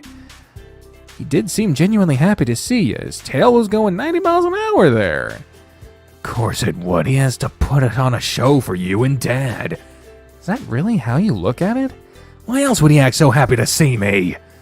Maybe because he's your brother and he's actually happy to see you? Unlikely! He stomped off to the... Stop stomping, you idiot! You got a sprained ankle! He stopped off to around the back of the building toward the trees, and you followed to find him sitting on a bench facing away from the building. He sat down and leaned against him. Have you considered the possibility that your brother has changed over the years and isn't like how you remember him? To be honest, I don't really have any negative memories of him, what few I do have. Dots. You know, this isn't the first time you had the wrong idea about someone's behavior. What do you mean? Darius. That's different. But you still overreacted to him with what happened in the past, so maybe you are with your brother too? You should really try talking to him about how you feel, Spence. Imagine the relief of getting it off your chest. I don't know about that. And maybe you'll get a new impression of him. Who knows? Maybe you're right. I should just confront the issue head on and get it over with. I'm just gonna brood over it otherwise. I don't need a broody dog on my hands all day. Supposed to enjoy the time with your family. He leaned his head over on your shoulder and you put your arm around him. How do I even start a conversation about it? Just tell him why you're mad at him and go from there. This is something the two of you are going to have to work out on your own. Yeah. Maybe I'll finally find out why he's always been so distant with me. I'm sure you'll figure something out, Spencer. I hope you find some peace of mind. And moved to the scruff of his neck, and you scratched through the fur while his tail wagged lazily. Yeah, I can't imagine why anyone would think you're fucking. I'm really glad you came here with me. It'll make things easier knowing I have you here. I have to make sure you don't do anything brash. Maybe I should have brought your collar to help keep you in check. I don't think I'm ready for anyone else to know about that, let alone my family. But your dad is wearing one in public. Collars are more than a sexual thing, you know. Maybe he and your mom are just really kinky. Please don't. You stayed on the bench, taking in the gentle sounds of nature sprawling out before you. You were sitting near the edge of the tree line, and all you could hear was the wind whispering through the leaves. It was quiet until several high-pitched barks tore through the air. I bet that's the triplets. Oh God, I recognize those voices. You and Spencer turned to see three small huskies running toward you as fast as they could. Oh God, oh yeah, this would definitely be the mom. Stop running! Because if you fall and get your grass stains on your pants, you will all be grounded! Just as unpleasant a noise as possible. Spencer moved from the bench to the ground on his knees with with open arms as the three younger dogs crashed into him, nearly knocking him to the ground as he laughed and tried to keep himself steady. He's surrounded by a mess of arms and wagging tails as each one tried giving him a hug, and he worked to give each of them a hug in return with a kiss on the top of the head. Resulted in shoving and tugging as each of them fought for Spencer's attention. Nothing could be understood between all of them talking at once. Calm down, guys. Y'all get your turn. I was gonna get you all by the tail if you mess up your nice clothes for DJ's wedding. Oh, hey, look at Spencer's mom. She looks like a mom. Oh, she definitely looks like a mom that would have a time out shirt. Holy fuck. Hello, Sammy Kip. Get off your brother. Remember that I told you he hurt his ankle? I'm fine, Mom. Well, I don't need them fighting either. Before you know it, they'll be covered in dirt and we won't get any nice pictures. Okay. One more hug from each of you, then y'all have to behave.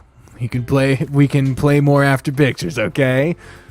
After some extra struggling to decide who got hugs first, Spencer was free to stand up and finally gave his mother a hug and quick kiss on the cheek. Triplets fell in line after some scolding, and they seemed to mostly calm down. Oh, look at them! Oh, one of them's got a fucking bandage on his shoulder. Another one's got snot coming out of his nose. That's gross. Fucking Huey, Dewey, and Louie over here. The one on the far right seems to be the most behaved, but... oh, God. Kids at formal events. Nightmare. Especially when one of them was me. Oh, my God. I have ruined my fair share of church events. Hi, Mom. I guess you had your hands full today. As usual, these three. Is that Adam I see here too? Yes, ma'am. It's been a little while, hasn't it? It has been, but it's so nice to see you again. It's good to see you all, too. Boys, you all remember Adam, right? Hi, guys. You all grown up a lot since I saw you last. I remember him. I do too. You haven't come over in a long time. Yeah, you haven't played with us in a long time. Did you forget about us? It's been so long. No, of course not. I've just been really busy with school and tennis. Don't forget, he does a lot of the same things that Spencer does, and you know how busy he is. But this should be a reminder for the two of you that you should stop by and see us more often. Yeah, I know. I'll really try to make some more time for it. I think I finally got him to understand he needs to take some extra time off for himself. I'm working on it. Good. I don't know how many times I've had to I've told him that he needs to slow down. So I'm glad to hear he's finally listening to someone. Spencer works really hard, doesn't he? He sure does. I'm gonna work really hard too. I work the hardest, not as much as me. I'm trying to make them different, but I don't remember which is which at this point. Shoving ensued, and as did more scolding as the boys quieted down once again. Well, if anything, these three really look up to their big brother and how hard he works. Just remember to make more time for them and your parents too, okay? I promise I will, Mom. I'll be sure to come play with you all more, okay? In unison, they all barked their approval, and Spencer's tail never stopped wagging. All right, boys, let's go find your dad and your older brother. It should be about time for the two of you to get dressed, too. Yeah, we can all go back inside now. We're supposed to meet DJ in the chapel for a rehearsal soon, so you can all just follow me. With Spencer and his brothers heading toward the house, his mother had the chance to step up and hug you. I'm glad you came with him, Adam. You'll have to stop by with him if he makes the time to. Don't you worry, I'll make sure he does. Thank you. I'd like to see you all more often too. I've missed everyone. I'm sure all the boys would like that too. I won't lie and say I wouldn't like that also. I could use a break here and there from them all. They seem like a rowdy lot. They are, but they're all good boys. Spencer makes such a good role model. I'm sure Spence would like hearing that too. You can let him know I said that then. They really do look up to him. They all study hard and want to play sports just like him. Aw, that sounds like he's such a good influence. He certainly is. We can talk a little more later. We need to get ready for the rehearsal. I'd like that. When you returned to the reception hall, Dean and DJ were already there, and the triplets swarmed DJ as they had done with Spencer.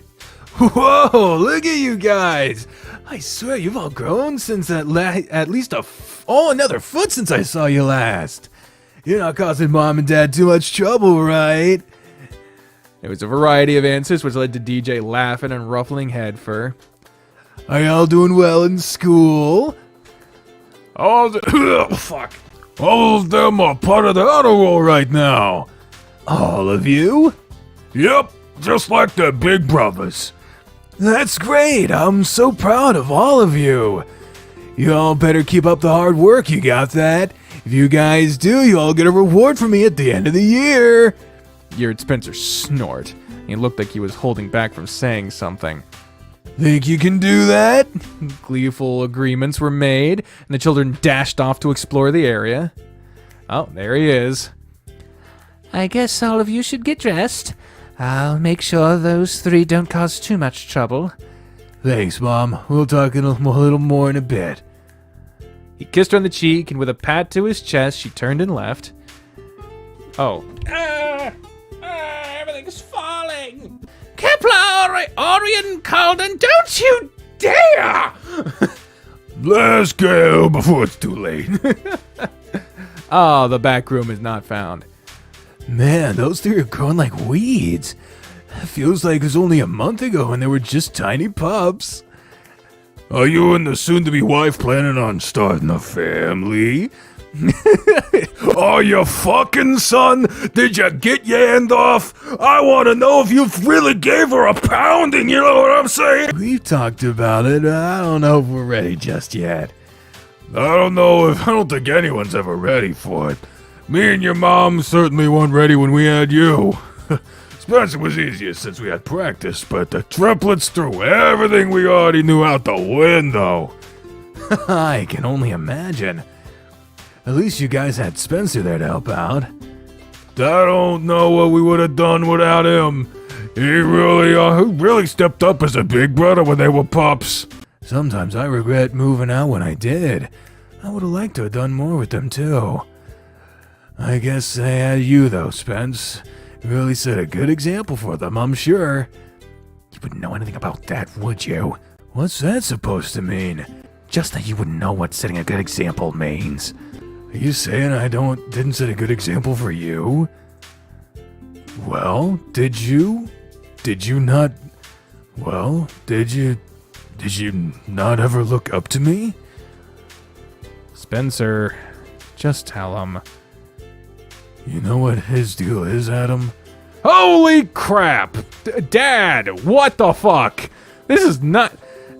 what the... Oh god, now I'm getting optimize my PC notices. Leave him out of this, TJ. No, TJ, Jesus. Leave him out of this, TJ. If you're not gonna give me an answer, then maybe at least he will. Like, really, what's your problem? Out of what little time we've had together today, you've been hostile towards me. And come to think of it, the most recent times we've been together, you've hardly spoken to me or even acknowledged I was around. Even at Christmas, that little time I did have with the family, you seemed to avoid any kind of contact with me. The hell did I do that's caused you to be so ill with me? Now's not the time for this. Oh no, now's the perfect time for this. Spencer moved towards the door, but Dean stepped in front of it. Dean? Oh, yeah, that'd be Dean. Dad, move. Remember what I said about your mother in the timeout shirt? She wouldn't be able to. Your mother has been raising these 3 rambunctious pups, so are you really willing to try? I'll stand out in the hallway and block the door from that side until you talk. In your underwear? Do you honestly think I wouldn't? Fine. You want to know what my problem is? Oh, the fucking music stopped too. Oh, hell. And he's got a whole new position just for being pissed. This is... Oh my god. Oh my god, this is gonna be a shit show. Yes. I always looked up to you, DJ. You were smart, athletic, and everyone liked you.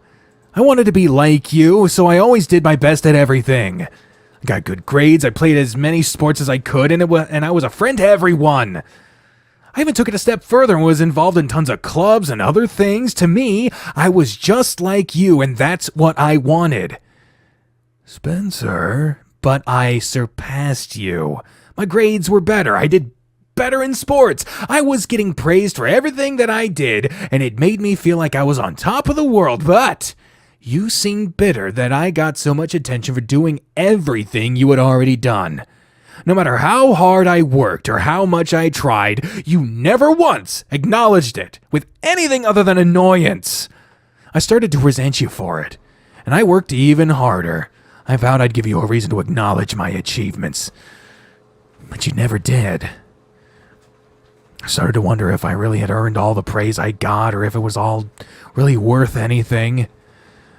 I had no idea, Spencer. All I ever wanted from you, all I ever wanted from my big brother was just once to hear him tell me that he was proud of me. Oh, Spence. DJ grabbed Spencer in a tight hug and nuzzled against his brother's head. What, does this address the homophobia? I mean, this is probably an underlying thing, definitely. This is definitely an underlying thing, but like... there's an elephant in the room here. A big homophobic elephant. I am proud of you. I always have been, and always will be. I was too jealous to tell you when we were younger, but now that I'm older and see how well you've done for yourself, how can I not be proud of my little brother? We hardly ever talk anymore, so I've never had a chance to properly express that to you. Everything I ever hear from Mom and Dad about you is nothing short of amazing. And I couldn't be more proud of what kind of man you've become. It means so much to hear you say that. I'm so sorry, Spencer. I never intended to hurt you like that. Can you ever forgive me? If you can forgive me for being a bit of an ass about it. Of course. You know, you're both to blame for just not talking to each other sooner. I guess I could have made more of an effort, huh? Me too. I just clung to that resentment. I never considered that you might have changed. Uh-oh. Why'd the music stop? You saw Tensor's spale, apparently, despite being droopy, was wagging, and he returned the embrace tightly. They held each other for a minute, then DJ pulled back to look at Spencer. But really, you've held to this kind of resentment towards me for how long? A long time.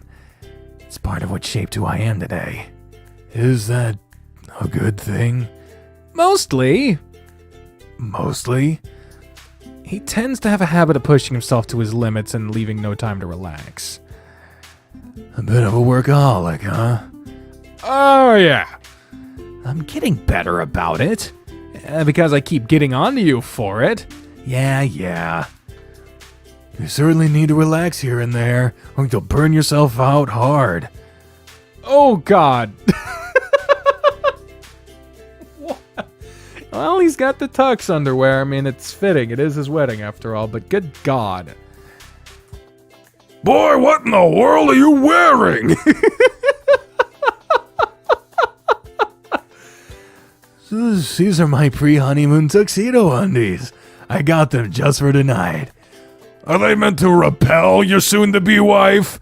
Valerie's gonna love them. I don't know about that. Oh, come on, guys. They aren't that bad. Look, the little tie comes off and the buttons come undone, too. He made a show of taking the tie off and even snapping the buttons open and closed without showing off the goods. Besides, it's what's on the inside that really counts.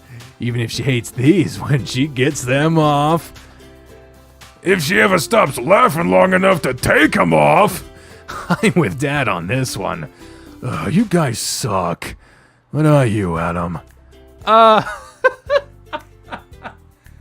we got an opportunity here.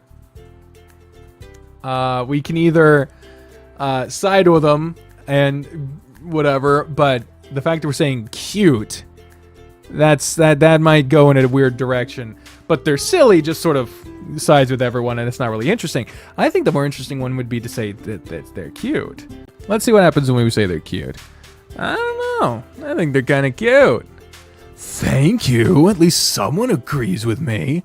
Okay, can we stop talking about DJ's tacky underwear now?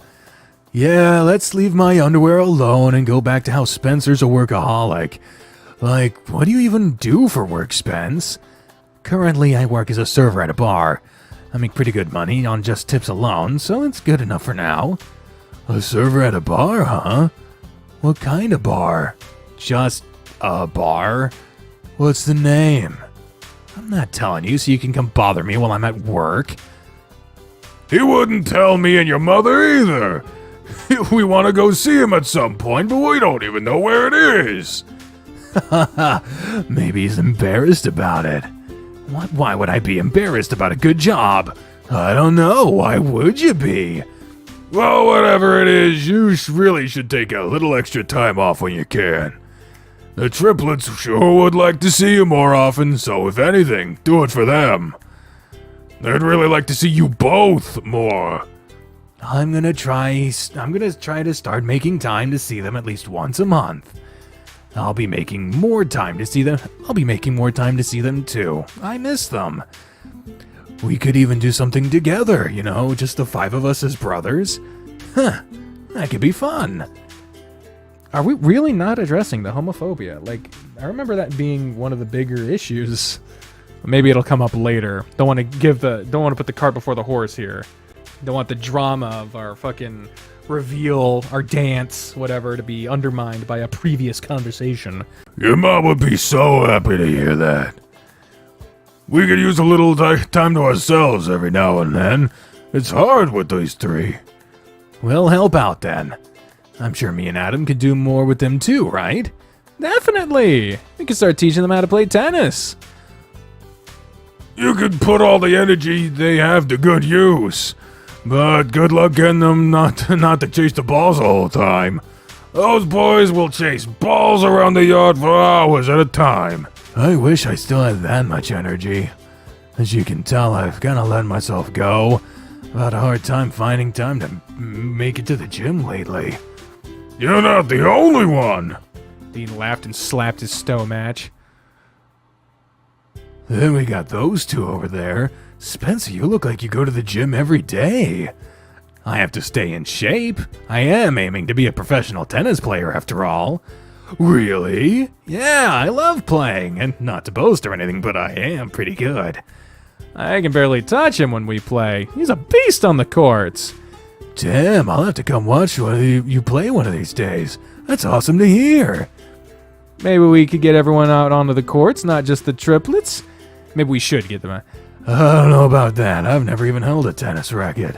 All the more reason for you to come out and play with us. Maybe I will one day.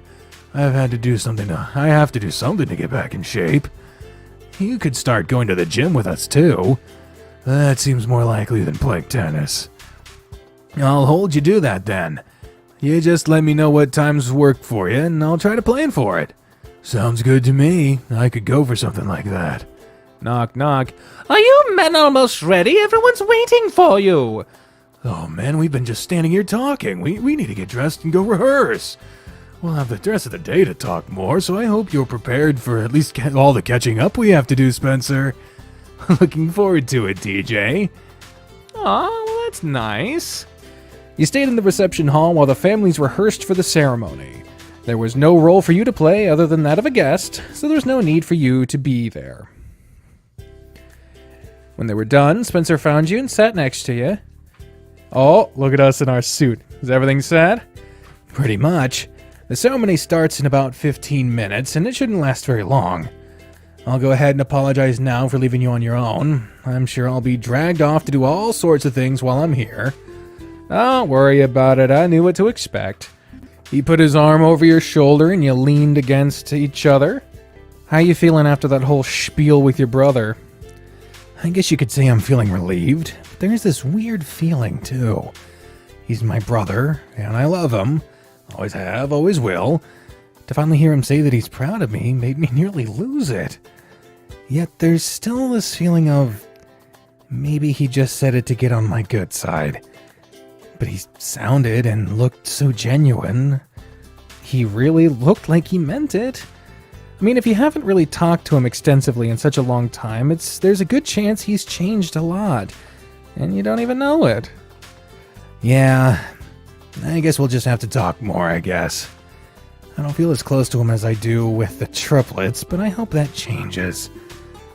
So, what about your whole plan of stealing the spotlight with us dancing? There's something else that still kind of bugs me. That's something else. I want to dance with you. I want to show you off as mine. I think everyone should know that I'm gay and we're a couple. We shouldn't have to hide that. But now, I don't want to risk ruining their day. I want it to be a happy one for them, so... No drama then? No more drama. Good boy. I'm okay with that if you are. God damn. It really sucks that there are situations where... Oh, me being myself? Well, I don't want to ruin people's day, so I guess I'll just not be me. Like, that should be a sign of, if anything, that being you is exactly what you should be doing. You know you're doing something right when you're pissing people off. That's not a hard, fast rule, whatever. You gave him a quick scratch between the ears and turned your attention to the room. So, I hope this doesn't offend you or anything, but who in this room is your family? It's like 90% Huskies right now, and I only know your immediate family. Everyone looked like they could be related in here. Well, let's see. Spencer spent what little time you had left pointing out the relatives he recognized, but that time was short-lived. The time for the ceremony came, so he left you to join the other groomsmen, leaving you on your own. There we are. Guess I'll just find a place to sit in the back of the chapel and watch from there. Oh, good, I found you before you went into the chapel. Did you need me for something? You'll be sitting with us during the ceremony, so I had to come fetch you since Dean forgot to mention it. Isn't that reserved seating for family? Darling, you are family, so you'll be sitting with us. DJ even insisted on it. Oh, that makes me feel good to hear. Well, good. A word of caution, though, the boys might fight over who will get to sit next to you. Just be prepared for that. Will do. She hooked her arm into yours, and she led you to the room for the wedding. And it's the same fucking room. You were positioned between Sammy and Kip after a game of rock, paper, scissors, and neither of them stopped talking to you until threatened by their mother. Spencer looked happy to be where he was beside the other groomsmen, and he had this soft smile on his face through the entire ceremony. There's something about it that was unfamiliar to you, but it made you smile seeing it. Everything from the introduction to the vows was short and sweet, and it ended with applause, barks, and howls as the newlyweds kissed and made their exit.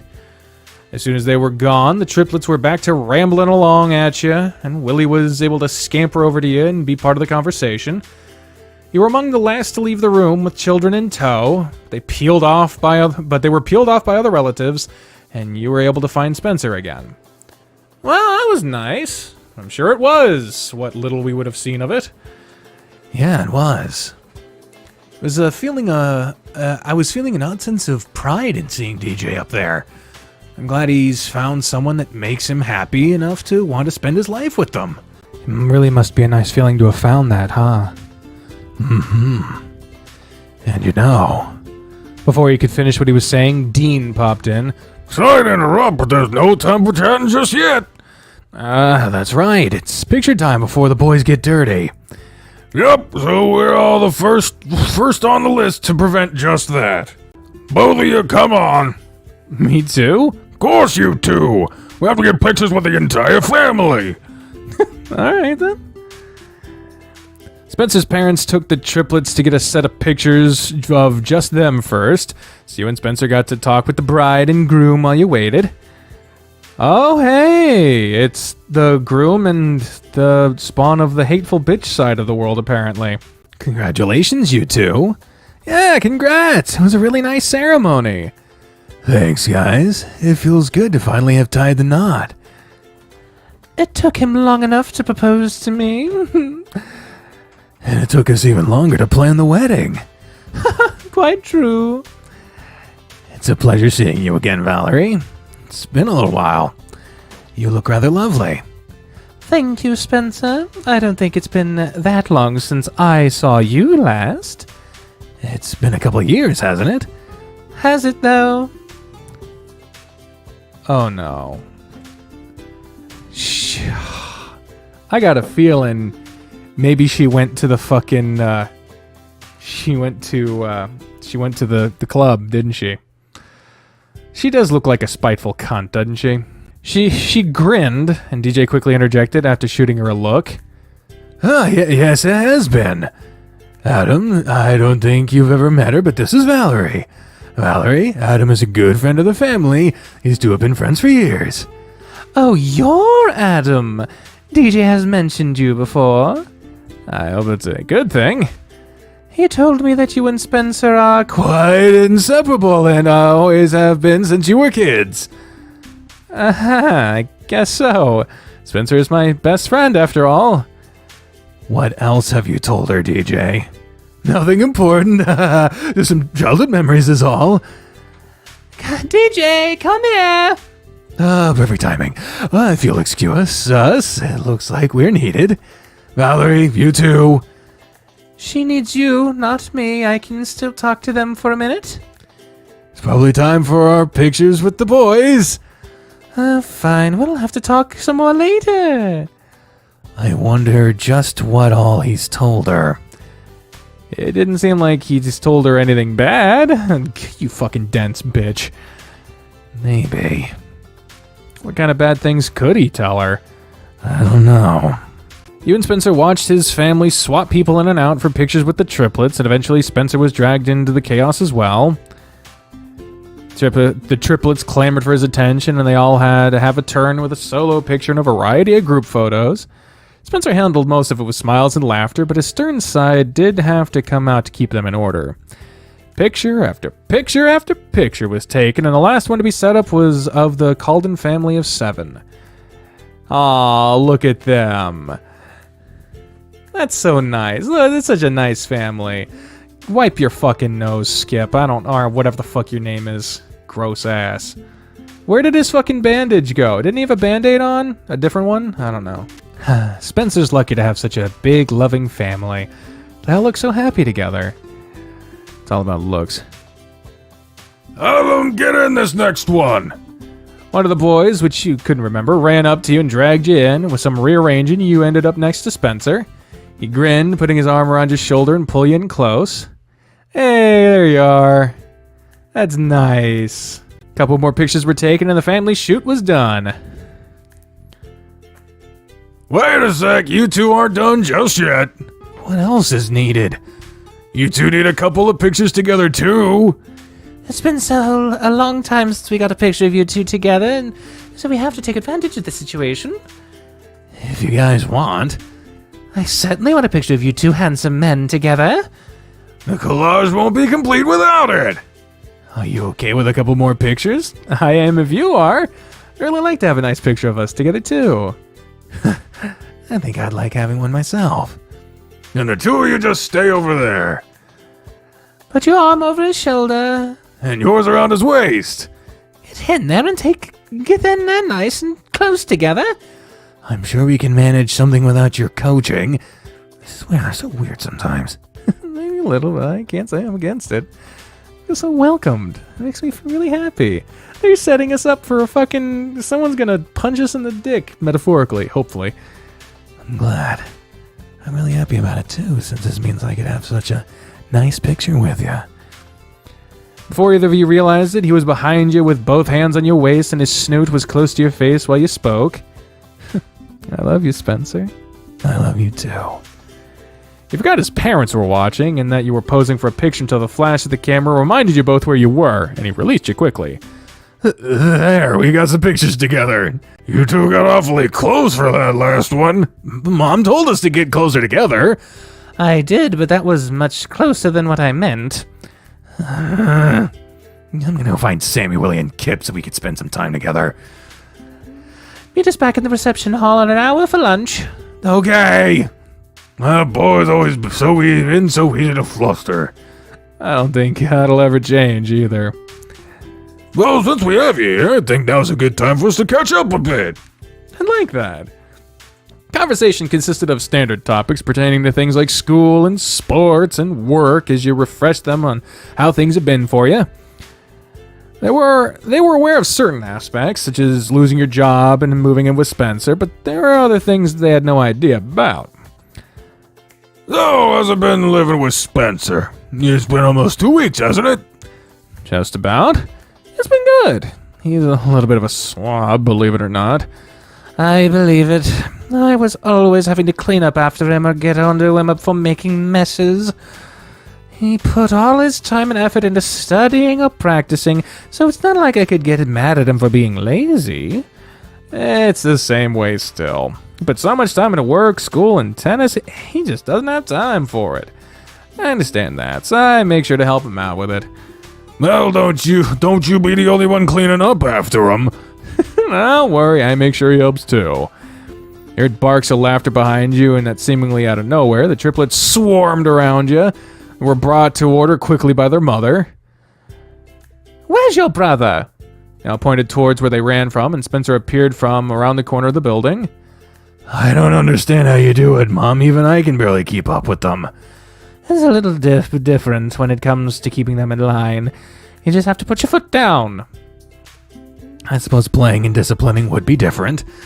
We were just playing tag, but it feels like I was playing in a full 5-set match. Get it? Tennis is a thing. You were looking a little winded, son. I'll be fine. Just need some water. Shouldn't have been playing tag at all. He's still recovering. What have you guys been talking about? Nothing interesting. Though we heard you're a little bit messy around the house.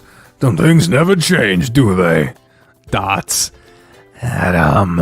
I didn't put it in a bad way. We were just talking about some old tendencies and how you put your studies and practice first. It wasn't anything negative. Adam made it clear that he supports what you do and tries to help us how he can. Okay, you get a pass this time. Though it does remind me of a time when your mother was cleaning your room and found one of Adam's shirts. That's right, he was using it instead of a normal pillowcase for some reason. Maybe it was softer than the pillowcases we were using at the time, or he just didn't realize what it was at the time. Or he was just really missing Adam at the time. I shall reiterate that I need water and will be going to get something to drink. If you boys want something too, come with me. Look at that. Oh, God, they're teasing us. Their triplets were right on his heels and walked off. I think I'll go with him, too. We all might as well go. It's about time for lunch, so we can talk more at their table. Dean put his hand on your back and walked alongside you as he continued talking. More people were roaming around the reception hall, and you found yourself sitting alone at the family's reserved table while everyone mingled with family they didn't see often. There's a sea of wagging tails and perky ears throughout the room, and you had a hard time picking out which particular ones belonged to you. When Spencer did pop up, he was behind you, and he put his hands on your shoulders. Well, there you are. I couldn't find you amidst the endless waves of fur. I kept getting pulled away by shit! I keep getting pulled away by aunts and uncles I haven't seen in years. I don't have it as bad as the triplets, though. They're having to suffer through a lot more than me. He kneaded your shoulders and relaxed and looked around the room. What all did my parents coerce you into saying? Besides me apparently being messy. We really didn't talk about you all beyond that a little bit. It's all about things I've been doing with school and such. Mostly boring stuff. Nothing about us. Nothing beyond how you kept my shirt as a pillowcase, but you were there for that.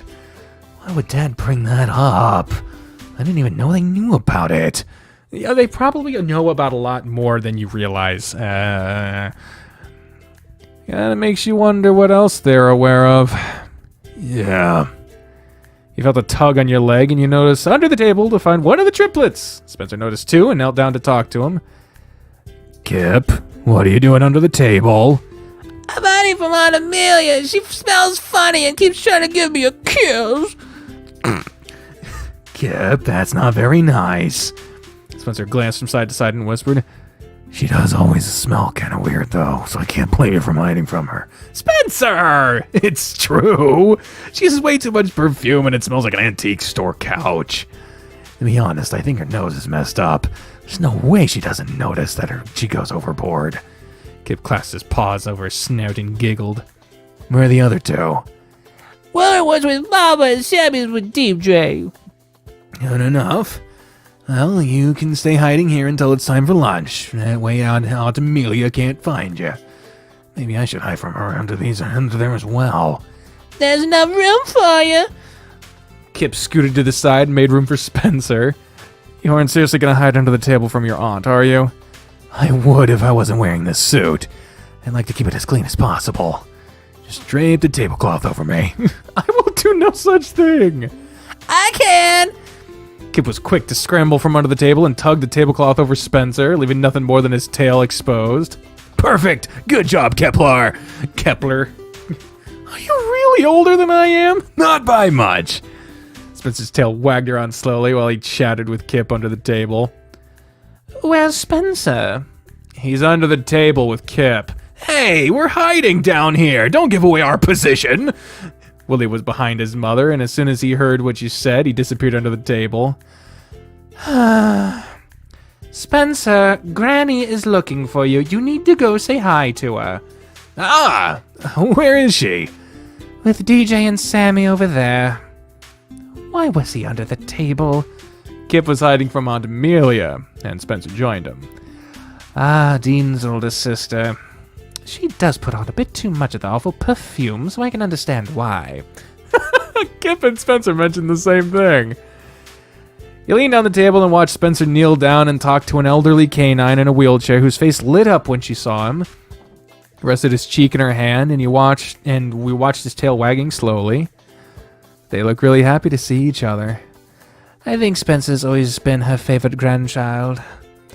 Don't get me wrong, I know she loves all of them, but Spencer always seemed to have a special spot with her. She's old and rambles a lot, and Spencer always listens intently and talks with her. Even when he was little, he was like that, and she appreciated it. Spencer stepped up behind her and leaned close to her ear. Then he pointed in your direction while whispering to her. She smiled broadly with her hands clasped over her chest, and she pulled his head down to give him a kiss on the cheek. They continued talking for a while longer, and she kept her gaze fixated in your direction the entire time. You found herself having to look away. I wonder what the fuck that was about. Guests were starting to settle in for lunch, so he gave her a gentle hug, and she used the cane resting over her lap to push him away after he left. You seem happy. Granny wants to meet you later. Me? Why? Just to say hi to you. Is that so? Uh-huh. Spencer dropped into his chair, and you felt his hand squeeze your leg. He was unusually happy about something, but you figured you would find out why later. I bet. I'm glad to see she's doing well and that she was able to make it to the wedding. You know, she would raise hell if she was told she couldn't come. No doubt. Alright, I found one of them. Where are the other two? Dean had Sammy at his side, and both of them were looking around for the others. Are they both still under the table? A third tail quickly disappeared under the table, and it was obvious that the triplets were reunited. Never mind. Should I even ask why they're under the table? Hiding from your sister. Boys! 3 heads poked out from under the table, and the ears were folded back in preparation of a scolding. Do you have room for your dad down there, too? I think I'd like to hide from her as well. Dean got down on his hands and knees, and just like Spencer, the tablecloth was draped over him, leaving nothing more than his backside sticking out from under the table, his tail curled up and wagging. Dean, get up off of the floor! But I want to hide from Amelia, too. My nose can't handle another second of that horrendous perfume she wears. Valerie's father's getting ready to make his speech, so it's time to stop goofing around. No dessert for any of you if you aren't on your chairs in the next 5 seconds. You heard her, mother boys. You heard your mother boys. Back to our seats if we want cake later. Dean was the first one back in his chair, and the 3 boys were right behind him in their assigned seats.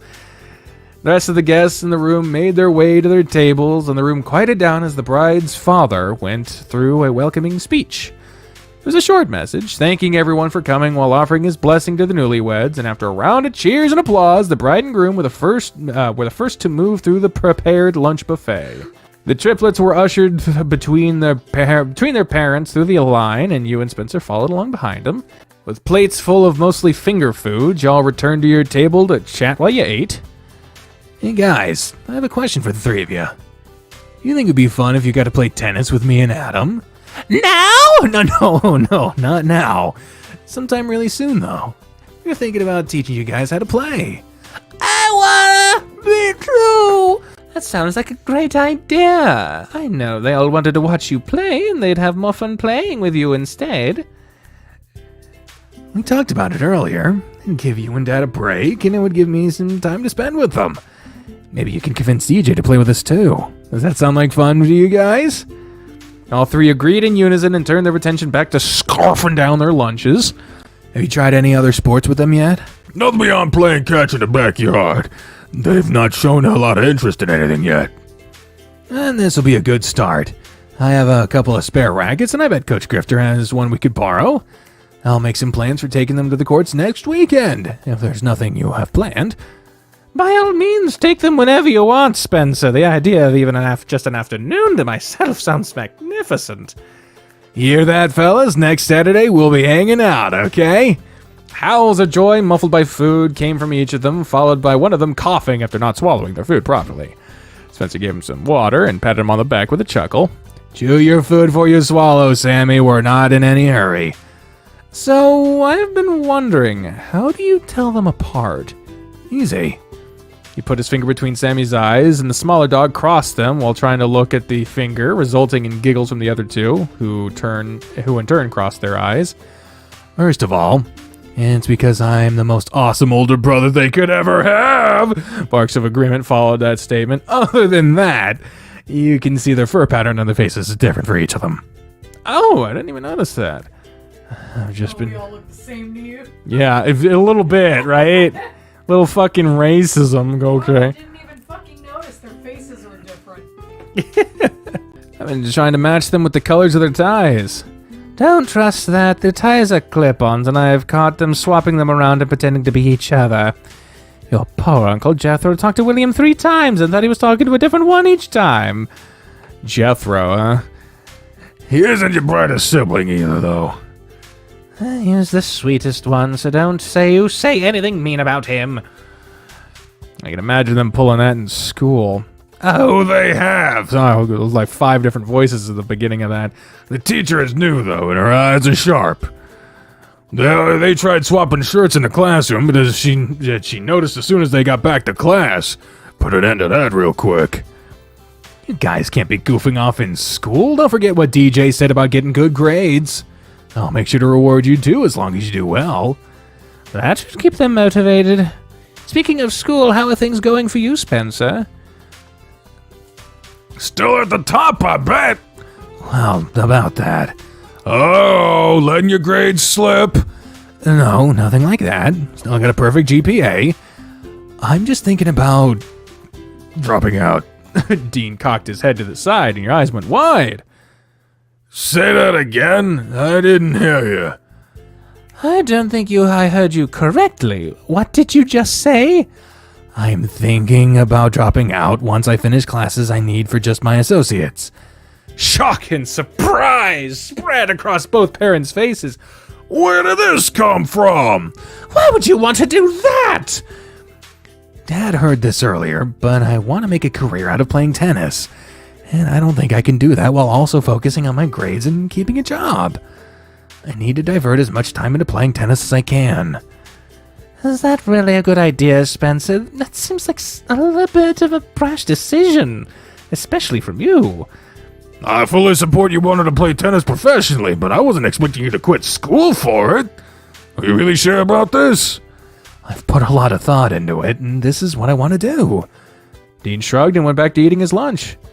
You're a smart boy. I will always trust your judgment. So if that's what you want to do, you better believe I'll support you.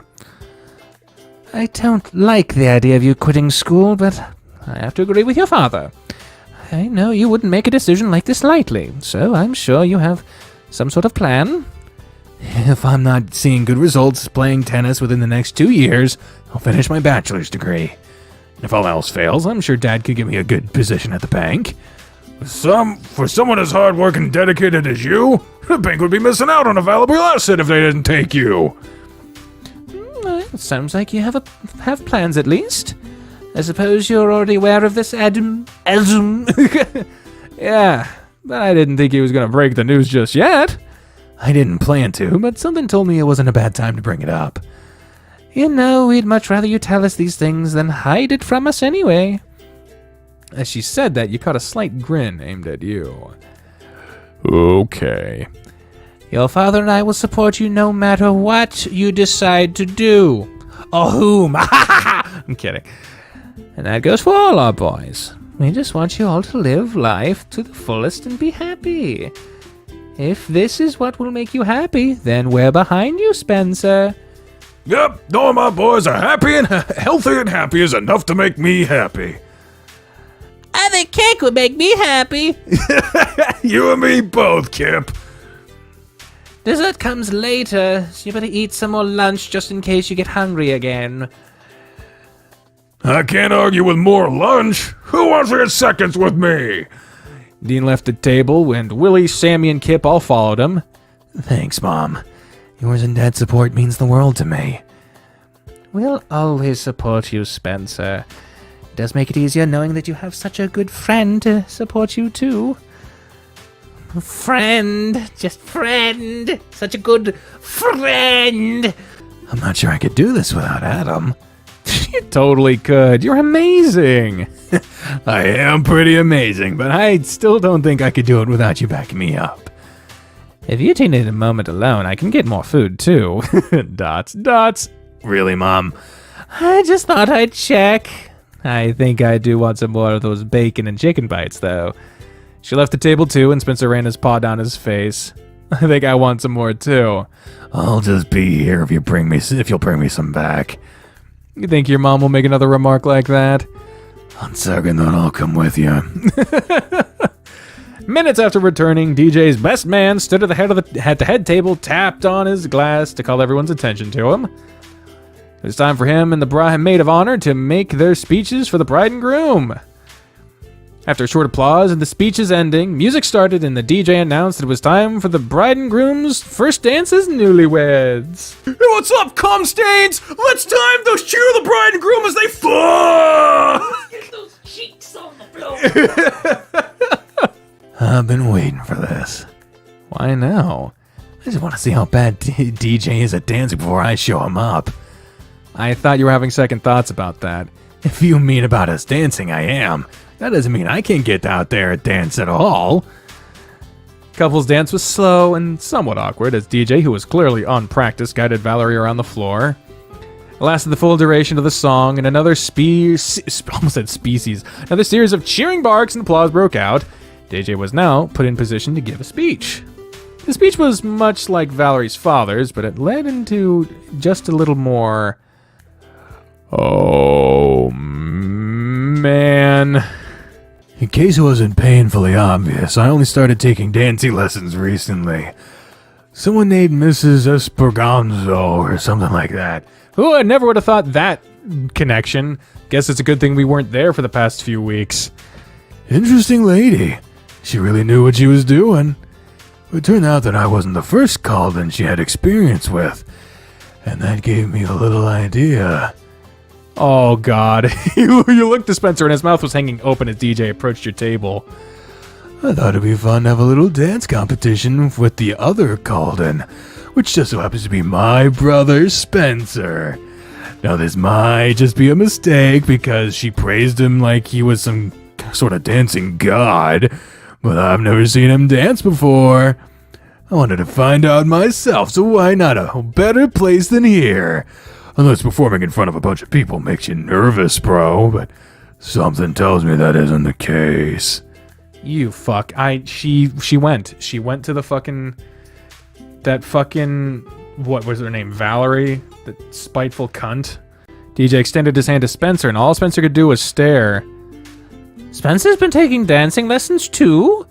Go on, son, show us what you got. Get up there and shake that tail. Don't say that, Dad. Please don't. He looked to you, and all you did was shrug. You did want to dance, so... I think he needs a little encouragement from everyone else, so let's give a cheer for Spencer! Cheering erupted throughout the room with a resigned sigh and laugh. Spencer took DJ's paw. I didn't realize you wanted to be embarrassed during your own wedding. Confident, huh? You're asking your brother that strives to be the best at everything he does. What do you think? Spencer grabbed DJ by the hand and waist, startling his older brother, who could only laugh. Oh, here we go. And she prefers Madame Esperanza. Call her anything else and she'll take you for a spin. Now try and follow my lead. Mon petit chou, I don't know French! Spencer guided DJ to the dance floor and the music shifted. You weren't surprised to see how well Spencer guided DJ around the floor while the spectators laughed and cheered. From a quick tango to the salsa and into a waltz, Spencer moved around the dance floor, and when the music ended, he was left grinning and DJ was panting and trying to catch his breath. Well, everyone, I think it's clear that I was the better dancer. I had to lead Spencer around all of that. He could hardly keep up with me. Let's... Aw, you fuck. You motherfucker. Yep. We knew it. We knew it. Let's give him a round of applause for at least trying to steal my thunder. Do-do-do-do-do-do-do. DJ flashed a toothy grin at Spencer as they moved off the dance floor, DJ returning to Valerie and Spencer to you. The next dance was announced to be the father and daughter dance for the bride, and it gave Spencer a chance to relax. Says, when have you been able to do that, son? It's certainly something you didn't get from your father. His dancing skills went to DJ, it seems. Oh, come on. Even I dance better than DJ. I'll get the chance to show you soon enough. He wiggled his shoulders around and leaned towards his wife. Dancing is a good way to keep in shape, so I've been taking dancing lessons for a while now. I wasn't expecting to have to put them on display here, though. At least, not like that, anyway. DJ really asked for it, didn't he? He sure did. The dancing continued, and DJ took his mother to the floor to dance along with Valerie and her father. For long, it was an open invitation for everyone to start dancing. Dean left to take DJ's place, and DJ returned to Valerie. The triplets decided it was their time to shine and moved to the dance floor, making attempts to mimic Spencer and DJ. I think DJ knows about my job. Yeah, when did that fucking become obvious to you, idiot?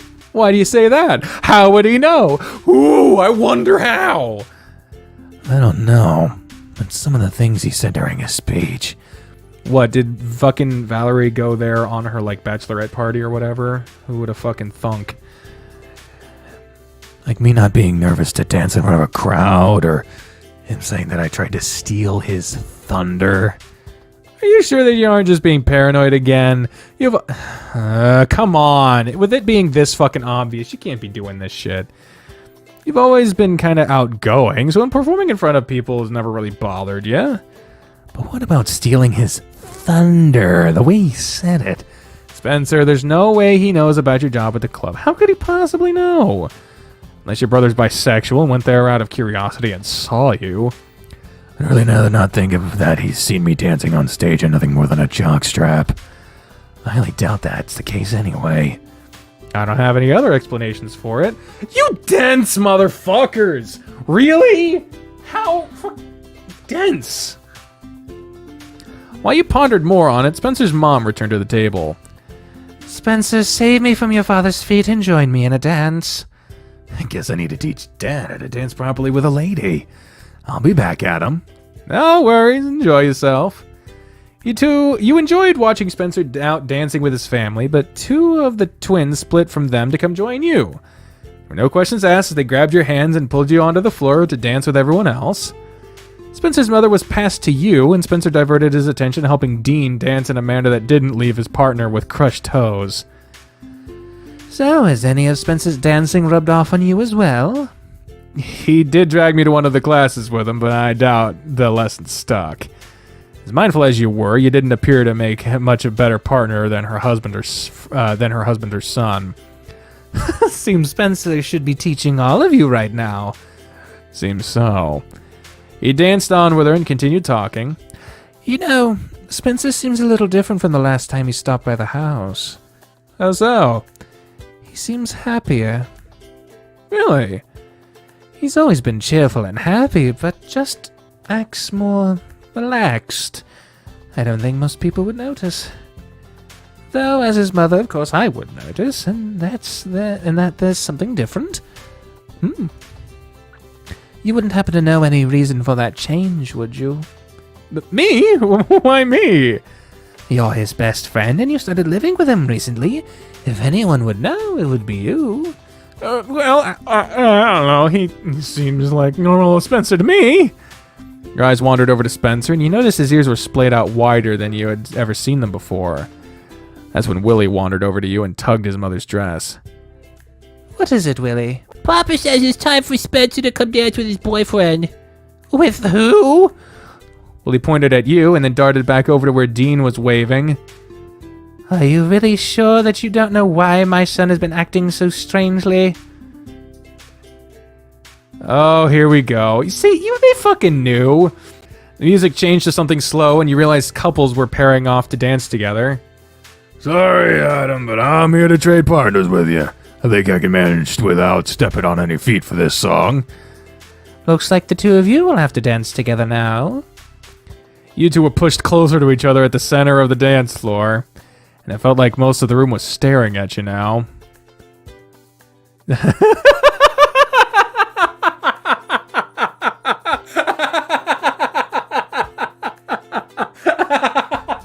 I don't know, for some reason just us being like, yeah, and him being like, God damn it, like it just fucking works. DJ and Valerie moved closer to you, and both of them had the biggest grin spread on their faces.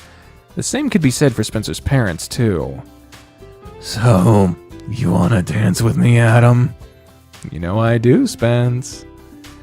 He held his paw out to you, and you took it. You took the lead, wrapping your fingers with his and pulling him in close by the waist. This isn't what I had in mind when it came to us dancing together. You and me both. The way Dad mentioned it was just so casual, and before I knew what I was replying to, all he said was, "Are you gonna ask your boyfriend to dance?" And I was just like, I don't know yet, like a dummy. You fell for that? I just wasn't thinking. Your mom was trying to get it out of me too, I think. She was really probing me about you acting differently.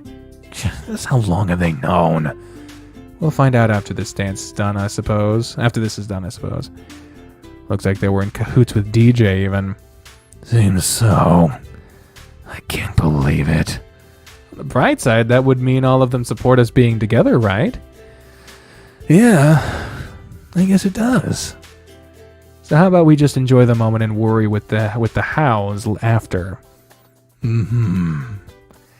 You leaned forward and rested your foreheads together, moving back and forth slowly with everyone else moving around you. I love you. Love you too, Spence. The song seemed to play on longer than expected, but it came to an end and was followed by something more energetic. You and Spencer shuffled sheepishly off the floor into the side of the room. So, how long have you all known? Known what? Dad. I am Dad, yes. How long have you known about us? We've had our suspicions. We found out for sure today.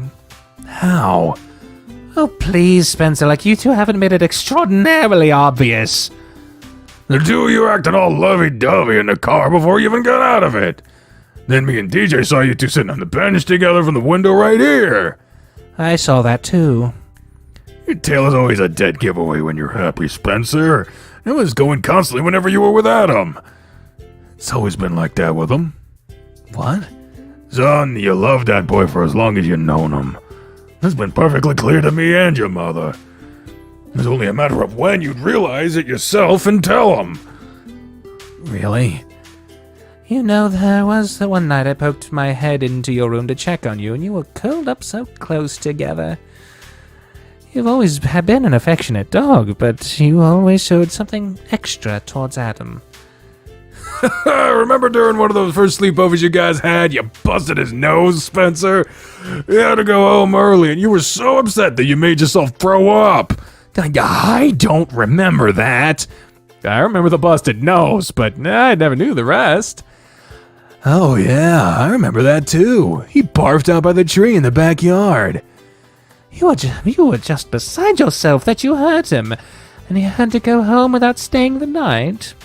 Okay, I don't need to hear any more about that story, jeez. So instead of just asking us, y'all conspired together to make us out ourselves? How would you have reacted if I just came out and said, "Son, are you and Adam gay for each other?" You could ask it differently than that. Does it really matter how it came about? We all know now. And you're fine with that? Even you, DJ? One of the reasons I stayed in the closet for so long was because of how you used to feel about gay people. Remember how toxic your behavior was when you first got with Valerie? Yeah, her family did have a negative influence on me in that regard. But I've grown out of that and come to make my own decisions on these things. Well, that's good. It's not like we've really talked, though, so you wouldn't know how much I've changed. You're my brother, and I love you no matter what. You're the same old Spencer I've always known. We all love you, so it doesn't matter to us who you love. Well, it kind of matters who he loves. I wouldn't want him to love someone that was a murderer or something. Oh, Dean. Since it's Adam, we wouldn't. We couldn't have asked for anyone better. We already love him like he's one of our own. Quite true. You're already part of our family as far as I'm concerned, Adam. I sure feel like it right now. Sorry I have to step away. I have a bride to dance with, it seems. I think I'm ready to get back out on the floor and move around too. Would you care to join me, my love? Dean offered his arm to his wife. As long as you keep dodging my feet. I'll try. You two should join us too. Let's have some fun with everyone while we're here. Well, they reacted how you thought they would. How do you feel? Would it be acceptable to cry? 'Cause I want to cry. Aw, Spencer. I knew they'd be okay with it, but them knowing and letting me know it doesn't change anything just Makes it all the better. And even DJ. What do you say to dancing a little more? Think you're up to it? Yeah, let's do it. He grabbed your hand and led you out onto the floor where the rest of his family was having a good time. Oh, that was the alt button. Sorry. Your time to dance with Spencer was short, and as he was passed from family member to family member, you were pulled around too, spending time with the triplets, their mother, and even Dean and DJ before finally ending up with Spencer's arms around you again. Y'all danced and danced, good times being had by everyone around you. But you noticed Spencer's movements were becoming strained. Do you need to stop? I think so. My ankle's hurting. I might have overdone it a little. Damn it, Spence. Come on, let's sit. You helped him over to the table and he dropped onto his chair with a sigh. You really should have stopped sooner. I know, but I was having such a good time with everyone. I haven't done something like this in so long. Well, I have the first aid stuff in my car, so let me go get that. I'll wrap your foot and give you some meds to help with the pain. Thanks, Adam. You'll have to get the bag, and when you return, the dance floor had cleared out and people were settling back to their tables. The dancing's done? Oh, it's about time for cake. There'll be more dancing after that, I'm sure. Not for someone. I got a lecture while you were getting the bag. You got scolded real good. He's not going to be on his feet for the rest of the wedding. Good. He needs to take it easy. You sat on the floor beside him and fished out some painkillers and a sports bandage. Spencer took the medicine from you, and you dropped the bag beside you to handle his foot. Bag tipped over while you set it aside, and from it rolled a single tennis ball. It rolled out onto the dance floor as you tried to grab it. Then noticed all the eyes watching. It's a little speciesist, but it's fucking funny. You can imagine it in a Disney movie, a fucking room full of huskies, and it's just like, a tennis ball. You noticed all the eyes watching the ball roll. Ears perked up, and heads turned to watch the ball as the ball rolled along and finally came to a stop. There was a weird tension in the air that was only broken when the triplets lunged for the ball. Boys! A struggle ensued that led to Dean grabbing two of them by the scruff of their necks, and Kip returned to you, ball in his mouth, and gave it back to you. He waited expectantly, but he was made to return to his seat instead. You nearly started a full-on crisis. I was a little worried for a moment there. Had the boys not jumped in, I'm afraid I didn't know who else would have gone for it. I won't lie, my heart skipped a little when I saw the ball roll out there. But I could have gone it before anyone else did. God damn it, this is a little fucking speciesist. The last thing I need is for you to get hurt too, Dean. I'd be fine. I have plenty of cushion for a dog pile. And if you were too slow and only ended up falling on someone... She grabbed Dean's side between her forefinger and thumb and gave his belly a jiggle. Sorry about that. This is one of my tennis bags, and I didn't expect it to go rolling out like that. Could have been something fun to watch. Maybe you should roll it out there again. I swear I won't go after it. Don't listen to him, Adam. That look in his tail says otherwise. His fingers are crossed. Samuel Spencer, my own sons betray me.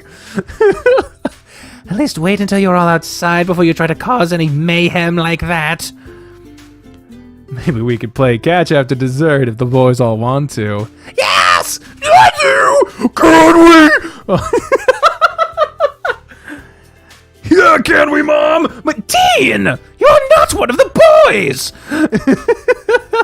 Dean made an audible whimper. The triplets chimed in with him, all putting on the same kind of puppy eyes even that Spencer used on you before. You know that doesn't work on me. This didn't deter Dean as he pawed at his wife's shoulder. I suppose having someone else out there to help watch the boys would be fine. You hear that, boys? After dessert, we all gonna go out and play! Everyone cheered, and you laughed, only listening to the conversation. You already removed Spencer's shoe and were helping stretch his ankle before wrapping it. Your dad is something else, Spence. He sure is. But I love him just the same. He's such an amazing man. He makes it easy to see where you get some of your own goofiness. That's exactly where I got it from. What's going on over here? I saw that ball roll onto the floor and thought a war was about to break out. Wait, did you hurt yourself, Spence? I just danced too much. My ankle started to hurt. Damn, that sucks. You can take it easy now, at least. I'll bring you a piece of cake after we cut it, alright? Thanks, TJ. It's time for us to make the cut, so I'll bring you some soon. You finished with Spencer's foot and moved to your chair just in time for the cake cutting to begin. The newlyweds shared a bite of the first piece together, and Valerie smeared a dollop of frosting over DJ's nose. In retaliation, he pressed his nose to hers, and with a laugh, he licked it clean. More cheers followed, and cake was divvied out to those who wanted it. The reception continued with cake and more dancing, but just stayed put with Spencer to relax and chat with whoever was around. You noticed something against your leg, and you looked down to find a child under your chair. Spencer's gaze followed yours, and he cocked his head. Kip, what are you doing? Is it time to go play yet? Are you trying to get the tennis ball? Get your brothers and meet us outside. What about Dad? Can't forget him. Your chair shook as Kip hurried to squirm away and go fetch everyone else. Come on, let's head outside. He jumped up and gave him something to lean against, despite his protests, and helped him walk outside. Oh, there we go. Alright, kiddos, don't forget, your brother's hurt, so he won't be running around with you. You'll have to deal with me getting y'all instead. Spencer handed you the ball. Throw it and watch what happens. You lobbed the ball a short distance away, and everyone took off after it. How much of a struggle is it for you to not take off after it? You know, I play tennis. If I didn't have the self-control that I have, I wouldn't last.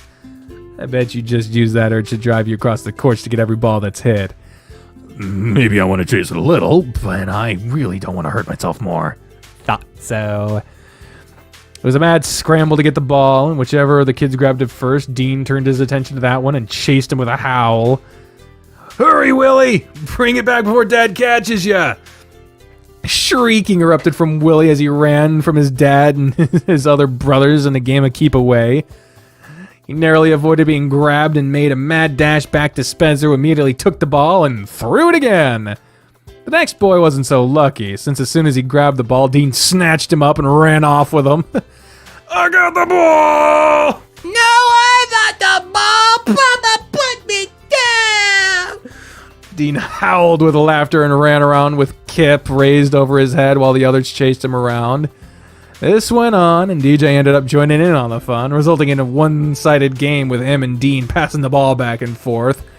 You're surprised when the ball landed in your hands again, and you had no chance to defend yourself as soon as you were pounced on by the triplets. Oof. The ball was not in your possession long before it was thrown back out and Spencer was able to pull you to your feet again. All of them are wild. They sure are. I miss doing this kind of stuff with them. I really am going to make more time for doing stuff like this. You better stay on me about it too, alright? Can do, Spence. He stayed outside for a while longer, and the day began to give way to dusk. When that happened, guests started to leave. You gotta say hi to Granny first. Don't leave out Granny. I can't believe it's already this late in the day. Time just flew by, huh? It's been great, though. Today has been way more fun than I was expecting. You expected a boring wedding? I wasn't expecting to have as good a time as I have. Well, I'm glad you enjoy it. I mean, it was kind of a big day for me. Yeah, I'm glad I could be here for it, DJ. Me too, Spencer. I'm glad you're here too, Adam. I'm glad to know Spencer has someone level-headed to keep an eye on him. I do what I can. You keep doing that. I need to go see some of our guests off and slip away with Valerie, though. It's time for our honeymoon tonight. Gotta show off that tacky pair of underwear to her. And if she doesn't laugh you out of the room before it happens, consider wearing a condom if you aren't ready to have a few of these of your own. He laughed and pointed to the triplets still running around with the tennis ball. So there's something I haven't told you guys yet. No. DJ, have you? We agreed we wouldn't tell anyone until after we tied the knot, but she's 2 weeks in already. We are not telling your parents for at least another month. They can think it happened during the honeymoon. Oh my god, I'm gonna be a grandpa already! My other boys have barely grown up at all! And all of them are gonna be uncles. You too, Adam. Holy cow! To twins, nonetheless. Can you find that out at 2 weeks? I don't know a damn thing about fucking anything, really. Apparently, it's something that runs in the family. Goodness gracious, son! You are in for it rough here for your first time. Just wait until your mother hears the news. Oh yeah, no doubt. I'll break it to her before you guys leave. I can't believe you're gonna be a dad. The thought kind of blows my mind. Imagine my surprise when I found out. We weren't even trying, but I guess we goofed up somewhere. But please keep this to yourselves. I've entrusted you all with this secret. You better let us know when you pop that surprise to everyone else then. Oh, it's gonna be murder to keep it a secret. You don't have to worry about me and Adam telling anyone. Please and thank you. I'm gotta run for now, but be sure you guys stop in and see me again before you head off, okay, Spence? Will do. What a day, what a day. This means I won't get any pressure about grandkids, right? I was sure at least one of you boys would have one at some point, but so I wasn't too worried about it. Your mom's gonna flip. Good or bad? Both, I'm sure. Twins, though. Christmas sure is gonna be crowded this year. Sure is. That boy, I can't believe it. Dean grabbed Spencer and they shared a tight hug. I think it's time to corral the boys and situate them near the door for everyone that's gonna want to see them one last time. That's a good idea. I need to start saying my goodbyes so we can get home. I'd like to prop my foot up and relax. That's right, you need to get off that ankle. Come on then, let's move to the front and find your mom so we can send you home. Y'all gathered the boys up and moved to the front of the building so they could mingle with relatives heading home. It's perfect timing since Spencer's grandmother was looking for him, and so he could present you to her. You found out Spencer already told you were his boyfriend, and she was more than ecstatic to meet you. She pulled you down to hug you and kiss your cheek, welcoming you to her family and giving you her blessing, as well as a threat in regards to ever making Spencer unhappy. Spencer reassured her that she had nothing to worry about, and after another hug, she was on her way. More hugs were given, more farewells were said, and the crowd of people quickly dwindled away. Aw, look at that family. Alright, everyone, I need to get home so I can get off my foot and for good this evening. Have to make sure I'm in top shape for hanging out next weekend. You gotta go home now. What? What? You have to go home, I'm sorry. I do, so while you come give me a hug. Except a snotty one. Keep your shit away from me. Can we come visit your house? Next week when we hang out, okay? You can all see where I live. Okay. Hooray! I love you all so very much. I've had so much fun with you today. I can't wait to take everyone to play tennis next week. The triplets crowded around Spencer and tangled him up in a mess of arms and muzzles, and they were left whimpering with droopy tails and splayed ears. I'll see you again soon, so don't be sad, alright? You'll even get to hang out with Adam, too. That seemed to cheer them up again, and they made sure you got your fair amount of hugs as well. Spencer shared a hug with his parents together, and Dean made sure that you were dragged in for a big group hug with everyone. It's been good seeing you boys here today. I'm glad you're both doing well. Same here. I'm glad I got to see you all. Just try and make it more frequent. None of this months without visiting. We live so close together, so there's no reason for it. I know. You'll see me next weekend, too. And I better see you more after that. You will. I promise I'll be better about it. I'll come after you, Adam, if he doesn't, okay? You can count on me to hold him to his promise. And don't forget to let us know when that next match is. We all want to come cheer for you. I'll be sure to. That includes me. I have years of support to make up for, so I'll try to make it to as many of your matches as I can.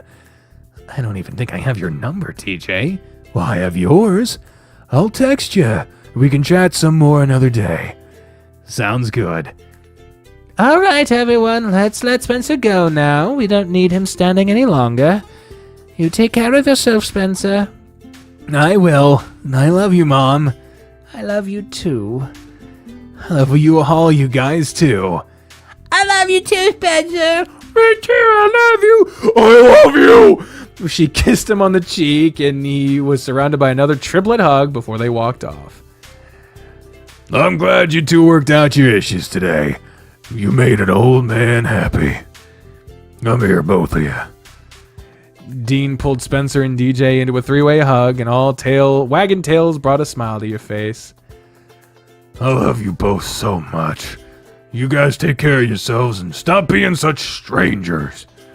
You might be grown out of your own. You might be grown and out on your own, but you're still all little boys. You got it? I'll try, Dad. You'll see more of me for sure. Same goes for you, Adam. You're not just there to remind him to visit. You'll have to come with him. Will do, Dean. Dean broke away from his sons and grabbed you in a tight, soft hug, lifting you off the ground when he did. I'm glad to have you as a part of our family, too. Who knows? Maybe we'll be in order for another wedding soon. He ruffled Spencer's head fur around and left DJ to wrap up. You two gonna tie the knot soon, too? What? No! We've only been dating for a few weeks. But you've known each other for most of your lives, so... Okay. We'll ditch your wedding plans for now. Instead, I have something I wanted to ask. What's that? What does the name White Thunder mean to you? Excuse me? The name, White Thunder. Where did you hear that name? You know, before two people get married, their friends typically take them out for a final night of debauchery. I fucking knew it! I fucking called it, man! I called it! To the detail! Holy shit! Valerie had a really fun bachelorette party, I heard. Oh. I told you he knew Adam. You had a hunch? After dancing with you, I did. As perceptive as I would expect you to be. Valerie almost gave it away earlier that we knew, but that would have spoiled my dance idea. That was what she meant when she said that. But when... Oh. There was a large party last week. Like 15 girls together. It must have been her party. I wasn't tending to that group, so I didn't see her. She said she made sure you two never made eye contact, too. I heard green looks really good on you. Spencer's face couldn't turn any redder than it already was. Please don't mention it to Mom and Dad. All right, character test. Is DJ going to be a piece of shit about it, or is he just a teasing older brother? Let's see. Why would I? It's not my place to. Dad would get a kick out of it, though, but Mom, maybe not so much. As for me, I'm not going to judge you either. If the money is good and you enjoy what you're doing, more power to you. I got a kick out of hearing about it. My straight-laced little bro is a stripper. Shut up. Everyone that knows seems to think the same thing. I'm not as much of a prude as people think I am.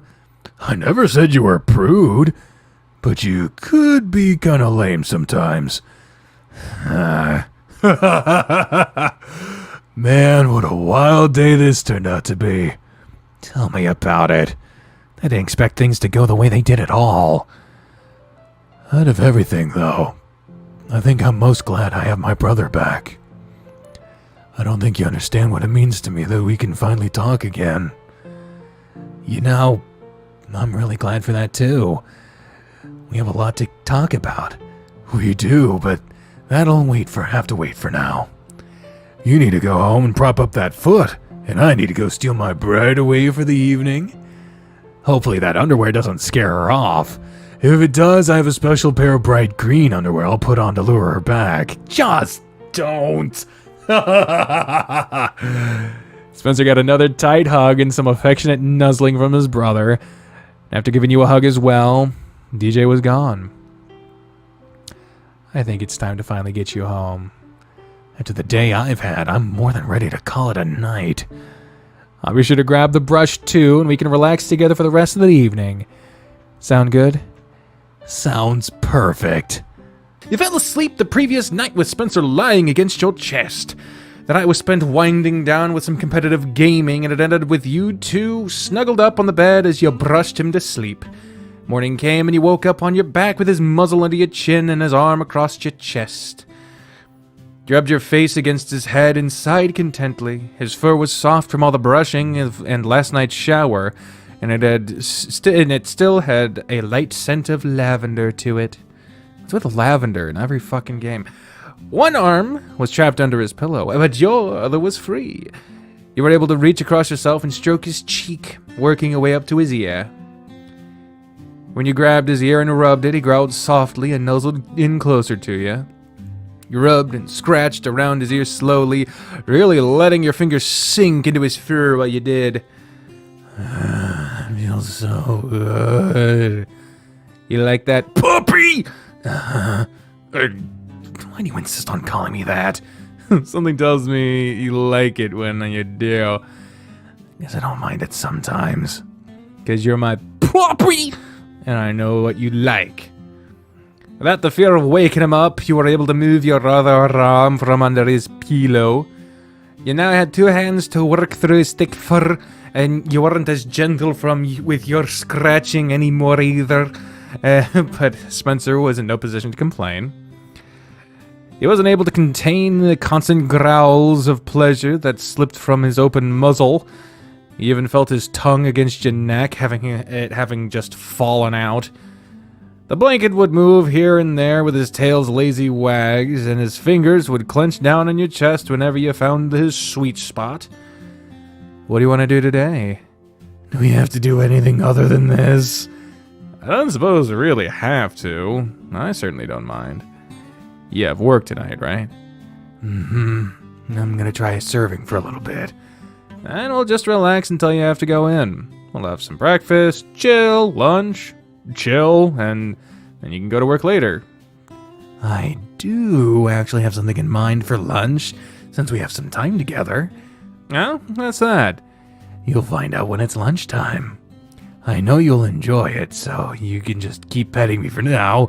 I deserve it for what I have in mind. You expect me to give you love now based on something I might like from you in the future? Uh-huh. And what if I don't like it? How do I get all this loving back from you? You dug your fingers deep into his fur and he deflated with a loud sigh. What kind of sound was that? I said I don't know. There was an inflection of howling, howl, with the last word, and nuzzled quickly around your neck. Guess if you don't like it, I won't try surprising you anymore. And that means I'll have to fake liking it if I don't, huh? I'll be able to tell if you're faking it or not, so lying will just hurt my feelings. More than me just not liking it? Maybe. I know you'll like what I have in mind, though, so there's no point in worrying about you faking it.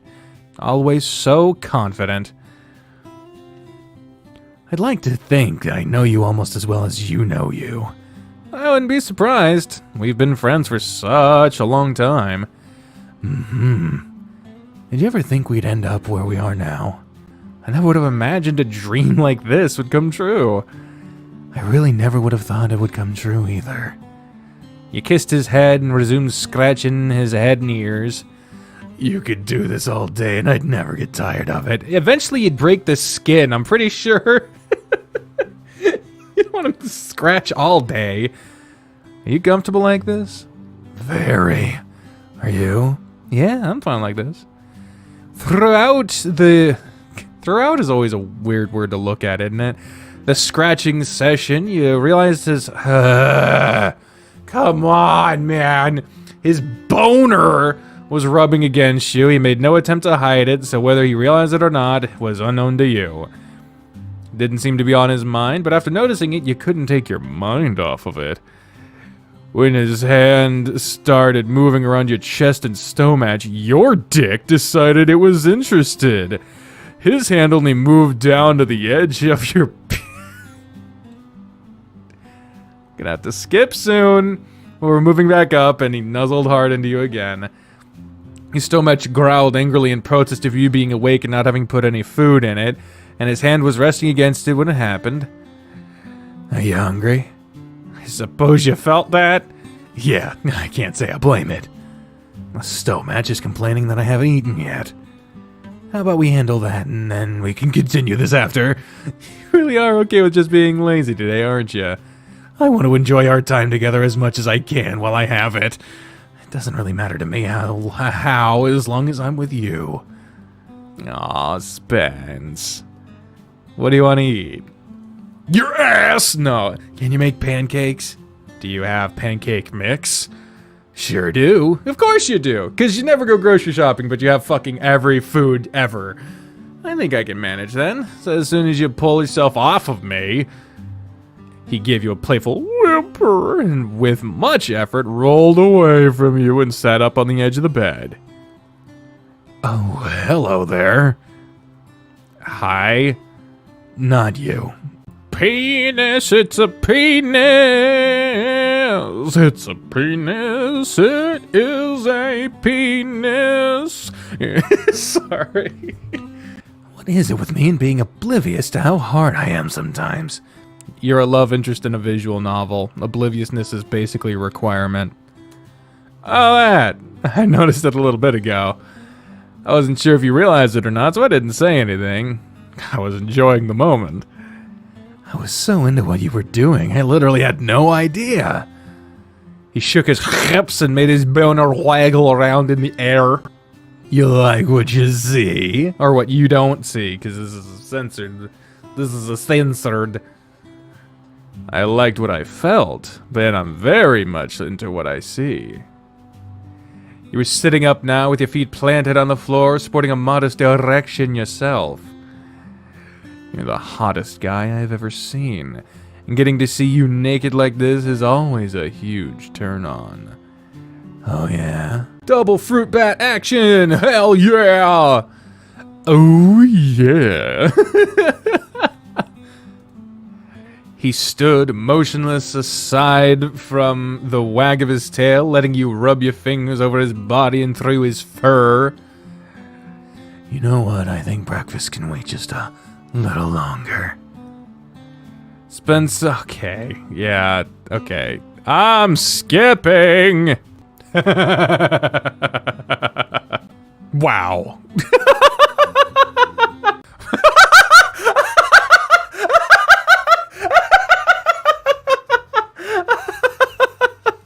Alright, so that finished. Oh, there was some funny faces. You showered, and Spencer joined you part of the way through it.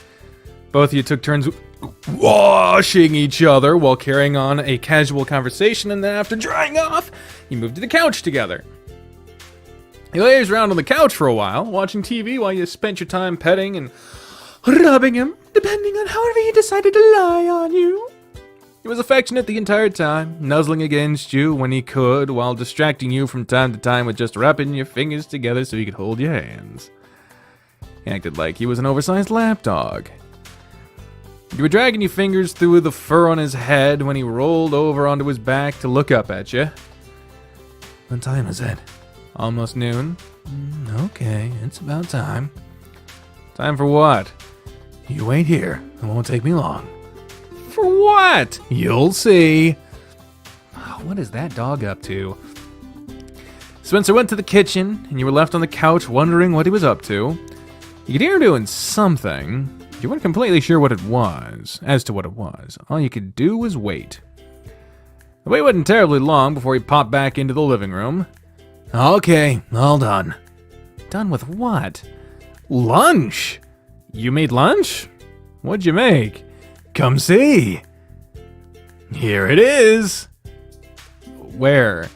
Spencer pointed to the counter, and your attention was drawn to a wicker basket on the counter. Is that a picnic basket? Sure is. Lunch is in there, and we'll be having it in the park. Oh, that sounds like a great idea, Spence. What'd you make? It's nothing fancy. I just made us a few sandwiches, packed some other snacks, and a few bottles of water. Sounds perfect enough for me. Guess we should be going then, huh? If you're ready for lunch, yeah, I'm definitely ready. Let's put on some more clothes and go. Okay. Well, that's nice. I don't think you could have chosen a more perfect day for this. Of course not. It rains once in this entire game. Right? This weather's the best. You chose to set up at the top of the hill under the tree that overlooks the park, so Spencer spread out on the blanket and you both dropped down on it. Spencer popped the basket open and the first thing you noticed was a frisbee. Looks like you have more in mind than just eating. We have a lot of the day to spend together, so I thought it would be something fun for us to do. You'll play catch with me, right? I'm not the best at throwing a frisbee, but of course I'll play with you. It sounds like fun. Good. Just be careful, man, especially if you're planning on serving tonight. Gotta be careful. You pulled out a pile of sandwiches wrapped in a clear plastic along with chips, fruit, and a couple of plates and bottles of water.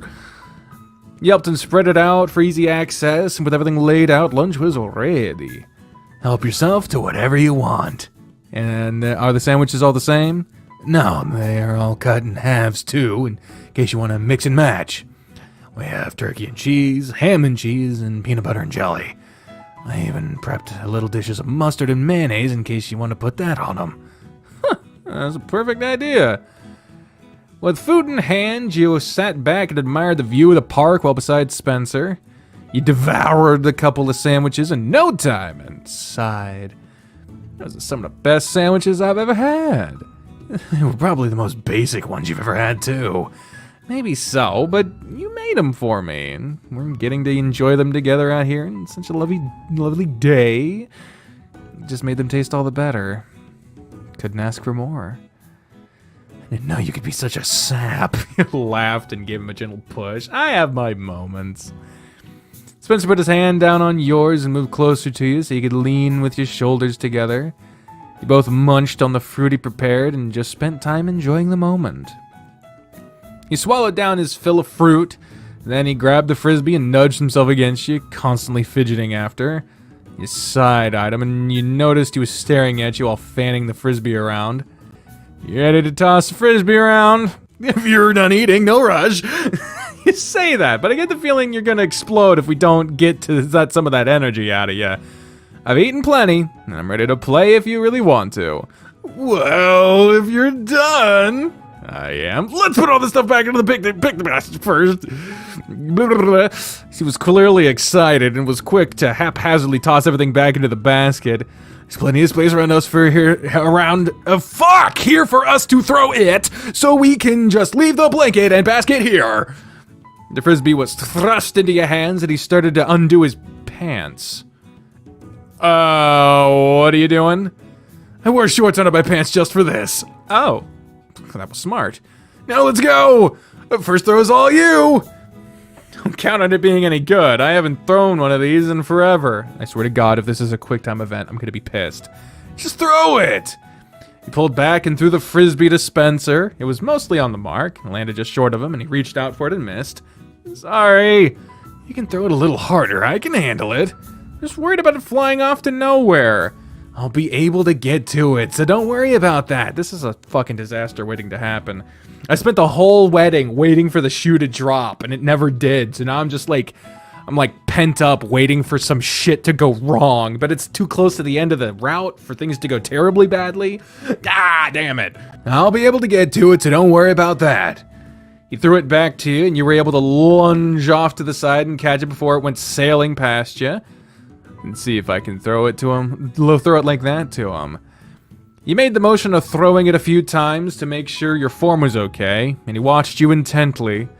He looked to be anticipating the throw with each motion you made. Throw it already! Okay, here it comes. You tried another throw, and the frisbee moved a lot faster this time. It was a wild throw, too, but Spencer dashed over to intercept it and snatched it out of the air just in time. Better! Just throw it straight now.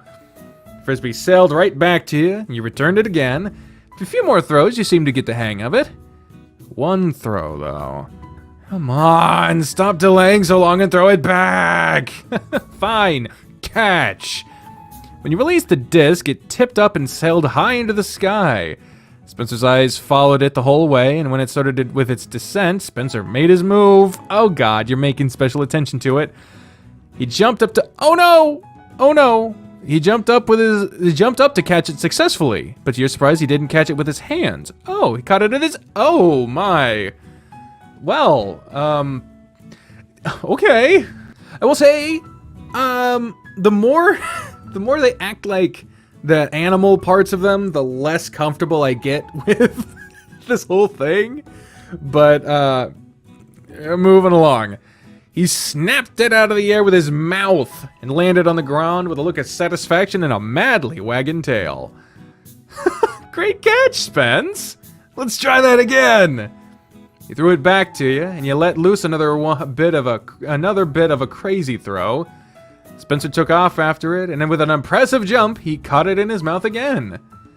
This went back and forth for a while as Spencer chased down every throw you made, alternating between catching it in his mouth or with his hands, depending on the throw you made. He even brought it back to you a few times and waited for you to throw it so he could chase it. There was a playful growl here and there when you tried to take it from him, but he always let it go so you could throw it again. He's getting really doggish. He made one particularly impressive jump to catch it in his mouth. When he landed, he went tumbling and rolling across the ground. When he came to a stop, he had the frisbee in his mouth and he was laying sprawled out on his back. He ran over while he was lying. His tail was wagging slowly, and he was panting heavily and after letting the frisbee fall into his chest. Spencer, you okay? Yeah, I'm fine. Just a little winded after all that. We've been at this for a while. Maybe we should take a break. I don't want you to hurt your ankle. I thought you had when you landed just now.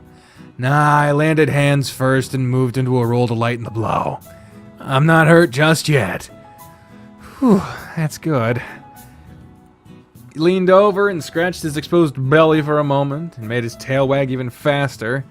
Let's go get some water and take a breather. I want to play catch some more. No, we're taking a break so you don't hurt yourself. Come on. You reached your hand out to him and with a whine, he's some struggling. You helped him to his feet. The frisbee is covered in slobber and dirt and grass. I have to wash it off really good.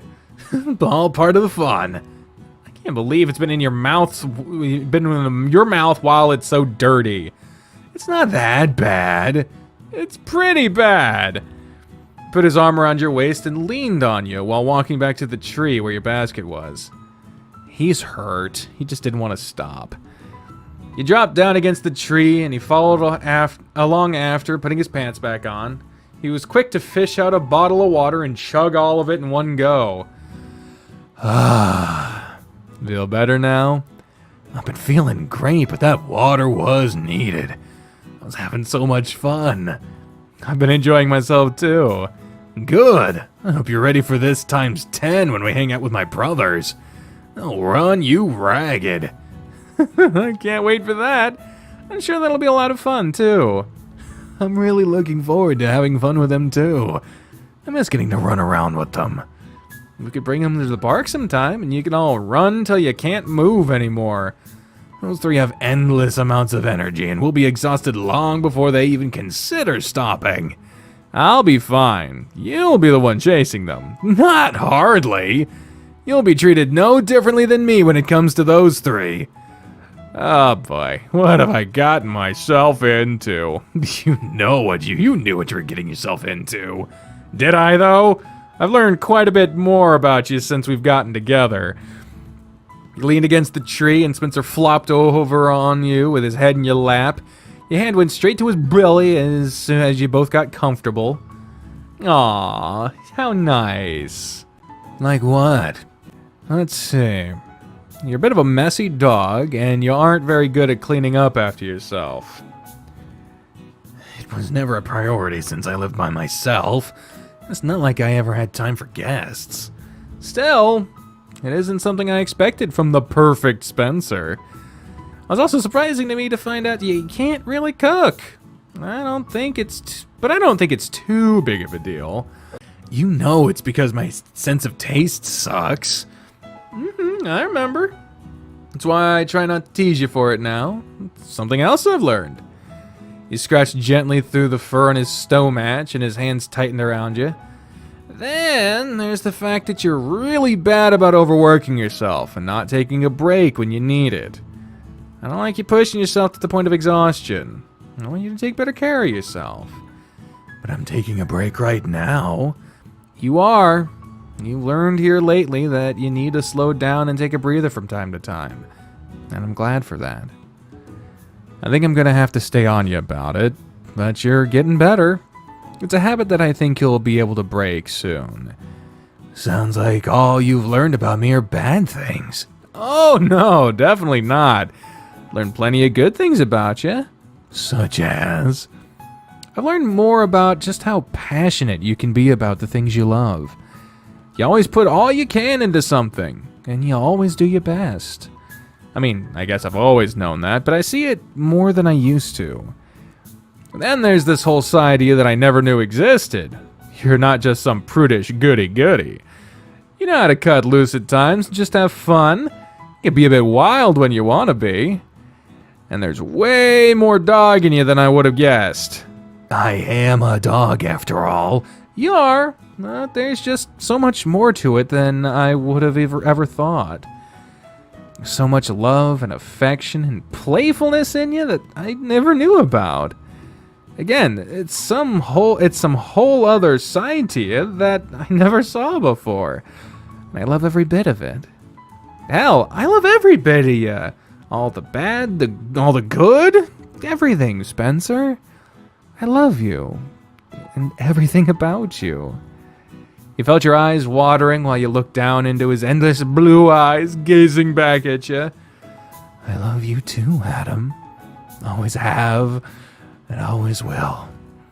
You're my best friend, and so much more. You make me the happiest dog on the planet every day. I couldn't ask for more than to have you by my side. Spence. Waking up next to you, seeing you smile, being with you like this. All of it fills my heart with so much joy that it overflows and I can't even express it properly. I bet all that overflow is redirected to your tail. It would explain why it wags so much. I can't control it when I'm with you. That's not the only thing you can't control. He saw the outline of his... Oh, come on! Of his boner against his pants, and he grinned sheepishly. I put my pants back on for a reason. Good planning. You know, that's something else I've come to find so endearing about you. My lack of control over my erections. Well, yeah, kinda. I love getting to explore the sexual side of our relationship and finding out what kind of things you like. It's surprising how kinky you are. Yeah, everyone in this fucking game is way kinkier than you would expect them to be, ain't they? I don't think I'm that kinky. No? I'm gonna give a few things right away that I consider kinkier than normal. You can suck your own dick, and you really enjoy it. Wearing a collar really seems to get you going in the bedroom. You're definitely an exhibitionist. You love showing off. You even told me recently that after a night of dancing or a day after a tennis match is when you'll be the most turned on because people were watching you the whole time.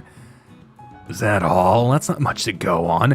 Okay, maybe there's not as much as I was thinking. I bet there's more in there that I don't know about yet. Like, if I wore a jockstrap all day and put it over you... Ew! Oh my god! What the fuck? Slipped your... Okay. Okay. See, even he agreed. Because maybe I would like that. I have a... God damn it! What other kind of kinky things locked away in that head of yours? What? What other... Okay. What's something else you really want to do with me? Do you really want to talk about this right now? You're hiding my boner, and nobody can see yours unless they came up right to us, so it's not like we have anything to worry about. There is one thing. You already know I can suck my own dick. You've seen that. Uh-huh. You fucking me while making me suck my own dick is one of the hottest things I've ever thought about. It's totally something we can do. Spencer, you dirty dog. You asked. I did, and I'm totally into the idea. You are? Of course I am. I want to make as many of your nasty fantasies as I can come true. Because I guarantee you, anything you're into, I'll be into as well. Because I have no personality outside of who I'm dating. Oh, at least anything I can do to please my dog, I'm willing to try. Why'd you have to phrase it like that? I see. It sounds like there's going to be a lot of fun in our future. Tons of fun, because you have no idea what I want to do with you. And what would that be? It's my turn to tease you and leave that as a surprise. You get to experience it one of these days. And you'll love it. Now look who's being the tease. I gotta get back at you from time to time. You grinned and slid your hand further up his shirt to rub his abs. Okay, I think that's enough dirty talk for now. You're gonna start leaking through your pants if I keep it. Yeah. Oh, come on. Yeah. No. Right now, you're like this all the time, aren't you? You're horny 24/7. Yeah, it fucking seems that way, don't it? No, I'm not. If you say so. Maybe we should change your name from White Thunder to Wonder Boner. Wonder Boner? It's the Wonder Boner. The Wonder Boner? Comes in a bag. No! He howled out his No! Out his rejections, you could only laugh to and ruffle his fur until it stopped. This is a newer day, so the time to go back and edit has been less than the others. He returned to idly scratching his stomach, and he nuzzled against you for a few minutes. Despite your horrible ideas, I love you, Adam. I love you, Spencer. He sighed happily and closed his eyes. You continued to stroke your hand over Spencer's fur, and he seemed to doze off against you. He snoozed, and you watched over him, relishing the time you had there. Leaned back against the tree to relax, and you didn't realize you wanted to take a nap until you dozed off with Spencer. He was hoping you don't miss your fucking work. No, it's still daytime. Your nap was disturbed, and you felt a weight move off your lap, and you opened your eyes to see Spencer sitting up next to you. Looks like we both fell asleep. Seems that way. I only closed my eyes for a moment, and I was out. Same here. Playing catch must have taken more of a toll on me than I realized. He stretched out wide and let out a growly yawn, and then he pulled his phone out. I still have a couple hours before I need to leave for work. How about we go home and shower? I'll rub your ankle after and make you something to eat before you have to head out. You were running around a lot, and I don't want you heading in smelly and sore. That sounds like a good idea to me. Before you got up, he lunged at you and knocked you over to pin you to the ground underneath him. He held himself up with his hands and knees, and his tail was wagging playfully above him. Spencer, what are you doing?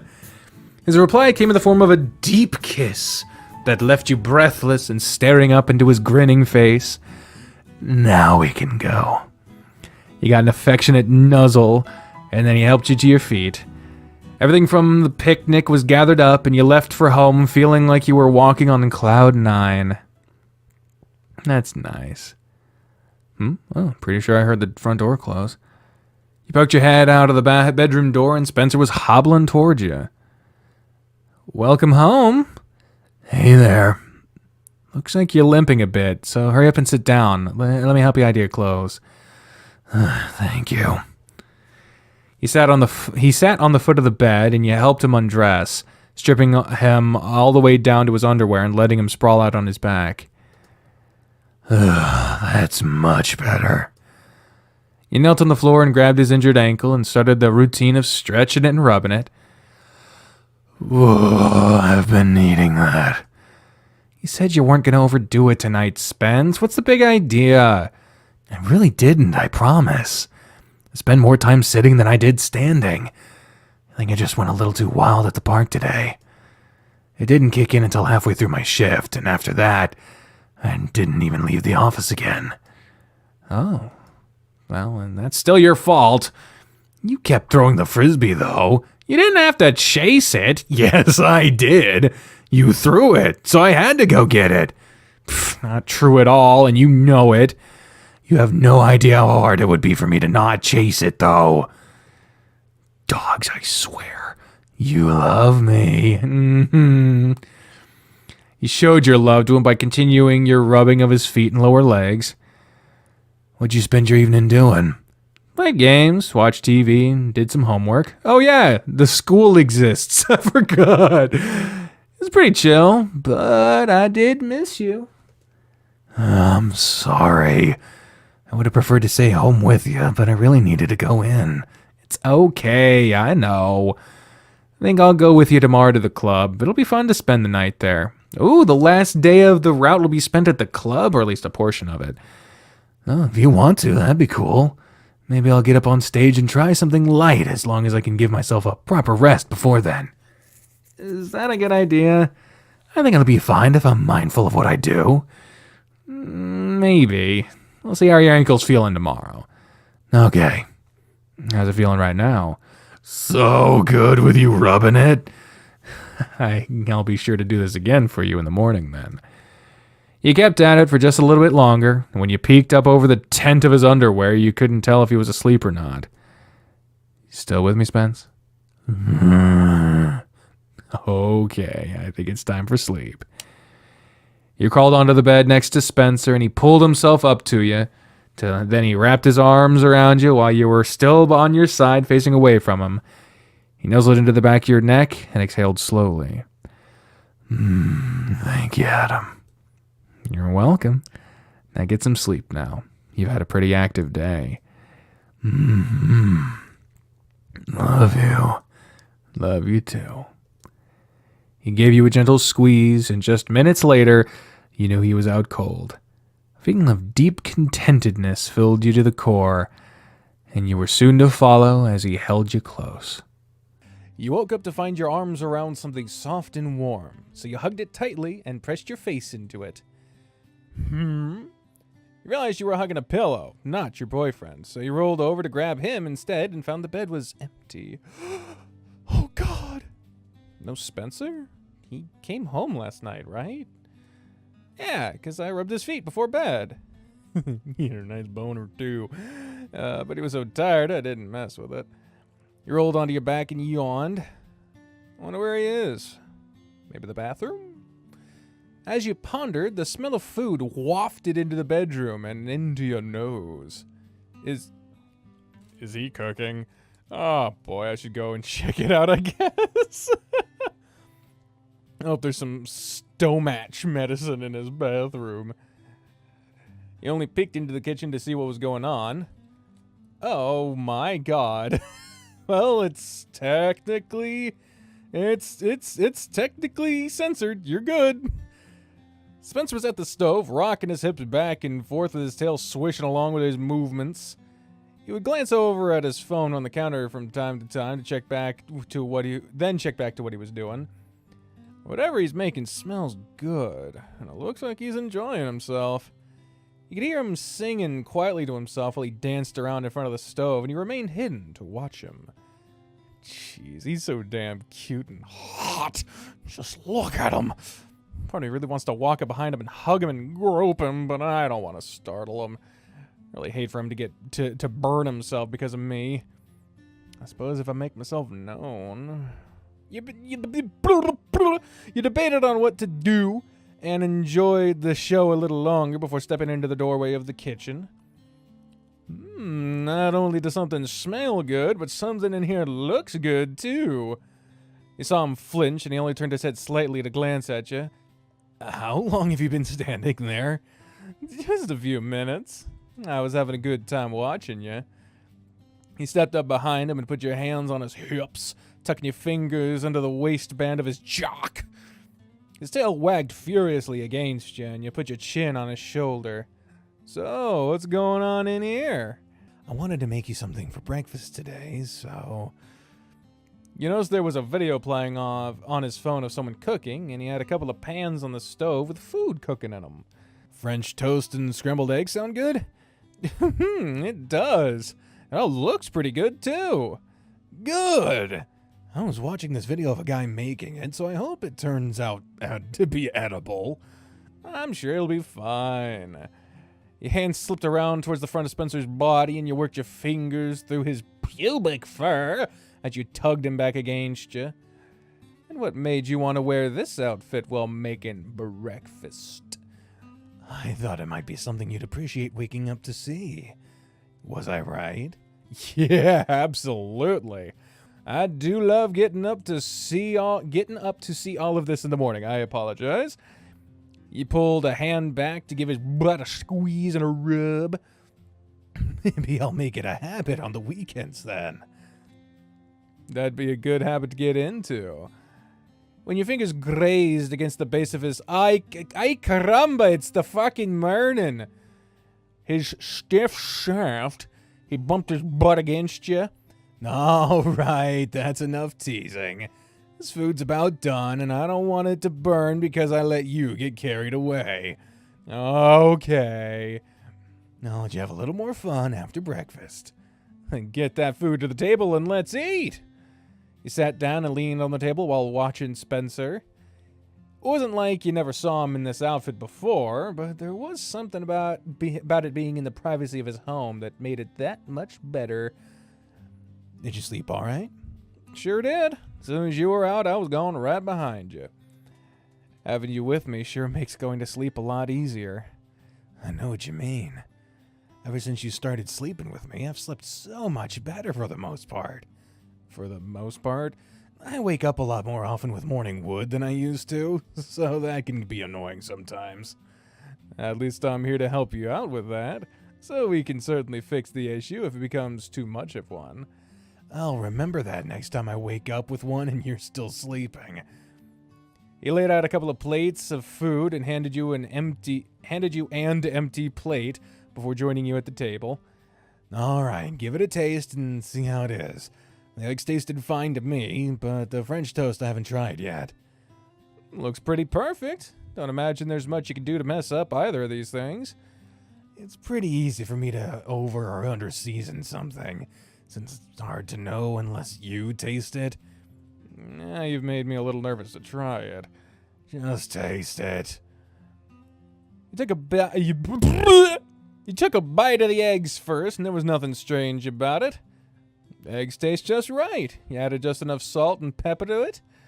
Good. I watched a video for the ratio of salt and pepper to eggs. It's easier if I use something like that than my sense of taste to try to get it right. Try the French toast now. You added a splash of syrup and took a bite of the food. This tastes great too, Spence. It's all a perfect breakfast to wake up to. I'm so glad to hear it. I want to be able to cook for you more often, so I'll be practicing. Unfortunately, that means you'll be subjected to testing everything I cook to make sure it tastes right. Well, as long as you aren't burning food, I'm sure it'll be fine. And if I taste it during the cooking process, you can season it accordingly. Oh, jeez. My lungs tried to escape my body for a second there. Yep, that's true. So many recipes say add salt to taste, but that doesn't do much for someone who can't taste food properly. I'd just as well cook without salt and let you salt your food to how you want. We don't need the extra sodium anyway. It's not a bad idea. Give that a try. Now, excuse me as I enjoy the delicious bounty my amazing boyfriend has prepared for me. You're excused. Spencer looked more than pleased with himself as he watched you devour your breakfast. He wasn't slow about wolfing down his meal either. You sit there and relax while I handle this mess you've made. He didn't even try to clean as he went. Goober dog. I can help at least. It'll be faster. Nah, you just relax. Let that ankle of yours rest. How is it feeling, by the way? Feels a little stiff, but it's nothing bad. I'll rub it and stretch it for you when I'm done with this. A hot soak in the tub might do it some good, too. A hot bath does sound like a nice idea, but I don't have a tub. Yeah, duh. That's right. I guess a hot shower will have to do. You can sit on the floor, and I'll treat you like a real dog and scrub you down, really pamper you. I don't... Ugh, that made me uncomfortable a little bit. I can't tell if you're joking or not. I'm serious. You can relax, and I'll wash your fur. I'm sure you've not showered since you got home from work last night, have you? Not yet, I haven't. And I bet that jock you're wearing needs to go through the wash before going back to work tonight. Dots. I didn't wear it to work yesterday. It's mostly clean still. Now that you mention it, I guess you were wearing normal underwear when I got your pants off you the other night. I really showed off your boner while I was rubbing your legs. Dots again. I'm gonna start the shower. You just come back there when you're done in here. By the time the water is hot, I should be done. Spencer stepped up behind you and gave you a kiss on the cheek, and then slipped his paw down your underwear and grabbed your butt. After a few quick scratches over it, he left you alone to go get his shower started. I sure do love seeing him get flustered. Need to make quick work of these dishes now so I can go join him. You put all your focus into cleaning and rushed off to the bathroom once you were done. I bet there's some nudity after this, so here we go. The door was mostly closed, and you pushed it open slowly to just poke your head in and catch him by surprise. He was sitting on the floor and leaning back against the wall as the water ran over him. Do you even need me in there with you? You look pretty relaxed on your own. Strip and get in here. My fur isn't gonna clean itself. Demanding, are we? You're the one that made the offer, so you can't get my hopes up and not do it. He scooted towards the center of the shower to make room behind himself. Strawberry has come to save us. All right, I'm coming in then. He stepped into the steamy shower behind Spencer, grabbing his soap bottle and plopped down on your butt with him sitting between your legs. Oh, and now he's gone. So for the time being, we can remove the fruit bat. Boosh. There's something soothing about sitting in the shower like this. It feels nice having the warm water I ran out of breath. I haven't done this in a while. It feels nice having the warm water shower down over you, huh? Mm-hmm. It's relaxing. You dragged your fingers through his wet fur to help the water soak all the way through it. You started between his ears and worked down over his neck to his shoulders and back, and his tail wagged lazily against you. As much as I'd love to be in a bathtub, I have to admit, I'm really enjoying this too. I haven't even gotten to the good stuff yet either. I don't know what you're talking about. All of this is the good stuff. Hot water, rubbings, and pettings, boyfriend.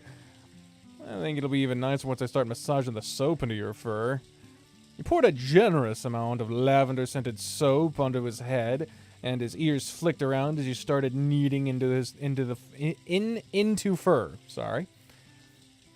Oh, you're right. Spencer slowly drifted backwards and ended up lying against you while you worked the soap into his fur. Time for nudity again. There's a lot of man on the screen right now. There's a whole lot of man. I'm gonna have a hard time handling your back if you're on top of me like this. Head and shoulders are fine. Soap will run down through my fur. I'm gonna give you a thorough scrubbing all over. You can reach my chest from there, right?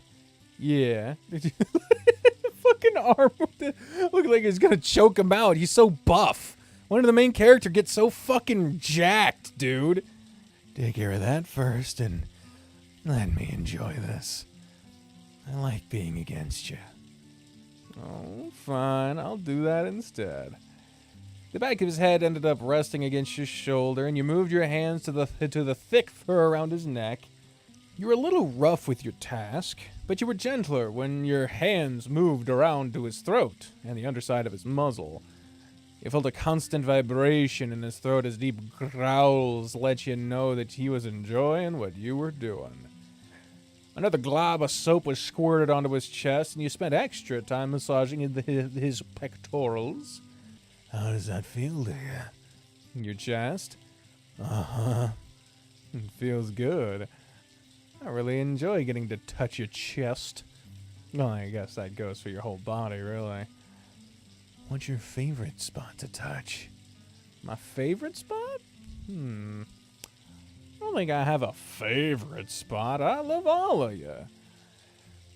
Depending on how you look at it, my favorite spots to touch is wherever I elicit the best reactions.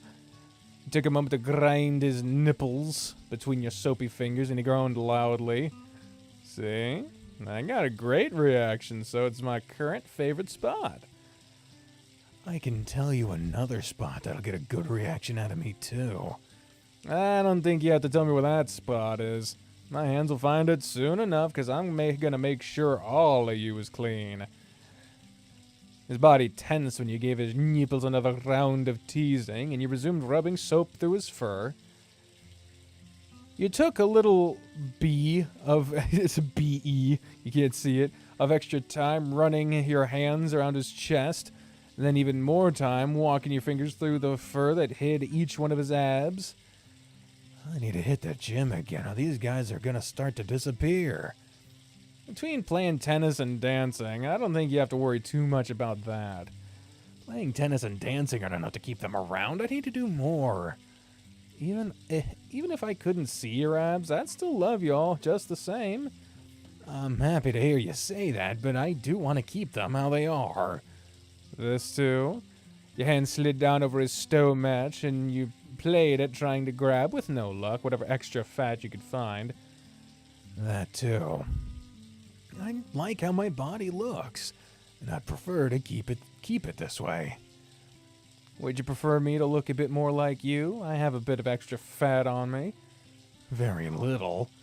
You've got some good muscle going on in there. I'd tell you for sure, like, y'all can't see it because of how I got a thing, but his fucking arm looks like bigger than Hulk Hogan's fucking 36-inch pythons, brother. Also, fuck Hulk Hogan.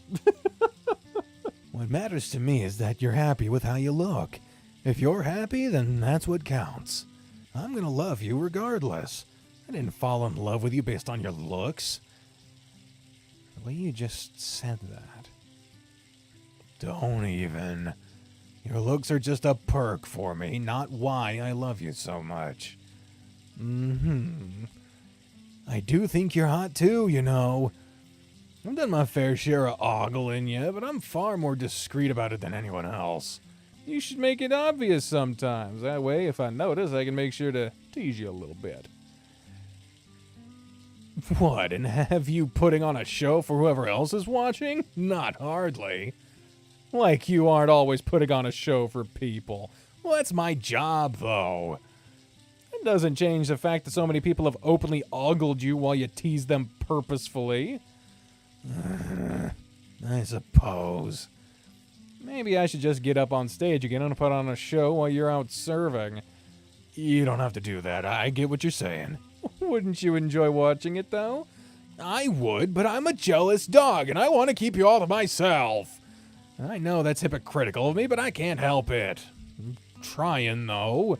Spencer, I'm just teasing ya. You clasped your hands over his stomach and pressed your head to his. I know you're a jealous puppy and don't want anybody else looking at me like they look at you. And yes, it is a little hypocritical, but it's not something I'm gonna hold against you.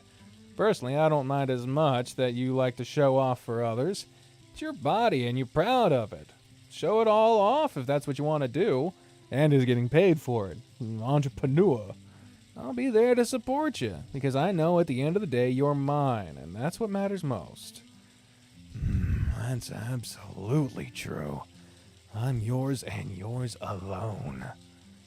Just like I'm yours and nobody else's.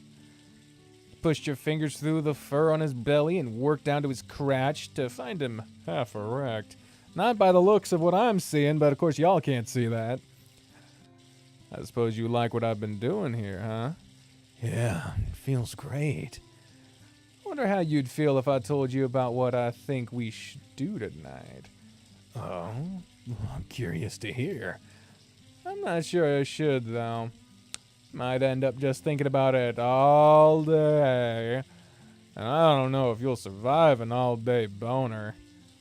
It's something sexual, I take it. You grabbed his dick and gave it a few gentle tugs, encouraging him to go fully erect, and at this point, I'm gonna have to skip. Sorry, guys. I'll recap it afterwards. See you after the edit. Okay, so it wasn't anything too scandalous. They talked about a plan for something that they've mentioned they wanted to try before. A certain position of that we've seen demonstrated before, but with an added twist. And then cleaning all of the front, and now they're gonna do the back. Do the back now, y'all. Spencer sat up and leaned forward so you could watch his back for him. His tail wagged slowly while you scrubbed him from top to bottom, making sure to give the fur-covered appendage some gentle attention, too. Lift yourself up so I can get your butt. I've been sitting in soapy water, so I'm sure my butt is fine. Lift yourself up so I can get between those cheeks of yours. I can handle that when I stand up. Lift yourself up, I'll do it now. No. Decided to dig your fingers up under his butt, and it resulted in the two of you struggling and laughing on the floor of the shower. Spencer howled in protest and shoved himself back against you, pinning your wrists to the floor at his sides. We shouldn't be fooling around like this in the shower. Someone could get hurt. All you had to do was let me finish washing you. I'm sure that's exactly what you had in mind. I'm plenty clean enough, so I think it's about time to wrap up this shower. You sure you don't want to sit her a little longer? I'm sure. We've been in here long enough. You have to help me dry off anyway. And then brush you after to make sure your fur looks nice. That too. Spencer started to push himself off the floor, and in that moment, you swiped your fingers through the cleft of his butt. Come on, man. You got a wet tail smacked across your face, and Spencer glared at you. That's what you fucking get. He said no, motherfucker. Sensor bar, courtesy of Paul Diggs, has now been deployed, as I imagine there's going to be two people naked on the screen at the same time, and one fruit bat cannot handle that much. Do you want me to bite you? If I say yes, will you really bite me? It won't be a gentle nip, that's for sure. I don't think I want you to bite me right now. Then behave. His towel was tossed at you, and he spun around to turn the water off. Now get to work. Yes, sir. After working Spencer over with the towel, you had to use the blow dryer to finish him off. That's not the only way you want to finish him off. His fur looked chaotic after that, so you moved to the couch with him to brush it straight. The whole shower thing was a ploy just to get me to brush you more, wasn't it? The shower was your idea, so don't try to pass that off on me. I've been taking care of my fur for most of my life and can handle it well enough on my own. Does that mean I should stop and let you handle it? Nope, because it feels way better when I can just relax and have someone else do it. He was on his chest, lying across your lap while you brushed his neck and back, So you slap the flat side of the brush against his butt. So, what do you want to do until you have to go to work? I was thinking we could go to the cafe for lunch. I really want to thank Hal for sending food home for me last weekend and for giving you the time off to take care of me. That's a good idea. I need to get next week's schedule from him, too. I hope he remembered to put me down. I'm sure he did. We'll have a good lunch, then figure out what to do after. Alright, sounds like a plan then. While you brushed him, you noticed him playing with his bracelet. Hey, I've been meaning to ask if that bracelet has some special meaning to it. You rarely ever take it off, and I always forget to ask you about it. I'm surprised I've never mentioned it either. Pink is the color generally associated with breast cancer awareness. He spun the bracelet idly around his right wrist while he talked. I got the bracelet from Granny the day she told me she had it. She has cancer? Had. They caught it soon enough, did a double mastectomy, and stopped it completely in its tracks. It's been a few years since that happened, but I keep wearing the bracelet as a kind of good luck charm. Sometimes I worry that if I don't wear it enough... Trailed off and sighed, resting his chin on the arm of the couch. It's silly to think such things. I'm not much of one to really believe in luck. I don't really think it's silly if it's something that offers you some kind of comfort. You think so? Absolutely. It's kind of like how people say something's a waste of time. Is it really a waste of time if you're enjoying yourself? Same concept. Guess you're right. Thanks, Adam. He rolled onto his back and reached up to pet your cheek. I'm really glad she got to meet you. It made her so happy. I just have to make sure I don't make you sad and disappoint her, or she'll come after me. I don't think you have anything to worry about there. I'm the happiest I've ever been, and I don't see that changing. People rarely do. If anything, I'm only gonna be happier. I'll do my best to make sure that's the case. And I'll do that by continuing to brush you. He put the brush to his chest and resumed making long strokes from the top of his chest all the way down to his underwear. His eyes were closed, and he looked to be in a perfect state of bliss while you brushed him. It wasn't until his phone started to ring on the table that he was pulled from his relaxed stupor. Can you see who it is? Looks like it's Darius. Darius? What does he want? Spencer grabbed the phone to answer it. Hello?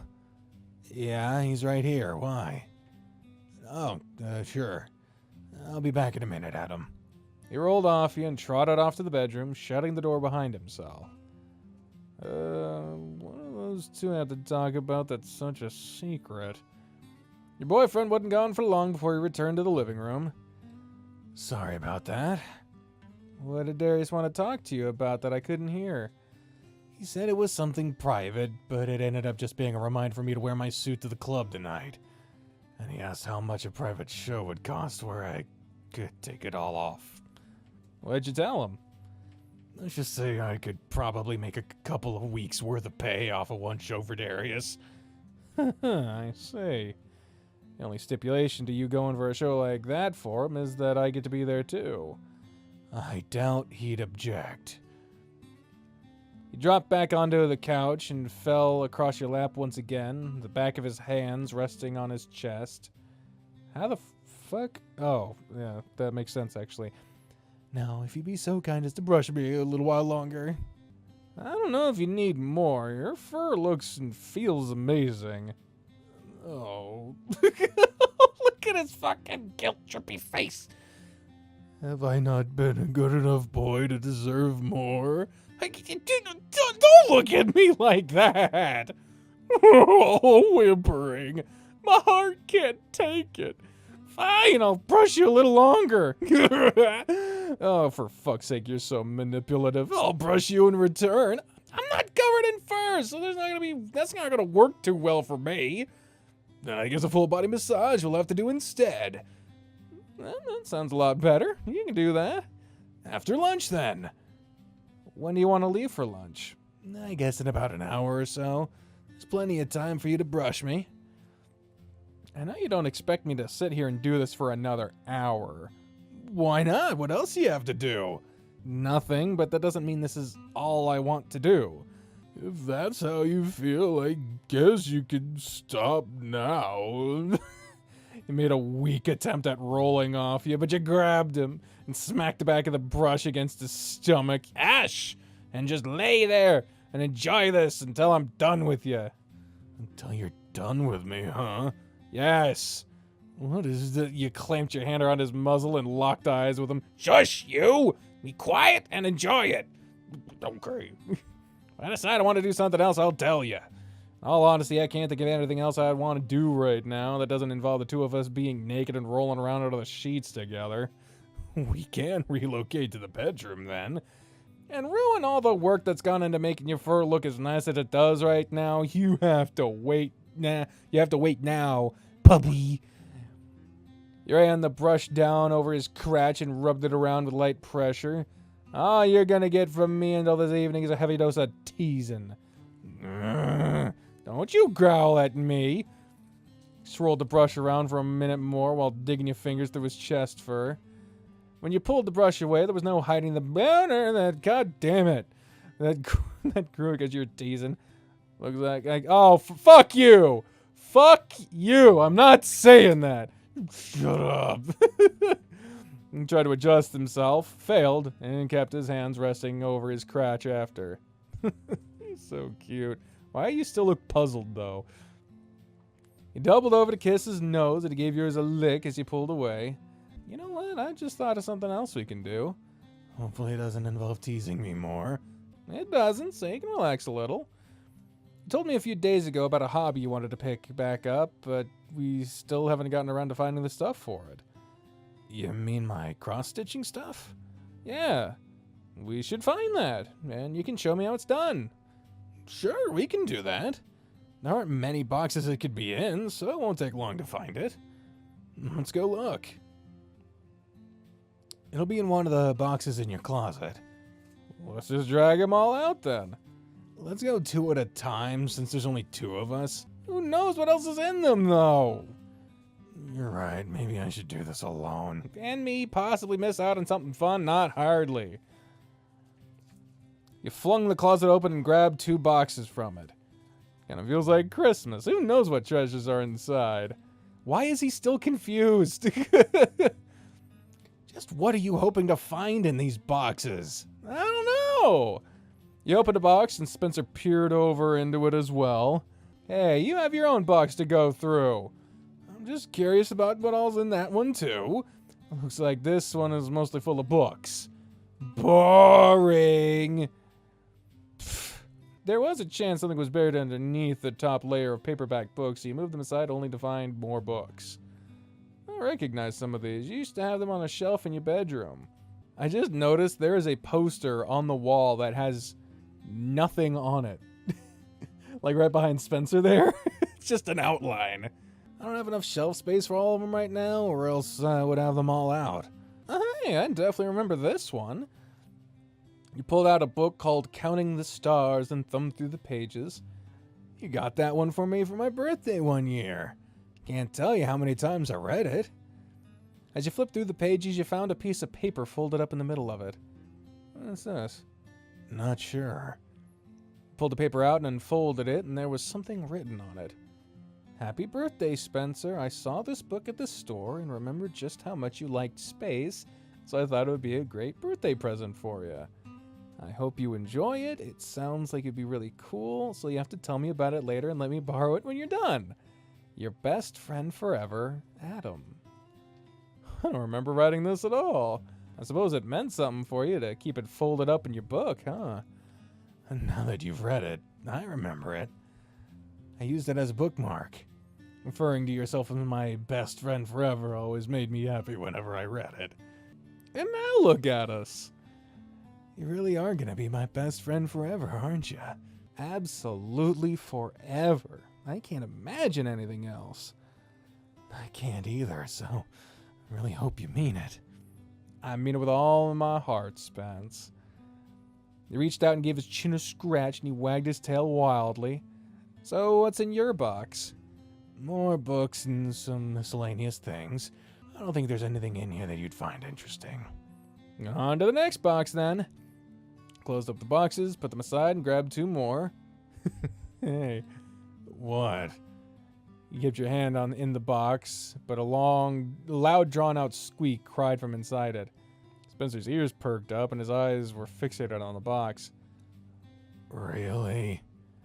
He pulled out a worn rubber ball and gave it a few more squeaks while Spencer watched it. Old chew toy? Yes. I've had that one since I was a pup. You know, come to think of it, I can't believe I never picked up on your love for these kinds of things when we were younger. I did good keeping it under control whenever you were around.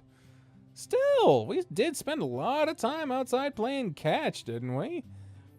We did have that one game we played where we would see who could catch the ball in the most absurdly dramatic way. We did. You never did beat my lunar comet catch. I totally forgot about that. That was when you dove forward, rolled, and caught the ball in your mouth after coming out of the roll. Yep. Almost just like how you caught the frisbee yesterday. Just about. Have to see if you can reenact that one of these days. I might even be able to beat it now. I doubt that, but you can try. We should do that with the triplets when we hang out with them. That sounds a little chaotic, but I bet the 3 of them could come up with something over the top. You rolled the ball around in your hand and gave it a squeak, and Spencer's eyes were drawn back to it. His tail was wagging slowly, and he followed your hand as you moved it around ever so slightly. Flicked your wrist and tossed the ball onto the bed, and his head snapped to follow it. Go get it. No, I know you want it. We need to keep looking through these boxes. There's only 4 left, so I'm pretty sure I can handle it. You don't even know what you're looking for. You're cross-stitching stuff. What does that consist of? Needles and thread? That's part of it, yeah. The kit that you're looking for is actually space-themed. It's a small one with all the planets and on a black cloth. That's easy enough, then. Since you told me what it is, does that mean I am not? That thing is probably covered in dust and needs to be washed before I even consider putting it near my mouth. So you're saying that if I go rinse it off for you, get another box and keep looking, you pest? He gave you a playful shove towards the closet and closed up the other 2 boxes while you fetched a couple more. Your box was another one full of random items, and there was nothing that stood out to you. Aha! Found it? Yep, I did. Here it is. Spencer pulled a package from his box and handed it to you so you could look at it. It looks neat. This would look really good framed once it's finished. I just have to finish it. I did start it. I just didn't get far into it because I got really busy. Put it back in a package and forgot about it. Same thing happened with me in my ring crochet. Oh, okay. Well, now you gotta show me how it's done. Alright. Let's go sit on the couch and I'll go over the basics before we head to lunch. I'll put these boxes away and you can go get everything ready. When you joined Spencer on the couch, he already had a needle and thread laid out on the table in front of him, and he was looking at a piece of paper. He sat beside him and leaned against him so you could look at it too. What's this? Looks like a disaster. This is the pattern. Each color is represented by a different symbol on the paper. So you match the symbol with the thread color, and that's how you know where to make your stitch. You can see I've highlighted some stuff already, and that's just how I keep up with what I've already done. See, the triangle represent this shade of blue, and you can see on my cloth that I've already stitched it. Okay, that makes a lot more sense now. It's pretty easy to follow when you know what's going on. I picked a color that took up a lot of space so I could just keep going without having to change my thread. He picked up a needle with blue thread hanging off of it, then a plastic ring that held the cloth while he was working with. What's the deal with the ring? It keeps the fabric taut so it's easier to work with. You're stabbing the needle through the cloth constantly, so if it was loose, it'd be more difficult. Spencer poked the needle through the back of the fabric and proceeded to fill out one square of color with a couple more passes. And that's all there is to it. Just make a bunch of little X's and then match the pattern, and eventually the picture will form. You can use the backside of the design to help keep your thread in place too. All you have to do is pass the thread under the loops on the back and as you're making the stitches. He flipped the cloth over and showed you what he was talking about. The backside of his work was neat and looked almost as good as the front did. I see. Seems like it'd be pretty easy. It is. It's a nice and relaxing hobby that you can do anywhere. Should we see about getting you a small pattern to mess with too? I think I'll give it a shot. It'll give me something else to do. Maybe I'll get really good at it and be able to sell what I make. You probably could. We'll just have to see, won't we? We'll make some time this week to go to a craft store and pick something out for you. You can invite Maria to go with us too. I'm not sure if she'd like something like that, but it could be fun for the three of us to go out. Yeah, it does sound like fun. I'll text her and ask later. You can text her while we're on the way to lunch. It's time for us to get dressed and go. Your dog is getting pretty hungry. Me too. Hey, before you put your pants on, that was a weird transition. Oh, that was even Spencer too. I fucked that up. Hey, before you put your pants on, you want a good look at everything first? No, that's not it. Oh, so you don't want to look? No, I mean I do, but that. You know what? Just listen. I have a request to make. Whatever it is, must be good to have you all bent out of shape. It's about tonight, okay? Already thinking about that again, huh? You knew it was gonna be on my mind a lot. Well, what's this request that you have? Spencer dug through a basket of clean clothes against the wall and pulled out a thong. I want you to wear this all day for me. That's all? You just want me to wear this all day? Yes. Seems reasonable enough. I can do that for you. He's gonna like sniff it or something, isn't he? I don't like smells. I don't like. I brought this on. I really liked how you looked in it and wanted to see you wearing it again. And knowing what you're wearing under your clothes, it being just for me, it's kind of a turn on. So put it on now and let me get a good look at you before you get dressed. Your underwear's already starting to push out at the thought. Just change. Spencer threw the underwear at you and grabbed his pants. Horny dog, you have no control over yourself. You're whoa, my God. Holy shit, he got mad. He's mad right now. Looky, I do have control over myself or I'd maul you right now. I'm not into that, but I don't suppose I'd mind some love bites. Such about deployed again.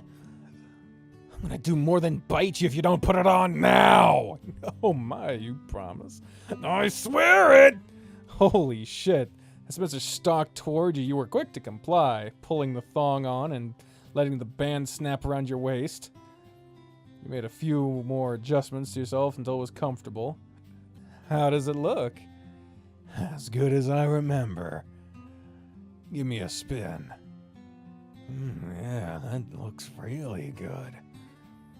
I'm hungry enough right now to where diving into that is really tempting. Well, you'll just have to wait until later before you can have a taste of all this. I'm ready for some real food in my stomach. Yeah, me too. Let's finish getting ready and go. Inside or outside? On a day like this, outside for sure. Good afternoon, fellas. Hey, Hal. How you doing, Spencer? You seem to be all right. Adam told me about your injury. I'm really sorry to hear how the tournament ended up for you. I'm doing a lot better than I was. My ankle still gets sore, but give it another week or two and I'll be back to full strength. I really appreciate you giving Adam the extra time off to help me. I don't think I would have recovered as quickly as I have without him. I'm glad to hear it. It really seems like it helped out. It has. Good, because the sooner you're back to becoming a pro, the sooner I can brag about how you would come here to eat. I'll do my best. And thank you for the food you sent home with him last weekend. It was delicious as always. You're welcome. Now you two here to have lunch today? We are. Perfect. Have a seat and I'll be back in a few to take your order. What are you getting today? I'm definitely getting an order of the bacon chicken bites. Of course you are. You and Spencer were quick to pick out your food, and you placed your orders as soon as Hal returned. You turned your attention to Spencer, and his head was cocked to the side as he was looking past you. What are you looking at? I'm pretty sure... It's okay. I'm pretty sure Coach Grifter is heading this way. I see him down the strip. Okay, that doesn't explain the confused look on your face. Well, he's holding hands with someone. Is it Richard? It's Richard, isn't it? You started to turn and look, but Spencer stopped you. Just wait a minute. You'll see. Whoever he's with just pointed toward the cafe, so they might be coming here for lunch, too. You drummed your fingers on the table while Spencer kept his head turned away, and you were torn with the urge to turn your head and look. And there's eye contact. He knows we're here now. He pulled his hand free and is acting like he's using it to scratch his chest now. Spencer smiled, turned his head, and made a casual wave, so that was your cue to satisfy your curiosity. What? Oh, it's not Richard. What happened? I thought it would be the fucking Richard. What happened? Oh no. Hello, Spencer, Adam. Hey, Coach. What's up, Coach? I was just out with my friend here. These two are on the tennis team and in one of my classes. I don't remember the voice I gave Gur, and I feel bad because they work on this game. Captain Gerbear, I'm sorry. Uh-huh. I see. Let's just get really close to the mic and do that. Harold talks highly about the team, so it's a pleasure to meet the both of you. Oh God, there's more.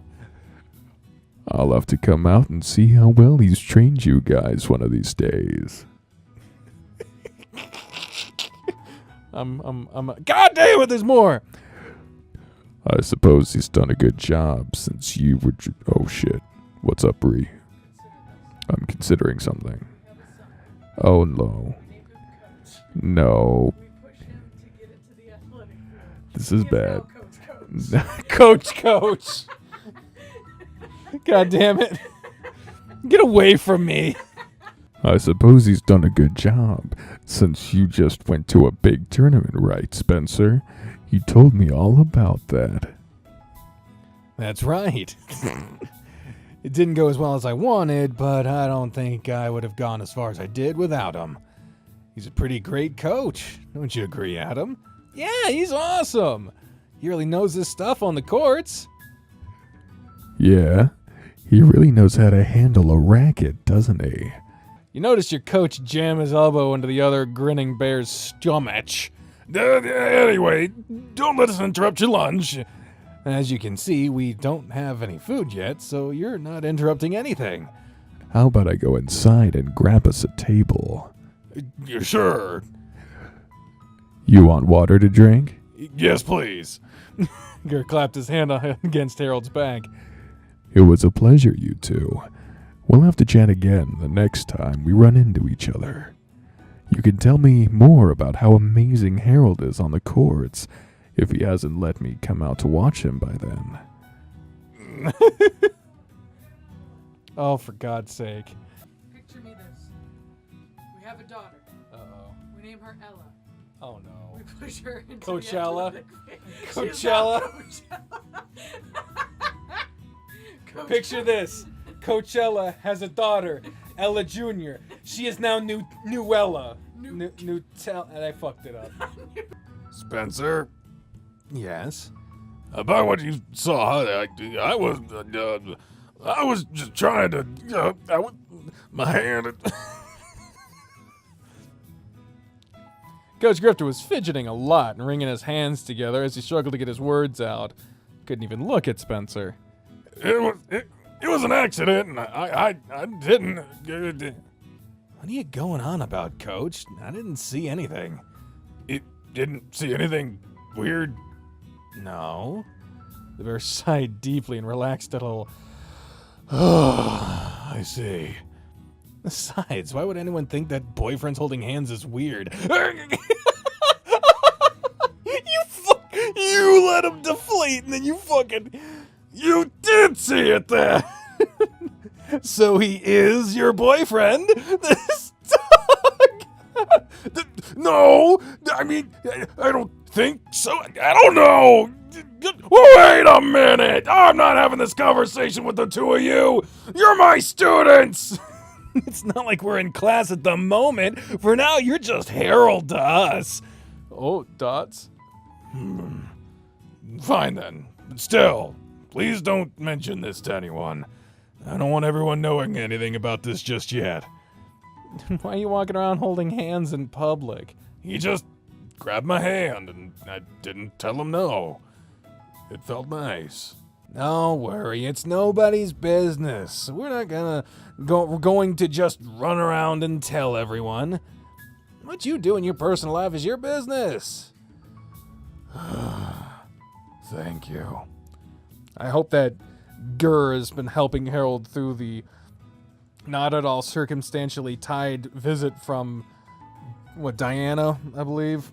She didn't show up because we were on his route, so that means that she still shows up regardless of us being there, which is very worrisome. You should probably go join him now. It's rude to leave your date waiting like this. You're right. I'll see you guys on the courts tomorrow. And don't forget, it's Coach Grifter on the courts.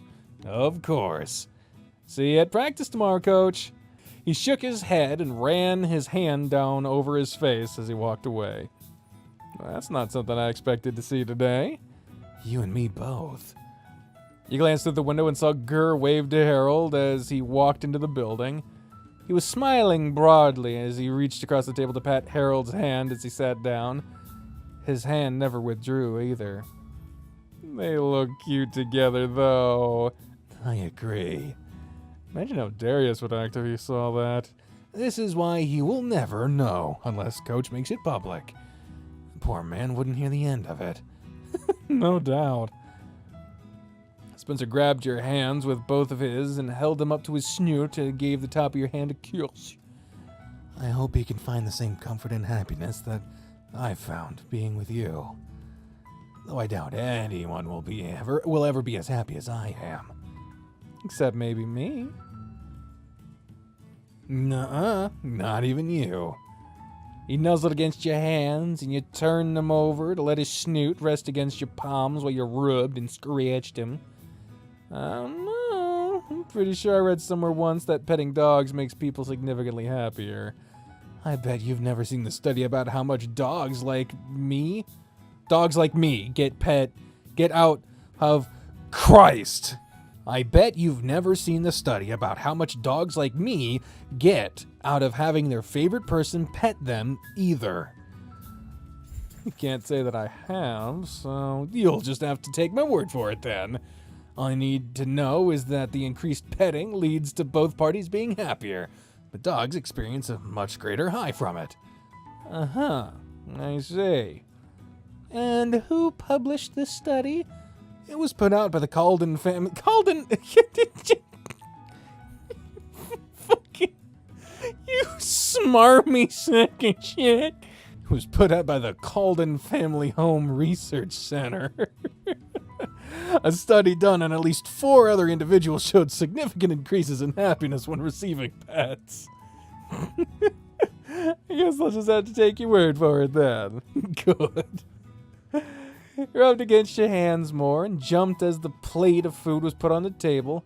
Sorry to interrupt you two lovebirds, but here's your appetizer. Thank you, pal. Yeah, thanks. Your food should be out in about 5 minutes, so I'll be back again soon. Shall we? You jabbed one of the snacks with your fork and offered it to Spencer. He took it without hesitation, and the embarrassed look, typo, melted back into one of happiness. Yeah, that's perfect. Mm-hmm. You two munched on the appetizer and had the plate cleaned by the time Hal returned with the main course. Neither of you wasted any time digging into the food. Oh, this sure hits the spot. Didn't realize how hungry I'd gotten until that appetizer came out. My stomach was growling the whole time. I guess I just had more important things on my mind. You're probably thinking about the thong I'm wearing, or what I'm gonna do to you tonight. No, actually, neither of those things were on my mind, but now they are. Then what were you thinking about? Well, it was about how much I love you, and just how happy I was to be out here with you. I was just plain old happy, that's all I was focused on. But now I'm just gonna focus on the food and remind myself of all the reasons why I love you and why we're together. Like my butt, and how it looks in this thong. No! Or how it perfectly fucking... Shut up, Adam! Perfectly nestles your junk between your thighs. Adam!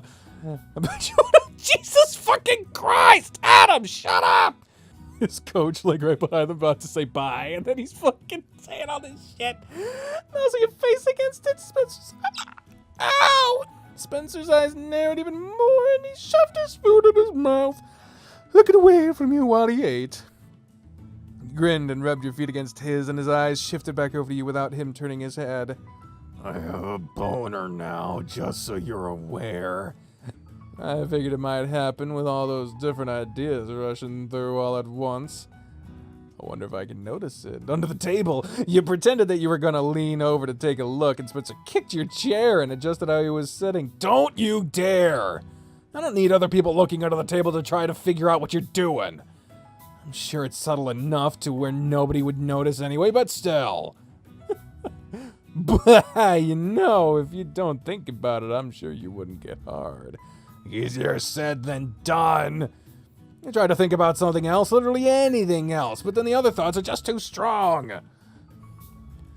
And one thought leads to another part of me just... Now there's a part of me that just wants to take you in the back alley and rail you right there. Oh, yeah, it's always downhill. It's always a downhill spiral from there. I just undo my pants, pull yours down enough to expose your ass, and bite on your... Wow! Bite your neck as I go in raw. You only get to spit for a little bit. Whatever. I am oozed out. Oh, man. You shifted around. You should dick a hard at the thought. You're hard now. You're hard now, aren't you? Maybe. Good. You deserve it. I don't think I'd ever be able to do something like that to you, but I had to teach you back. Well, now we're both hard, sitting here in public at the cafe that I work in. You're lucky we have nowhere else to be right now. He only grinned as he went back to eating his lunch, and you did the same, pushing the thoughts he planted as far away as you could. The lewd scenes that played through your mind were put on hold while Spencer's phone rang. Who is it this time? Looks like it's Darius again. Let me see what he wants now. What's up, Darius? We're out at lunch right now. Wait until tonight. Yeah. Maybe. Don't push it, Darius. Okay, yeah. See you then. Spencer pocketed his phone and shook his head. What was it about this time? The last bit was about him wanting me to take it all off at the club tonight. He's really desperate to see you naked. He is. I don't think he'll ever be satisfied, even if he does end up with a boyfriend. Do you think that'll ever happen? Who knows with him? I sure don't. Maybe Bandit will tie him down. I don't get how he puts up with Darius. Darius does have a certain charm to him. Yeah, he does. I guess Bandit just knows how to deal with him in a way that I don't. Seems to be just as much into the teasing game as Darius is.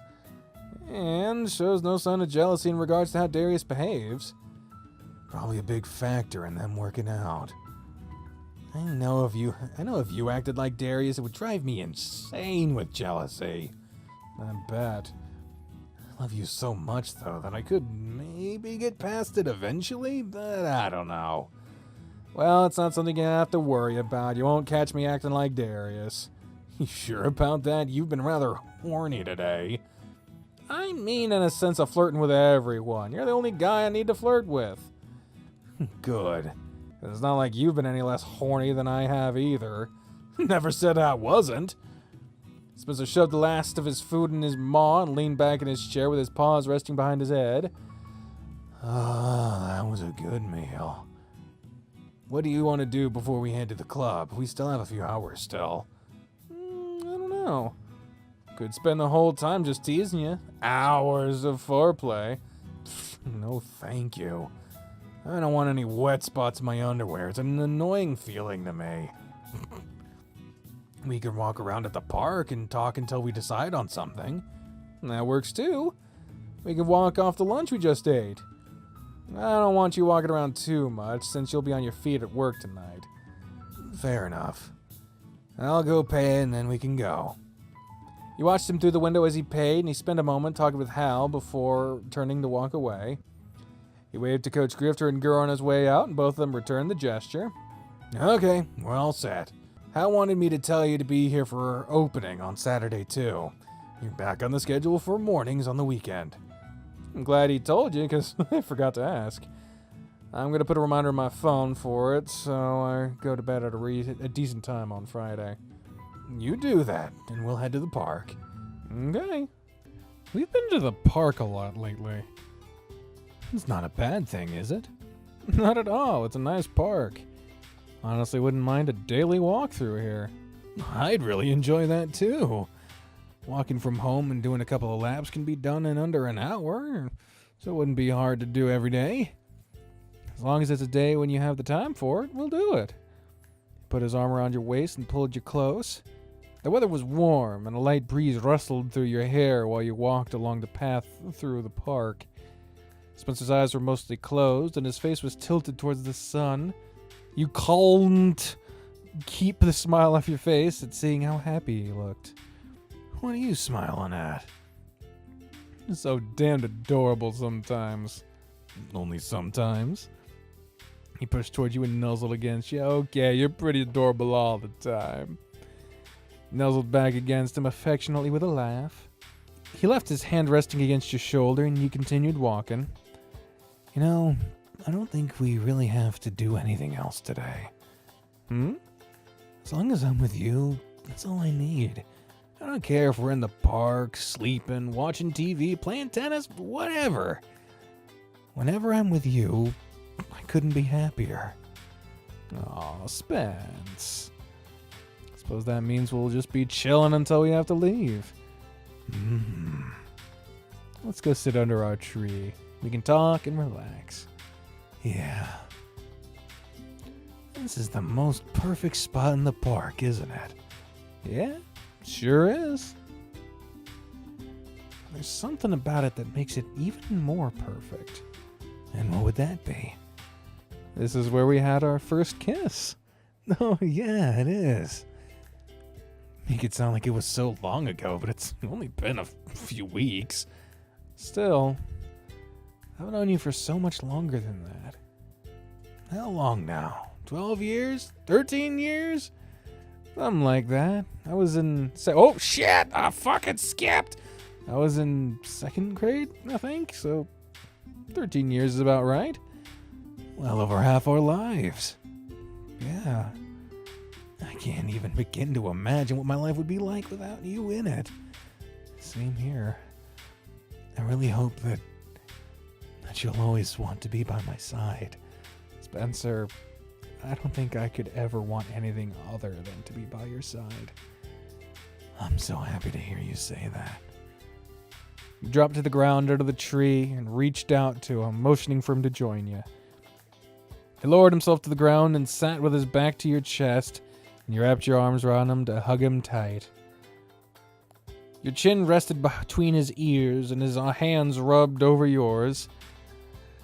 Tell me something, Spence. When did you first realize that you loved me?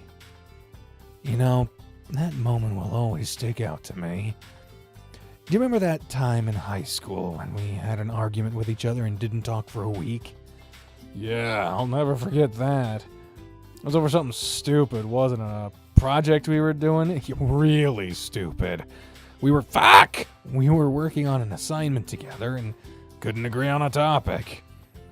We were pushing it on the deadline, and neither of us would talk to each other to work together. Showed up at my house a few days before the project was due. The doorbell rang, and Mom called me to saying you were here. My heart jumped. I don't think I could have been happier at the time. But I was afraid and didn't want you to be mad with me anymore. I even thought you were going to tell me you didn't want to be my partner and we're working solo. You have no idea how many different emotions I went through in that moment. When I put on my usual face and went to talk to you. Lo and behold, you'd been working on my project idea all week. And you'd been working on mine. We wasted so much time in all that work, and we just ended up scrapping both ideas to work on something completely different. We got a perfect score, plus bonus points in the end. That's right. But it was that night. I ended up climbing out my window to sit on the roof and talk. You apologized to me for being stubborn about it and told me that I had the better idea. Didn't I really say that? You did. I apologized too, though, and we ended up just sitting there to talk for a couple hours. The night was a bit cloudy, but it was warm, and you could see the moon through the clouds. It was so bright. And the clouds rolled away, and everything was covered in moonlight. In that moment, I looked over at you. You're on your back, looking up, and you turned to look at me. Your eyes shined in the moonlight, and you were so illuminated by the light. When our eyes met, something clicked in my heart, and I was just like, holy shit, I love him. Cue me having this giant eternal crisis while trying to stay calm. I didn't know what to do. I never felt that way before about anyone. Like, I had my moments with you where I felt something more, but I never realized what it was until that moment. Part of me wanted to roll off the roof. Another part of me wanted to pounce you. I'm glad you decided not to roll off the roof. Me too. But it was then that I realized just how much I cared about you and how much you meant to me. That was when I realized I loved you. You went through so many emotions that day, huh? You really have no idea. I was a mess. I never would have guessed either. You do such a good job of keeping your emotions bottled up. I'm glad you're finally learning that you can let them out a bit more with me. I'm working on it. You squeezed your hands tightly. The story makes me feel all fuzzy. You loved me for so long and I was oblivious to it. And you know what? It's okay. Finally got to tell you, and here we are now. I have you. You're really mine. We have each other. And I wouldn't have it any other way. You kissed him between his ears and rubbed your face into his fur. I love you, Spencer. I love you too. You leaned back against the tree and pulled him back to rest against you.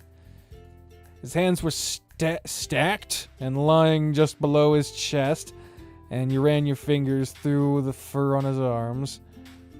Neither of you said anything as you enjoyed the moment together, and after 10 minutes, you couldn't tell if Spencer was still awake. His head tilted off to the side, and you watched the slow rise and fall of his abdomen. Oh, Spence. I don't think could really get any better than this. Gently rubbed your fingers against his chin, and he shifted against you with a content sigh. Another hour passed by before Spencer moved around against you and yawned. Hey, you're back. I don't think I was ever fully gone. I was in that state of limbo between being awake and asleep. Well, it's been about an hour since you first seemed to have dozed off. Really? He stretched his limbs when he pulled his arms back in. For some reason, when I read the sentence, he pulled his arms back in, I imagined that he stretched them out of their socket and then he just sucked them back in. It's horrifying. His hands landed on the back of your head. He tipped his muzzle up as he scratched his fingers through your hair. I wonder if this feels anywhere near as good for you as it tends to for me. It feels nice, but I'm pretty sure it's on a completely different level for you. Because I haven't hit the spot. The spot, huh? Yep. There's a perfect spot on your head that when scratched just right. His fingers moved around through your hair like they were searching for it. It's never the same for people either. The triplets all have different spots, and mine isn't like any of theirs. I think your spot's your entire head. Moved your hands to his head and began scratching through his fur. But there's one particular place that feels better than anywhere else. But you have no idea where it is. I sure don't. God damn it! I haven't noticed you react differently to wherever I scratch. Try and find it then. You do hit it from time to time. Well, that just sounds like a ploy to get me to scratch your head all over. I won't lie and say that that's not part of the reason.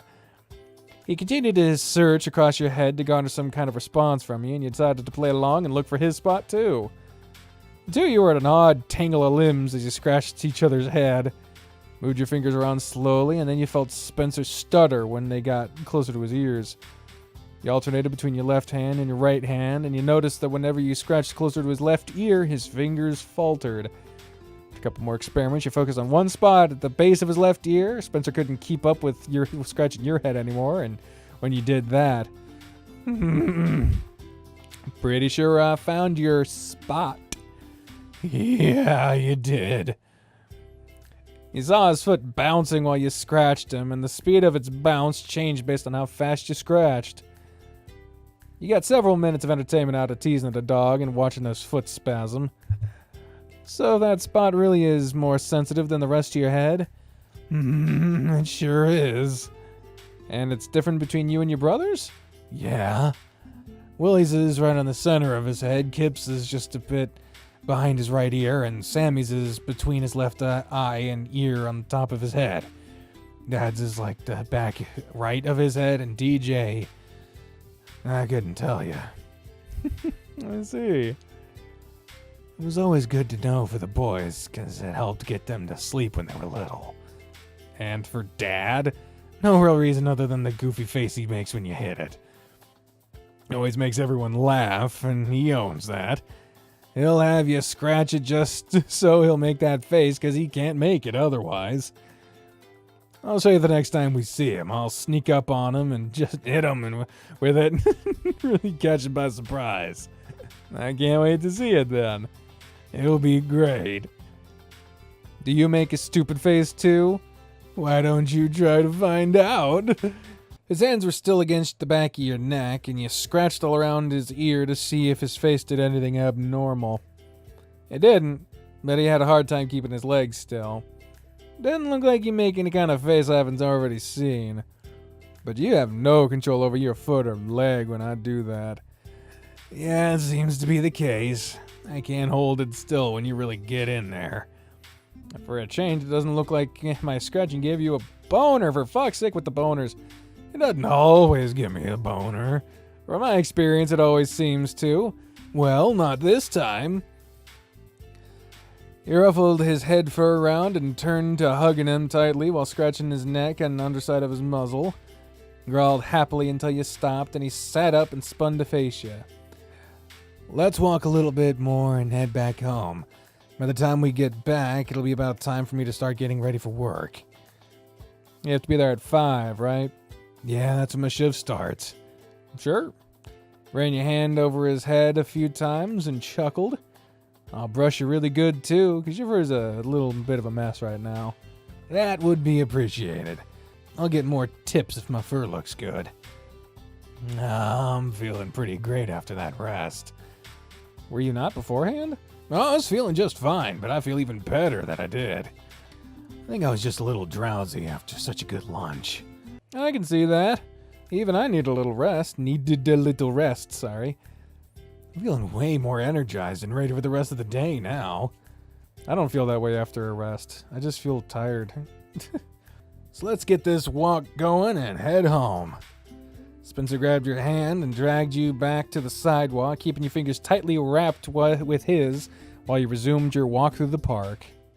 Man, I can tell I've been out of practice of this for a while. I've only been going for a little over an hour and 15 minutes just on this update alone.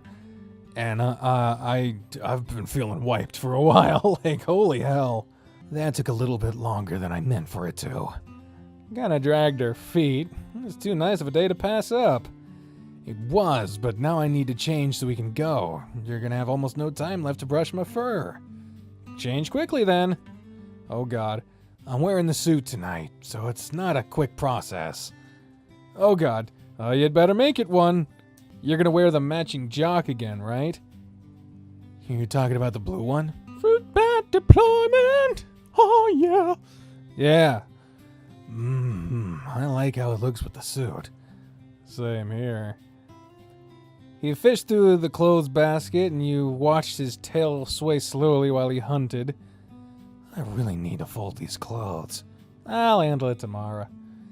I wear these clothes too, so I can help at least. Ah, here it is. Man, that color looks so good on you. I agree. When was the last time you went in without the lumberjack look with the green jock? It's been a while. This is going to be a big surprise to people. The tips are going to pour in tonight. That's what I'm hoping for. Now, it's actually better if you brush me before I put the suit on. We don't want to loose fur all over the suit. Good idea. You got 10 minutes, so do what you can with me. Oh, I'll do what I can, alright. With the brush in hand, you got started with the fur around his neck right away.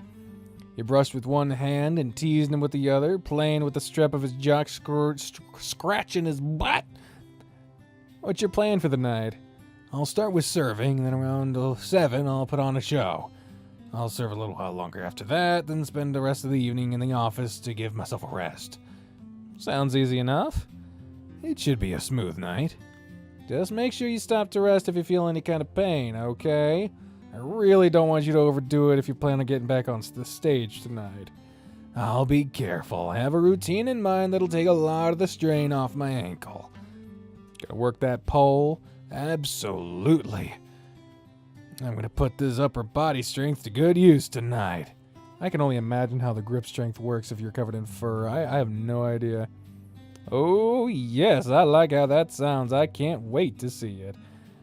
I think you'll have a good time with what I have in mind.